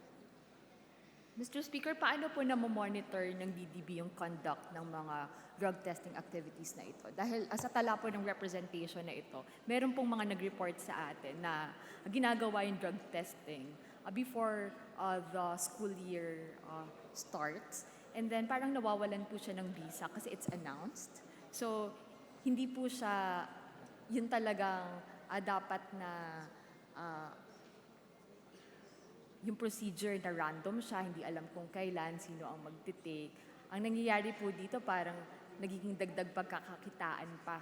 No? Tapos nade-defeat din yung purpose no, ng random drug testing kung ganun. No? So meron po bang mekanismo in place no, para matiyak po na yung conduct nitong random drug testing ay nasa saayon sa batas? Mr. Speaker, distinguished colleague, Board Regulation Number 6, Series of 2003, provides for a mechanism wherein there is a monitoring system as well as a feedback system from those who conduct the drug testing in the different schools.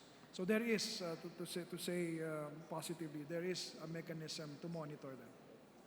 Mr. Speaker, anong assurance po ang mabibigay ng DDB at ng PDEA na yung nangyari sa tukhang ng sabi natin mga walang mga mapapaslang na inosente, na meron lang tayong mga target no, pagdating sa pagsugpo ng droga, no, pero nagbunga naman po ng mga pagkamatay ng mga walang kalaban-laban at inosente ay hindi mangyayari sa loob ng mga eskwelahan? The assurance is there, Mr. Speaker, Your Honor. The PDEA has conducted itself properly since the start of the anti-drug campaign. Their record speaks for itself, and they will commit not to tarnish the image of the agency, Mr. Speaker, Your Honor. Mr. Speaker, ang pinakamahalaga din na assurance no, para sa mga kabataan ay bibigyan po natin ng hustisya yung mga naging biktima. No, kung lahat ng mga maibibigay na suporta no, para sa mga lawyers, no, para dun sa speedy resolution ng mga kasong ito, ng mga deaths under investigation at lahat ng mga nadamay ng mga bata at kabataan sa mga legitimate operations ay mabibigyan po natin ng hustisya at hindi na ito mauulit muli, hindi nahahaba ang listahan at matitigil na ang mga pamamaslang. Maraming salamat, Mr. Speaker. Maraming salamat, distinguished sponsor. Maraming salamat din po ang ating representative ng Kabataan Party List, Majority Floor Leader. Mr. Speaker, I move to recognize the Honorable Maria Victoria Umali, a teacher party list. Yes, the distinguished representative of teachers party list is hereby recognized. Mr. Speaker, inasmuch as there is no other member from the minority who wishes to ask questions, I move to terminate the period of interpellation on the budget of the Dangerous Drug Board and PIDEA. I so move, Mr. Speaker. There is a motion from the minority. Mr. Speaker, the majority joins the minority in the same motion. There is a joint motion from both the minority and the majority to terminate consideration the budget of Dangerous Drugs Board and Philippine Drug Enforcement Agency. Is there any objection? Chair hears none. The consideration of the budget of these two agencies are hereby terminated. Majority Floor Leader. Mr. Speaker, I ask the leadership of the DSWDT to please prepare for their budget defense. But for now, Mr. Speaker, I move we suspend session. Session suspended.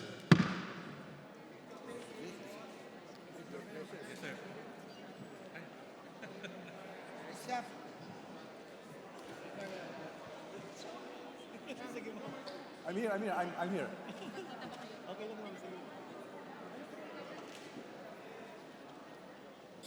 Okay tayo, di ba?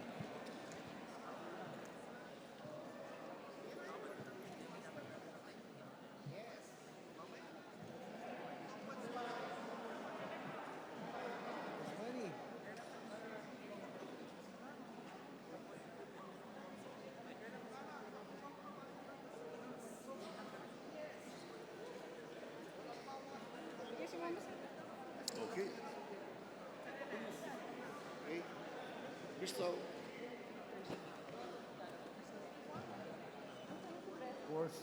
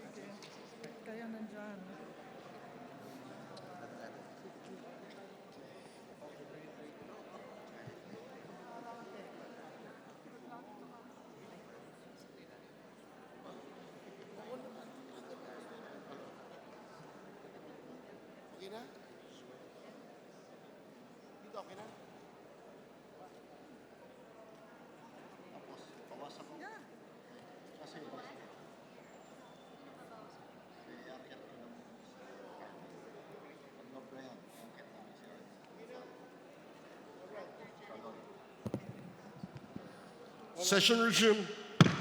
Majority Floor Leader. Mr. Speaker, I move that we consider the proposed budget of the Department of Social Welfare and Development. So move, Mr. Speaker. Is there any objection? There being none, please proceed. Mr. Speaker, before we begin, may we acknowledge our guests in the plenary. From the Department of Social Welfare, we have the Secretary Rolando Joselito Bautista, and the rest of the family of the DSWD, and all the heads of the attached agencies. Honorable Secretary Bautista, and the rest of the delegation of the Department of Social Welfare and Development, welcome to the House of Representatives. Majority Floor Leader. Mr. Speaker, I move that we recognize Representative Franz Castro from the ACT Teachers Party List. Oh, I withdraw that motion. Mr. Speaker, I move that we recognize the sponsor for the proposed budget of the DSWD. I move that we recognize Representative Jocelyn C. Limcay Chong of the 1st District of Negros Occidental. The distinguished sponsor, Oriental. lady from Negros Occidental, is hereby recognized. Mr. Speaker, I move that we recognize... Mr. Speaker, my distinguished colleagues, I rise to sponsor the proposed budget of DSWD and its 7 attached agencies in the amount of 158,559,651. Mr. Speaker, it is also my honor to recognize my colleagues who will also be shepherding and defending the budgets of the attached agencies. Vice Chair Junicua for the NCIP, or the National Commission on Indigenous People, and Vice Chair Peter John Calderon for the other attached agency. Mr. Speaker, we're now ready to defend the budget of the DSWD. The Majority Floor Leader. Mr. Speaker, I move that we recognize Representative Franz Castro of the ACT Teachers Party List for interpellation. The representative of ACT Teachers Party List is hereby recognized. Maraming salamat po, Mr. Speaker. Could the distinguished sponsor yield to some clarificatory questions about the budget and programs of the DSWD, Mr. Speaker? Yes, Mr. Speaker, Your Honor.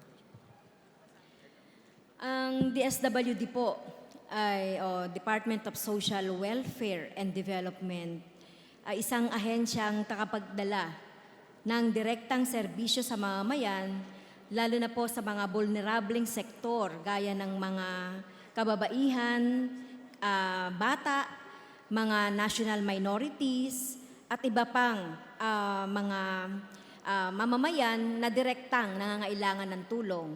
Tama po ba? Ito po ba ang mandate ng ating DSWD? Mr. Speaker, kagalang-galang na sponsor. You are correct, Mr. Speaker, Your Honor. At sa ganitong katangian ng ahensya, ito po ay isang civilian agency with the civilian personnel, with civilian projects, activities, and programs, siyempre po, civilian beneficiaries.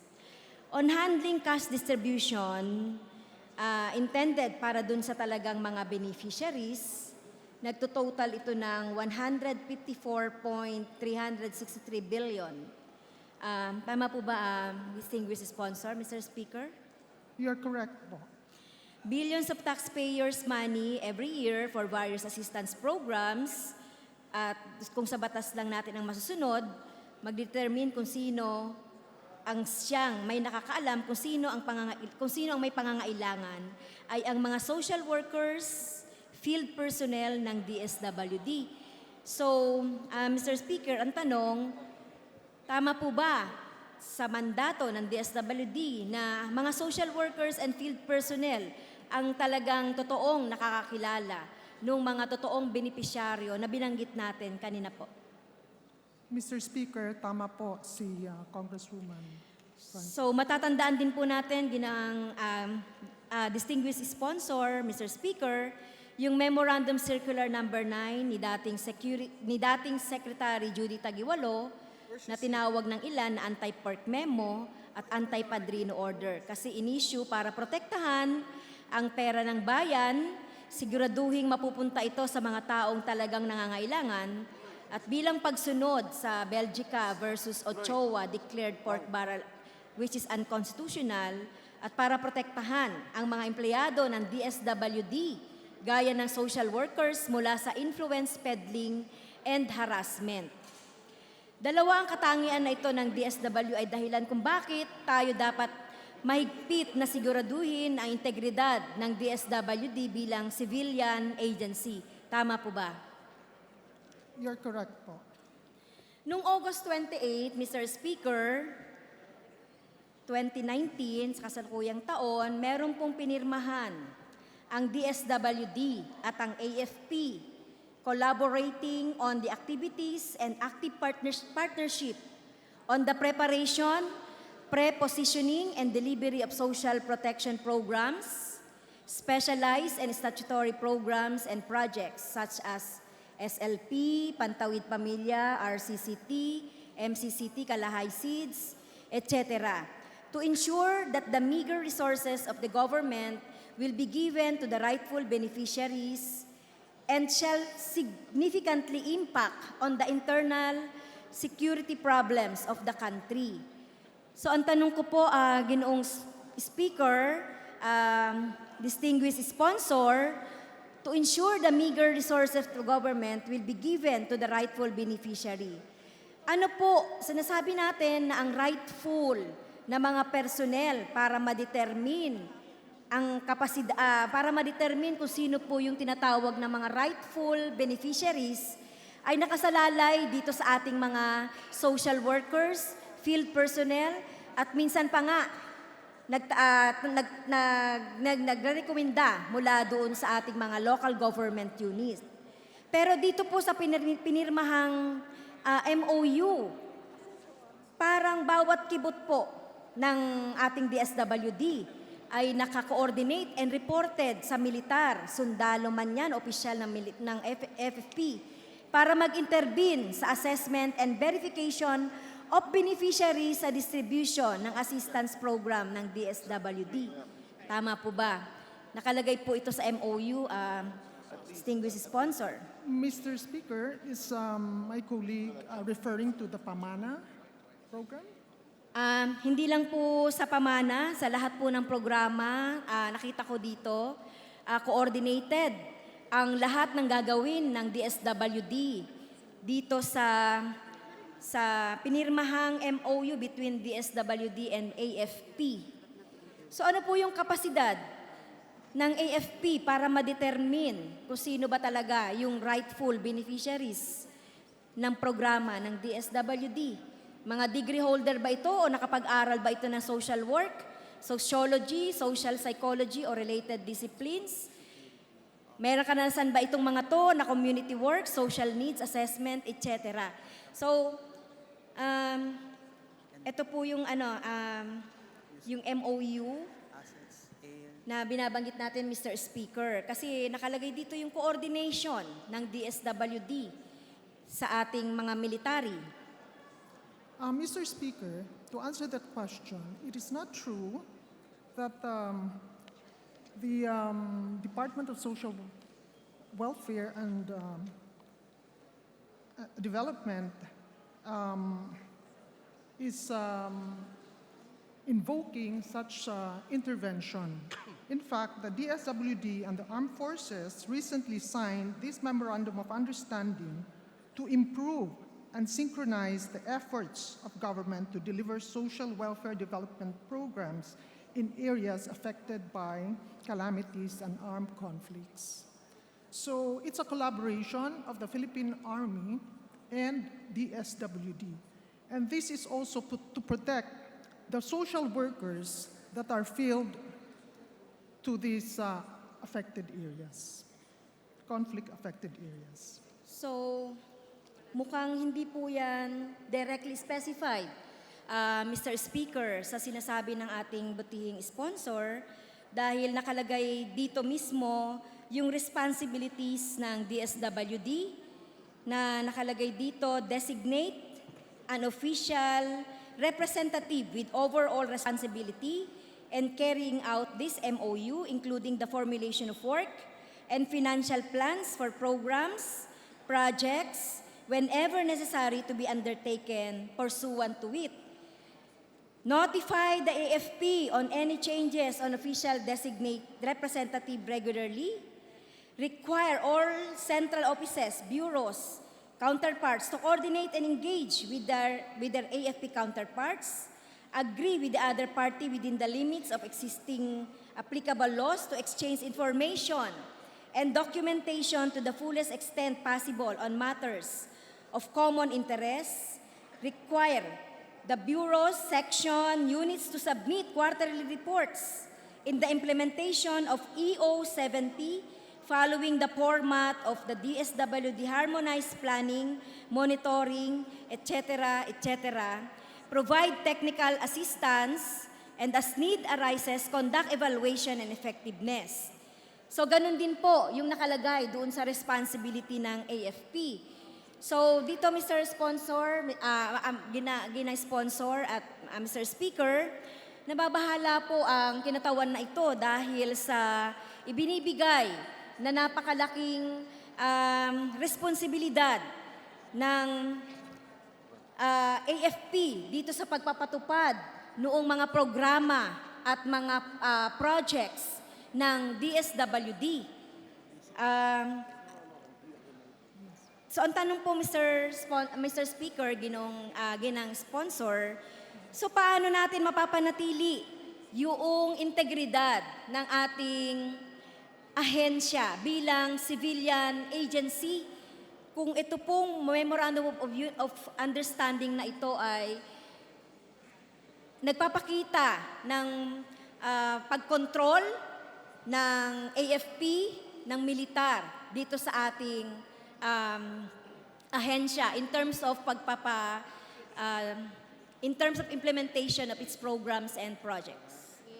Mr. Speaker, my dear colleague, the Department of Social Welfare and Development is hopeful that the collaboration with the EFP will strengthen the peace-building initiatives of this administration, especially in conflict-stricken communities and in calamities. The EO 70, as you mentioned, is a holistic approach in ending armed conflict. And it is an interagency program that supports DSWD where it contributes to the improvement of the community.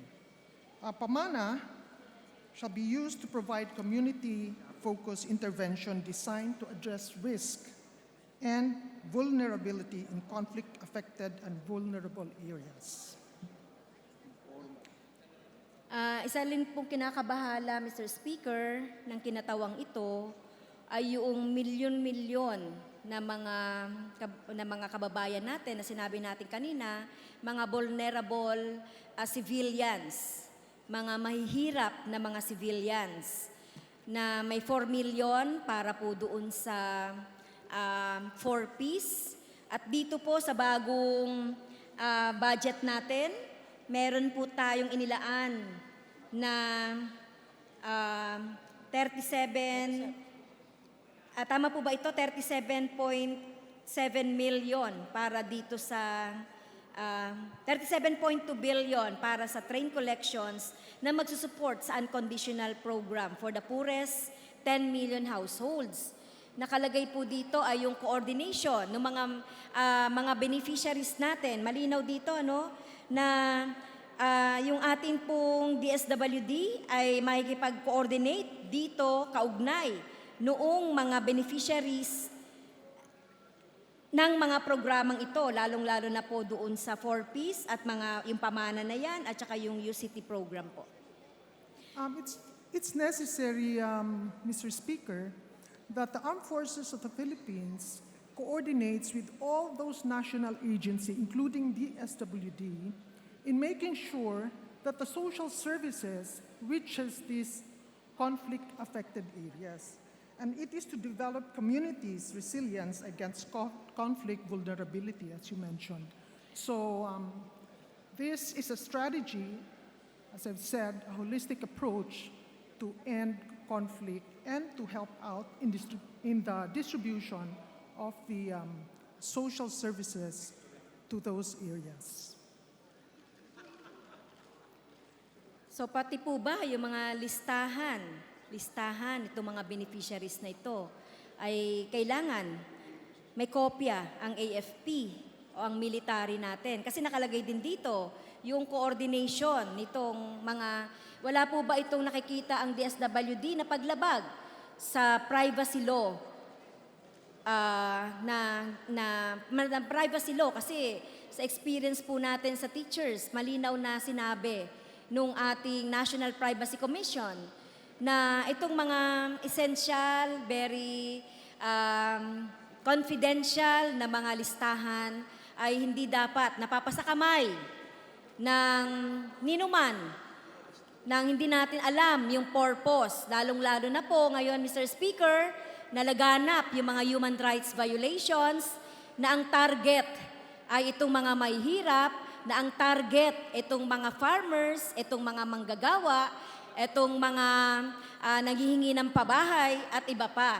So kung ito po yung mangyayari, wala po bang nakikita ang DSWD na problema dito? Mr. Speaker, kagalang-galang na sponsor. Mr. Speaker, it is not true and that the AFP has to have copies of those, the list of beneficiaries. Under the program, especially those under the protective program, the list is based on the NHTS poverty reduction list gathered by the DSWD. And this list, of course, is shared with the other agency, but not necessarily given to AFP. Agencies like the Department of Labor and Employment, agencies like TESDA and DepEd to address the social issues and concern.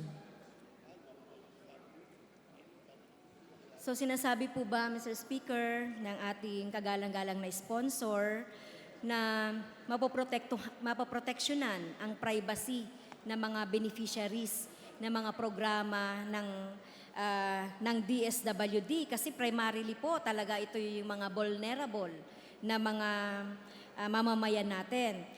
Sa konkreto, Ginoong Speaker, Ginang Sponsor, paano po yung operationalization ng MOU na ito? Lahat ba ng mga application ay dadaan sa taong itinalaga ng AFP? May clearance sa kanya ba bago magbigay ng assistance? May AFP person sa bawat desk ng DSWD? Babae o batang lumapit sa women's desk sa isang komunidad, nirereklamo ang pangaharas o rape ng isang sundalo na nagkakampo sa mga pasilidad nila, sa barangay center, basketball court, halimbawa, ano ang gagawin dito? Hihingi muna ba ng clearance sa batalyon o brigade bago bigyan ng tulong ang babae o bata sa mga ganitong mga pagkakataon? Kasi coordinated ito. So kung merong mga magiging problema po tayo against dito, alam naman natin sa parte ng Mindanao, yung martial law, nagkukos ito ng mga karamihang human rights violations. Kung tayo po ang lalapitan, ang DSWD, paano po yung operational system natin sa ganitong pagkakataon? Kagalang-galang na sponsor. Mr. Speaker, Your Honor, may batas po tayo na hindi pwedeng i-divulge yung mga, the Privacy Act. Now, under the Privacy Act, na hindi pwedeng bigay yung mga records or names or data regarding individuals. But the reason why AFP is present or collaborating with the other national agencies is to make sure that there's safety and security of DSWD personnel in the implementation of DSWD programs. And AFP, again, does not intervene with the guidelines of DSWD in the delivery of services to the poor, vulnerable, and disadvantaged. Kung kumontra ba po ba ang militar sa assessment o verification ng social worker, sino po ang masusunod? Beneficiary daw na member halimbawa ng mga tinatawag na mga militar na enemies of the states. Di ba? So, alam naman natin, lahat ng mga progresibo na lumalaban o nag-o-oppose sa mga policy, ay ang tawag dyan ng ating gobyerno ay mga enemy of the states. So, ano mangyayari sa mga beneficiary na sana o yung taong manghihingi ng tulong o sa social worker or field officer ng DSWD? Ano ang insurance ninyo na walang mangyayaring masama sa kanila samantalang napakarami ang mga human rights violations? Halimbawa po, ang mayor, may mga referrals, halimbawa, at hindi ito na-verify o wala doon sa assessment ng militar. Ano ang mangyayari sa mga ganitong mga klaseng referral? Ginoong Speaker, kagalang-galang na sponsor. Mr. Speaker, Your Honor, for as long, a DSWD serves every Filipino that is qualified under the program. Pag nag-qualify po sila, regardless of religion, regardless of their political ideology, tinutulungan po sila ng DSWD. Siguro mag-excite pa ako ng example, Mr. Speaker, ginong tagapagtaguyod, meron pong nangyaring ito na meron pong MOU sa panahon po ni Secretary Judy Taguiwalo na kung saan yun pong sanang mga benepisyo para sa ating mga pambansang minorya ay pinigilan po ito nung ating ahensya o hindi nagawa dahil po sa recommendation. Ito nga, wala pang MOU. Ginagawa na yung subjugation ng military sa DSWD. So, hindi malayo po, Mr. Speaker, ginag-sponsor na mangyayari din ito. Dahil alam naman po natin na sa bawat intervention ng AFP sa execution ng mga programs ng DSWD, nagtuturn into the entire agency into a mere adjunct of the AFP and the NTF and subjugate the social services. Tatandaan po natin, distinguished sponsor, meron pong 154 billion on the disposal of the DSWD na programa, totaling the programs of this, na tingin natin magiging malaki ang parte, responsibilidad na gagawin na rekomendasyon dito ng AFP.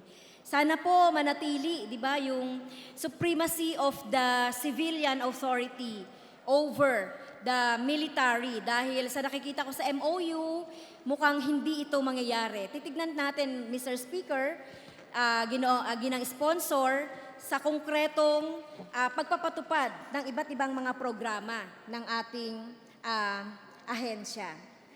But anyway, Mr. Speaker, going to my next topic or next issues, sa general summary po ng budget ng DSWD, napansin ko po dito 2019-2020, tumaas po yung budget ng Office of the Secretary from 138 billion to 156 billion in 2020. So meron pong itinaas na 18 billion. So pwede po bang malaman, Mr. Speaker, what constitutes the increase in the budget of the Office of the Secretary? The increase of the justification for the increase of the budget of DSWD, especially those lodged in the Office of the Secretary, is the share of, like, for example, the social pension for indigent senior citizen, the 4-piece program, which has increased in the value of the fixed grant given to each beneficiaries. And So, also for the supplemental feeding program. Bakit po ito nasa Office of the Secretary? Hindi po ba meron tayong separate na talagang mag-aasikaso po ng programang ito? In fact, Mr. Speaker, ginang sponsor, kung titignan po natin yung budget, yung assistance to person with disability, bumaba po ito ng 26 million. Comprehensive project for street children, bumaba po ito ng 81,000. Services to distress overseas, may 160 na pagbawas. Yung displaced person, may 124.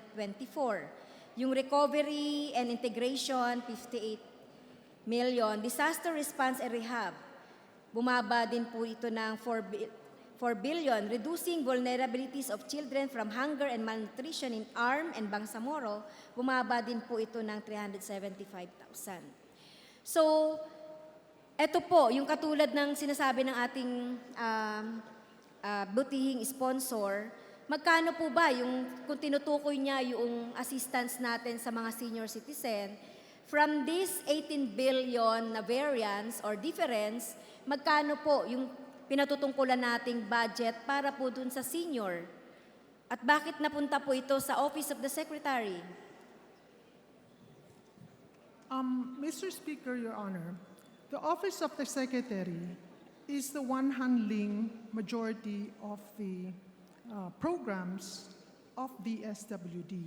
And the rest, it comprises around 6 supervised. And the rest of the budget goes to the attached agencies. Kaya po, malaki yung budget ng Office of the Secretary. Okay. But it has several programs attached to the Office of the Secretary. Okay. Thank you, ginang sponsor. Mr. Speaker, malaki po yung inilaki ng budget para sa 4Ps, 19 billion sa kabuang dagdag. Pero sa mga binanggit ko pong mga programa under the Office of the Secretary na bumaba halos lahat ng budget. So maaari po bang maipaliwanag ito ng ating kagalang-galang na sponsor? Bakit po itong mga direct assistance natin doon sa mga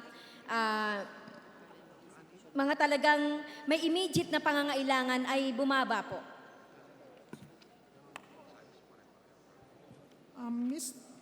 Mr. Speaker, Your Honor, nagkaroon tayo ng institutionalization ng 4Ps, Republic Act 11310. Kaya po, tumaas yung budget ng Office 4Ps, especially for 4Ps, which accounts for almost 70% of the budget of the Office of the Secretary.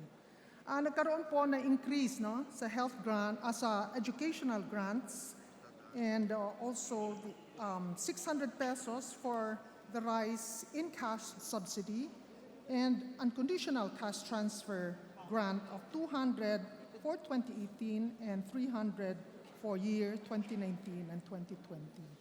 So, Mr. Speaker,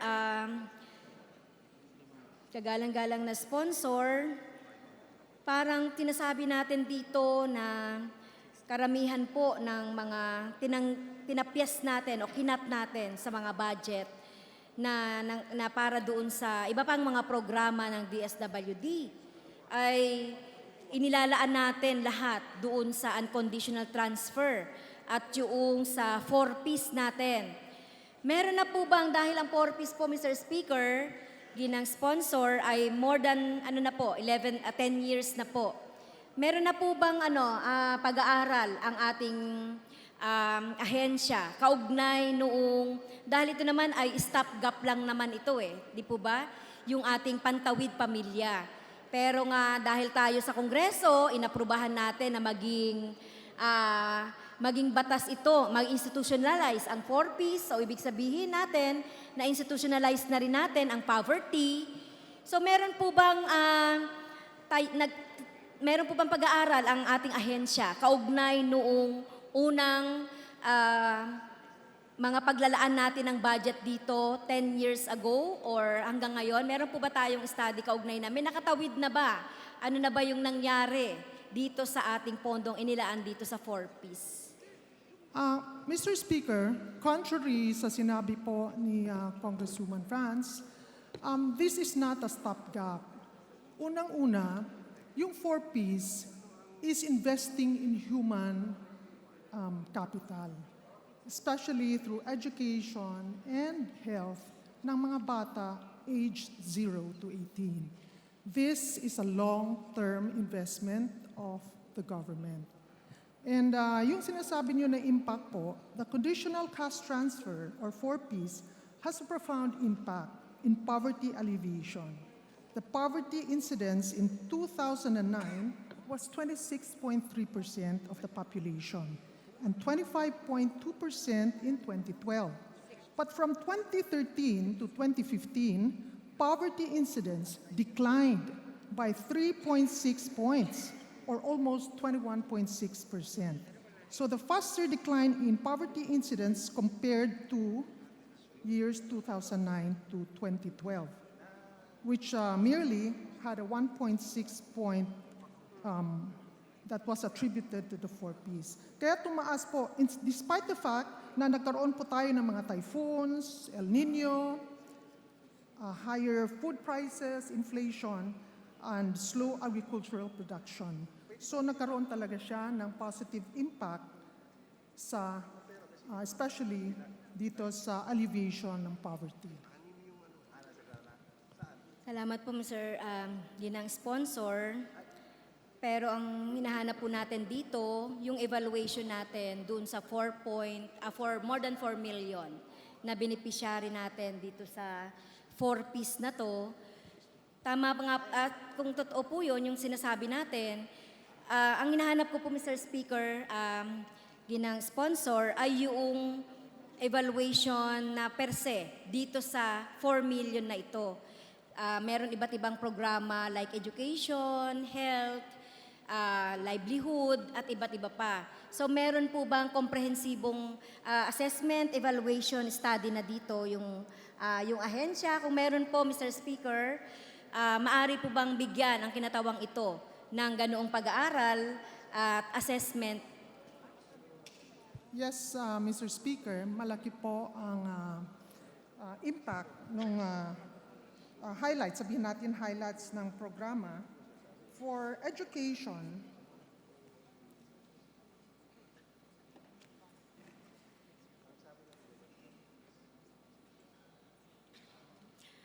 In the interest of time, Mr. Speaker, may we ask the distinguished sponsor to just submit to this representative the assessment report. Yes, Mr. Speaker. So, meron po ditong COA report about the anomalies on the 4Ps, yung 4Ps natin mula 2016 to 2018. The COA conducted duplicate tests on 9 sample payrolls of the DSWD and found 209 names that receive at least 3.57 million in benefits.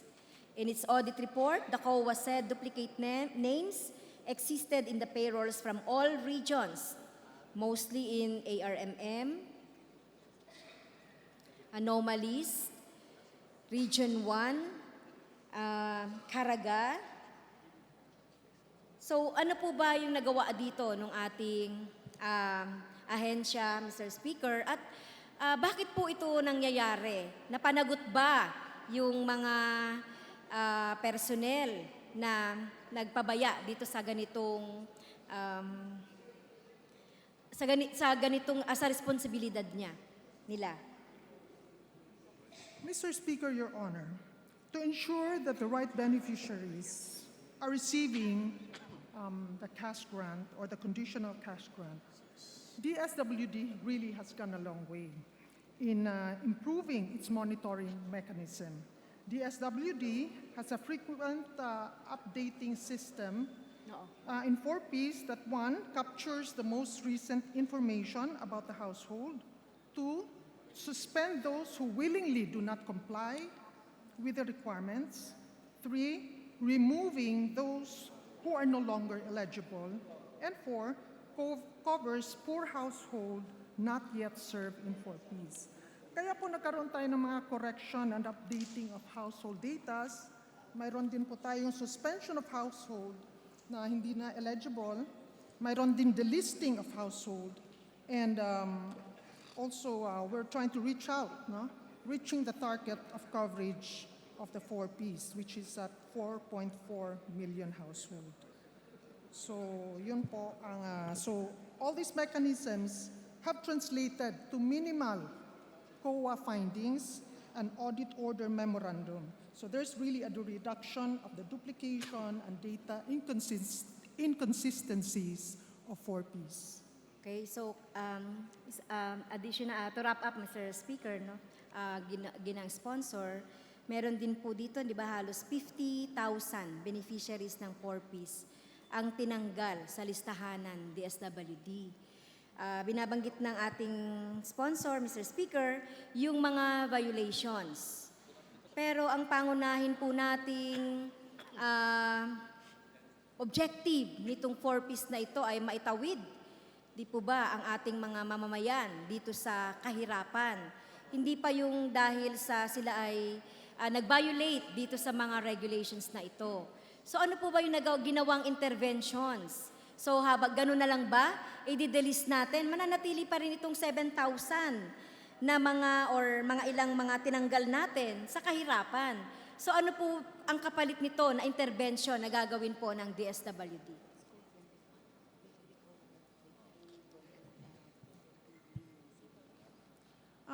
Ni-recall naman po, Mr. Speaker, Your Honor, yung na-delist, and of course, there's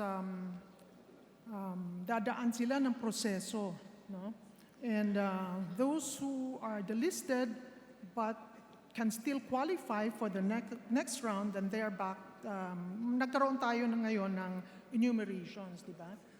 This is the listahan 3, which can accommodate additional 4Ps members. Okay. So, ayun nga po, no? Problematic po talaga in terms of yung mga anomalya, korupsyon, etong hindi maayos na monitoring ng ating mga beneficiaries dito sa 4Ps na ito. Ang laki-laki po ng pondo na inilalaan natin dito sa 4Ps na ito. Samantalang, yung mga programa po na talagang mandated na gawin po ng DSWD ay binabawasan ng pondo at maraming mga budget cuts. So mga programa po na talagang pang-sustain at programa po na talagang hindi lang dole out ang maitutulong nito doon sa ating mga mamamayan dahil alam naman natin nagagawa nilang magawa ng anomalya ito. So sana po ang DSWD ay maging tapat doon sa kanyang mandato na talagang magamit ang ating ahensya para doon sa poverty alleviation ng ating mga mamayan. Yun lang po, Mr. Speaker, distinguished sponsor, salamat po. Thank you very much, Maraming Mr. salamat Speaker, and din thank sa you inyo. to our Majority Floor Leader. Mr. Speaker, I move that we recognize the Honorable Solomon Chungalao from the Lone District of Ifugao for his manifestation. So moved, Mr. Speaker. The distinguished gentleman from Ifugao is hereby recognized.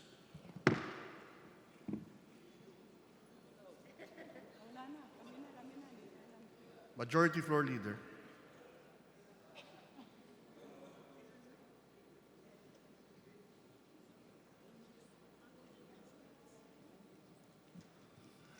Proceed, Thank you, please. Mr. Speaker, and to the honorable sponsor. My concern is not with DSWD, but with the NCIP, which is attached with DSWD. If the honorable sponsor would like to answer, it's more of a manifestation. We would like to know from NCIP what is the minimum requirement for an ancestral domain claim that will be filed with their office. I mean, it's suspension, Mr. Speaker, so I can turn over the floor to Honorable Congressman Juni Kua. Session suspended. Shepherding this department, agency. Mr. Speaker, may I be allowed to... Majority Floor Leader. Mr. Speaker, I move that we recognize the Honorable Juni Kua. The distinguished sponsor, the gentleman from Carino, is hereby recognized. Thank you, Mr. Speaker. In response to the question of the gentleman from Ifugao, the minimum requirement for an application for ancestral domain claim is very simple. It requires since time immemorial presence continuously up to the present. This is provided in the IPRA law. And continuous possession may be interrupted for reasons provided in the law as well.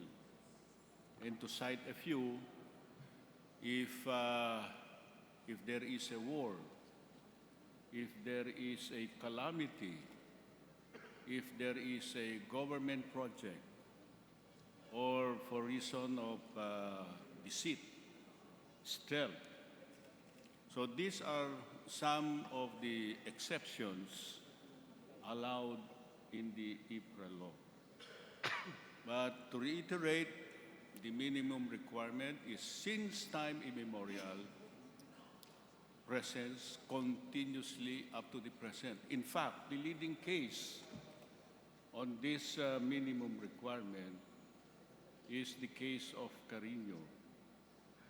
Carino was an Igorot who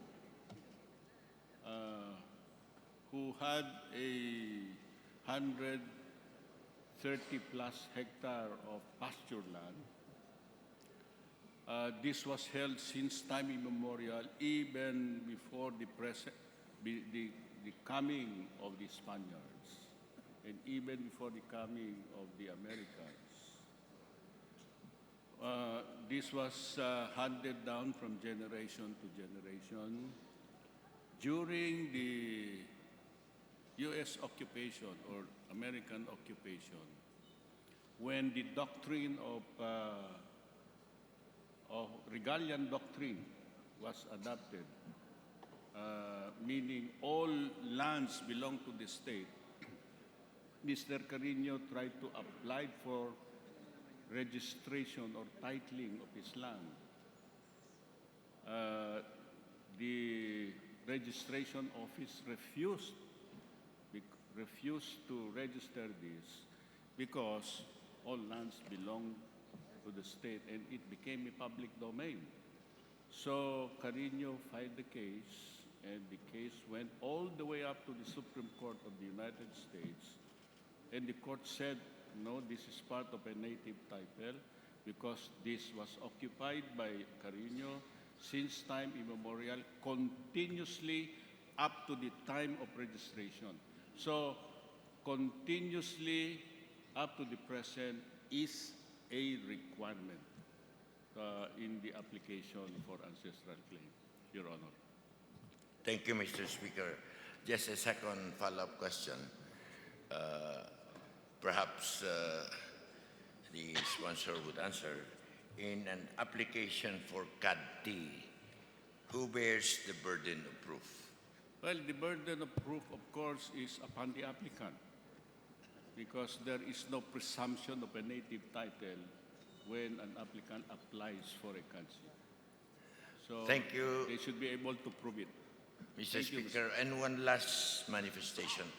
May we ask that NCAP comes out in black and white the definition of ancestral domain, ancestral claim domain, plus the answers to our question a while ago in black and white to the committee so that we will be guided accordingly. That would be all, Mr. Speaker, Thank you. if the Thank Honorable you. Sponsor We'll would comply, agree to that. Mr. Speaker. Thank you. Gentleman from Ifugao. The distinguished sponsor will take note of the request of the gentleman from Ifugao. Majority Floor Leader. Mr. Speaker, I move that we recognize Congresswoman Janet Garin from the 1st District of Iloilo for her interpellation. The lady from the province of Iloilo is hereby recognized.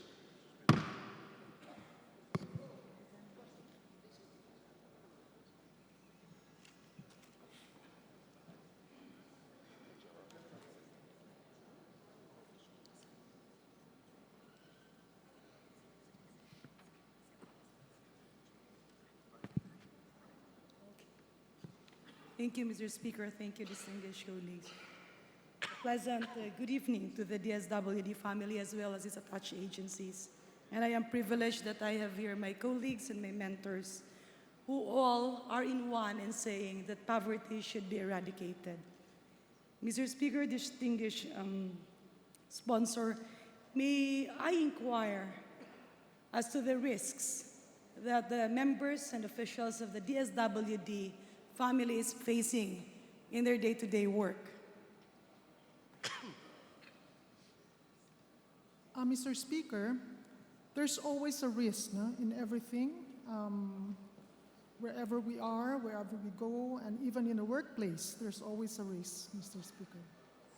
Meron na po ba, Mr. Speaker, distinguished sponsor, nasaksak, nabarel o nasagasaan, na social worker or an official for that matter, in the course of performing their official duties?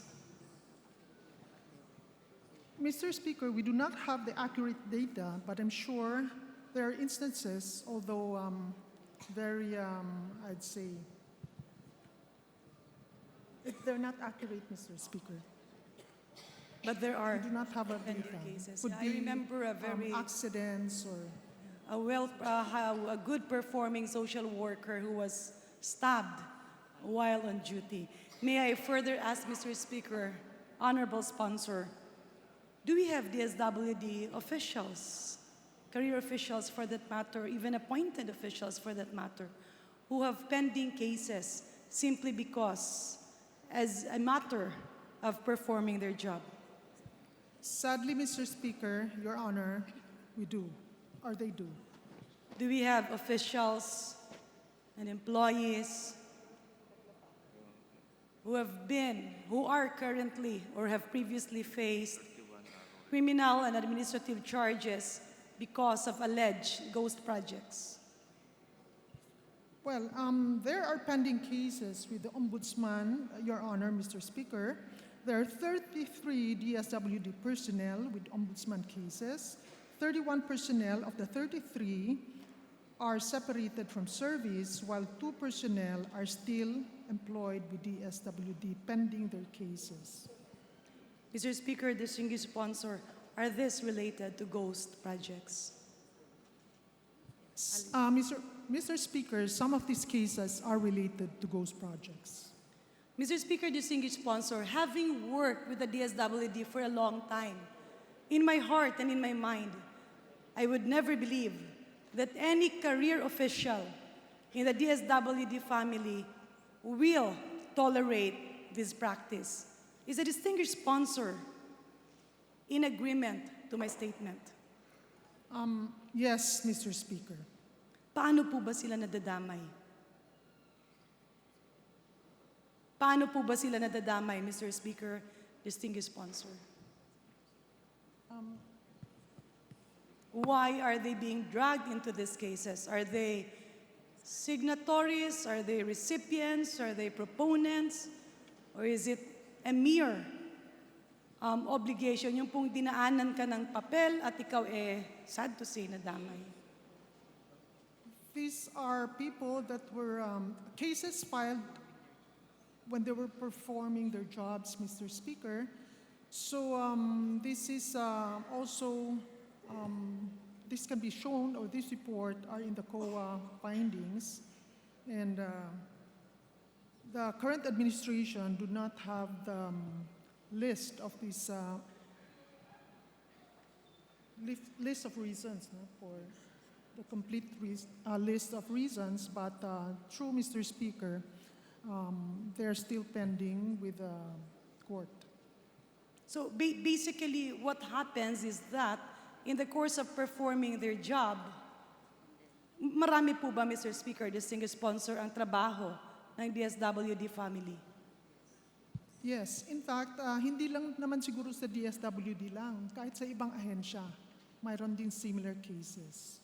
If you compare the work of the Department of Social Welfare and Development to the other government agencies, masasabi po ba natin karaniwan po sila nagpupuyat, nag-overtime, pumupunta sa kung saan-saang lugar dahil kailangan po nilang gampanan ang kanilang tungkulin? Absolutely, Mr. Speaker. Mr. Speaker, distinguished sponsor, will you describe as calloused and heartless the real officials who are responsible for these cases, but who are now hiding in the cloak of blaming DSWD and telling the courts na kasalanan po yan ng departamento kasi sila naman po ang implementing agency?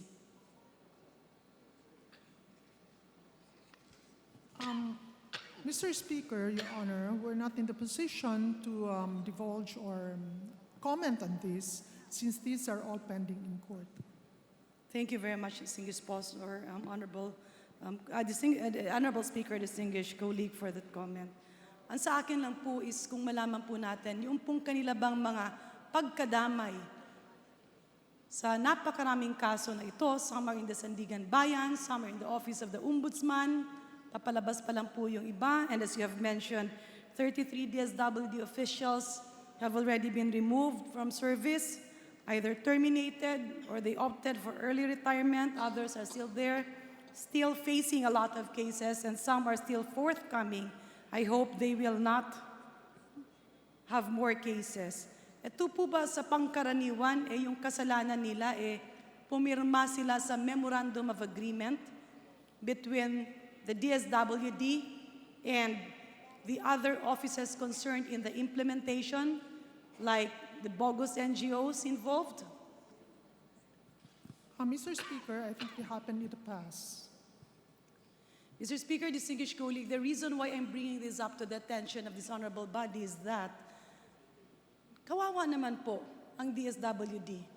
Tinatakbuhan natin sila kung nangangailangan ng mga taong bayan, livelihood man, panlibing man, pangkain man, name it, they have it. It's one of the most abused agency if we talk about overtime and underpay. Subalit ang pinakamasakit po at hindi lang po natin alam, ang dami po sa kanila, ngayon, hindi alam kung saan kukuha ng pambayad ng abogado at yun namang may mga kaso na at nag-post ng bail. Tila pinabayaan ng mga totoong kasabwat at gumawa ng karumal-dumal na krimen ng paglalapastangan ng pera ng taong bayan. Will the distinguished sponsor, Mr. Speaker, agree to this? Yes, Mr. Speaker, Your Honor, and it's so sad, and I also share the same sentiment with the Deputy Minority Leader Janet Garin.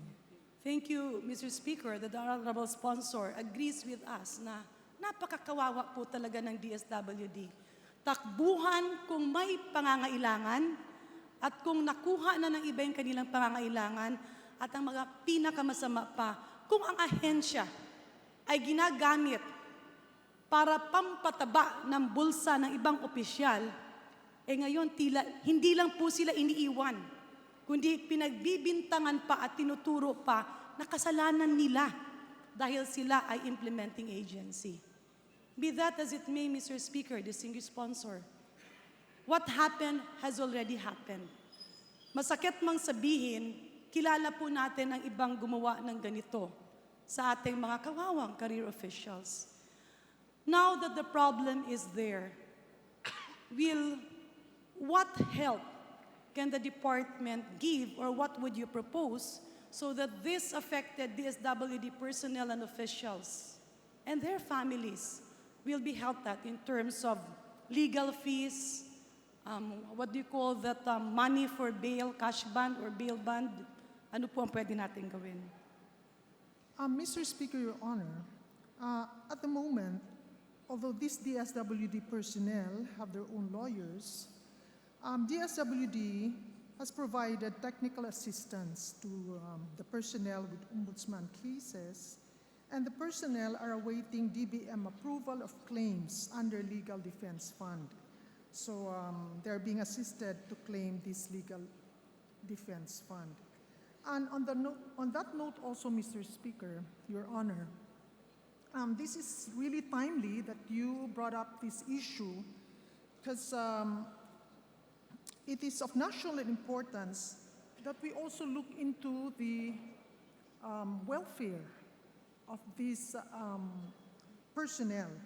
So it could be that a bill we can support, Congress can support a bill probably to create a legal insurance fund for government officials and employees, which is done in other countries, Your Honor.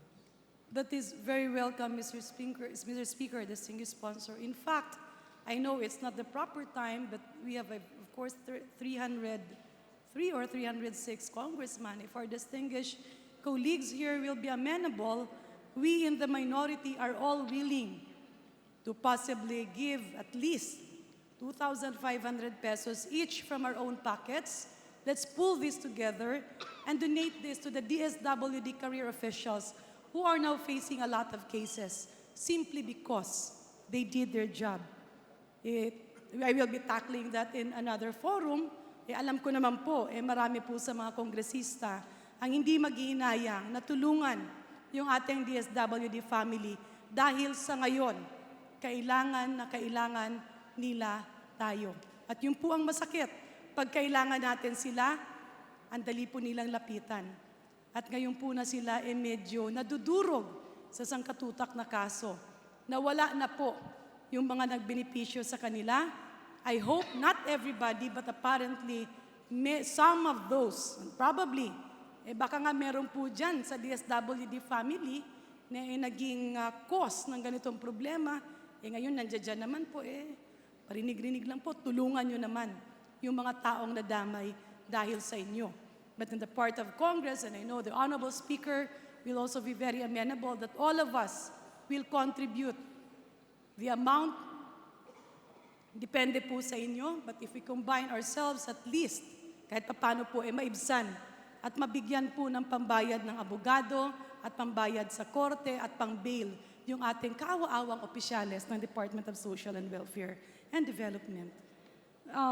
Moving forward, Mr. Speaker, distinguished colleagues, I learned that there are already a lot of attached agencies to the Department of Social and Welfare and Development. May I please hear, Mr. Speaker, distinguished sponsor, the mandate of the Council for the Welfare of Children? Mr. Speaker, I'd like to turn over the floor to the person in charge, Honorable Peter Calderon.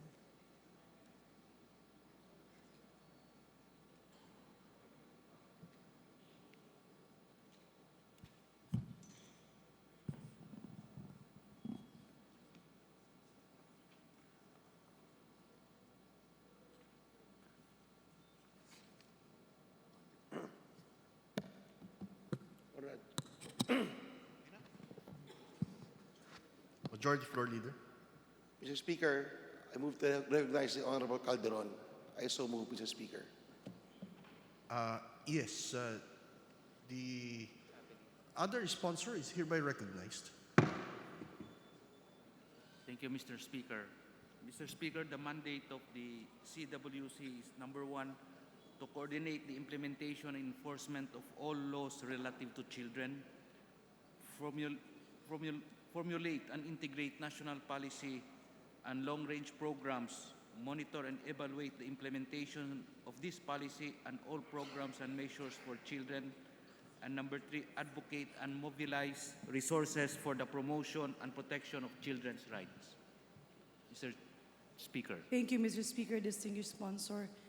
May I know if the Council for the Welfare of Children has any grant, subsidy, or partnership with other government organizations, NGOs, or even donor countries?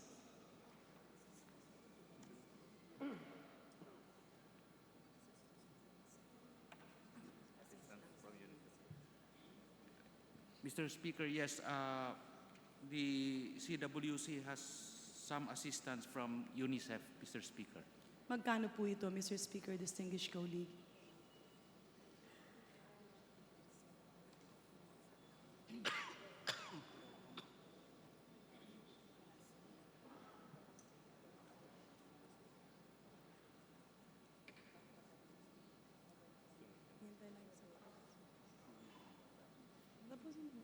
Ngayon lang.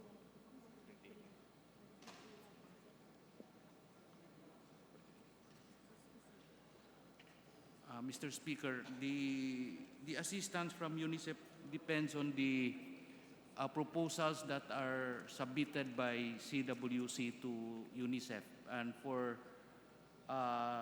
fiscal year 2018, something like 4 million pesos, Mr. Speaker. 4 Around million? 4 million pesos. 4 million. Yan po yung what year, Mr. Speaker, distinguished colleague? That's for 2018, Mr. Speaker. So meron naman pong mga organisasyon na nagbibigay ng pondo sa ating Council for the Welfare of Children. It's for it's UNICEF only, Mr. Speaker.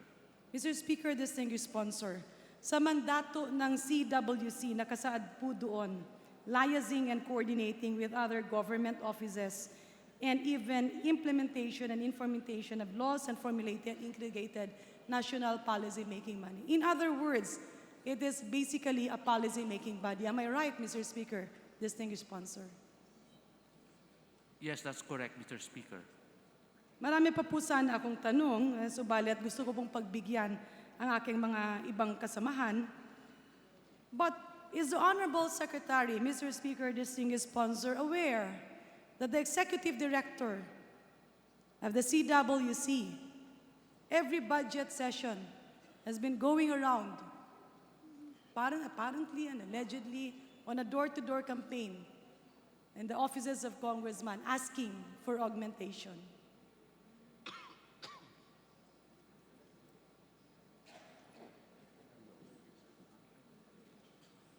Mr. Speaker, the Secretary is not aware. So the Honorable Secretary is not aware, Mr. Speaker, distinguished sponsor. Sa akin naman po, wala naman pong kaso yun. But if you have audit findings wherein funds are being allegedly misused, at dito nga po, nakasaad po sa isang news item na merong halagang 1 million daw na binigay sa isang reporter na sana pondo at ngayon nga ina-disallow ng COA. At sa pagkakarinig ko, ibabalik naman yung pera. Although we know that once released, mali na po yun. I can dig further into audit findings like overstocking of office supplies, failure to locate equipments, unliquidated transfers, or yung pong mga fund transfer na tila tumatagal. Ang punto lang po dito, Mr. Speaker, distinguished sponsor, is we would respect any officer who would work for the welfare of his or her office. And one of that is asking for fund augmentation. However, I also believe, as a legislator, Mr. Speaker, distinguished sponsor, that when you do this, it will actually be tantamount to removing the funds from other programs of the DSWD. Am I right, Mr. Speaker, distinguished sponsor? Yes, that is correct, Mr. Speaker. So kung binabawasan po natin yung ibang ahensya ng DSWD at mapupunta lang po ito dun sa mga events na wala naman pong napupuntahan para sa ating mga kabataan, tila po sayang ang pera ng gobyerno. Will the Honorable Sponsor, Mr. Speaker, agree with me on this? Yes, Mr. Speaker, I agree with that, Mr. Speaker. Yeah. Mr. Speaker, distinguished sponsor, may I respectfully inform the Honorable Secretary to call the attention of the Executive Director of the Council for the Welfare of Children. Okay naman po na magpadagdag. Pero kung yung pong ilang araw, how many weeks you are in Congress, lobbying on a door-to-door basis, not only during this year, but also the previous years, and forgetting na magkano bang makukuha mo doon because wala naman pong pork barrel at bawal po yung mga insertion. At dito po sa Kongreso, pinaninindigan po namin na hindi dapat galawin ang para kay Juan at kay Maria. These matters should instead be discussed within the department, not in Congress, not lobbying before any congressman, and wasting the time of the CWC. Because when you lobby here and you forget your work in your office, remember there is DILG, DOH, DSWD, local government units, the European Union, USAID, all other UN agencies. Ang dami pong pwedeng pagkuhanan ng pondo kung kabataan ang pinag-uusapan. But when you steer the chemistry in DSWD and try to grab what is due for the other programs, then, Mr. Speaker, distinguished sponsor, I believe it is now for the Secretary to act on that. In closing, Mr. Speaker, distinguished sponsor, may I appeal that in the subsequent budget hearings, all these matters be settled before DBM and internally. Para naman po hindi nagagamit yung ganoon na paglalabi sa mga bagay na hindi naman dapat pag-aksayahan. And legislators will instead focus on looking at the other programs that would really redound to a better performance of the other agencies. With the indulgence of my colleagues, allow me to pose the last question. This is not from us. This is from our colleague who belongs to the majority. I was informed that our good colleague here was able to facilitate a program with regards to the rehabilitation of centers around 2.3 billion. This was, of course, when she was still a senator. May I inquire, Mr. Speaker, distinguished sponsor, what is the status of this? And her follow-up question is, how much is needed to finish this? Because instead of advocacy, seminars, travels, media hops of the CWC-ED, baka po mas dapat pondohan natin yung pagtatapos ng mga rehabilitation centers.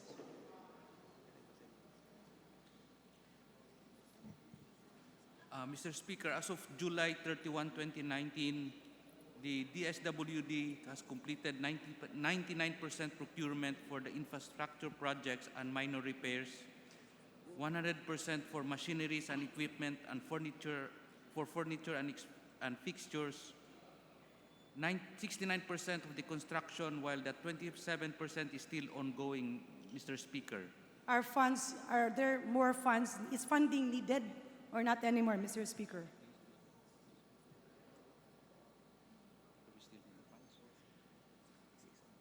Yes, Mr. Speaker, we still need 1.5 billion more, Mr. Speaker. Thank you, Mr. Speaker, distinguished sponsor, and we will look forward to the proposal of our colleague here who is a former senator insofar as having this 1.5 billion deficit for completion be funded. Thank you, Mr. Speaker. Thank you, distinguished colleague. Thank you, Mr. Thank you to the lady from Iloilo, Majority Floor Leader.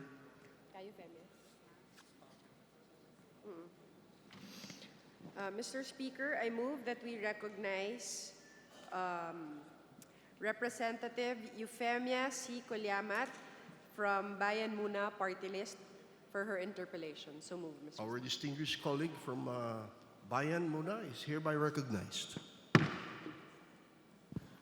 Maraming salamat, Ginoong Speaker. Ang tanong ko po ay maiksing manifestation lang to para sa NCIP po. Pahintulutan ba ako ng ating Please proceed. Mr. President. Oh. Okay. Ang NCIP ay inaasahan namin bilang sa mga katutubo.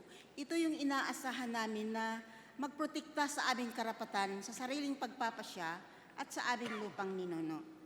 Ngunit batay sa aming karanasan, hindi naman naiiligtas ang mga lupang ninuno sa pamamagitan ng presensya ng mga militar. Ang pinoprotektahan lamang nila ay ang malaking minahan. Karanasan namin ito.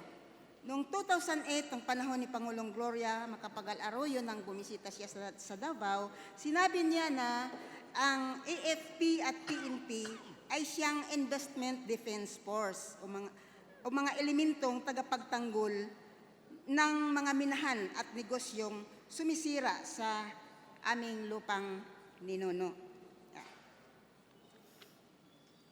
Ayon sa United Nations Declaration on the Rights of Indigenous Peoples, Article 30, hindi maaaring kumilos ang mga militar sa teritoryo ng mga IP maliban lamang kung ito ay pinahintulutan at pinagkasunduan kasama ang mga katutubong epektado.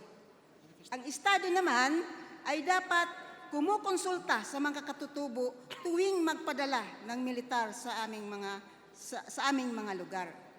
Kinikilala dapat ang mga katutubo na ang karapatan ng ito sa buong daigdig, no? Pero nanghihimasok ang mga militar sa ngalan ng interes ng kanilang mga among dambuhalang negosyante at higanting minahan. Kaming mga katutubo ay walang ibang pakay kundi protektahan ang aming lupang ninuno, gayon din ang lahat ng mga nabubuhay dito, tao, halaman at hayop. Nais naming kilalanin ng Estado ang aming karapatan sa sariling pagpapasya.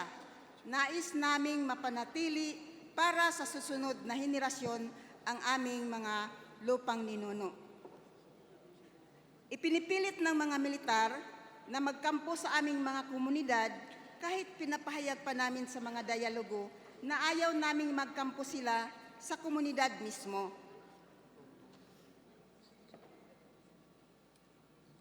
Hindi lamang nila kami ginawang target practice, ginagawa din nila kaming human shield. Kung nais ng mga militar ng digmaan, dalhin nila ito sa mga lugar na walang sibilyang mapapahamak. Igalang naman nila ang aming karapatan, ang aming mga buhay, seguridad at ari-arian. Gayon din ay ipinipilit sa aming mga lumad ang mga programang panlipunan na hindi naman ikonsulta sa amin. Ang mga militar pa nga ang nagpapatakbo. Ito ay tahasang paglabag sa aming karapatan na ginagarantiyahan ng mga lokal at internasyonal na batas at mga internasyonal na kasunduan at deklarasyon hinggil sa karapatang pantao at karapatan ng mga katutubo. Anong ginagawa ng NCIP upang masiguro ang karapatan naming mga katutubo? Mula 2016 mayroon ng 54 na mga lumad na biktima ng extrajudicial killing. Sila ay mga lumad leader, elder, at mga tagapagtanggol ng aming lupaing ninuno. Kamakailan lamang ay pinatay ang mga lumad na humaharap sa pagmimina sa Bukidnon. Sina Bai Lia Tumbalang at Dato Mario Agsab. Anong ginagawa ng NCIP dito? Halos araw-araw ay may nabalitaan tayong pinatay, dinahas, illegal na inaresto. Dahil nga sa mga karahasang ito, laban sa amin ng mga lumad at walang tigil na mga atake sa aming karapatang pantao, ay napilitan kaming magbakwit. Ito lamang ang mga palaging nangyari tuwing may mga nakaambang malaking proyekto at bantang pagmina sa aming mga lupang ninuno. Sinimulan na nila ang mga proyekto kahit wala pang mga pre-prior and informed consent mula sa mga epektadong katutubo. Napakarami pang mga katutubo ang maepektuhan, dadahasin, papatayin, iligal na arestuhin at mawawala ng lupang ninuno at kabuhayan dahil sa mga banta ng mga proyekto sa ilalim ng Build, Build, Build na program ng ating Pangulo. Sa mga nakarang araw ay tinlalakay ang budget ng mga ahensya ng pamahalaan. Noong ipasara ng DepEd ang mga paarang lumad, ano ang ginawa ng NCIP? Noong pinatay ng mga militar ang aming mga leader namin sa Lianga noong September 1, anong ginawa ng NCIP? Tila nagkampi-kampi yata ang mga ahensya ng pamahalaan upang dahasin kaming mga katutubo at hubaran kami ng karapatan sa aming lupang ninuno. Ito po yung maraming salamat po, Ginoong Speaker, Ginoong Sponsor. Pinapahayag ko po ito dahil ito talaga yung karanasan namin sa halip na mayroon tayong ahensyang NCIP. Maraming salamat po. Maraming salamat po, Ka-Febia.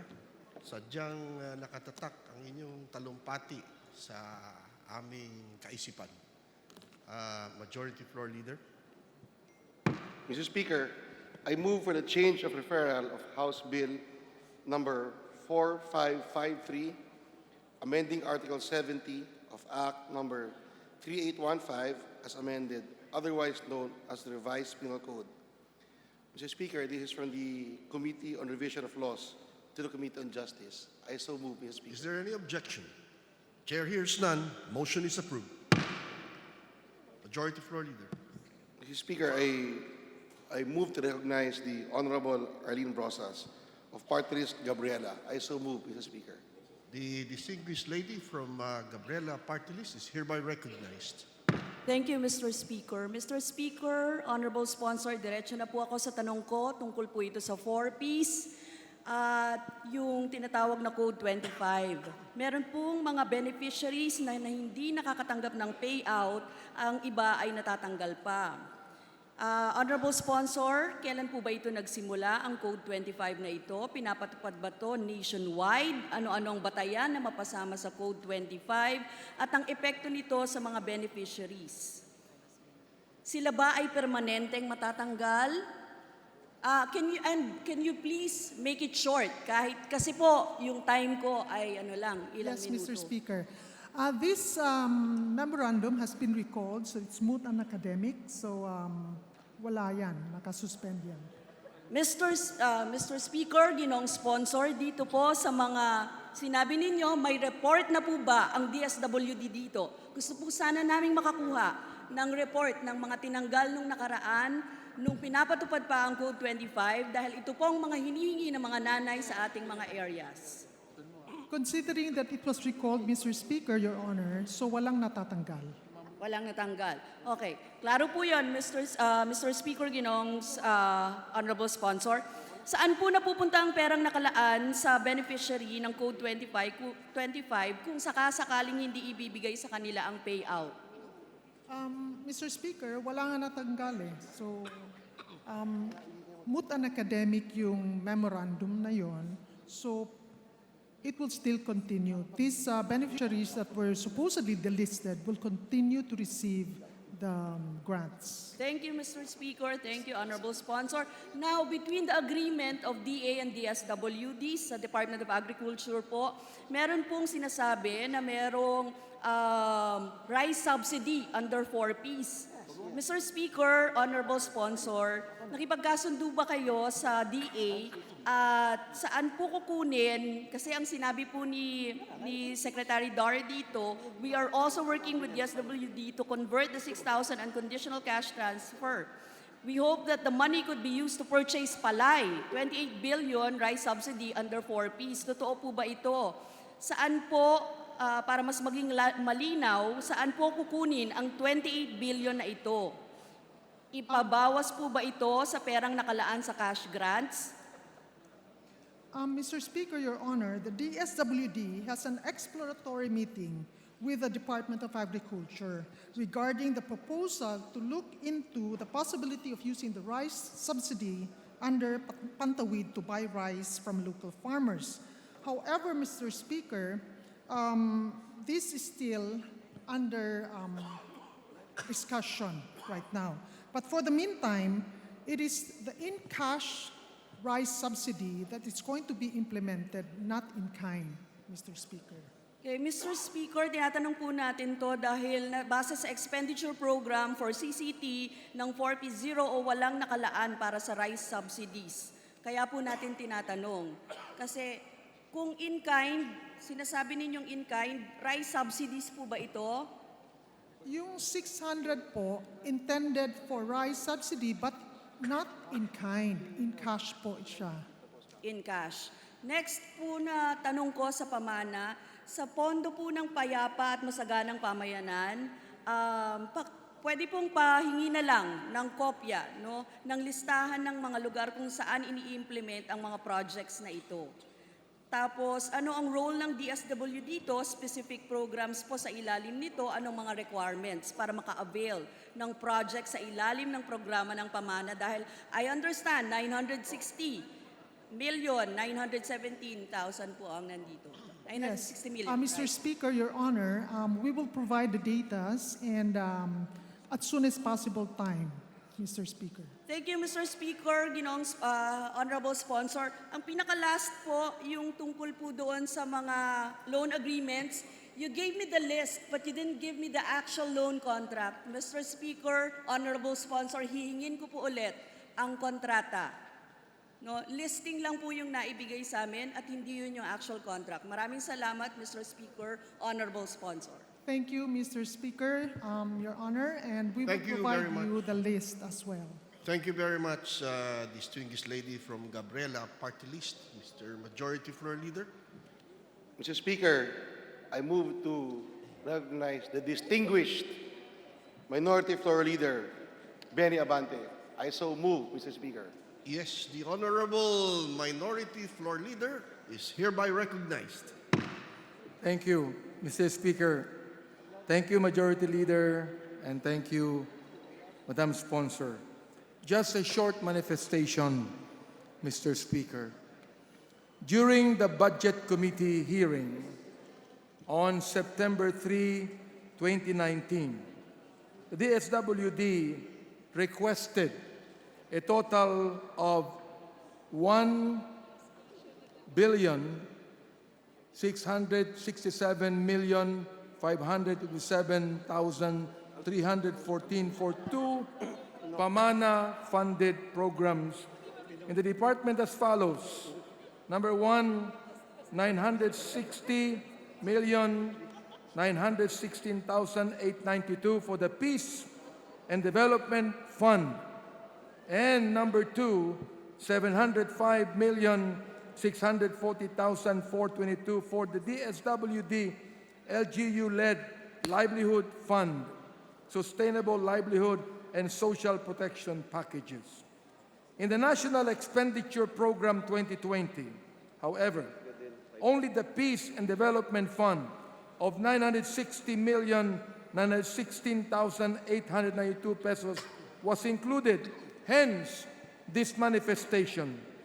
This representation is aware and fully supports the 6-point peace and development agenda of the government. I realize that the government has already invested much for these peace processes. All of us want lasting peace with all stakeholders. To maintain the momentum of this great task of attaining the elusive, lasting peace in our country. Mr. Speaker, I realize to maintain the momentum and to show good faith, we must sustain our efforts and honor those agreements already in place. With this in mind, and to carry out the directive of the President on the matter, I support and so move for the inclusion in the year 2020 budget for the DSWD LGU-led livelihood component of the PAMANA program in the amount of 705,640,422. Mr. Speaker, Your Honor, that is only my manifestation. Thank you very much. Thank you very much, distinguished Minority Floor Leader. Majority Floor Leader. Mr. Speaker, I move to suspend sessions until 1 p.m. tomorrow. I so move, Mr. Speaker. Session is suspended until... Hindi na. Okay na. Tapos na usapan. Session suspended. Okay na yan. Hindi na usapan namin eh.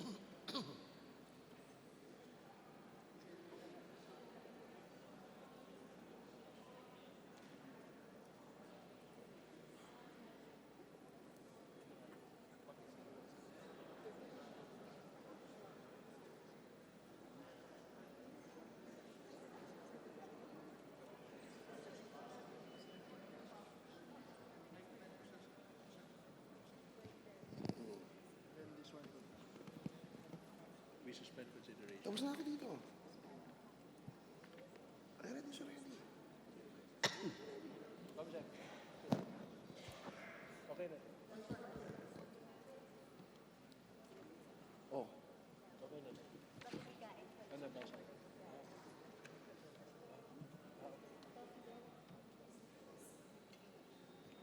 Tapos na to, di ba?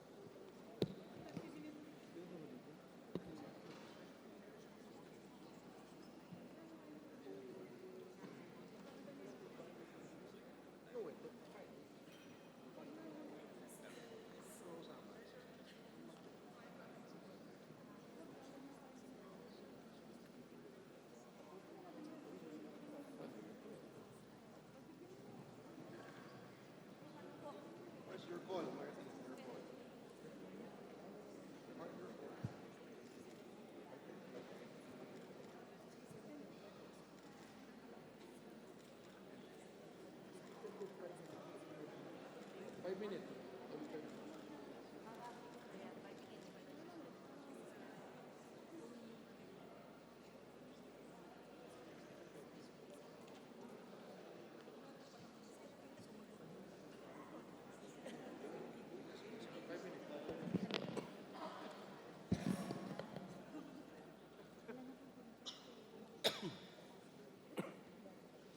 Session is resumed. Mr. Speaker, Majority Floor I Leader. withdraw my previous motion to suspend sessions until 1 p.m. tomorrow. Instead, Mr. Speaker, I move to recognize the Honorable Gaite, Mr. Speaker. Yes, the Honorable Gaite is hereby recognized. Maraming salamat po, Mr. Speaker. Diretso na po ako sa mga katanungan hinggil sa ating ahensya, ang DSWD. Kamakailan lang po, nung Mayo, na-institutionalize ang 4-piece program. Pero ang tanong ko po, mananatili pa rin buong contractualize ang ating mga empleyado. Pwede ho bang makahingi ng commitment sa DSWD na sa pangangailangang napakarami ng ating ahensya, ano po ang gagawing konkretong hakbang ng DSWD na sa kasalukuyan, 3,000 lamang ang mga regular na empleyado habang ang mahigit almost 20,000 employees are non-regular. Out of almost 19,000 employees, only 16,000, almost 16,000 are non-regular workers. Ano ho ba ang commitment ng DSWD para matulungan ang ating mga government workers na supposedly ang 4-piece program, a national poverty reduction program to improve the health, nutrition, education, and aspects of their lives, and yet we cannot even help our workers in the DSWD, Your Honors, Madam Sponsor. Mr. Speaker, Your Honor, the DSWD has a pending request with the DBM, the Department of Budget and Management, to open 3,194 plantilla positions intended for 4-piece employees. And this is to augment the already existing 3,000 positions in the department. And this request is currently being reviewed and evaluated by DBM, and the results will be released within this month, I believe. Tinitignan ko po yung inyong budget, may 4.5 billion na allocated for personal services. Pero may nakalagay na cost of service na 1.6 billion. Kung humihingi rin lang kayo ng pondo, bakit hindi pa sa direksyon na gawing regular ang mga employment ng mga manggagawang ito, Madam Sponsor? Sorry, Mr. Speaker. Can you please repeat? Meron pong 4.5 billion na allocation for personal services under the 4-piece program. Pero may 1.6 billion rin na allocation for cost of service. Pwede ho bang paliwanag bakit hindi pa natin i-request na itong items na to ay gawing regular sa halip na pagpapanatili ng kontraktual na mga manggagawa sa naturang ahensya, Madam Sponsor? Mr. Speaker, Your Honor, there's pending requests with the Department of Budget and Management. Ang hinihiling po natin sana ang isang commitment na totoo, mahirap makipag-usap sa DBM. Pero meron bang turnkey approach? Meaning, for this year ba, ilan ang ating target na ma-regularize? After a few more years, hanggang ilan? Hanggang matapos yung laking bilang ng ating mga gagawa na hanggang ngayon, matagal na sa service, pero hanggang ngayon ay contractual pa rin, Madam Sponsor. Yes, Mr. Speaker, Your Honor, at present, ang timeline dito, gusto natin mapasok regular yung 3,194 plantilla position. And subsequently, we would also request, the department will continue to request for additional personnel. Okay. Bilang pahuling tanong, ano po yung time frame na itong bilang na binabanggit na kailangan para may patupad yung 4-piece program? Meron ho ba kayong tinarget na within 3 years, within 5 years, or whatever? Meron ho ba kayong plano na by a certain period, yung mga manggagawang institutionalized sa programa ay hindi na ho contractualized, Madam? The DSWD po have, sabihin natin, may plano sila, no? But of course, all of this will depend on DBM. Maraming salamat po at sana po sa kapakanan ng serbisyo na isinusulong ng DSWD at gayon din para sa kapakanan ng ating mga kawani at manggagawa sa libu-libong mga kawani sa loob ng DSWD. Sana po para sa interes ng serbisyo publiko, magkaroon ng konkretong programa para yung ating mga libu-libong mga government workers ay ma-enjoy ang matagal nilang inaasam na security of tenure. Maraming salamat. Mabuhay po kayong lahat. Thank you very much, Mr. Speaker. Maraming salamat po, Ginoong Gaite. Majority Floor Leader. Mr. Speaker, may I again recognize the honorable and distinguished Minority Floor Leader, Benny Abante. I so move, Mr. Speaker. The honorable and distinguished and admirable Minority Floor Leader is hereby recognized. Thank you, Mr. Speaker. Sana raw po makonsider din yung IP student sa listahan. Anyway, there being no more questions to be asked by the minority, I move to terminate the interpellation for the Department of Social Welfare. Mr. Speaker, I so move. The Majority Floor Leader. Mr. Speaker, in the part of the majority, we join the Minority Floor Leader, the same motion. I so move, Mr. Speaker. There is a motion to terminate consideration of the budget of the Department of Social Welfare and Development and all including all attached agencies. Is there any objection? The chair hears none. Motion is approved. The consideration of the budget of the Department of Social Welfare and Development and all attached agencies is hereby terminated. Majority Floor Leader. Mr. Speaker, once again, I move to suspend sessions until 1 p.m. tomorrow. And this time, I will not withdraw my motion anymore. I so move, Mr. Speaker. Session is suspended until 1 o'clock p.m. tomorrow.